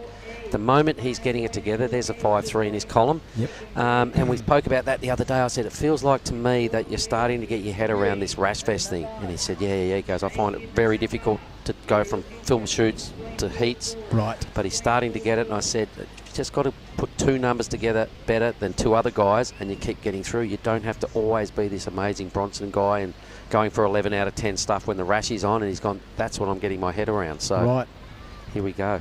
Well, he may have just pulled off that second place here, mate. Is fourth priority, 2:40 to go. The priority has switched to Tanaka. The requirements aren't massive. No. So maybe it's time to be Bronson guy 11 out of 10. Nope. Not on that wave. But yeah, look, Azuchi's still well within striking distance. He's got third priority. Tanaka needs a mid-range 6. Here we go. This is Azuchi chasing a 5.48. Yep, really fast, really vertical, and that is no exception. That was a really good airdrop out of that first turn. A nice wrapping turn into the pocket to follow it up.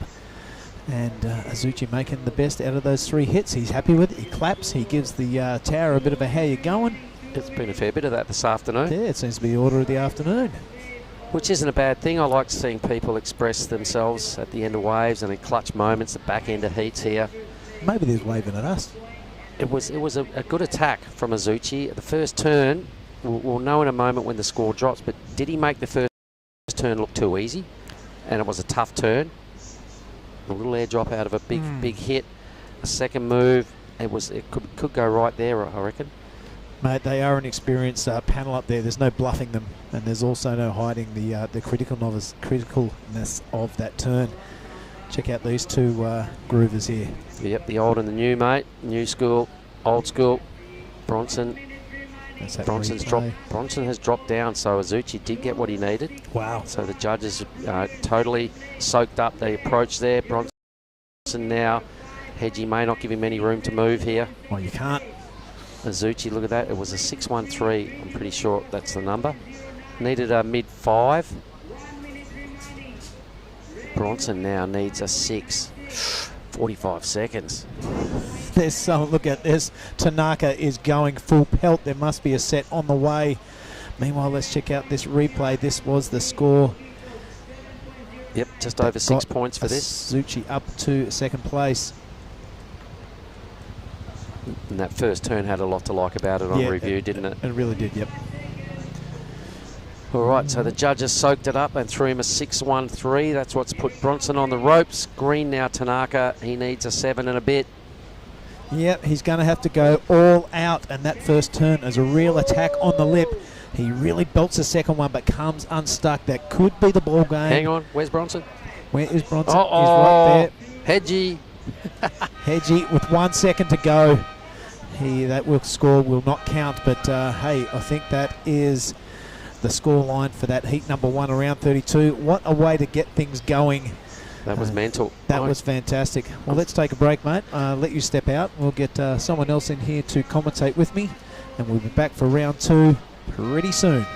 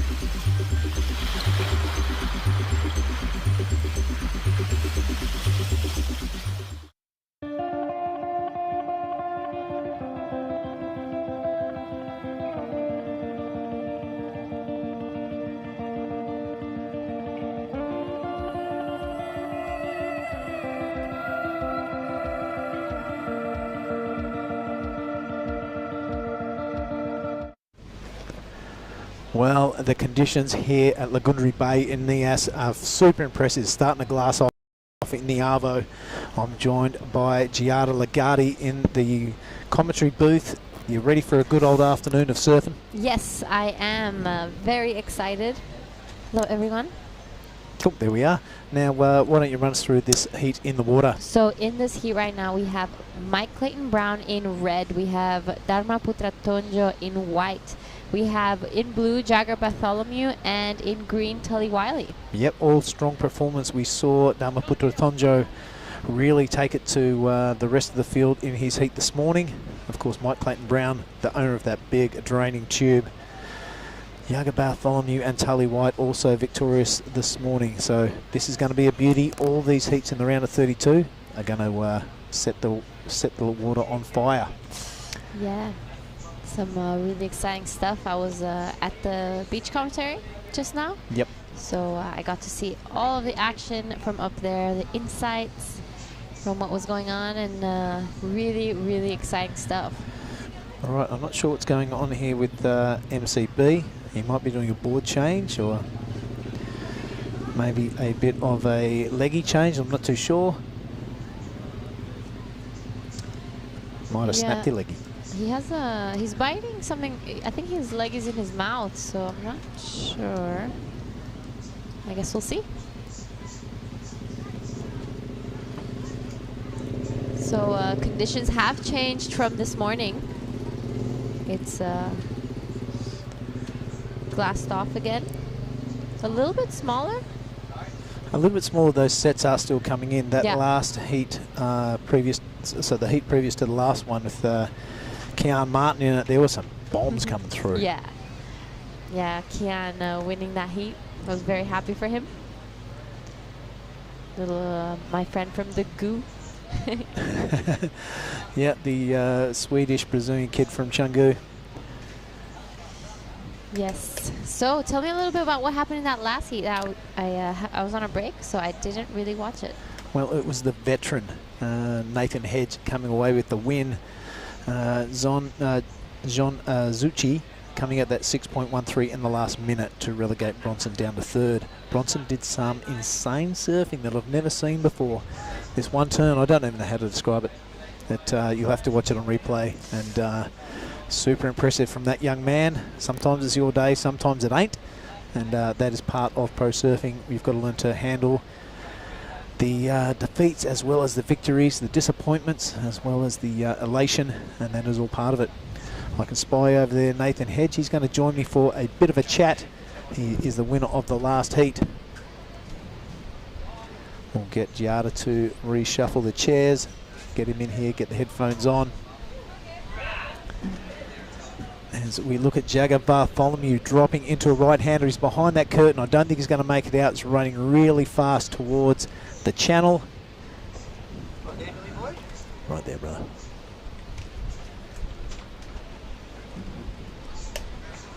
All right, as he downs a Kalapa, I am joined by the winner of the last heat. I'm going to scroll down so we can see your score. It's Nathan Hedge. Put those on your cranium, mate. That's the way. Let me help you out. Here we go. I'll put that up there so we can hear what you're saying. Absolutely perfect, mate. Hey, put her there, buddy. Right on, Billy. Great heat. You had a couple of groms breathing down your neck. None more than Bronson 80. He was doing some incredible surfing out there. Did you catch it on the way back out? Beg your pardon? Did you catch Bronson's surfing on the way back out? He did some incredible turns. Yeah, I loved watching Bronson surf, to be honest. I saw him sort of getting the back of the fin like out the back and sliding and regathering. He's pretty lethal. I've seen him in the free surfs too. Yep. Yeah, no, I felt pretty confident with a 7 and a 6, so he was sort of, they were chasing me, I reckon. Oh, 100% they were chasing. They were breathing right down your neck, but you kept them at bay, pretty patient through this part of the heat, and then absolutely delivered with that 7.50. A couple of really beefy backhand turns, really smashing the lip to bits. Then you give it a bit to the judges, will you, or just having a bit of a release? Yeah, I mean, it's just a celebration to be back here and being 43 and putting heats together like that. It just comes out. I mean, that's what the passion's got me through all the years, and it's what I thrive on. And hopefully along the way, it's inspiring some people too at the same time. Mate, 100%. It was inspiring us here in the booth. There's a few cheers going up and down on the beach. It's fantastic to see someone still involved. Just before you heat, I'll give you the knuckles and the good luck. I'll see you in the zone, but you always took the time to wish Jess Starling a happy birthday. I was talking to her sister True here in the commentary booth, and she was remarking how you've always got time for the younger crew, and you're passing on your knowledge. Are you enjoying that part of your life right now? Yeah, absolutely. It's really nice to be able to give back and drop a few gold nuggets of wisdom where I can, and it goes both ways. I've been in the young competitors' shoes back in my early career, and it's nice to be able to pass some of that on, and it's good to have good mentors around you, and I had a lot in my corner growing up, and it's something that I can give freely, and it's a really positive thing to be a part of. Yep, and it's great to see. I tell you what, there's a lot of things we take for granted in the surfing circles, but having the elder people give back. I see Tommy Witt's doing it on the Pro Tour. He's an absolute legend at it, and Gene Hardy hanging around here with his daughter, and it's inspiring to see getting that whole uncle thing going. You know what I mean? Yeah, it's so good. I mean, it keeps me on my toes as well, and sort of sparring partners and staying with the young crew from the sunny coast. And we've got the Losmans here, side by side, and there's sort of this house and that house, and it's just a balcony, near shot away. And so there's sort of like a mini competition going on, and we're all supporting each other and caddying, and it's a really good vibe here. So it's great to be part of. Now, have you ever been in a contest here before?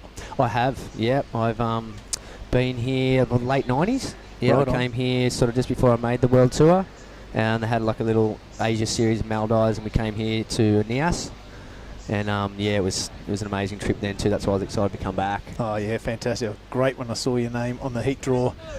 You went down at Cruy, that big long left-hander. I think that would have suited your surfing also. Yeah, I had some work commitments on, so yeah, I had to say, pass up on the Cruy one, but I was, ecstatic to be able to come here and surf on my backhand, and any opportunities I get, I cherish. So I'm just stoked to be here.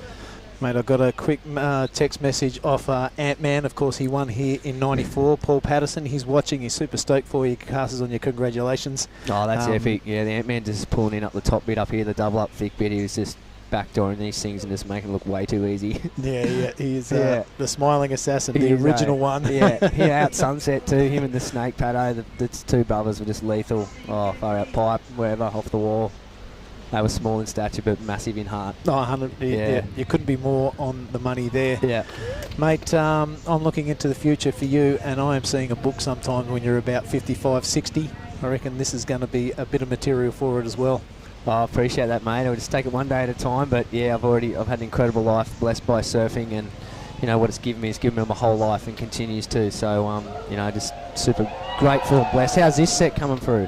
You are kidding me. A little bit of leftovers from last night and this morning. Yeah, wow. They got some grunt in them too. You get cleaned up, you know about it. Well, we saw you having to duck dive one right on the corner. Yeah. And we thought you were wrestling crocodiles under there for a little while. Look at that drop from Tonjo, Dharmaputra Tonjo, the kid from Bali. Really wrapping around. It's not going to be much scoring potential, but what an exciting drop. How's the drop? That was nuts. He's probably on like a 5'8" or something too. He was in my heat this morning, and he was just ripping. He got the best barrel and doing the biggest turns. I was just loving watching him surf.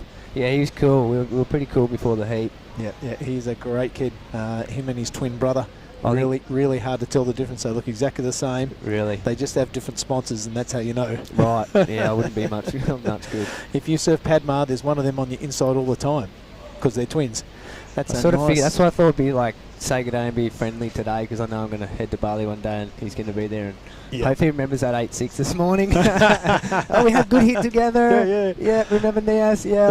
Take a wave for sure. Hey, I saw as you were going for your heat, you got your out of known sticker on the nose of your board, and there's a few grommies giving you the "Hey Kelly, good luck." Yeah, it's classic. We've got the same haircut. We go to the same barber, and same sponsors. So that is a bit of a running joke when I turn up down. I went down to Bell's this year and I was running down the steps, and people were like, "Oh," they were getting kind of like, "No, sorry, it's just me. It's Nathan. It's not Kelly. Sorry, folks." But it's a couple of similarities there, I suppose. Well, it's great to see you on board with Out of Known, and mate, take this bang bang, do with it what you will, because you win a heat. That's the rules. You get one, give them to your caddy. Cool, mate. I'll give it to the grommets, the little coconut cartel that have been hydrating me and running amok. So I think they'll be. Samuel and his little sister will be stoked on this. All right, Nathan. Great. Thank you for joining us. Thanks, Billy. I better stop fanboarding around you and let you get on with things. Thanks, mate. Good on you, mate. Chat. Cheers. Righty-o, Nathan Hedge, thank him for his time. We're going to bring Mark Cliff back into the booth and finish off this heat. Mike Clayton Brown out to that lead. And Dharmaputra Tonjo taking a massive, massive drop, but not garnishing much of a score out of it. And welcome back into the booth. Oh, Giada's going to join us.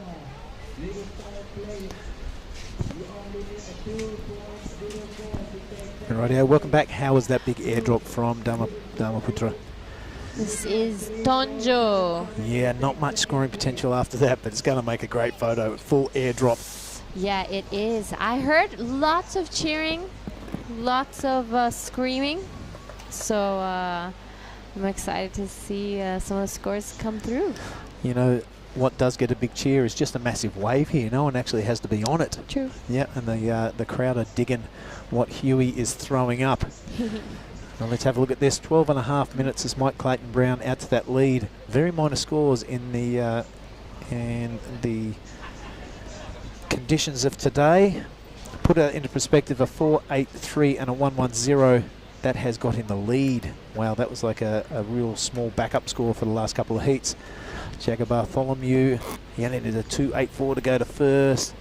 Tonjo a 2.04, and Tully just that 3.77. So it's a cliche, but it's anyone's ball game. Yep, it is. So what did Nathan Hedge have to say? We were just talking about, you know, he said he's 43 now. He's looking ridiculously fit and deadly. He was super confident. I was talking about the surfing that Bronson was doing. He goes, yeah, pretty good surfing, but I reckon they'll catch me. He's got that, he's a super nice guy, but once the siren goes, those eyes roll back and it is game on. So he's just kind of schooled the young fellas in that heat.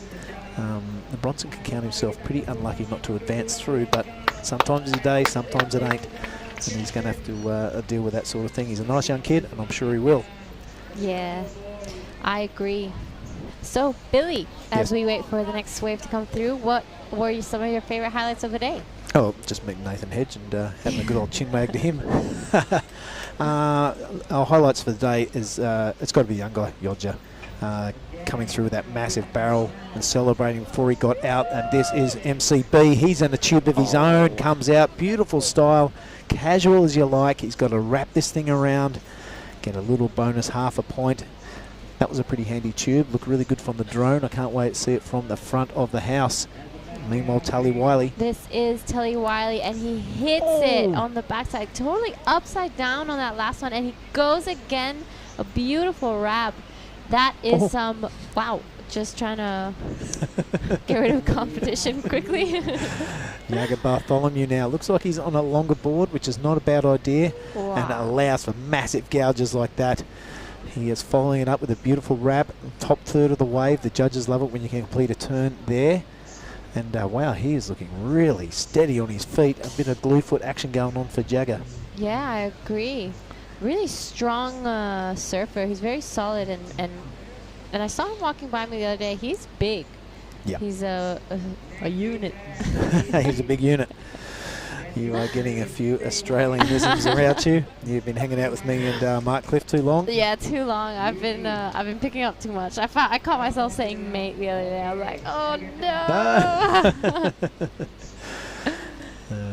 But that were some really great waves. This is Jagger Bartholomew. Yeah, that's the replay of him. Look how he can really dig that tail into the pocket. And then on those turns, he can really dig a lot more rail than if he was surfing his little shorty. Yeah. And there's Tully. I like his backhand attack on this one. The backhand goes behind him, which means we go really vertical. Grabs the rail on that one, and a bit to about 11:30. Off he goes. That was some great surfing from our surfer in blue and green, both Australian, as we also have 3 Australians and Tonjo. Well, 4 Australians, really. If you've ever sat down and had a dinner with Tonjo, he's got some Australian about him as well. Don't we all, growing up in Bali? So. All right, that last wave from Jagger has relegated Dhammaputra Tonjo into 4th position. He does have priority. And he was victorious this morning, so he's definitely got it in him. He's got 8.5 minutes remaining. And you hope to see that big smile progressing into the next round. Wow, so Tully's last wave came in at a 7.43 with those 2 great backhand turns. It was great to watch. And Jagger's came in at a 7. Yeah, there we go, up into 2nd place. So Tully just getting the better of that exchange. Wow, great surfing from Tully. I think some of the better backhand turns I've seen today. Yeah, really vertical. Like I said, on that backhand bottom turn, the right hand goes right behind the body, so he's looking straight up at the face of the wave. For young grommets wanting to know how to get vertical on your backhand, that's how you do it. Where the hands and the face look, the board will follow.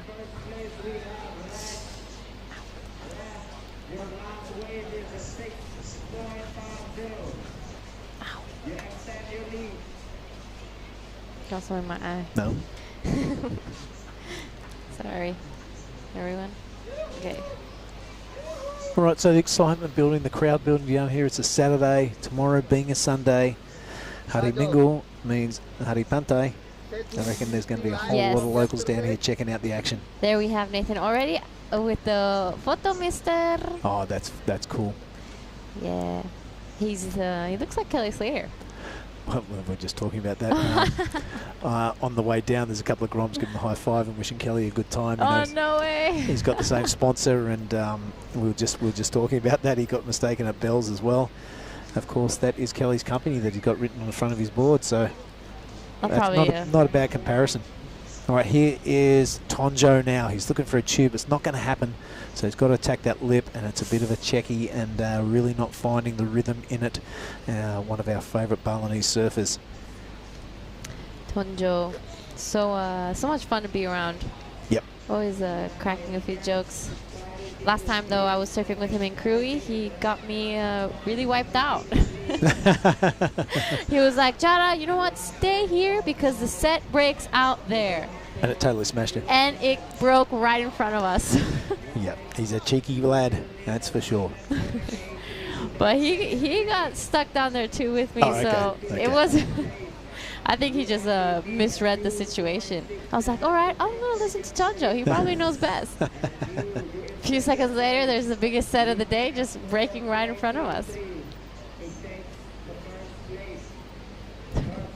Ended up getting dragged to the beach and just went in. Yeah, well, that's sometimes the way it is. There we see indicators out the back. Yeah, only the strong and only the brave tackle that thing. Definitely not one for me. And what about you?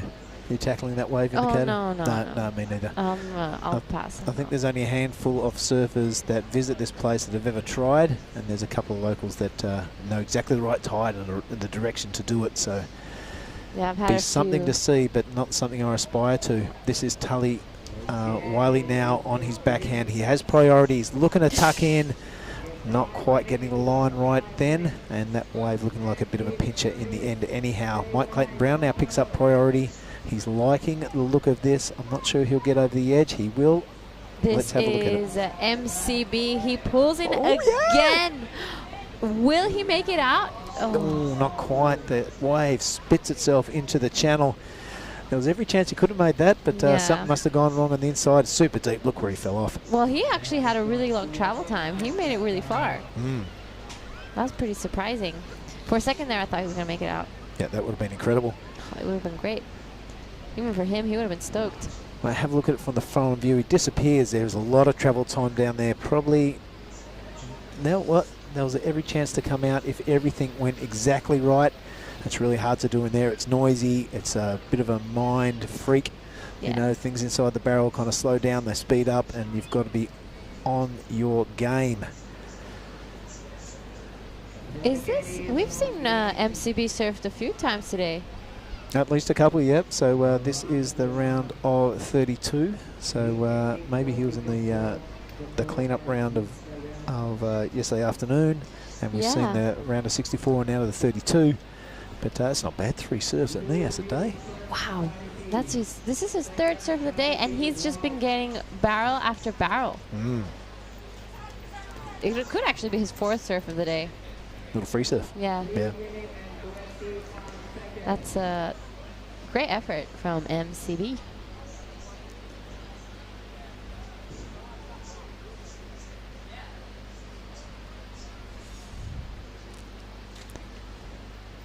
Solly Bailey features in the next heat number 3 of the round of 32. That is going to be Ripper. Kevin, the local lad from here, is in the water next also. So the crowd will be leaving the restaurant and watching their boys surf, as we just see young Tully get clipped there. Also Yoza Zagotto, 2 local lads in the next heat, and it is Yuju Nishi rounding off that field. So you're lucky you get to call a heat with Mark Clift and 2 local lads, with every chance of taking it out, going to 1-2. It's going to be a great heat to watch. Yeah, the local crowd are going to be very excited to see their boys out in the water. Hopefully we'll hear some more of those cheers and screams that we've seen a few times today. There is a crowd forming now again on the beach. Oh, look at Papa Hash out there. He's got his camera ready to shoot his boy. Super proud moment. Looks like MCB wanting an update, maybe a score check and a time check. There is just under 2 minutes remaining. He has a pretty handy lead, but look at Yagi. He needs that 4.33 to progress, and he has priority blue, so it's all eyes on blue and that first place. Oh, green is blue's not in a very safe spot either, as green only needs a 2.67. He is way down that fourth priority. He needs a 4-wave set. We've seen that happen a lot today, so nothing set in cement just yet. I'll keep my pen off the form guide until all places are cemented. Yeah, he does have fourth priority, so I don't think blue will be letting him off so easily. Well, Giada, it's not over till it's over. So we'll see how it goes. Looking out there at the indicator, though, there's nothing rolling in. They've just got a minute to hold their breath. MCB will be hoping nothing comes through. He's asking for the time. If I was Tully Wiley right now, I would paddle to the inside and catch Billy's left. There has been no left today. It's too big.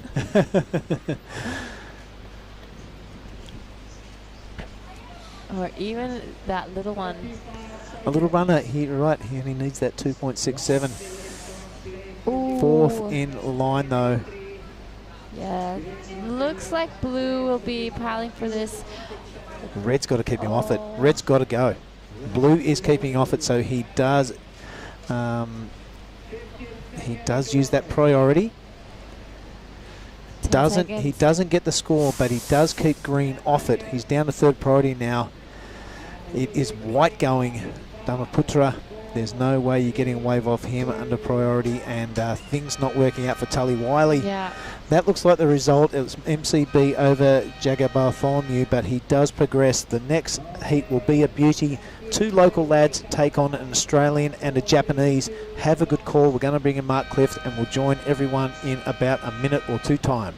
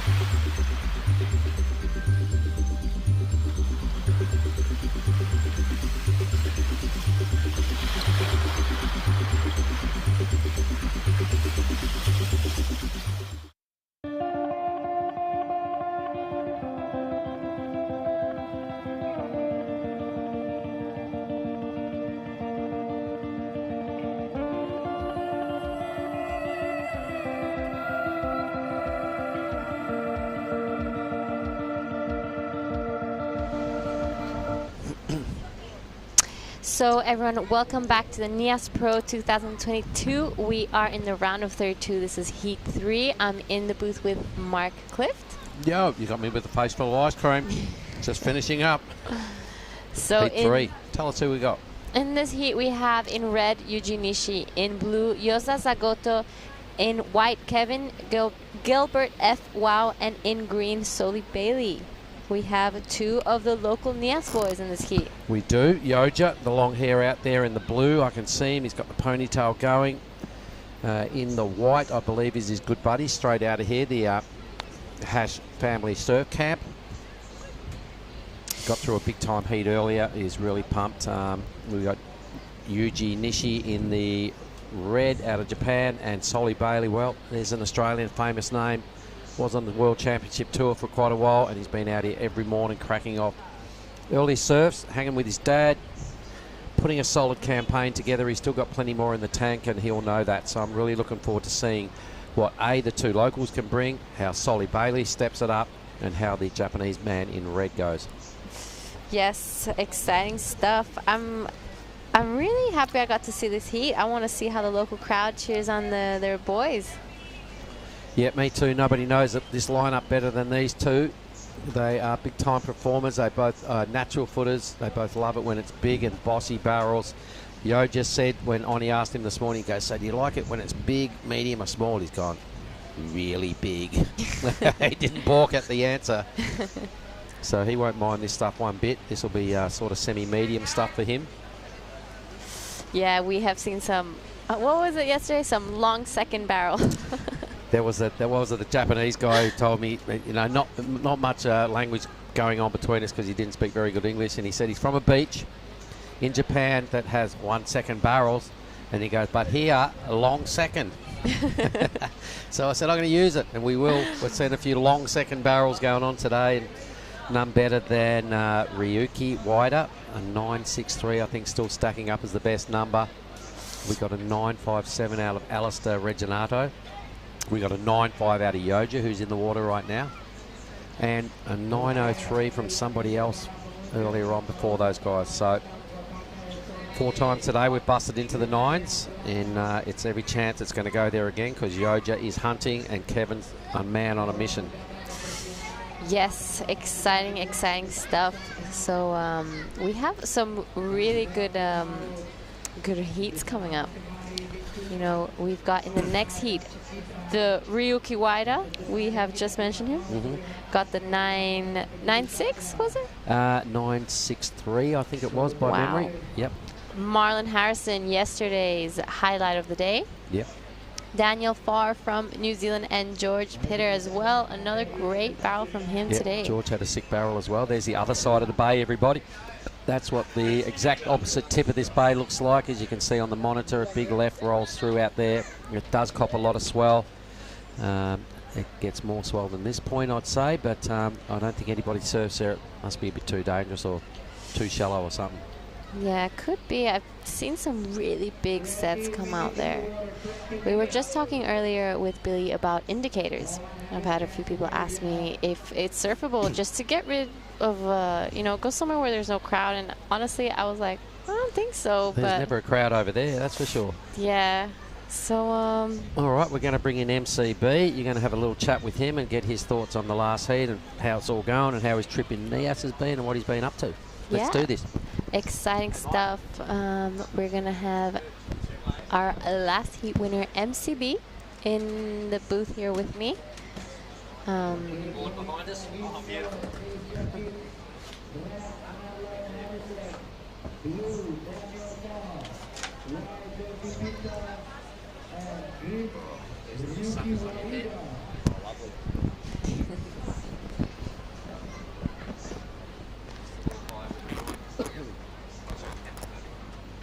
So, MCB, that's what we call you in here. You know, it's the first time I see you here in the booth. This is your 3rd time surfing today, isn't it? No, just 2nd. Oh, I swear we've had you surf 3 heats. So, what do you do to keep your energy to surf these heats? Well, here it's a bit easy. There's we got a hammock over at Justin's, so I reckon I've spent the most hours on that hammock. I've kind of claimed one. Yeah, just that and Netflix. Marked your territory on, on that hammock. No one's touching it. It's mine. You know, we've seen you catch some great barrels out there. Tell us a little bit about what it's like surfing your heats out in Nias. Yeah, well, these heats are the only times I've actually gotten waves over 1 foot. So, yeah, it's really good to get a couple tubes in some heats for once. Yeah, it's pretty ideal, and it's a right too, so I'm not on my back end. I remember in your first heat today, you were cheering. There was a wave that came by itself, and you were like, "Oh my God!" Yeah. Have you ever surfed heats with waves this good? No, not at all. I mean, Cruy on the finals day was like perfect, but yeah, I've never surfed a wave where it's just take off, get barreled, and pull off pretty much. So tell us a little bit about yourself, MCB. Where you're from and your background. So. Yeah, I'm MCB. I'm 19 now. I'm from a little town called Port Stephens in New South Wales. Yeah, there's not much to me. I don't know. Oh, I'm sure there is. Do you do anything, do you train outside of surfing? Yeah, I do a bit of gym work and I love a round of golf. Okay. Yeah. So. How long have you been competing on the QS for? This is my second proper year. So yeah, last year was my first year, and now I'm kind of getting the hang of it. So yeah, it feels good. What would you say your goal is for the end of the year? Just to really get some really good points for next year. That's the main goal, and then on from that next year, hopefully qualify for the Challenger Series. So if we're returning here to Nias and Krui next year, would you join again? Oh, for sure. It's so perfect. It's the dream tour. Oh, I agree. Have you been watching any of the Brazilian CT surfing? Oh, yeah. I pity them at the moment. We're here surfing perfect barrels and they're groveling on 2-foot lumpy beach breaks. So Yeah, I agree. But I do have to say Coyote Belly's barrel was very cool as well. Yeah, it was nuts. Well, yours are pretty close to that. So the only reason it's not a 10 is because this is perfection. Yeah. And that was a lucky wave for Coyote. There's a lot more better waves out here. Yeah, I agree. So is there anything you'd like to say to your friends and family back at home? Yeah, I know Mum and Dad are watching over in, where are they now? I think Petra in Jordan. Yeah, my girlfriend at home, she'd be watching, my sister, and yeah, the local community. Yeah, thanks for watching. So the winner of every heat does get a Bang Bang. Have you ever had a Bang Bang before? Oh, I've devoured 2 boxes of them. Oh, no way. So here is your free Bang Bang. Oh, it's a big one too. Yeah, it's the double extra chocolate and caramel. Oh, love it. So thank you so much, MCB, for joining us here in the booth, and we'll see you in the next heat. Sweet. Good luck. Thank you. So that was our last heat winner, our MCB. And soon I'll be joined again with Mark as we move those chairs around. Well, it appears that there has not been any waves ridden in the last 10 minutes of this heat. So I'd be curious to see if there's going to be a restart. Maybe not. Maybe we will see that.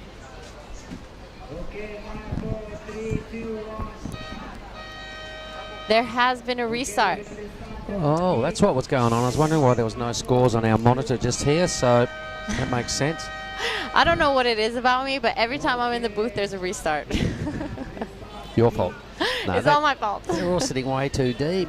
Again. Yeah, maybe the local boys are just fussing them out and keeping them off the spot, but either way, you can't win a surf comp without riding waves, you guys. Get back to the spot. So we saw that yesterday as well. We did. So here finally we see a wave ridden from Yogya Zagoto, our local boy. First hit. Yeah, and he pulls in, comes out, and we hear the local crowd cheering him on. There is some great energy out here today. And just how's our casual the whole guy's approach is, you know, even from his paddle into that wave, and then he's up lackadaisy pump off the bottom, real hot hit off the top, then just goes, there's a tube there, I'll just slow down a bit. Wrap around Cuddy, job done, no fuss. Yoza Zagoto. Well, these boys are surfing with no pressure. They don't need those points, really. They're not following the QS. So this is just a surf at home with 3 guys out. I reckon they got their eyes on some cash. Oh, Being the locals, you know what I mean? The whole infrastructure in India broke down a little bit for a couple of years, and you flash some cash in front of them. That's the big incentive. Their eyes grow wide. Yeah. If they had been serious about points, they would have probably come to Krui as well, but that's on home turf up here, and they love this wave. To get it with just 3 other, say, bullays out in the water and all that going on, and some maybe a payday at the end of it, all good. Here goes Solly Bailey, everybody. Great camera drone. He's really deep. He's going to have to pump. He holds his line, and what a thread for Solly Bailey. Pulls out in front of Yoja, gets on the hoof straight away, and Yoja's accepting the challenge. Wow, that was really insane. deep. Look at this thing for Red. Gives it a pump. He's going to make this as well. So it is game on, Yuji Nishi. And Solly Bailey has reignited the fire with that tube ride after the restart. That was insane. Wow, so that restart was totally worth it. When it starts off like that. So we've seen 3 waves ridden since the restart, 3 barrels. None better. Billy, get over here. You've got to watch this replay of Solly Bailey. So Solly Bailey was so deep on that last one. He completely disappeared So much travel time inside that barrel. Yeah. And wow. The best thing about it was we got to see the drone side of that. And then Red's intentions were clear straight off the bat. Slow down. Hold it. Hold your line. And whip around a big cutty at the end. So Yuji Nishi. What a great three-way exchange. A 4 drops into Yoza's column. 7-5 for Solly Bailey. Very worthy. Yes, so And a the 5-5 Barrel for Nishi. Fest is back. Yeah, thank God. We had a little break of it as the wind turned slightly onshore for a while. Yep.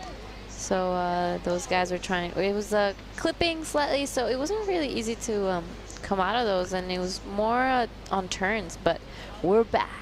All right, even Big Justin in the previous round, King of the Point, he said that his heat, it was pretty tough out there. There was a lot of chandeliers. He couldn't really get a good read. He got smashed, which is rare. He did get 1 barrel and got through. Got second in his heat, so he'll be featuring in another round, I think, coming up pretty shortly. Yes, Bulolo is in heat 6. Oh, there's another tube. Oh my goodness.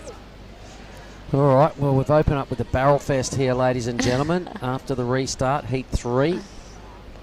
Yep, look at that little fist pump. So Yuji Nishi, a second good number, will sit alongside the 5-5. He was feeling it. Unreal. This is so sick. What an afternoon. Saturday Arvo down at the Point. There's a lot of Indonesians milling around. It's about 3:45 in Nias time. Here goes some action replays again. I'd really love to see the replay of Solly's tube from the drone angle, if we can, guys, if we got any opportunity to see that. First time around, Solly Bailey was that deep. He was on the foam ball, then disappeared, held his line, and reappeared. It was so good. Yeah, that was a great wave. So Yuji's number is going to be about another 5-5. There he is. Yep. Yep, another 5-5-3 for Yuji Nishi. But Solly Bailey holding on to that 7.5. That is a total impressive highlight. First score. All right, now Kevin Wow in the white. Doesn't want to give too much of a break onto these guys. He wants to get some scoring going on shortly. He does have priority. He wants something big and mean and a big stand-up barrel, you watch. He's a barrel master. He's got through his other 2 heats, mainly on getting barreled. A little bit of minimal rail work, but some rail work. But his theory is take off in the right spot, stand tall, no need to fuss around with turns, just get barreled. Yeah, he knows what he's looking for out there. He's waiting for the right one. All right, so long as he doesn't out-fuss himself too much, you've just got to get on with it at some point. Good news is he's still got 19 minutes. Yes, they did get the restart. So brand new heat. You know, restart when all the surfers after 10 minutes don't catch a wave. The judges can decide to start the heat over. They can also decide not to give a restart should there be waves out there that they're not riding. Yeah. So that allegedly hasn't been the case yesterday afternoon and today. So in their wisdom, they've gone, all right, let's just see the boys surf. Let's reset the clock, please, and watch them duke it out. We all want to see people surf through a heat, not have the rules get in the way too much. So a good decision for the restart. Solly Bailey will be happy with that. Yeah. He'll be stoked. This is Yuji Nishi. Just taking a quick look. He does have 4th priority, so he doesn't really mind paddling and looking around for waves. Well, I knew there was more in the tank from Solly Bailey. His last heat, I think he just had a 6 and maybe a 5. It wasn't a blockbuster heat, but he's opened in fine fashion. The Australian in green out of Byron Bay, I believe. So the priority stakes, you can see Kevin on the inside. He will no doubt be really keen to make something of the next set. These glassy conditions, the Sarve. There is Kevin's fans. Yeah, there's everyone out of the kitchen right there. There's no point coming up here and ordering a meal right now. It will not come out. So I imagine that was a bit of the drone operator Ryan there holding up the drone, walking through the kitchen. Walking through the restaurant, I should say. All the kitchen staff zoning in. I imagine his dad Hash was right there somewhere as well. Yeah, drone. Ryan getting all the best drone footage today. Yep, I'm wondering if it's possible to see that drone footage again of Solly Bailey's tube ride. We might have to go and hound him again in a minute. But here goes Reds. Red's on an absolute barrel tear. This is his third tube. He's still there. And there is some more wicked drone footage. Thank you, Ryan. You are a ledge. Boom. But that's 3 waves, 3 barrels for Red. Here we go now, dropping in out the back. This is Kevin. Kevin! Go, my man. Uh-oh. Well, the curtain dropped a little too unexpectedly for Kev, and down he goes. So he's going to have to reset now with 16.5 minutes. But Red with another well-threaded tube ride. I reckon his best tube. He definitely disappeared for a while, so there was a fair bit of depth and a bit of time on the foam ball. So I reckon his best number. Yeah. Look at these inside waves no one wants a piece of.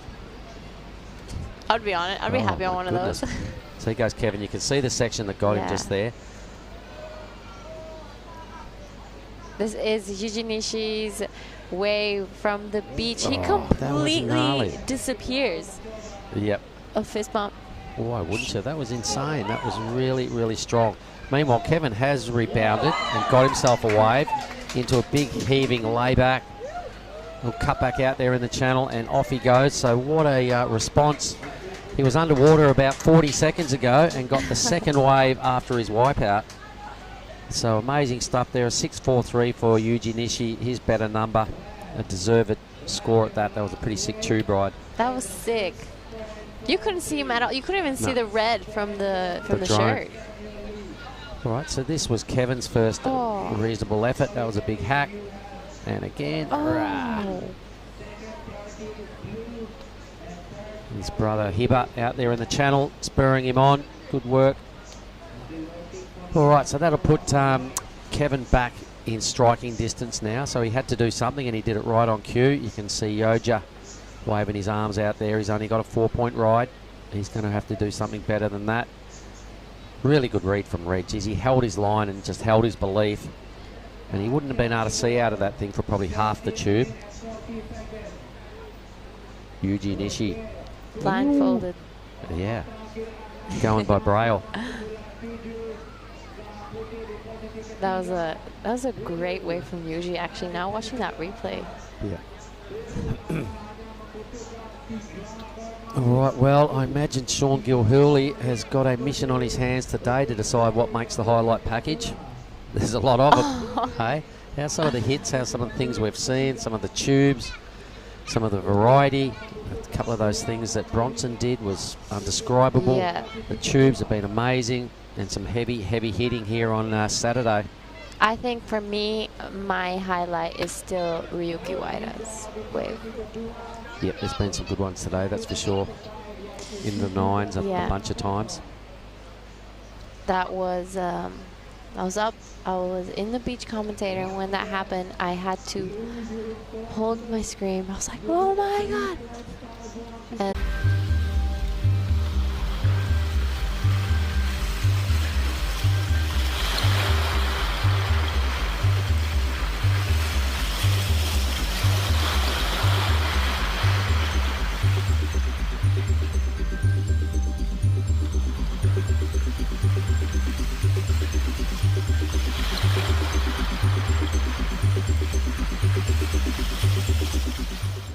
Solid second, yeah. All right, we are back. There we go, ripping straight into some drone footage. Those official results was Yuji Nishi with the lead. His last wave at 8.43, claimed it big time, and it was 4 tubes in that heat. Oh, look at that drone footage again. Surely not this time. Whoever that was in green. Let's have a look at the heat. This would be Ryuki. Congratulations to Solly Bailey for second position. Both the local boys will have to bow out in that last heat, mate. It was most entertaining. Yoja had an opportunity at the end. Kevin did some real power hacks, got a little clamped in the tube side of life, and he'll have to cop, I think, a third. But Solly and Yuji Nishi, amazing, really good. Yeah, it was great down on the beach. I just went down and walked up and down, and they were hanging out with the local crew. Tippy Jubrick, our beach announcer, was whipping them into a frenzy. And it was a really good feeling down there, and a lot of support for the local crew. And what a pity they couldn't pull it off, but you are up against some of the best in the round of 32. No reason to hang your head in shame. They put up a real good fight, and you know, if you got the waves, maybe it would have been a different outcome. Boy, oh boy, did Yuji Nishi get the waves, mate. His first 4 waves were 4 tubes. His scores kind of got better each time. Held the lead pretty much the whole heat, and you know, finished off with just let us know that he can use a rail. His last wave did a turn. We went, oh, why do you do that? Busted it. He blew his 100% strike rate in the Tube Fest.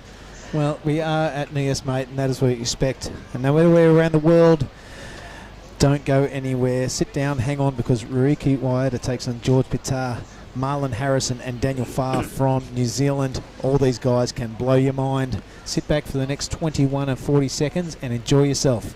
Yep, George got a really strong tube ride as well this morning. Well, earlier on today. I'm not sure whether it was this morning or this afternoon. It's all blending into one. But we do have one of the...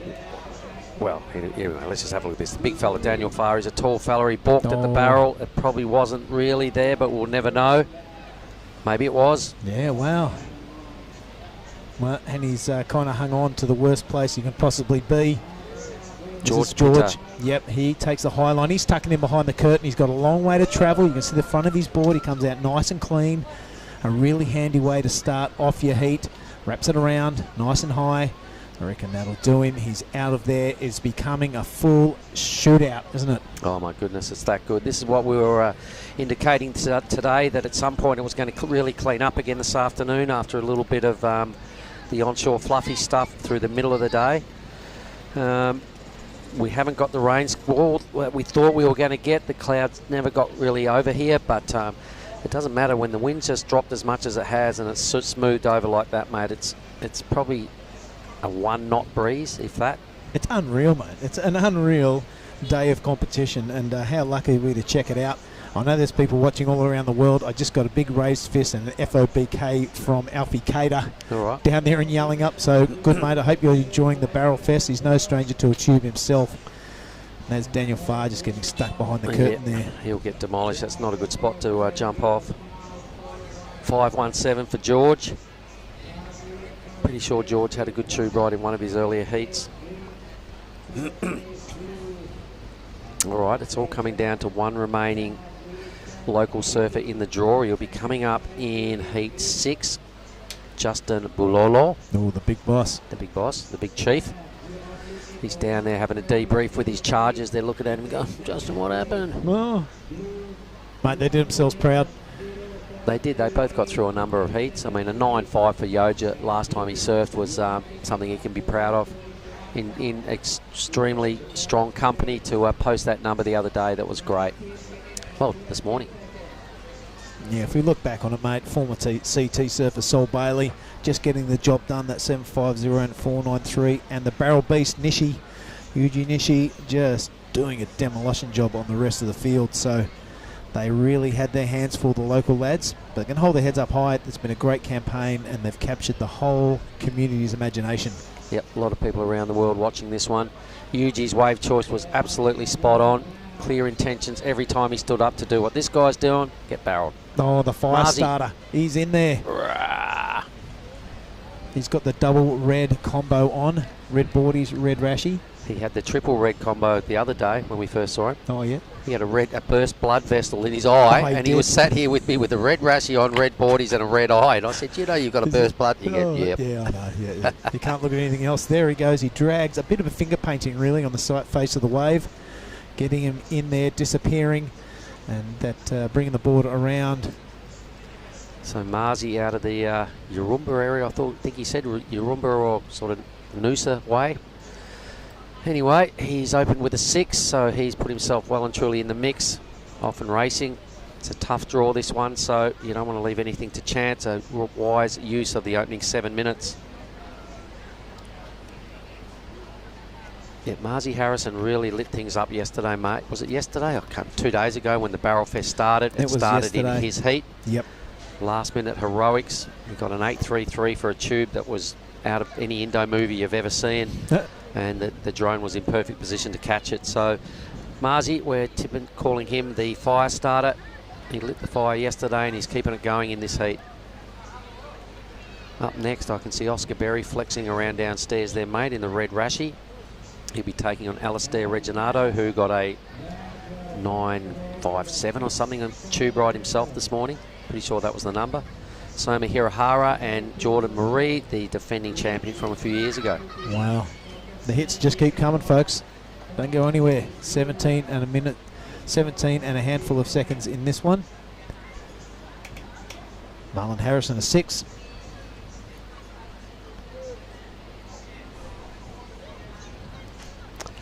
So Prioritas with Ryuki.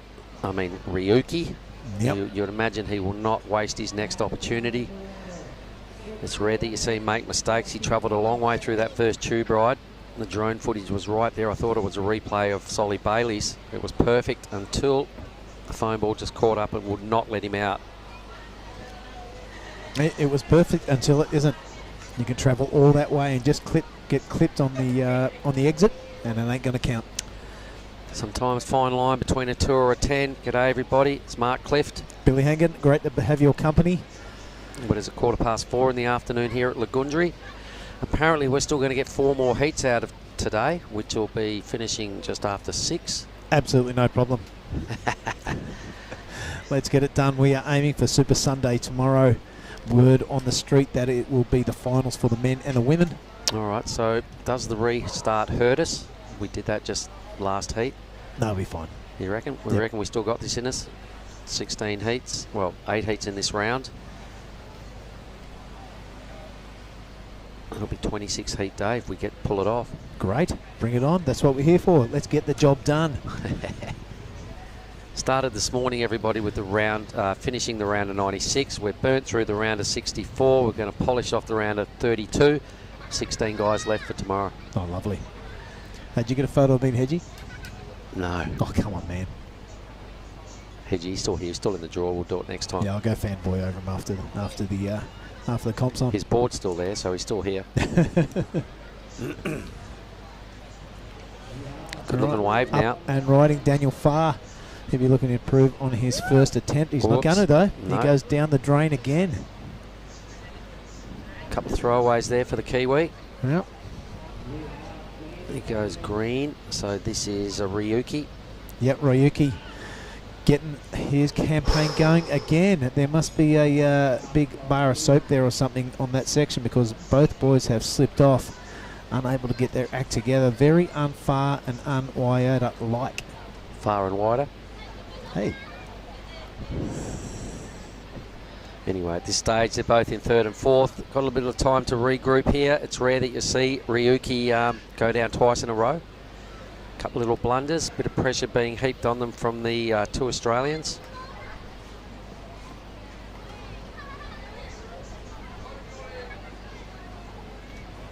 All right, Jordan Marie getting the good lucks from the balcony here. We'll see him action in about 14 minutes' time. He's going to have his hands full, though, mate. Yep, Oscar Berry, Alistair Reginato, Soma Hirahara, and there's Geordie in the green coming up next. Been defending this title for 3 years. It's his first opportunity to actually step up and defend it. The pandemic champ. But he's hung in the throne for 3 years.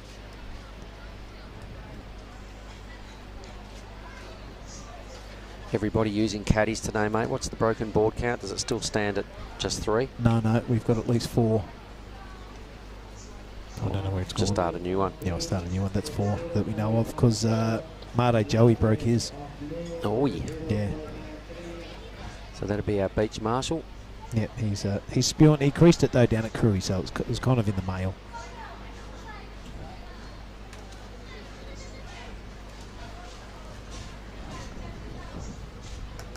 So where's Yuji? I never got to have a chat with him.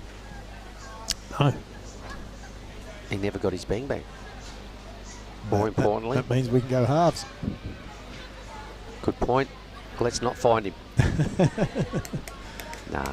And maybe he doesn't go very well with his English. I'm not sure.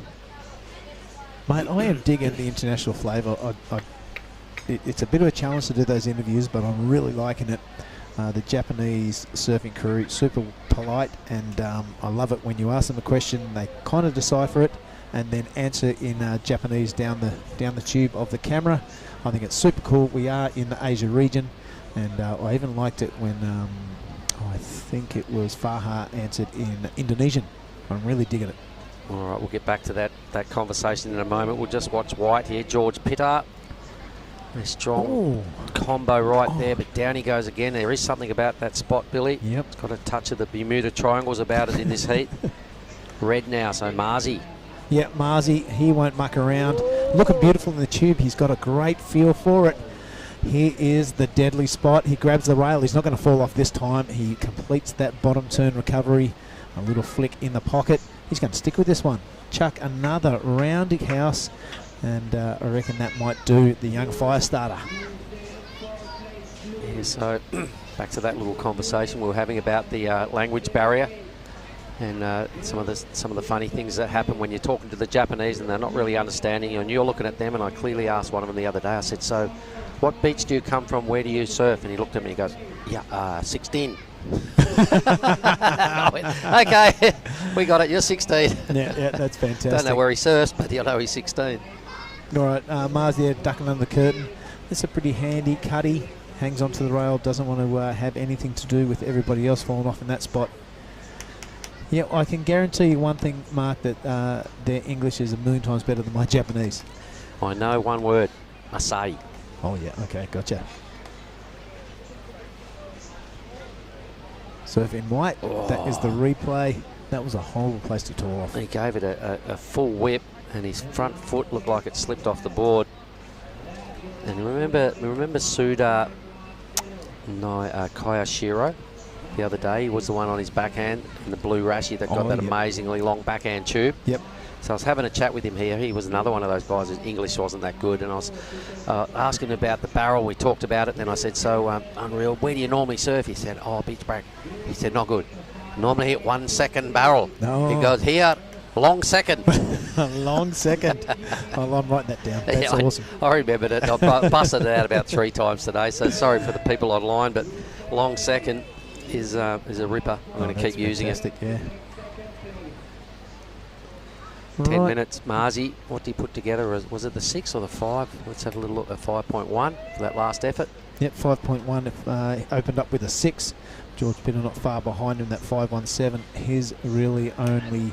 Yeah, after his only shot in anger. After those 3 waves, it's been a 0-all draw. This is a very rare thing to see, a 107 and a 090 next to Ryuki Waida.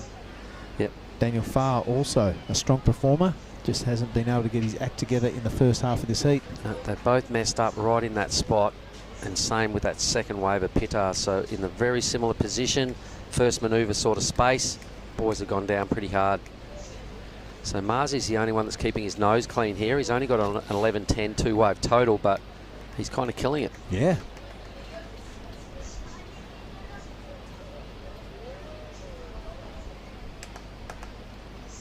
Geez, there's some selfies going down in there. Oh, Mr. You wait till tomorrow. Tomorrow's actually Hello Mr. Day, you know that being the Sunday. So, yep. Mr. Photo. Happens all day on a Sunday for some reason. It is the day to take your selfies.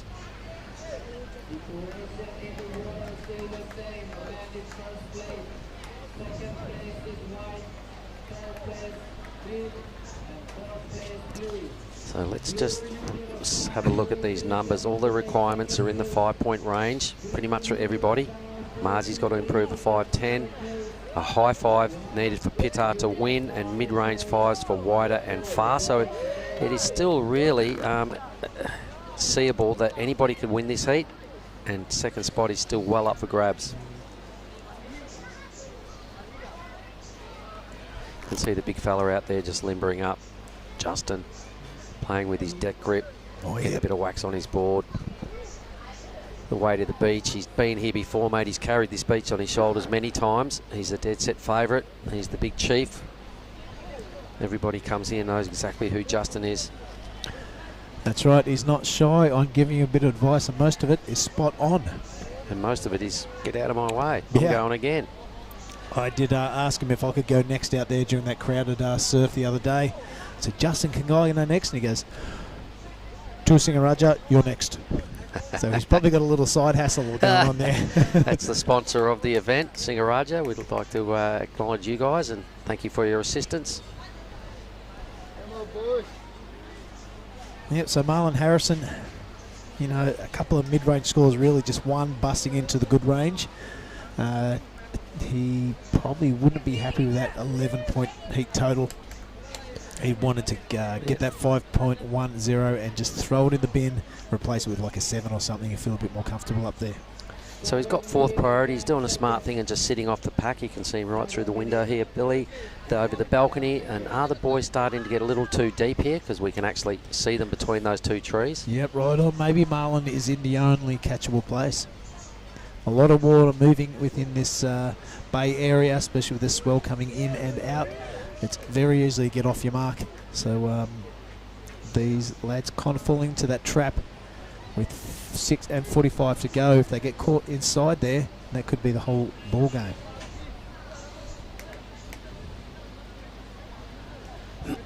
So glancing at the next heat, Oscar Berry's been a bit of a favourite, mate. He's a well-spoken young fella. He's more than happy to come and have a chat. Most afternoons we see him and he's got all grins and generally enjoying a sunset. Yeah, real vertical surfer. Really strong. Heavy foot, heavy back foot. Alistair Reginato, Soma Hirahara, Geordie Marie. Yeah, Geordie Marie has continued to impress. The defending champ, of course, 2019 he won it. So during that pandemic, he's holding on to the title. So definitely the defending champ. And you know what, he's kind of flying under the radar a little bit. Nobody's been talking about him too much because he got a second placing in his first heat. I remember he won his next heat and one of us had a chat, I think it might have been you, had a chat with him. He then got second this morning, so he's not putting together blockbuster numbers, but he's doing this big vertical stab he's got in the pocket on his backhand and just getting through, getting enough done. So I reckon he's happy just to keep creeping through and sneaking up on people, and tomorrow's the day. Just sharpening the sword, maybe. Maybe. Waiting for the decapitation in the final. Doesn't want to make too much fuss on his way there. Just saving his best for last, potentially. We'll know tomorrow. But he's got to get out of the next heat first. That will be heat 5 of this round. Yep, still pretty good conditions out there, mate. What good conditions. This is perfect contest conditions. We've seen a lot of big barrels and we've seen a lot of really hard push turns.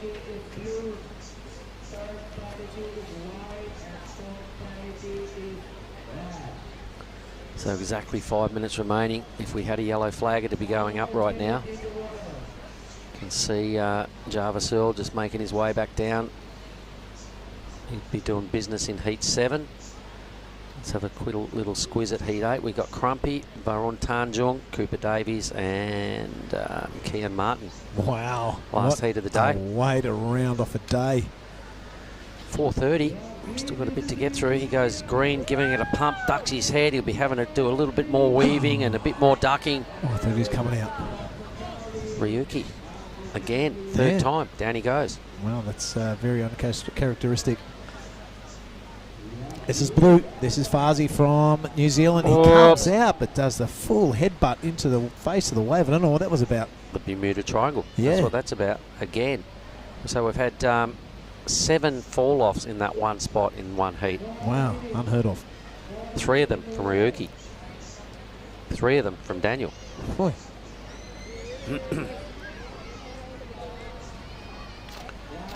So the fire starter Marzi's just happy to bide his time there. He's not fussed by these guys swinging around. He'll be happy to hear the announcements, and there's a bunch of ones getting called out. He's like, no worries, you guys. Climbing up the priority ladder there. Yep. He hasn't even looked at a wave. He's like, right, I'm just happy to get my shot at the end, and he probably will. George Pittard now with a 5.17 and a low 1. Needs almost 6 points to disrupt the fire starter into second. screen now, Ryuki. Is this the wave that gets him back in the hunt? It's got to be. He's running out of time. He has to finish this wave. The Bermuda Triangle was chipping away at his rail right there, mate. He got past the deadly spot. So not a big number. It's definitely going to be his best. He goes Farsi again. See if he can get around it. It's a longer board he's got, and it's kind of evident in that drawn-out turn. Oops. Snap under the lip. They're hard to control, those long boards in the pocket. Great for big set waves, but that's the dice you roll in your board selection. Here's the caddies for the next heat. Just trimming away in front of these fellas. White and red have been most patient. So there we go, a couple of twos. So both these guys put together their best ride. A 2.93 for Ryuki. It makes the requirement much more manageable, and same for Daniel. A 2.67 ride, both looking for mid-threes. There is someone out at the keyhole. Sorry, the indicator. See that? I think it's a spot on the screen. It's not a spot on the screen. Someone's surfing it. Wow. So it was Giada that brought that to my attention before.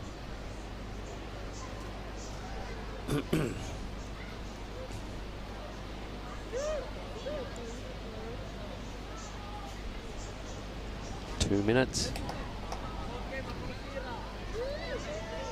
Can Ryuki and Daniel both pull out a massive come from behind here? Low scoring heat. George Pittard only needs to stand up and do a turn to start boosting their requirements further north. Marzi will be ferociously trying to drop the 5.1, although he's not overly fussed. He's probably not that comfortable hearing what the other guys need. Mid-threes is not a big ask. Someone's paddling on the inside. I can see somebody looking at this wave. Ryuki. Ryuki, he is capable of anything. He's going to need a big score. That's a beautiful turn. He's going to follow it up and find the lip. A little slice underneath, so nothing too critical there. Look at his requirement, a 3.38. Maybe. And there was 1 minute to go. For some reason, he flicked out and reckons he can get out there and get another one. I don't know. I might have just tried to ride that thing and squeak a little bit more out of that wave, but it was his decision. Needs a 3.38. Did some work. Didn't get the best section right. Yep. He might still get there. A 3.3. I think he needed a 3.38. Oh. This is the section he missed. You watch this. Yeah, a little bit of a squeak under the lip instead of going at it. So to be hypercritical, look how close it is. It's 03. Sorry, 07. So that was the section he missed. The number he fell short of by 0.07. Wow. He'll be spewing. 20 seconds, mate. He also had the option of riding further on that wave. They're just getting a little a little squeak, another little squeak out there and wide in the channel. Pittard now's gone, hang on. He's not even going to get another wave. What a remarkable heat on the back end of a tube fest before. Siren has gone, Ryuki is out, Daniel Farr is out. The other two have dodged a bullet. Billy Hangen, that's the end of heat number 4. Heat 5 coming up in 1 minute.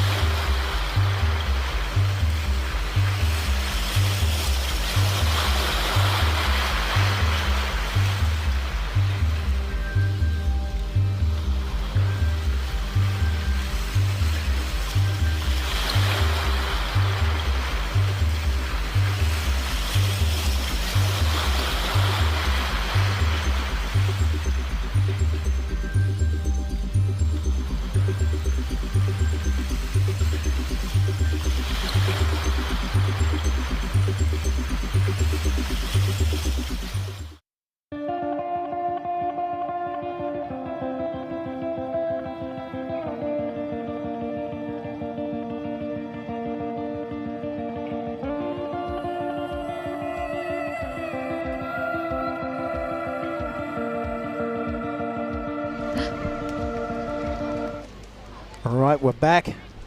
Jada is back, and Marlon Harris and George Pittard taking care of Wader and Farr in heat number 4. We are now into heat number 5, Giada. Let's go through the players.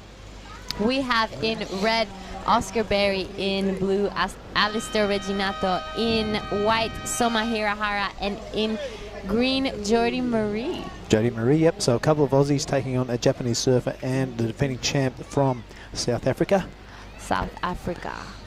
Could be a very interesting heat. Conditions have kind of settled down from the bossy thing it was this morning. And there are sets still coming through though. Yeah, there's some really good sets coming through. It's definitely glassed off. The wind has died down. Are there still any? Has there been any of those really big sets lately? The last heat had some some mid-sized ones, but still very contestable, still pretty awesome. You know, I am so curious to. I was so curious to see what Yuji Nishi had to say about his last heat. Yeah, he did show up. Didn't want to bang bang. He didn't? No. Why not? Oh, maybe he's got a handful of them already. Yeah. Maybe he doesn't like bang bangs. Don't be silly. All right, so all the birds sitting out there, 23:48. This is heat number 5 of the round of 32. We're going to try and push all the way through to heat number 8. 3 more after this one. It's going to get late in the Arvo. It's going to be one of those Lego afternoons. Are we, so what's the call? Are we running all the way? And that's my call. I haven't got an update from Tysarati yet. So play on until told otherwise. Play on, players.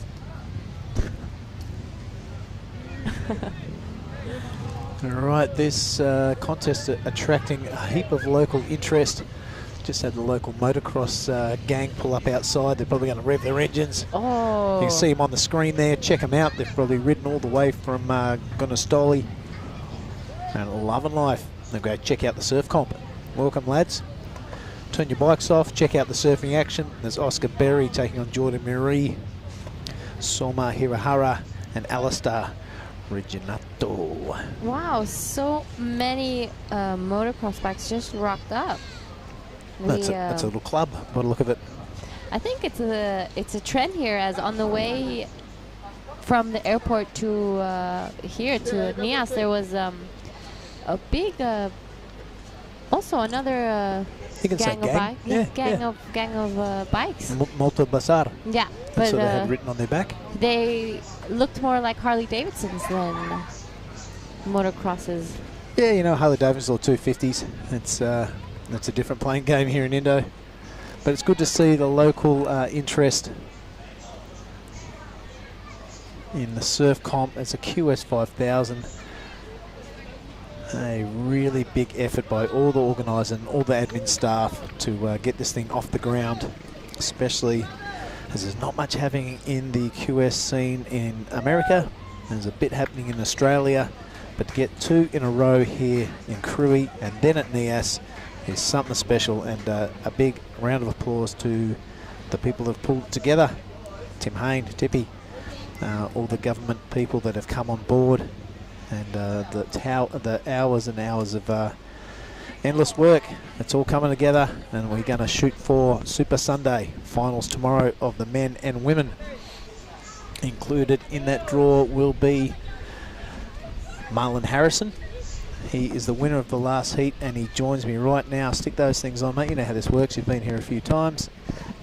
Hey, Billy. G'day, mate. I'll just get this up around so I can hear what you're saying. How you going, buddy? Give me one of them fist pumps. That's what the kids are doing right now. And, mate, a 6 and a 5.10. Were you happy with that total? Yeah, it was a grindy heat. I thought it was going to be pumping from the start when boys were getting barreled and just we kind of fell off. We missed that set at the start, but yeah, I was pretty fortunate to get those 2 good ones, and yeah, I'm frothing to be in the round of 16 now, and just the wave's going to be more cooking tomorrow, I'm guessing, so. Yeah, for sure. You know, that heat total of 11.10, it's pretty small, but a win's a win. Yeah, that's it. Yeah, you Does bet. the job. Looks like Daniel Farr was surfing a really long surfboard, and it kind of it would have paid dividends if the sets were coming. Yeah, but kind of. Come down the turns. Yeah, from this morning, you're taking off. I felt like I took out a bigger board and just I was just going for barrels the whole time, but I guess just looking at the servo, it was just like a bit of a like change up in equipment, and yeah, I think he just got mixed up and just what equipment to ride, but yeah, he's still ripping the whole event. So no, he's still ripping, mate. Yeah, everyone in that heat was an absolute performer. Ryuki just stumbling a little bit, and so close. Yeah, George Bitter have check out that. Yeah, 1, 2, 3, and 4, pretty close. Yeah, mate. While the camera's on, there's your look. That you got the full red ensemble going now with the red bang bang. Not gonna lie, I've been craving one of these all day. I was just so hungry. Yeah, that's probably what got you through the heat. Yeah, that's it. Just the bang bang at the end. So now, mate, I'm not sure if you heard, but Mark and I have dobbed you the fire starter. You know why? Why? So yesterday it was a bit of a sleepy affair, and in that last minute you got that 8.33 and that big threading tube. Yeah. And since then, the action hasn't stopped. So you lit the spark and it is on fire. So. Marzi, you are the fire starter for the rest of the contest. Thank you. And it's a pretty embarrassing name, so hopefully all your mates pick it up and keep it on. I like it. The fire starter. Maybe Now, it mate, sticks when I get home. Yeah, boom, boom. Mate, you're through to the next round. That's probably going to be on tomorrow. Yeah. Tonight you're going to be prepared and not go out and sing any karaoke or anything like that. Take it nice and easy. Yeah, that's just for after the comp. Job's not done yet, and yeah, bring it on for tomorrow. Looking forward to it. Yeah, you bet.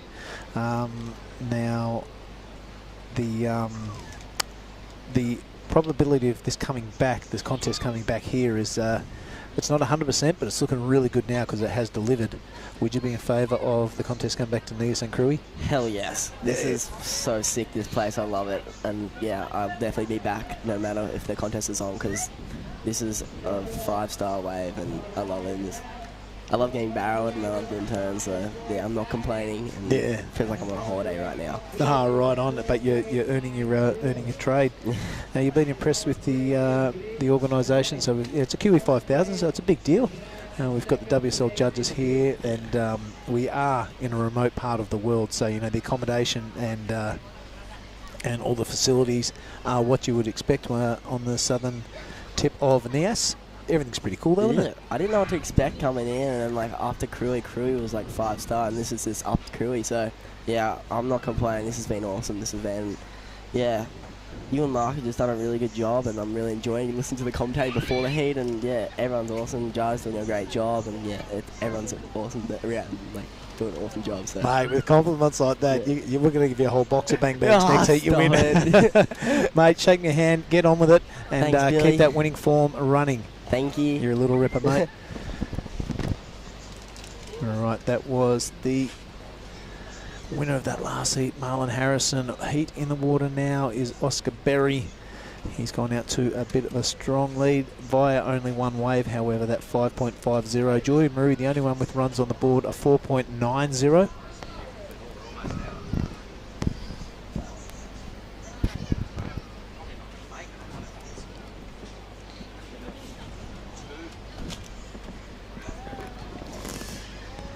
Running low on bang bangs. Yeah, well, that could be it for the day. All right, we are down to heat number, let me count this, heat number 5. We are scheduled to go all the way to heat number 8, sorry, to round out this round of 32. Let's hope that Ocean keeps delivering, and we see some high scores. 2 surfers with runs on the board. That is it at the moment. Jordy Marie about to back that up on his backhand. This is Jordy Marie, the defending champion here in Nias. Little fist bump. Likes what he did. Felt good. Me too. I dug it. And Oscar Berry on his second wave. Wow. Oh wow, that was a great second turn as well. Yep, Oscar Berry burying his teeth into that Nias right-hander. Alistair Reginato. Oh, as well. The boys are killing it out there right now. It's just back to back. Yep, it has gone back to turns by the look of things.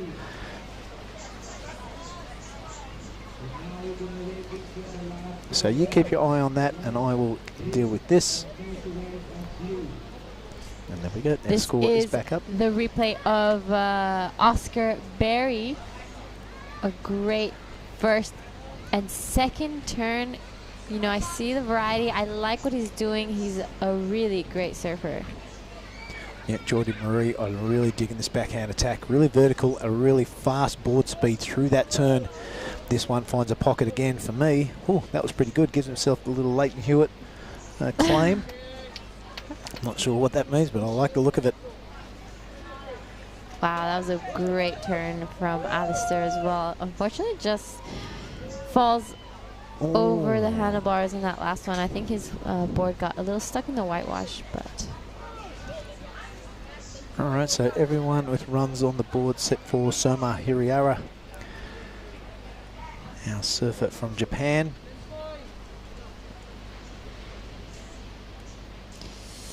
Yes, we have many heats still coming up today. Yep, here we are here with Oscar Berry and the gang. After that, we have the sole remaining local lad, Justin Bolulo. He's going to take on Oni Onwa. Wow, that's going to be an interesting heat. Yes, it is. Axel Rose is going to join him, and Hinta Aizawa. And right after that, Jarvis Earl, followed with Zane Asink, Roy Kanazawa, and Xavier Huxtable. Wow, and to top things off, it is Crumpy up against Varan Tanjung, Cooper Davies, and Kian Martin. We'll try and keep all these marbles out of our mouth until we are done. Hope you're understanding us and enjoying the show. This is our surfer in white Soma. Wow. Yeah, oh well, it always come down to like 2 or 3 turns. We'll see which the judges prefer. Of course, Oscar and Geordie with a couple of waves under their belt. And this is Alistair. Oscar Berry's last wave came in at a 7.33. Wowee. Wow. Beautiful surfing from Oscar Berry. This is our surfer from Japan. Oh, yeah, this is going to go up there, I reckon. Yeah, upside down with that floater. Completely falls from the sky and finishes it off beautifully. 3 great turns from Soma Hirahara. Yeah, Alistair getting the biz done here. A nice wrapping turn. A lot of body torque through there, and then hits that that bar of soap that seems to be floating in that section. A lot of people falling off in the last heat or 2. Could that be our lone surfer who surfed indicators? Well, that's in paddling, and I don't know if there's much surfing going on, but there's a bit of sitting and looking. It's low tide too, so maybe it's just going out for a look. Yeah. Let's hope so. Just checking it out. I can't see any bloodlines behind him, so all thumbs up. I think that's our Brazilian surfer. Eric Bahia. He's got the hang loose on the front, so that would make sense. Maybe having a look what it was like.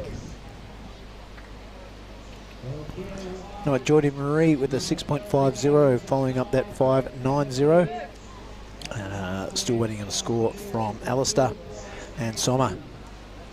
Oh, it looks like Soma's come through a 5.73 and Alistair a 6.60 heat total. That last wave of his, the 2.93. So look at the requirements there. It's very, very gettable with 11 and 24 remaining. And this is Alistair going for it again. He's kind of really eyeing off that lip and squaring it off. Looking good. A big free fall out of that turn. This is the man in blue making a charge for it now at the 11-minute mark. And right behind him, Oscar Berry, straight off that 7.33. Looks like he'll be getting another high score. He's trying to improve on a 5.50. It's non-stop action. Jordy Marie, the defending champ, straight up there, vertical. Love this kid's backhand attack. Grabs the rail this time and finds the pocket again. A little free fall down, a wobble on the whitewater, but rode out of it very cleanly. So, boy, he's getting some waves ridden. And I love the attack on Oscar Berry. The wake of his turns is massive and wide and really powerful. So much water. When he does his turns. This is Jordy Marie showing everyone why he is the defending champion. Yeah, really drifting the fins on that first turn. The second one not quite as good, but still pretty good. Let's have a look at Oscar now. Really impressed with this young man surfing. Look at the wake off the bottom turn. Bang! More spray off the bottom turn than my top turns. But really looking good through there. And just his follow-up turn is really aggressive and a lot of penetration for those rails into the face. Alistair, pretty handy too. That's very vertical. Shows the fins to the rest of the field out the back. Take a bit of that gear, and I'll just follow it up with another free fall. So everyone getting amongst the scores. Yeah, that was some great surfing from Alistair. You know, free falling from both of those waves. This is our Japanese surfer on his backside. Soma Hirahara almost falls, but picks himself back up and goes straight to his turn. I don't know. It would be nice to see the replay from the beach to see what the damage he caused on that last one. There's Fetty out there shooting. He's been out there all day. I've seen some clips and some photos on social media. Some incredible images coming out of today. I can't wait till the world can share them and check them out. There's our Japanese surfer. A little bit of loss of control on the bottom of that, but he did throw everything at that first turn. And the judges will take note of that. Not crucify him too much, but that is a point of difference. If someone can do a massive turn like that and have total control riding out of it, they're going to score higher than someone who has lost a bit of control. Yes, I can say that from experience. Yes, of course, Giada doing a great turn the other day, coming down and winding up both windows of the truck.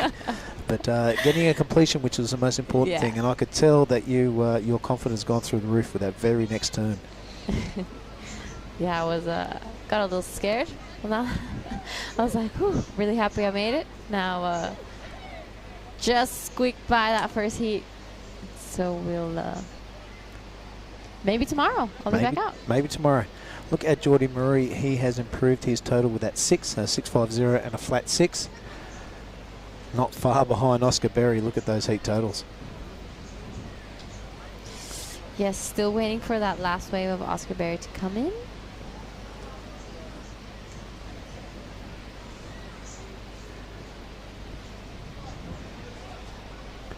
Here goes our surfer in red. He's going to use his priority. Gets that high line pump to get a lot of speed. Goes to the bottom now. A little wobble on the bottom turn, but that doesn't affect that incredible top turn he's got on tap. Loves that high, tight wrap. He's pretty happy with that. I don't think he's going to do anything more. He's going out the back and give it another go. Wow, that could be the most impressive wave I've seen him ride this heat. This is Alistair Reginato on the one, straight behind him, straight off the top. That's impressive. Really good rail game from our surfer in blue, Alistair Reginato. It's been a long day. It has. It really has. The both white and green asking for updates. Updates, probably time more than anything. Time and requirements. Jordy Marie, there is 6 minutes and 44 left. 6.34 is what he's got to get on that next wave. To collect all the berries, it looks like the order is just like Oscar Berry has done. Go really hard at that lip, smack it, show the fins to the rest of the field. I love this turn, really tight. Turns that board all the way around and getting the job done, our surfer in red. Berry.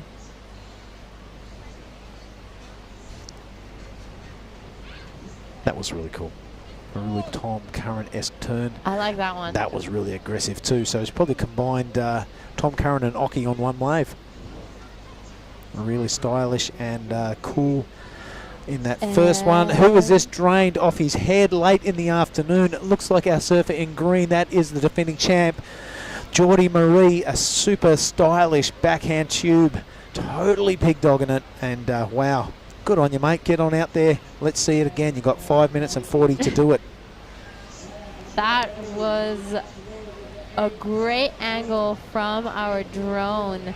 Jordy Marie, the South African, pulling into that one. It'll be great to see the replay of how deep he was. How cool is that drone footage? You're right. Ryan absolutely killing it all week. And he's barely missed a big, long tube ride. That one he got this morning of Georgia was, it's going to go down in Nias contest history. As well as Ryuki's one this morning. Yeah, that was big. And Marzi's told me that he didn't see Marzi actually paddle for that wave, that he was just going back. He was looking for Marzi because he couldn't find him and saw him on the wave. Oh, wow. Well, somehow Oscar Berry has ended up with priority again, and he's on his forehand, and he is looking super dangerous. That big hand in the water layback. Really tight arc surfing from the Oscar Berry man. The Berry.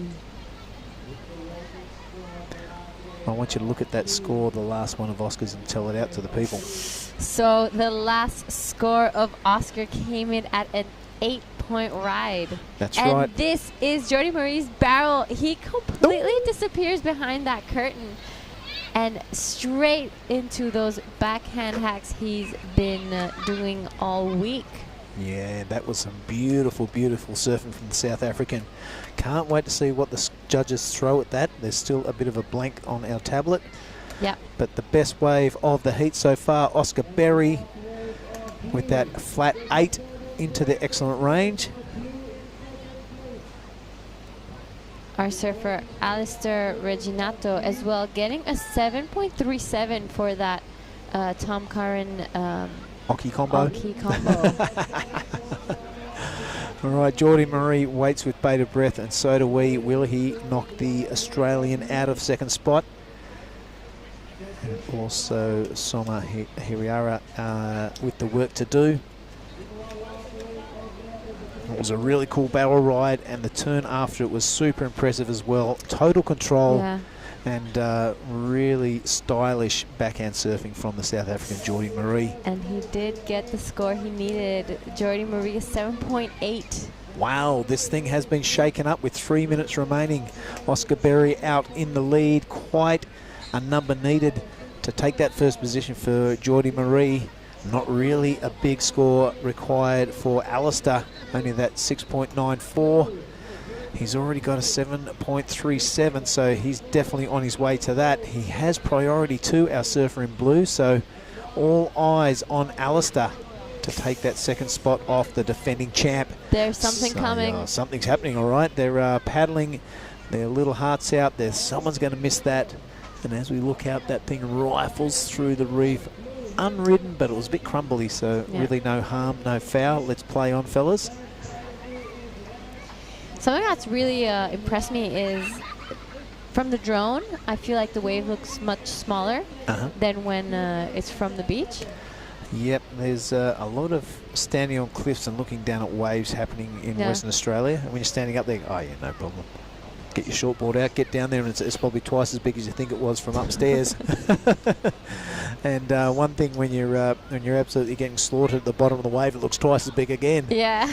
So you're right, that top angle makes it look a whole lot more manageable, if you like. Yeah. That front on angle down on the ground level, that really gives you a correct perspective. Yeah, so I find it even more impressive after seeing a wave for the first time from the drone. Seeing it again from the land, I feel like it's even more like, wow, you know, that was a big wave. Bit more wow factor. Yeah. Right on. All right, we are just winding down to 1 minute 20 seconds in this one. It is all eyes on blue. He needs that, well, pretty much a 7, and he's got priority. Oscar Berry's not going to muck around. He wants to put a bigger gap between him and the defending champ. This wave really not playing ball. He chucks it high, he chucks it hands. He's got a big roof ride down, but he falls into the whitewater abyss. That would have been really cool to see. Here goes our surfer in blue. He needs a big score, and that is a great way to start it off. He's got to land this turn, a bit wobbly, a bit too much for him to handle. So that's Alistair's final ditch at it. I love the way he started that wave. It was a real massive turn. This is Jordi Marie now doing his best to make that gap between him and the rest of the field. A bit harder to achieve. He gives himself another little claim, so I'd love to see that whole wave, the entire wave. 22 seconds remaining. He reckons he can get out there and get another one. Gives a bit of tongue to the caddies. This is great action here. Heat number 5. We are scheduled to go to heat number 8, the round of 32. This one winds down. There are a couple of waves to score. However, everyone is done with the riding. There goes the siren. It's getting late in the afternoon. The conditions continue to be fantastic. That is heat 5 done and won. We'll have the results with you after we come from an ad break with heat number 6, Mark Clift and Giada Lagatti.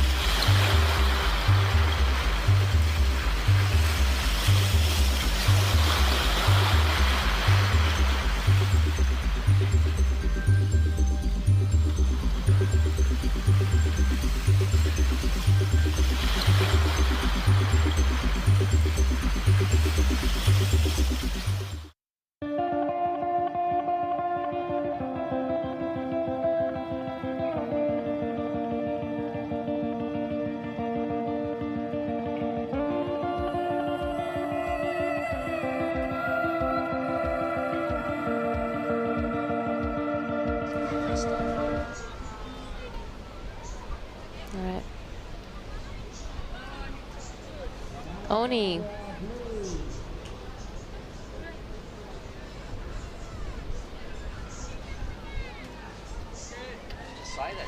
So, welcome. What would you be if you weren't a surfer? Where's your favourite spot you've ever travelled? If you were to go travel for a holiday to a non-surfing spot, where would you go? What's your favourite? What sort of car do you drive? Just silly things. So, welcome back to the Nias Pro 2022. That's what you were pointing at. Yeah. Oh, hang on. Somebody just threaded a barrel as well. So this is the big fella, Justin. Rah. All right, so heat 6 is off and racing. Sorry, everybody. We got caught up having a little chin wag. Yeah. So something's gone on in the opening moments of that heat. We'd better write Oscar Berry down as first place. There he is. Second to Geordie Marie. Alistair Reginato, the tube rider, had a pretty good outing as well. Some big numbers. But couldn't. Even Soma had a pretty good heat by the look of things. So that must have been a good one to call. Yeah, it was a great one. Some really, really great waves out there. And in this heat, call us out. Who do we have? Justin Bulolo, the big fella, the big chief. He's in red, straight out of this beach, Saraki Beach. Hinata Aizawa, the Australian, in blue. Axel Rose Kurota in the white, and Oni Anwar from Sumbawa in the green. Yes, that is a great heat. Very exciting. Our last standing local, Justin Bulolo. Yep. That heat looked like it was pretty nuts, Billy. There was a lot of scores all over the shop that looked quite huge. So it sounds like I missed a ripper. Yes.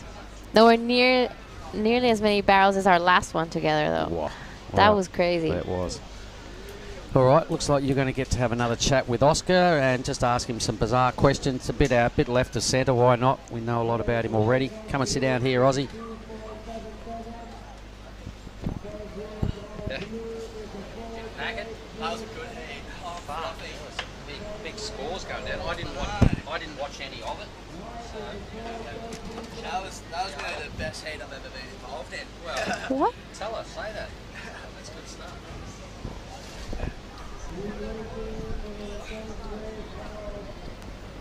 So I'm joined here with Oscar, as he literally just came out saying that that was the best heat you've ever been involved in.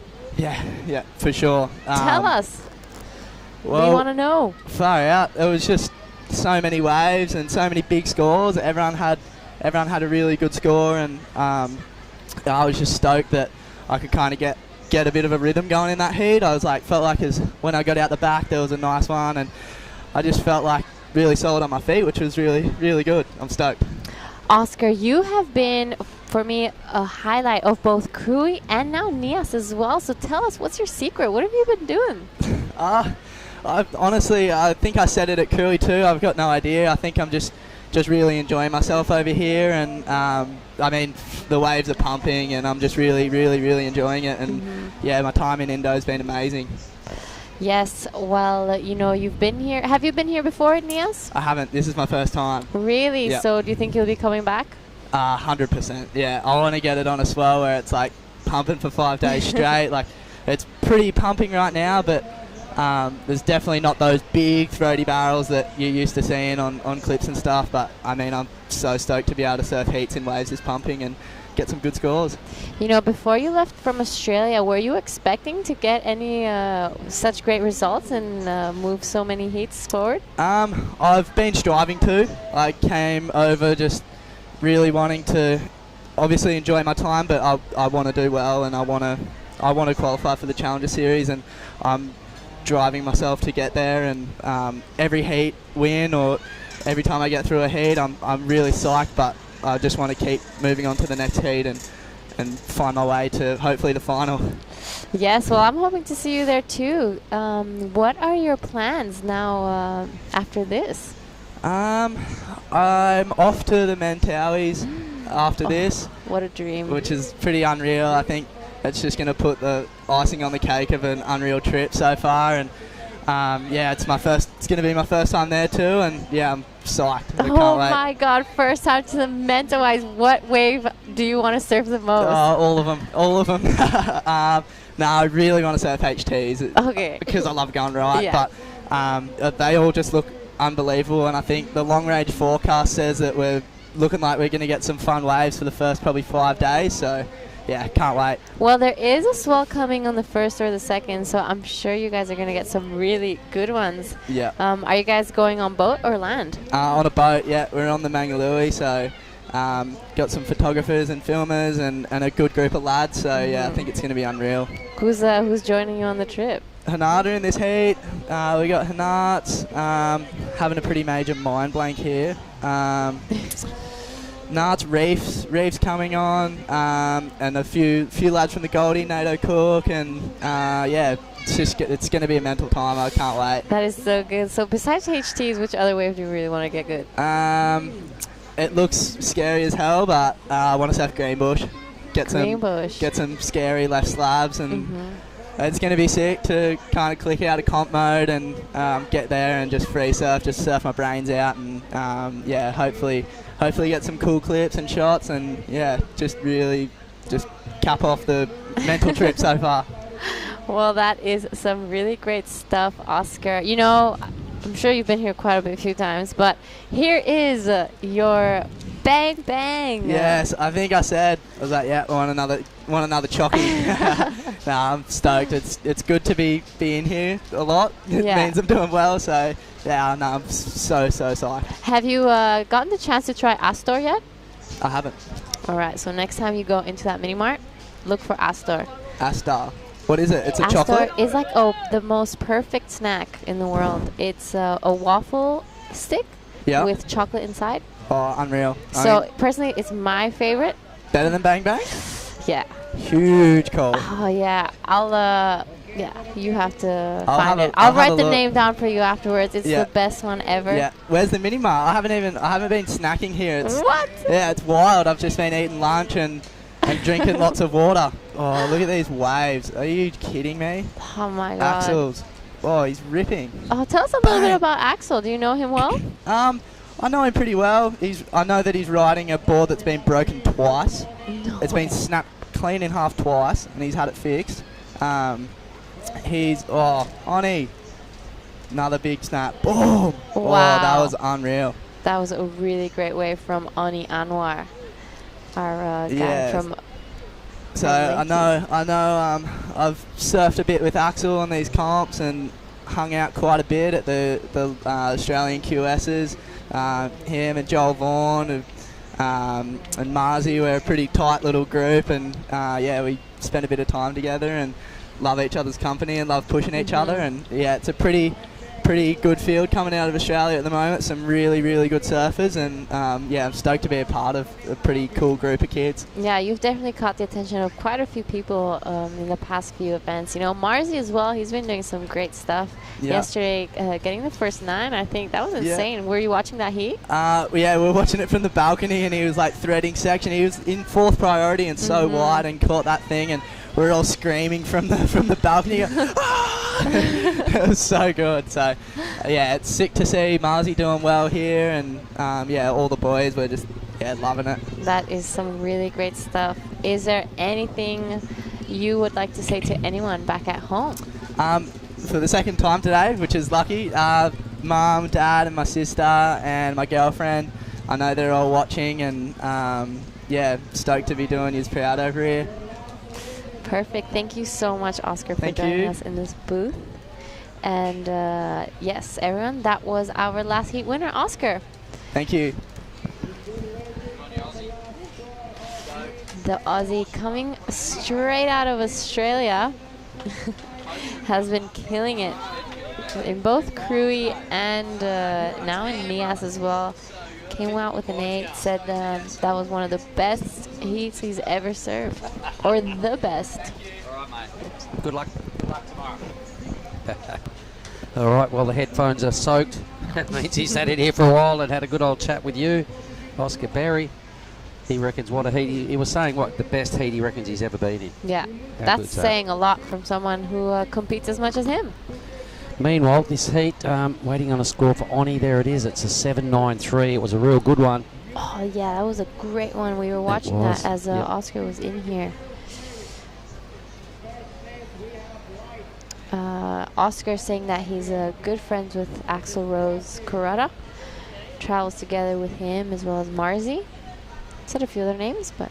All right, and this is red, I think, so pretty sure that was Justin.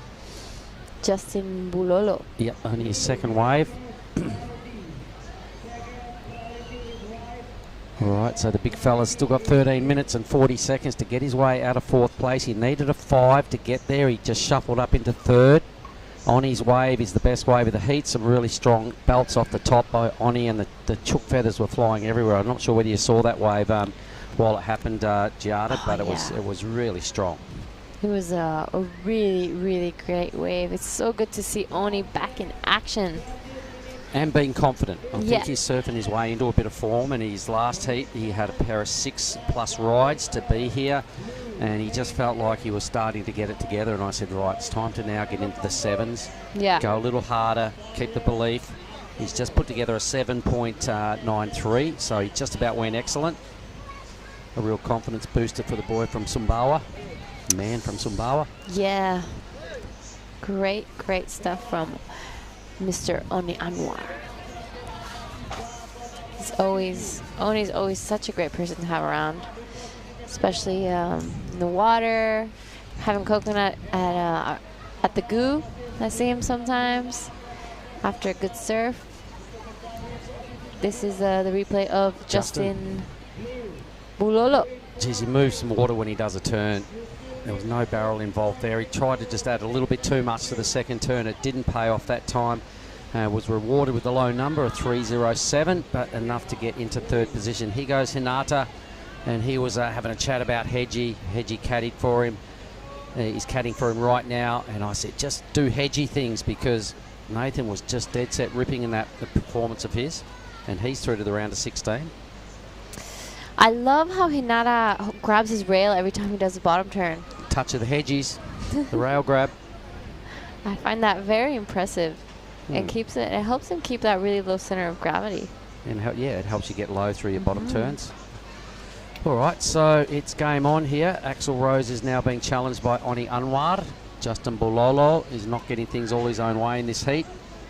He's got 3rd priority. He's having a look at this wave. He has to let white go.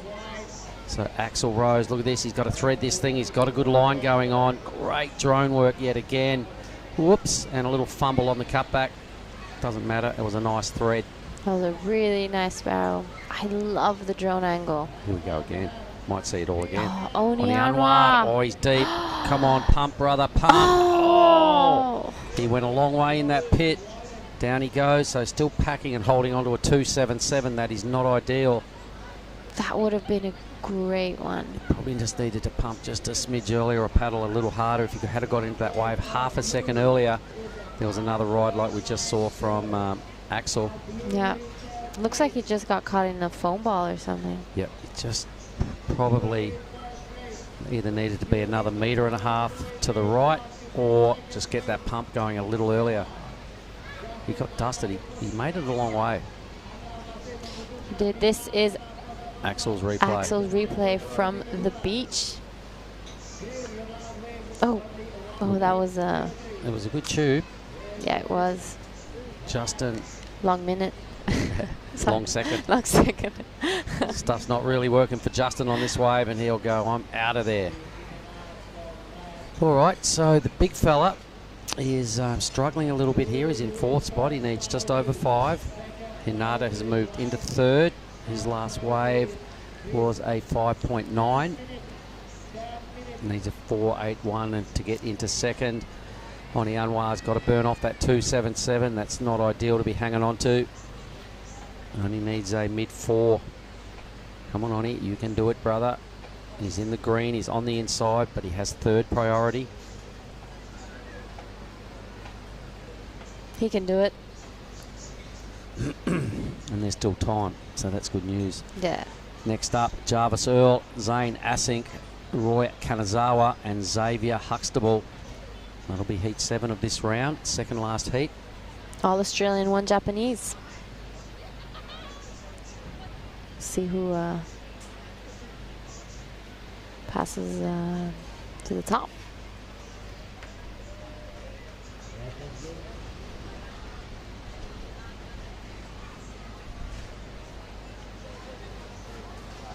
All right, that's a good looking wave rolling through. Hinata has top priority, so the goofy footer grabs his rail, ducked his head. He's in the pit. He's got a good thread going on. Oh, the back foot's come off. Almost made it out. That would have been so good. He so had it, and then a touch of the wobbles kicked in, and then the wave clipped his head, and his back foot came off, and it all went wrong.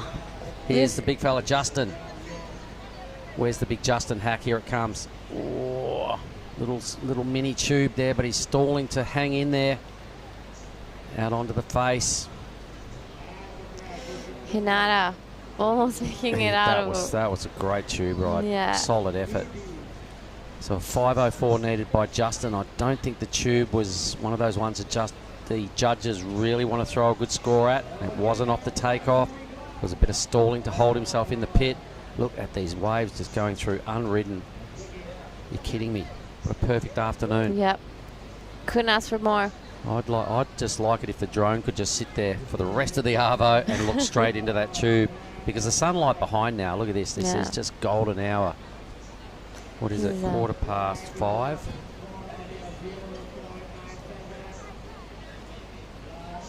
Yeah, this is probably my favorite light of the day. I just love sunrises and sunsets. They're so cool. I'm definitely more of a sunset. I like to do both. I'm an early riser. I would like to be, and I try my best to. But you're not. But I can't. You can ask a few of my friends. I need at least 2 or 3 coffees if I'm doing a 5 a.m. wake up. All right, well, the young fella, Hinata, threw everything at that tube ride. He could consider himself pretty unlucky. He had an excellent line going straight off the takeoff. That's what the judges want to see. He would have had a big number.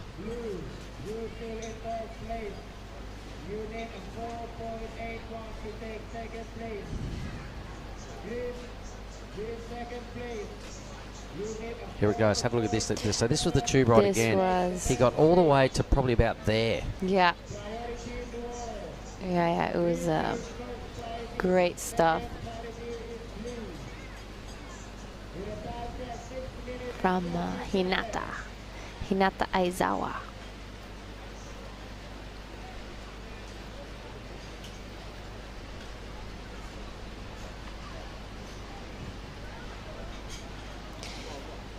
It looks like...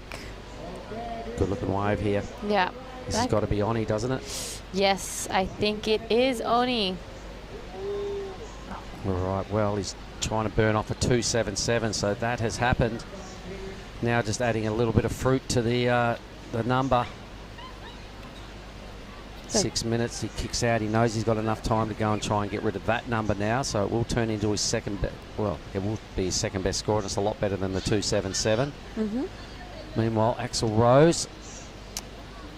Do we have a score to come from Axel? Maybe, must do. He's not in the priority ranking. So this is the look at this wave from the judge's angle. It's a good sized wave. The first turn was right in the pocket, so Oni's starting to really find his best form. And again with a tidy little slice around, little fade, just showing his confidence, putting him in the pocket a third time, sorry. Well structured wave, I liked it. Could even go to, oh, he'll go to the lead. Needed a 4.67 for sure. That's going to happen. Yep, and there he goes, straight to first. 5.5. All second, third, and fourth looking for big numbers to advance and go to first.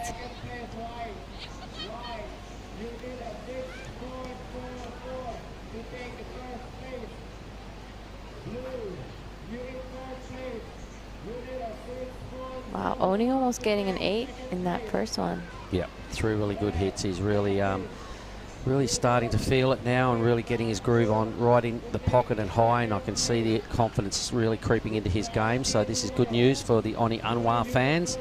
For all the Lakey Peak board riders that might be watching, good afternoon. Look at those waves out the back. Yep, definitely not dropping off out there. Gets a lot of swell. It's a big wave. I wouldn't want to be there right now. So I wonder if people like Deddy Gunn might be watching down there in Sumbawa. If you are, brother, something like that. Go to the LPB.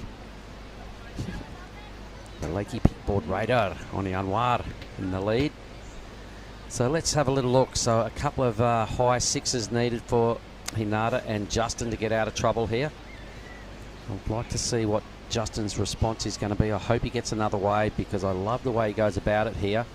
He's got second priority. Deddy Gunn used to coach me. Me and my best friend Hyana when we were growing up. Took us surfing everywhere. All right. So this would be when he lived in Bali, yeah? Yeah, he was living back in Bali. We were very young, 12 years old. Well, he's back in the jungle now. He's a married man. He got married earlier on in the wet season. Pretty sure he's mentioned to me the other day there's a little Deddy Gun on the way. Wow. Congratulations. Son of a gun. Maybe son, I don't know. He didn't tell me which variety out of the two, but there's something baking. All right, everyone, 4 of them sitting there patiently. We're sub 3 minutes, so geez, Hinata can consider himself unlucky. He was on his way to a 7 or an 8 had he made that tube ride. It's oh so close. His last score just a 1, 2, 3, I think it is. Could have been a 7, 5, an 8. Anyway, it looks like whoever it was surfing the indicator has either fallen off and had to come in pieces, or rode a wave, made it, and got out of there quick smart. Actually, I think we found out who it was. Who? It was our Brazilian surfer. Ooh. I think so. Let's stick with this. So this is Hinata again. It's not going to barrel this time, so he's going to have to do it on turns. He needs a 6.71. He's still there. He grabs that rail again, sticks it right in the pocket, right in the caddy's face. I could see Hedgie just looking into the glare then, probably screaming at him from the caddy's corner. Oh. Who was that? Oh, that was Red, Justin Bulolo. Justin, what?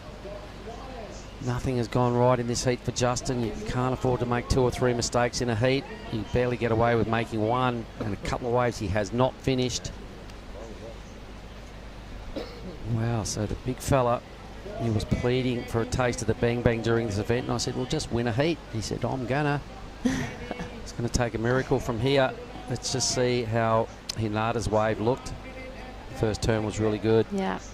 Board above the lip in the pocket, squares it up again. There's Hedgie just going, he just went past his caddy, who are sitting pretty close. But here's Justin, so just coming from way downtown. He probably needed a bit of breeze on that wave to keep it really open.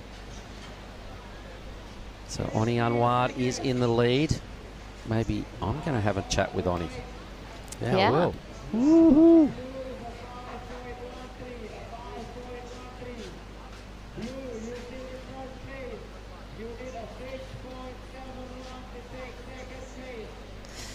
Yeah, Oni really, really showing up today. It's so great to see. Yep. Yep, this is good. Through to the round of 16 is a pretty big deal. You get into some pretty decent numbers, points-wise, cash-wise. I'm sure there's a lot of unfinished business out of everybody's campaign that's in the 16. But it's been a testing day. We had a fairly grumpy, rumbling ocean this morning. There were some big old 10-foot things rolling through at times, just taking the pack out. A lot of good tubes, a lot of heavy hits, and some clean, organised stuff this afternoon. And that is it. Oni Anwar first. The big fella there in red is out of the draw, ladies and gentlemen. Justin Bulolo fourth. Hinata Aizawa third. Axel Rose Kuroda second. And Oni Anwar the winner. We'll be right back in a moment with Heat 7.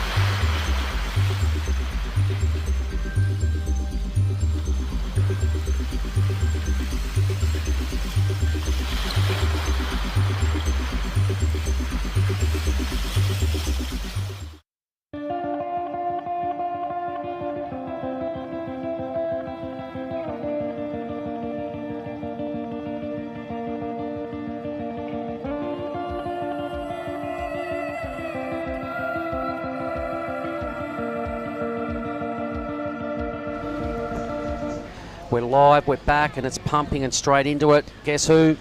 The Earl of Jarvis. Earl of Jarvis. I had a fellow listening before out of Cronulla, Mark Dippy. He sent me some messages. He somehow got my Facebook and I got a messenger actually, and he sent me some messages that said he's good friends with Johnny. He said he's known Jarvis his whole life.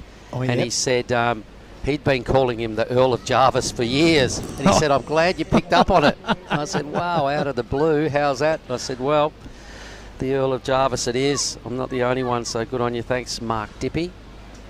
So this is the heat. It is Heat 7. It is that fella Jarvis in red out of Australia, out of Cronulla. Roy Kanazawa, Japan in white. Zane Asink out of the sunny coast in blue. And Xavier Huxtable, Vico in green. Wow. All those names are really hungry and competitive surfers. There's going to be no room to move at all in this one. That's a nice try by Earl Jarvis. When you got two first names, it's confusing.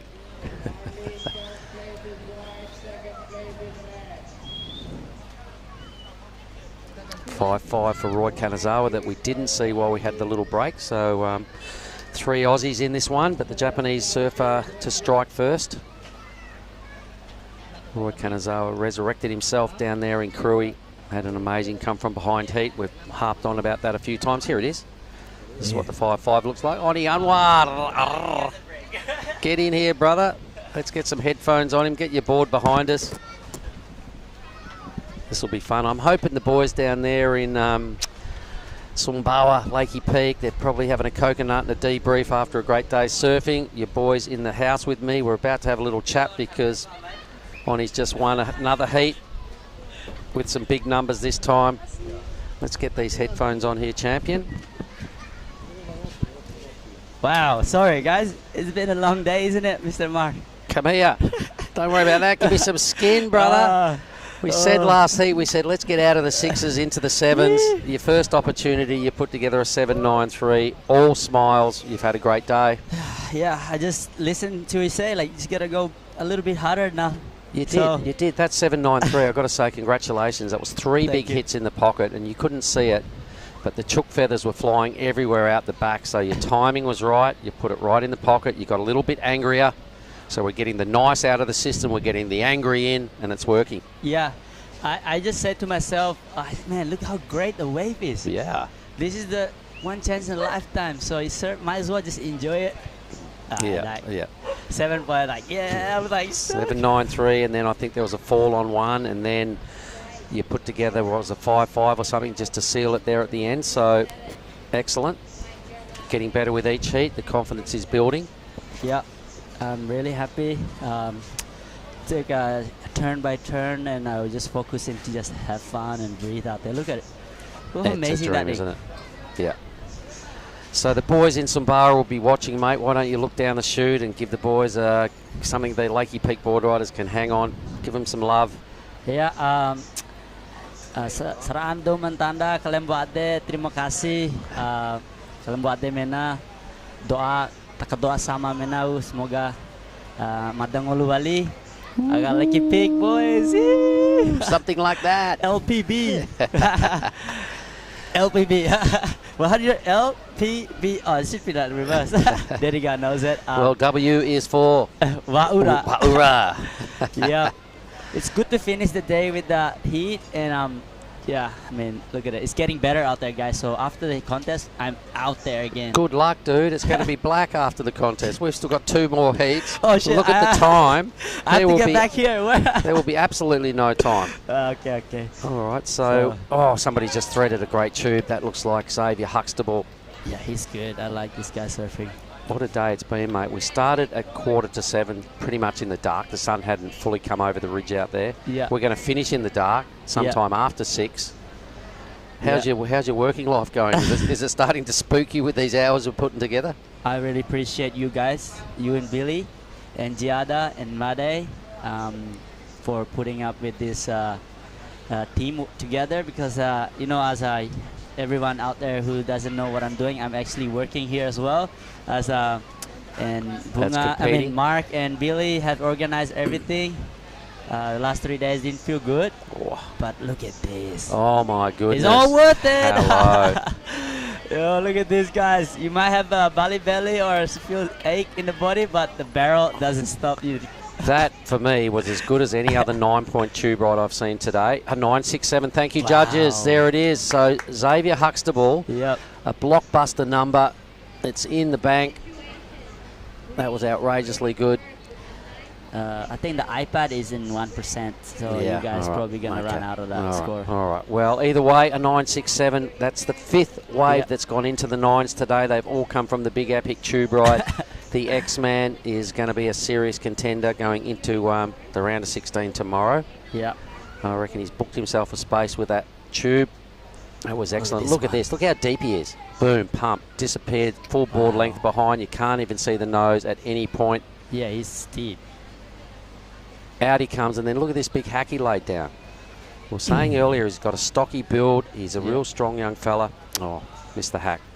Anyway, and Jarvis has put together an 8 while we're having a quick little banter. We kind of missed that. There was a bunch of turns, I'm pretty sure. Roy Kanazawa's open with a 5.5. So this heat is well balanced. Oh, yeah, for all my friend in America watching me, Tak. Sorry I didn't text you to let you know that I was surfing my heat. I made it, so we get to surf me again tomorrow. What about your other family on the Goldie? And my beautiful pretend mom and dad, Mark and Jenny. I love you guys. Bryony, Tegan, Harpa. I love you guys.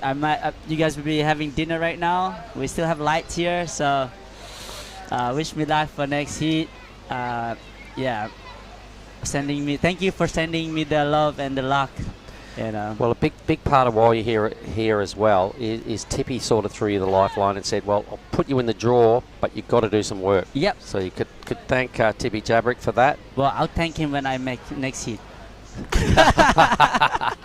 Of course, All right. TP Jabber, you're the best. Thank you so much. You're my boss. And Earth Island, he's the Earth the Island. guy. And thank you for Earth Island and all my sponsor, Chili, for making me great boards.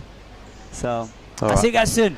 Well, what we'll do is you can open. This is about our 5th little box of red The whole treasure. thing? No, you, The whole no, thing? you can open it and help yourself to one. I'm watching that you only take one.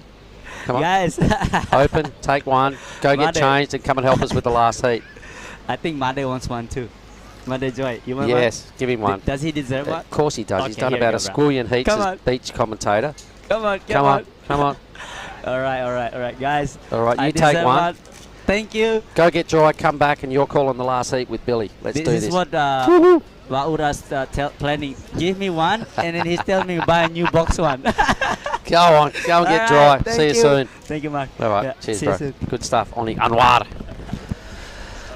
Wow, Xavier Huxtable, what a dead set highlight. Equal best score of the day. All right, mate. See you shortly.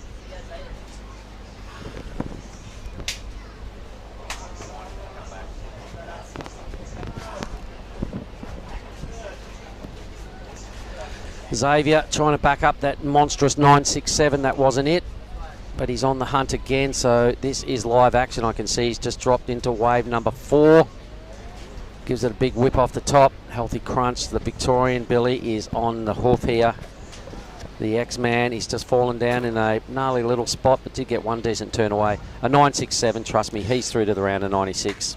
Wow, I haven't seen that. I am tonguing to see that replay. Xavier Huxtable, the Victorian, on a bit of a heater. Yep.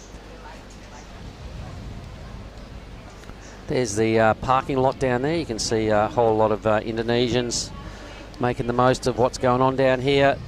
There is Tent City just a little further to the left of screen, which is where the stage is, and all the fuss, all the music, all the noise. Actually, I think it's just a bit to the right.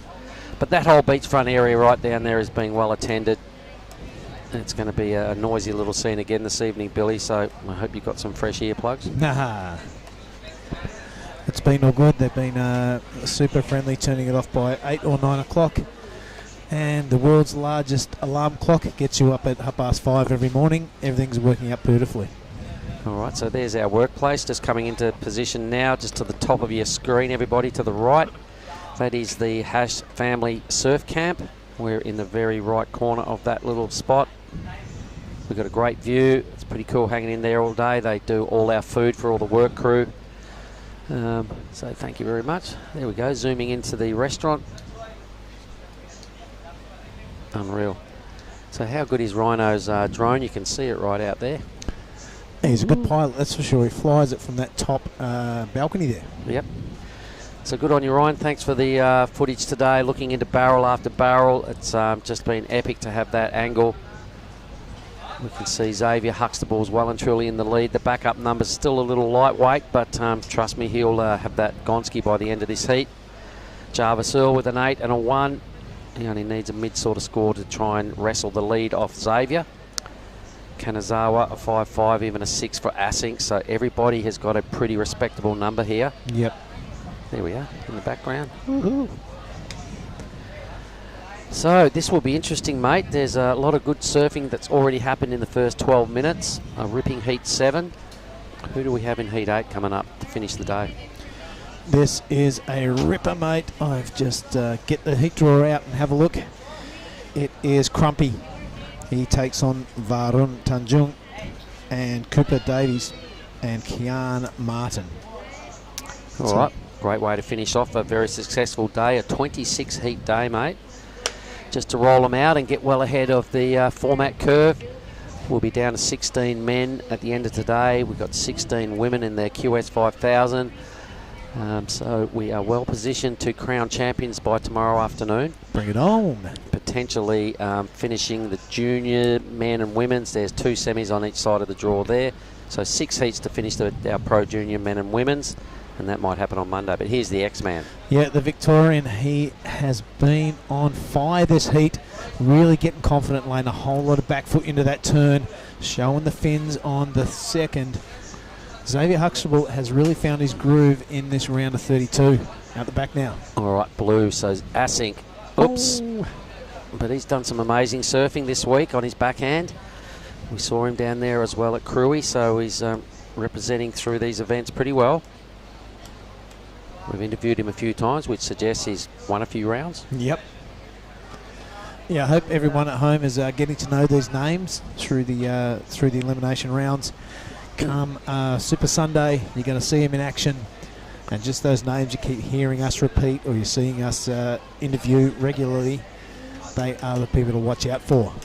Well, your future stars come from somewhere, mate, and this is the pool, all right? QS 5000 events, it's the only way to get into the Challenger Series, which is the second tier out of the world rankings, and the Challenger Series is the only way you can get onto the Championship Tour. So these fellas here, and there's been a lot said about Jarvis Earl, but there's a lot of other names and Japanese names in the mix that will potentially be your future C-tiers, and this is where it starts. Yeah, keep an eye on Kanazawa. There's no writing that guy off. No, he's really strong. So Huxtable's got a big number to drop. He will extend the lead. That last wave was really good, 2 brutal hits. He doesn't mess around when he does a turn.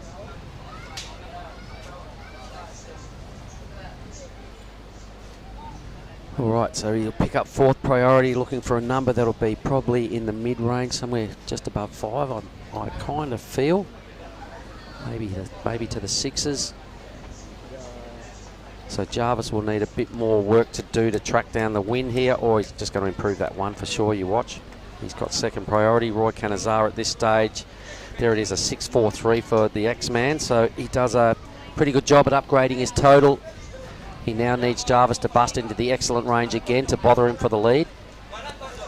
The other 2 numbers needed out of 3rd and 4th are pretty manageable, but for sure Jarvis will delete that one. And we've got about 10 minutes to sort it out, mate. One more heat to come today. We were just talking with Oni how we started at 6:45. Wow. Yep, it is now 5:40, so we'll probably finish at about 6:15. Ripping. Pretty close to 12 hours. I can't remember the last time I ever did a 12-hour day. Yeah, you went surfing. Can't remember the last time I surfed for 12 hours in a day, but I know someone that has surfed 12 hours a day. I saw him do it in down in Roti, 6 to 6. No way. Is he still alive? Yeah, well, he couldn't move for the next 2 days, but that is academic as we watch Jarvis Earl. This kid is electric, really liking his style. That's a great section to hit. He does it, drifts, does a little bit of a shimmy on top of that lip. Oh, he's got all the moves, doesn't he? All right, and out the back, bang, a big heavy hit from Kanazawa. You were saying before, do not write him off, and this is why, Billy. So a great call. Wow. And right on cue, Kanazawa's just answering back. He knows he's in a ripping heat here. He knows Jarvis does not mess around and he's hard to beat, but the X-Man's on top of the pack. So Kanazawa's going to have to dig really deep. This is 2nd turn mark and he finds the lip on that, drifts it a little bit. Super impressive. His first one was a little bit out on the shoulder. I want to look at Roy's. This is his first turn. This is a bit more critical, I reckon. For a first one, drifts those fins, a big elevator drop. And wraps it around again. So it's going to be battle of the turns between red and white. Both really strong. Yep, both really strong. You're exactly right. So due to the fact that Jarvis has the 8 in his bank, he will still stay ahead of Kanazawa. but Roy's staying well within striking distance. I reckon this is a good number to come. It was similar, but maybe better than the X-Man's. So it should come somewhere in the 6s, potentially, well, should turn into his best score at this stage. Judges having a think about it. They're probably looking at X-Man's wave again as well, because I think it's right there. They've gone a little under a 5.43. So a point under Xavier's. Geez, I really like that first turn. That was total commitment. Yep. All right, well, there we go. He's still chasing now a pretty big number. He's going close to 9 points to get out of trouble and into 2nd. It's a big ask now for Roy. He did it down at Cruy. He did with 4 minutes to go. Asing, let's not forget about him. His requirement is less than Kanazawa's. He needs an 8.37.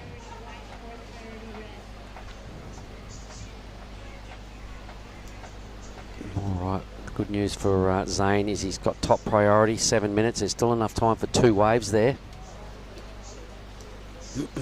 The crowd's hung in there, mate. Yep.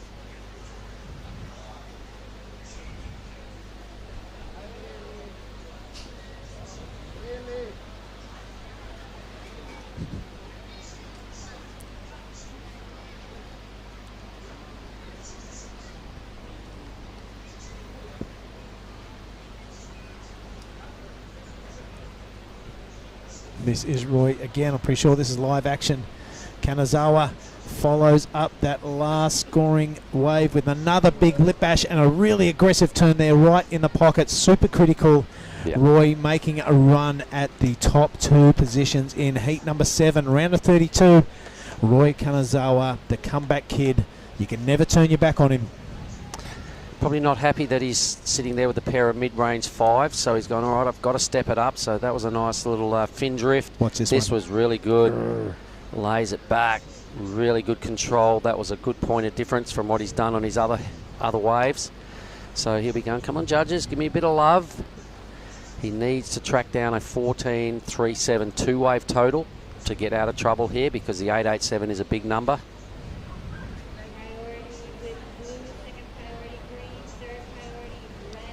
Oh, the judges all spin around. I can see them. They're all having a look at the replay.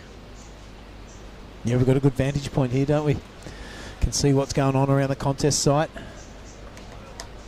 All right, here is the replay on demand. First turn, pretty handy. That is it. That was the wave that before. Wave before, yeah, that's this right. was his 5.43. Into that wrap. Even that one, nice and high. So he's got an 8.07, Billy, for this next one. Here comes probably 6 of those points, or 5 of those points right in this move here. Watch the way he lays it back. Super aggressive. Boom. Taking a big risk there right in the pocket. Stop at that little free fall. Yeah, totally. Could see all his fins. That was sick. Congratulations. And a very good number, an 8.07. So fell 0.3 short of what he needs. Oh, wow. He's really now neck and neck, and he's staring squarely at Jarvis Earl. Going, I'm coming for you, buddy. Yep. So his requirement will be quite a mini score now. 6.3 is all he needs. That's one turn for that fella. Yep. Yeah, 8.07, much deserved. I really dug that surfing. What a way to catch up in a hurry. Actually, he needed an 8.87, so he fell 0.8 short. And the number sitting there, you can see, has put him right back into this heat. Geez, what a high-scoring heat. I don't think I've seen a scoreline like this today. 9.67 is equal best wave of the day. The 8s in 2 other columns, I haven't seen that. Backups are looking pretty substantial as well. So Roy Kanazawa with 13.5 points would have won at this stage. Most other heats, he wouldn't have been sitting in 4th. Yep, that's a valid point. But Xavier's just gone nuts. He got that tube early and got his feathers up and his confidence rocketing through the roof. Zane Asic's probably wondering, what the hell have you guys been doing in there? What has just happened to me? He's the one that needed the 8 needs and still needs the 8.37. He has priority. All right, he's really going to have to go berserk to become a top 16er. I think the good news is there seems to be a little bit of motion out the back. It's Red who's going to get this. It is the Earl of Jarvis. Shoves it up through the roof. Really precise surfing from the youngster. Backhand attack is almost perfect. That's a really good drift as well. He's going to ride this to the end of that channel, pop on out, and meanwhile we'll look out the back, and it is Blue coming up short on that turning attempt. Yep, the 8.37 was a big number. It was weighing on his mind, so he tried something a little bit too bizarre. Didn't pull it off.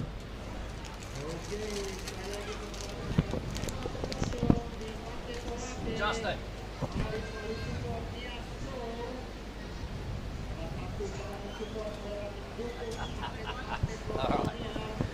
Yeah, this is Earl Jarvis, Jarvis Earl, working his trade through the inside there.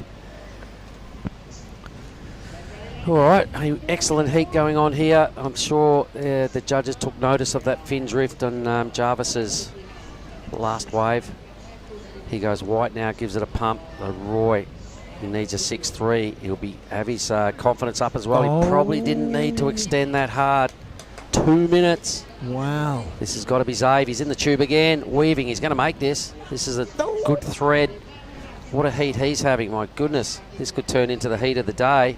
Needed to ride out of that, but so what? Yeah. I tubed off my head again, he reckons. Yeah, a bit long holding that rail and that cutback, but how was the tube sense on the kid? Looks super at home inside there. Yep, he's bookended this heat to perfection. He got a blistering barrel right at the start. He's had another really strong one just now. Here comes the replay, Roy. I reckon he had the wave here to bother Jarvis out of second spot. This was just a little brain fade. Yeah. Here we go, loving the tube ride. Straight into it, Knife City. Disappears, totally disappears. Comes out in that high line tube, which is what people do here at Nias. Yep. You can see how confident he is. He went for something pretty bizarre off the rebound.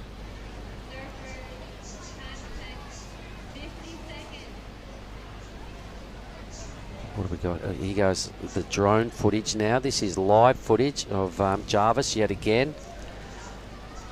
Just swinging the blade. He probably feeling a little threatened by the surfer in white and going, hang on, I've had a great heat. Yeah, but he's breathing down my neck. Don't fall asleep at the wheel. No. So it's 6.3 with 40 seconds to go. Where is Roy? Is he out the back yet?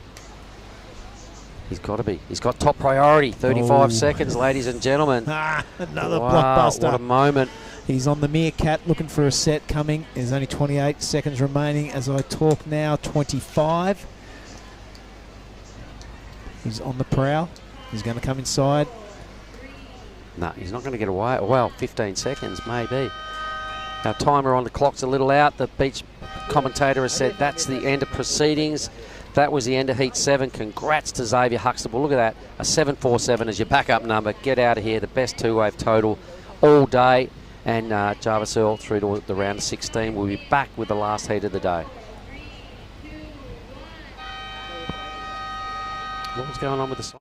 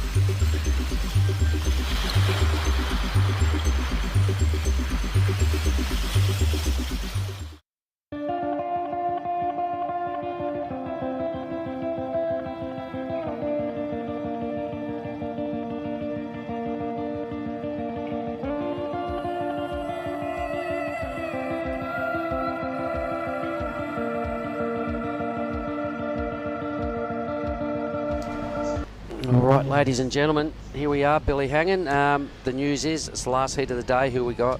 We got Darcy Crumpy, we love to call him, Varun Tanjung, Cooper Davies and Kian Martin, all assassins. Yep, this is going to be a sniper's heat, this one. Xavier Huxtable will be coming in all smiles. What a way to surf your heat. Ripping a 9.67 barrel at the start, a 7.47 barrel at the end, and some forgettable stuff in between that was still really good. Well, it's been a long day, mate, but it's super enjoyable. Some really great action happening right in front of us and through the broadcast around the world. I really hope you've stuck with us all day. If you have, you're an absolute champion. Yep, that's a 12-hour in front of the screen, so you're a couch potato if you're stuck in there all day. Wow, that thing just breathing and hissing out there. I think it might have been Kian. Anyway, there's our lineup, everybody. You can see two Australians in the red and the white, Varun Tanjung in the blue, Kian Martin in the green, and he's got his dad in his camp down there. They're parked up. They've had the seats and a bit of shade all day, cheering their boy on, and at this point it's working.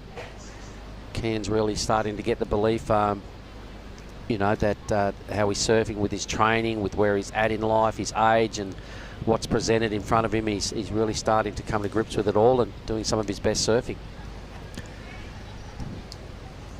Yeah, he's coming along nicely. really coming along. And this is Darcy Crump grabbing that rail, getting under the lip. Oh, he's coming out of this mark for sure. Nice high line. He's going to wrap that around. Playing it pretty safe on that first turn, but the tube was quite impressive. And you did see right, folks, he has got one booty on. Yep. Sliced his foot to pieces the other day coming in. Here is Kean Martin. Bang. That's a solid thread as well. Grabs his rail, look at that. Hedgie brought that to the game. Nah. Remember that, Groms? Rightio, there we go, Kean Martin. That's a solid start for the young man. Representing Sweden. A couple of Aussies and, of course, Varun doing it for Indonesia. Yep, Xavier just over there getting a few photos done, a little bit of a clip with Sean Gilhooly. Really looking forward to Sean's highlight package of today. He'll be up all night trying to trim this thing down into a few minutes. Yeah, that was Kean doing a bit of finger painting inside the tube. Really read it beautifully, and a lovely round cut back to finish things off. This was also a really good read, so Crumpy straight off the back grabbed the rail. He knew what he wanted to do. Big full driving cut. He didn't quite tag the foam, but he went enough's enough. I'll settle for the barrel, and a little sign-off move.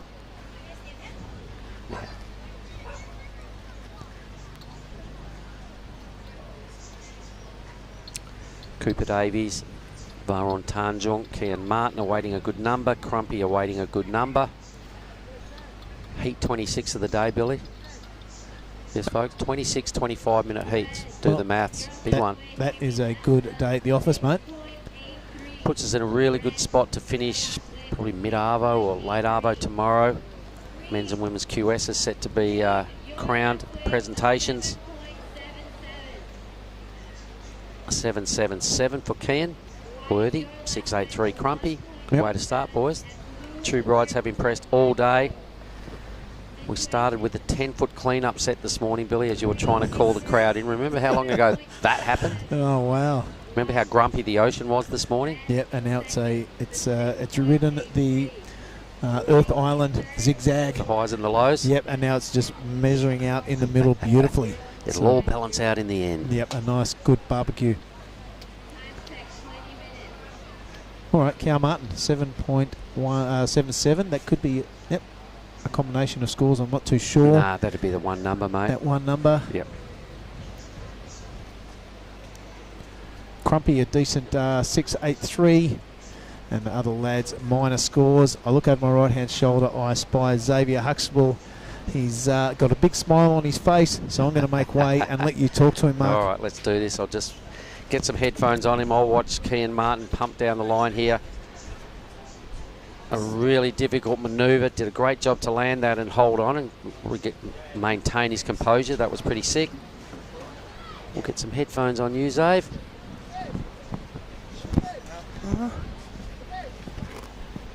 Brother, what a freaking heat. Did you just save your best for last right at the end of a busy day? Yeah, it's been a long day. Surf 3 heats. So I might just put that a little closer because everybody wants to hear your thoughts after a ripping heat like that. We'll just watch Crumpy here, stick with some live action. But what a day it's been, mate. How often have you... he's going to make this.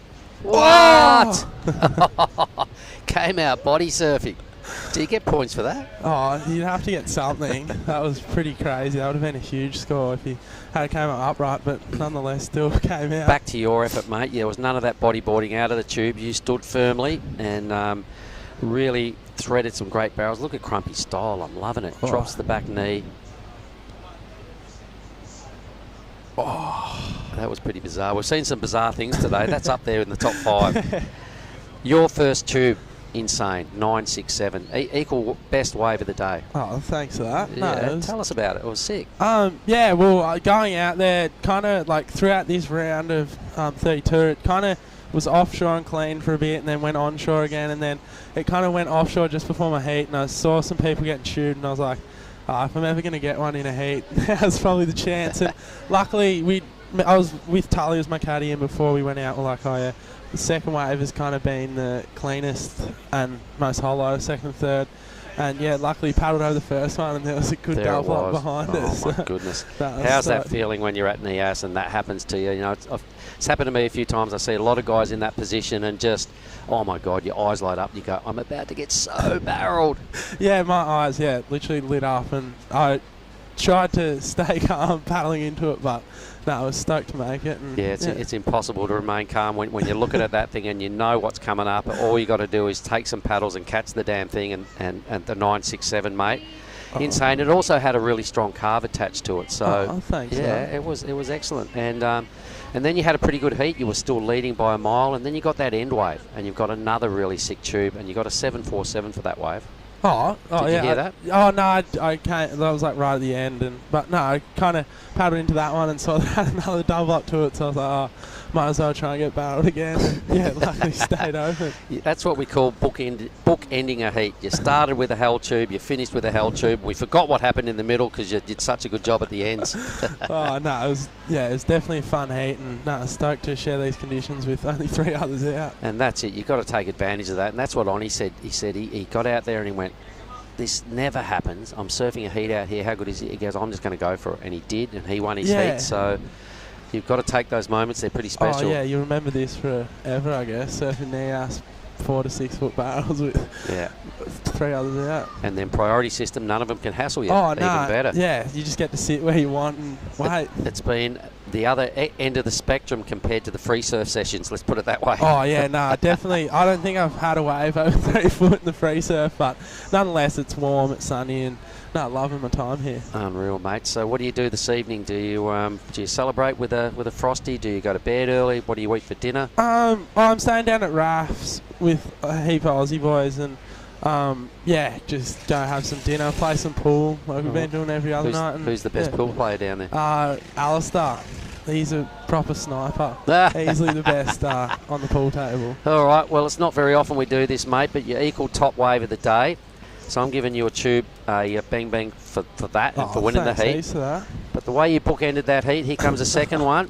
All right. It rarely happens. That's about the second or third time through the whole Nias Pro we've given away 2 in one day. Double whammy, brother. There we go. Thanks, heaps for that. Thanks, Xavier. Awesome. That was really good stuff. Thanks for having a chat. Cheers. Thanks, heaps. That was great fun. All right. Good on you. Gets another.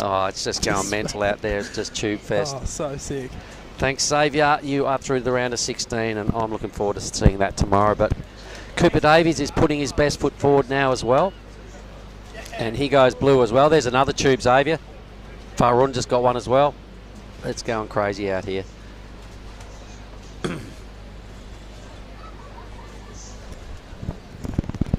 Varun looks around at the judges and said, what do you reckon about that? Oh, there's another tube.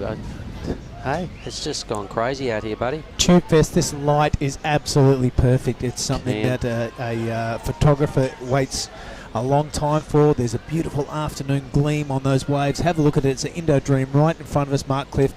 Last heat of the day. I'm glad we pushed through to Heat 8 because this is exciting stuff and it's a beautiful scene. It reminds us why we want to do this job. It's a surf movie going on in front of our eyes that doesn't need editing. It's a live feed, live moment. It's all gold. I'm sure there's going to be some incredible replays out of those last 4 or 5 waves. Jeez, look at Martin go. Yep, Grimes paddled way too fast. He's doing training these days, so he just picked up an extra knot in his paddling speed. Cooper Davies just got well barreled. Varun got well barreled. Kian, stop it. So waiting for a bunch of scores, is that right? Yep, we're waiting for plenty of scores. I've got no idea who's in the lead.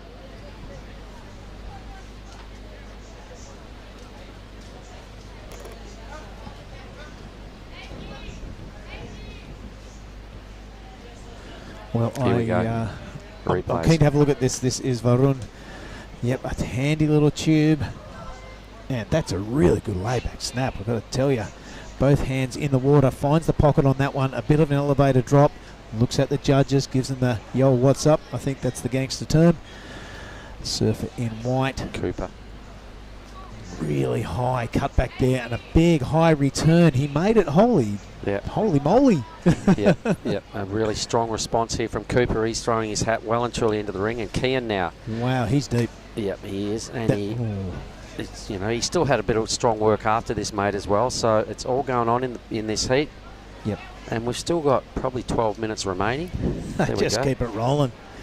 How good is this? I hope you're enjoying the show around the world, no matter where you're watching. It's a beautiful afternoon here in the south of Nias. Where else would you want to be? Lagundri Bay delivering the goods again. It's getting late. Mark Cliff's packing up the Bang Bang box, all ready for finals day tomorrow. Well, I've got one out. I'll give that to whoever wins this. They'll be a deserved winner. We may not interview them. I imagine the broadcast will be down by then. Just got to chuck it at them from the balcony. Yep, still like to acknowledge an effort. Look at the sunset. It's all going down. It's what a beautiful scene. I love surfing into this time of the day. It's probably the only time I can surf without a shirt on, without getting burnt to smithereens. And it's just a beautiful scene and a great feeling in the water. 827 for Varun. Wow. Hey, big number. Good number. He's right there in second. Here it is again. Picture perfect. Oh, clean. Look how blue this wave was. Blue rashy, blue board. Look at that. Going the John layback. Absolutely nailing it. Yep. Not sitting back to admire his work. He's straight into a bottom turn, straight into that snap. Yeah. I reckon that's what got him that extra 2.7, you know. How's the rays coming over the ridge in the background? The drone work today has just been spectacular. The clips and the highlights, you know, Sean's got a bit of a mission now tonight to go and break it all down and come up with a package that will fit into 1 or 2 minutes. How do you trim it down that much? Imagine the stuff he'll be throwing away. And look at Kian, a pair of high 7s, 15.2 total. I think Xavier just broke into the 17-point realm. Rightio. Two scores.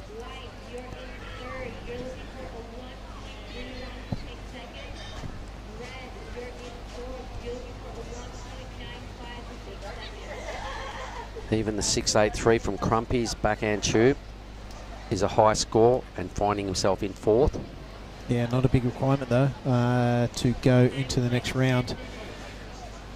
Kind of a stand up, a bit of a wiggle, and he's there.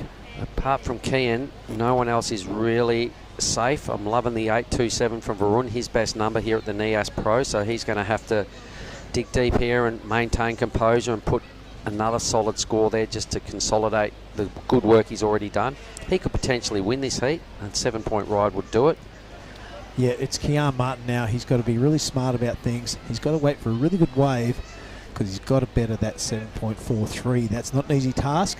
He's definitely got it in him, but he's going to need the canvas to paint it on.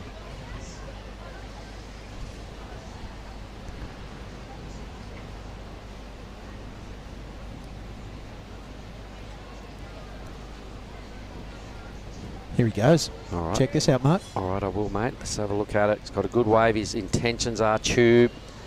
There's a little bit of crumbly. He's going to have to tuck and hold tight. He was still there for a long time. Yeah, he was there for a long time, mate. He was well on the foam ball for half that tube, but he couldn't win the arm wrestle there. Geez, you almost made it. Look where that white water runs out. Yep, good train of thought there. I'm loving the approach.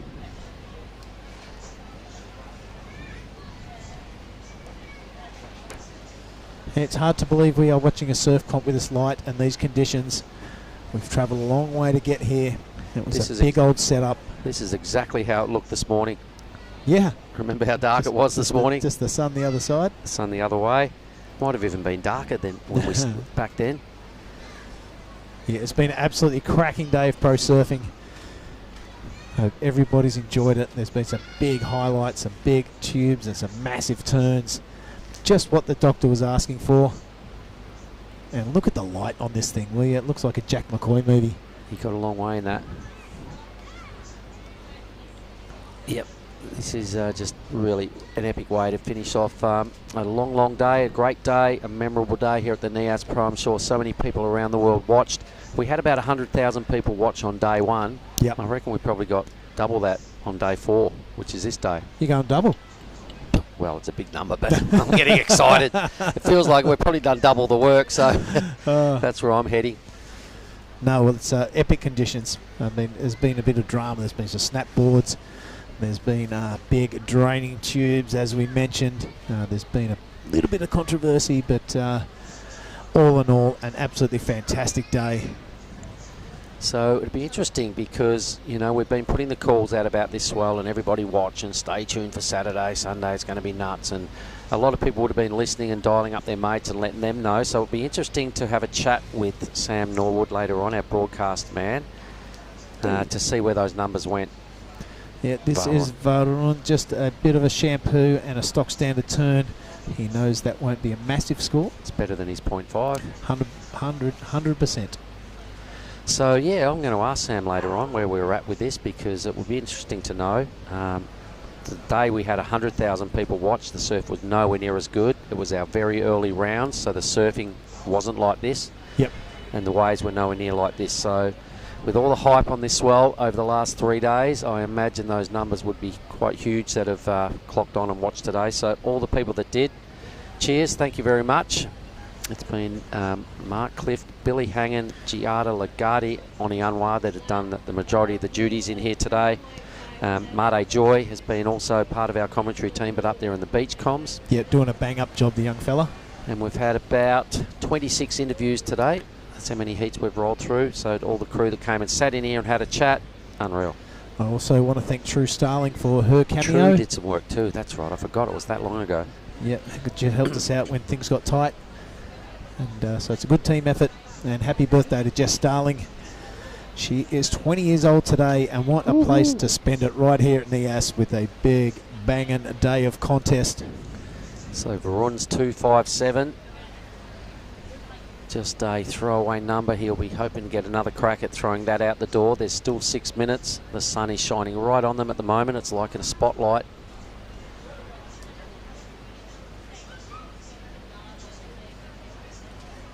I imagine there'll be a call about 6:30 in the morning, Billy, to see what time we bounce down, which I imagine I can't see it being any later than 7 o'clock. Conditions are always nice and early, so it's still a big day forecast for the format and the swell kicking around. I want to make the most of it so I can see an early start. We'll let everyone know by 6:30.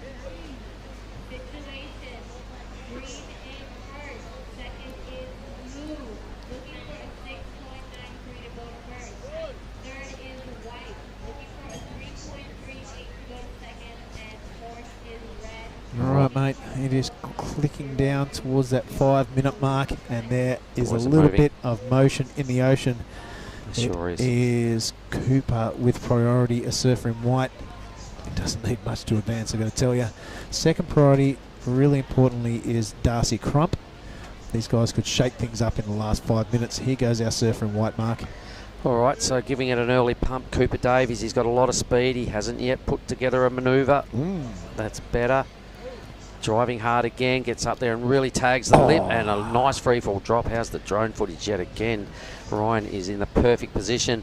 So this is another real good answer back at a critical time here. And Crumpy out the back on his forehand. He won't be outdone. Sorry, his backhand. Thanks for the correction, Mark. Snaps it high in the pocket and gives a bit of a high mum out the front. Has been a long day, buddy. Yeah. So anyway, right on cue. The surfers in third and fourth, really putting together some strong rides, some serious hacks. They will both be looking to move into second spot. They both can't. This is Crumpy. Did he get barrel on the first part of that wave, or is this? Missed that. We did miss that. So this is a really good wave for Crumpy. We're sticking with the Cooper Davies angle. There was a claim as well, throwing it out there to the judges, going, "Give me a number." This is Cooper's look from the judges' angle. Yeah, so as predicted, these two have really shaken things up in the last 5 minutes. Belts that lip. A nice free fall like we saw from that drone angle. Whoa. Well, I'm thinking Varun will move down into fourth place. His answer back is now. This is live action. Didn't quite finish that move. He's kind of giving a bit of a fist pump. I'm not sure what was going on there. He's happy he made it. Well, we didn't see the beginning of that wave, mate. It could have been a big throaty barrel. We don't know. Cooper has put together a substantial second score. I'm not sure which 7 that was, but he's into second spot. We've got a good number about to drop for Crumpy. That's probably going to put him into second spot. And then Varun's answer. This is it. Let's see what happens. Yeah, he parks it and he rides it. Disappears not for long. Let's have a look at this first turn. All right, a bit of a free fall down. I'm not sure if giving it to the judges is really going to help your cause. But he's feeling it. He was digging what happened, and he's going, well, that's a pretty good number. I'm feeling it. He probably heard a fair bit of fuss going on the previous 2 rides from red and white. So Cooper is temporarily into second because his score's dropped. Crumpy's got a good one to come. Varun's going to improve his total. Meanwhile, Ken sitting out there watching all this go down around his ears, just might be starting to freak a little bit that they're catching up rapidly. So Crumpy falls a little short, a 6.03. Varun score to answer back. He needs a 6.2 to go back into second. And that's a little short. It's a 5.6, so 0.6 short of what he needed. Look at these numbers. We've got another one of these blockbuster big totals everywhere, mate. Everybody's had a real good outing. All in the teens. Look at all the vultures circling just behind them. The free surfers want in on the last, what have we got, probably 15 or 20 minutes. Yep, Zombie Squad is ready to rock and roll. Cooper's turning. Cooper's in the tube. He totally is. What a comeback he's mounted to get into this position. He's got a great looking wave still in front of him. Rah! Just overcooked that turn, pulled it back a little too far. What an attitude. Die-hard moments here is Kian. Yeah, our heat leader, he's really been quiet for a little while. There's nothing quiet about that tube. Really buries himself in there. Grabs the rail. He's going to look for that second turn. He does. So this is really helping his cause out in front. Kian Martin representing Sweden out of Chengdu. Behind him, Mark. Crumpy, that's got to be the goofy footer. So the dying moments, the boys are still throwing hammers out here.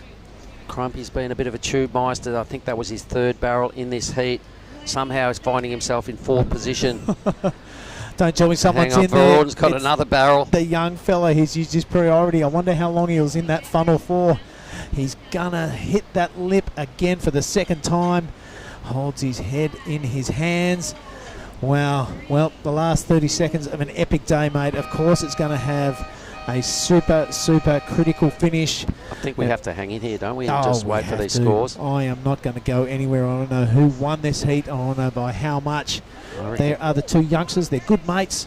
How sick was that? We got to surf Nias by ourselves. A little high five. How cool is this?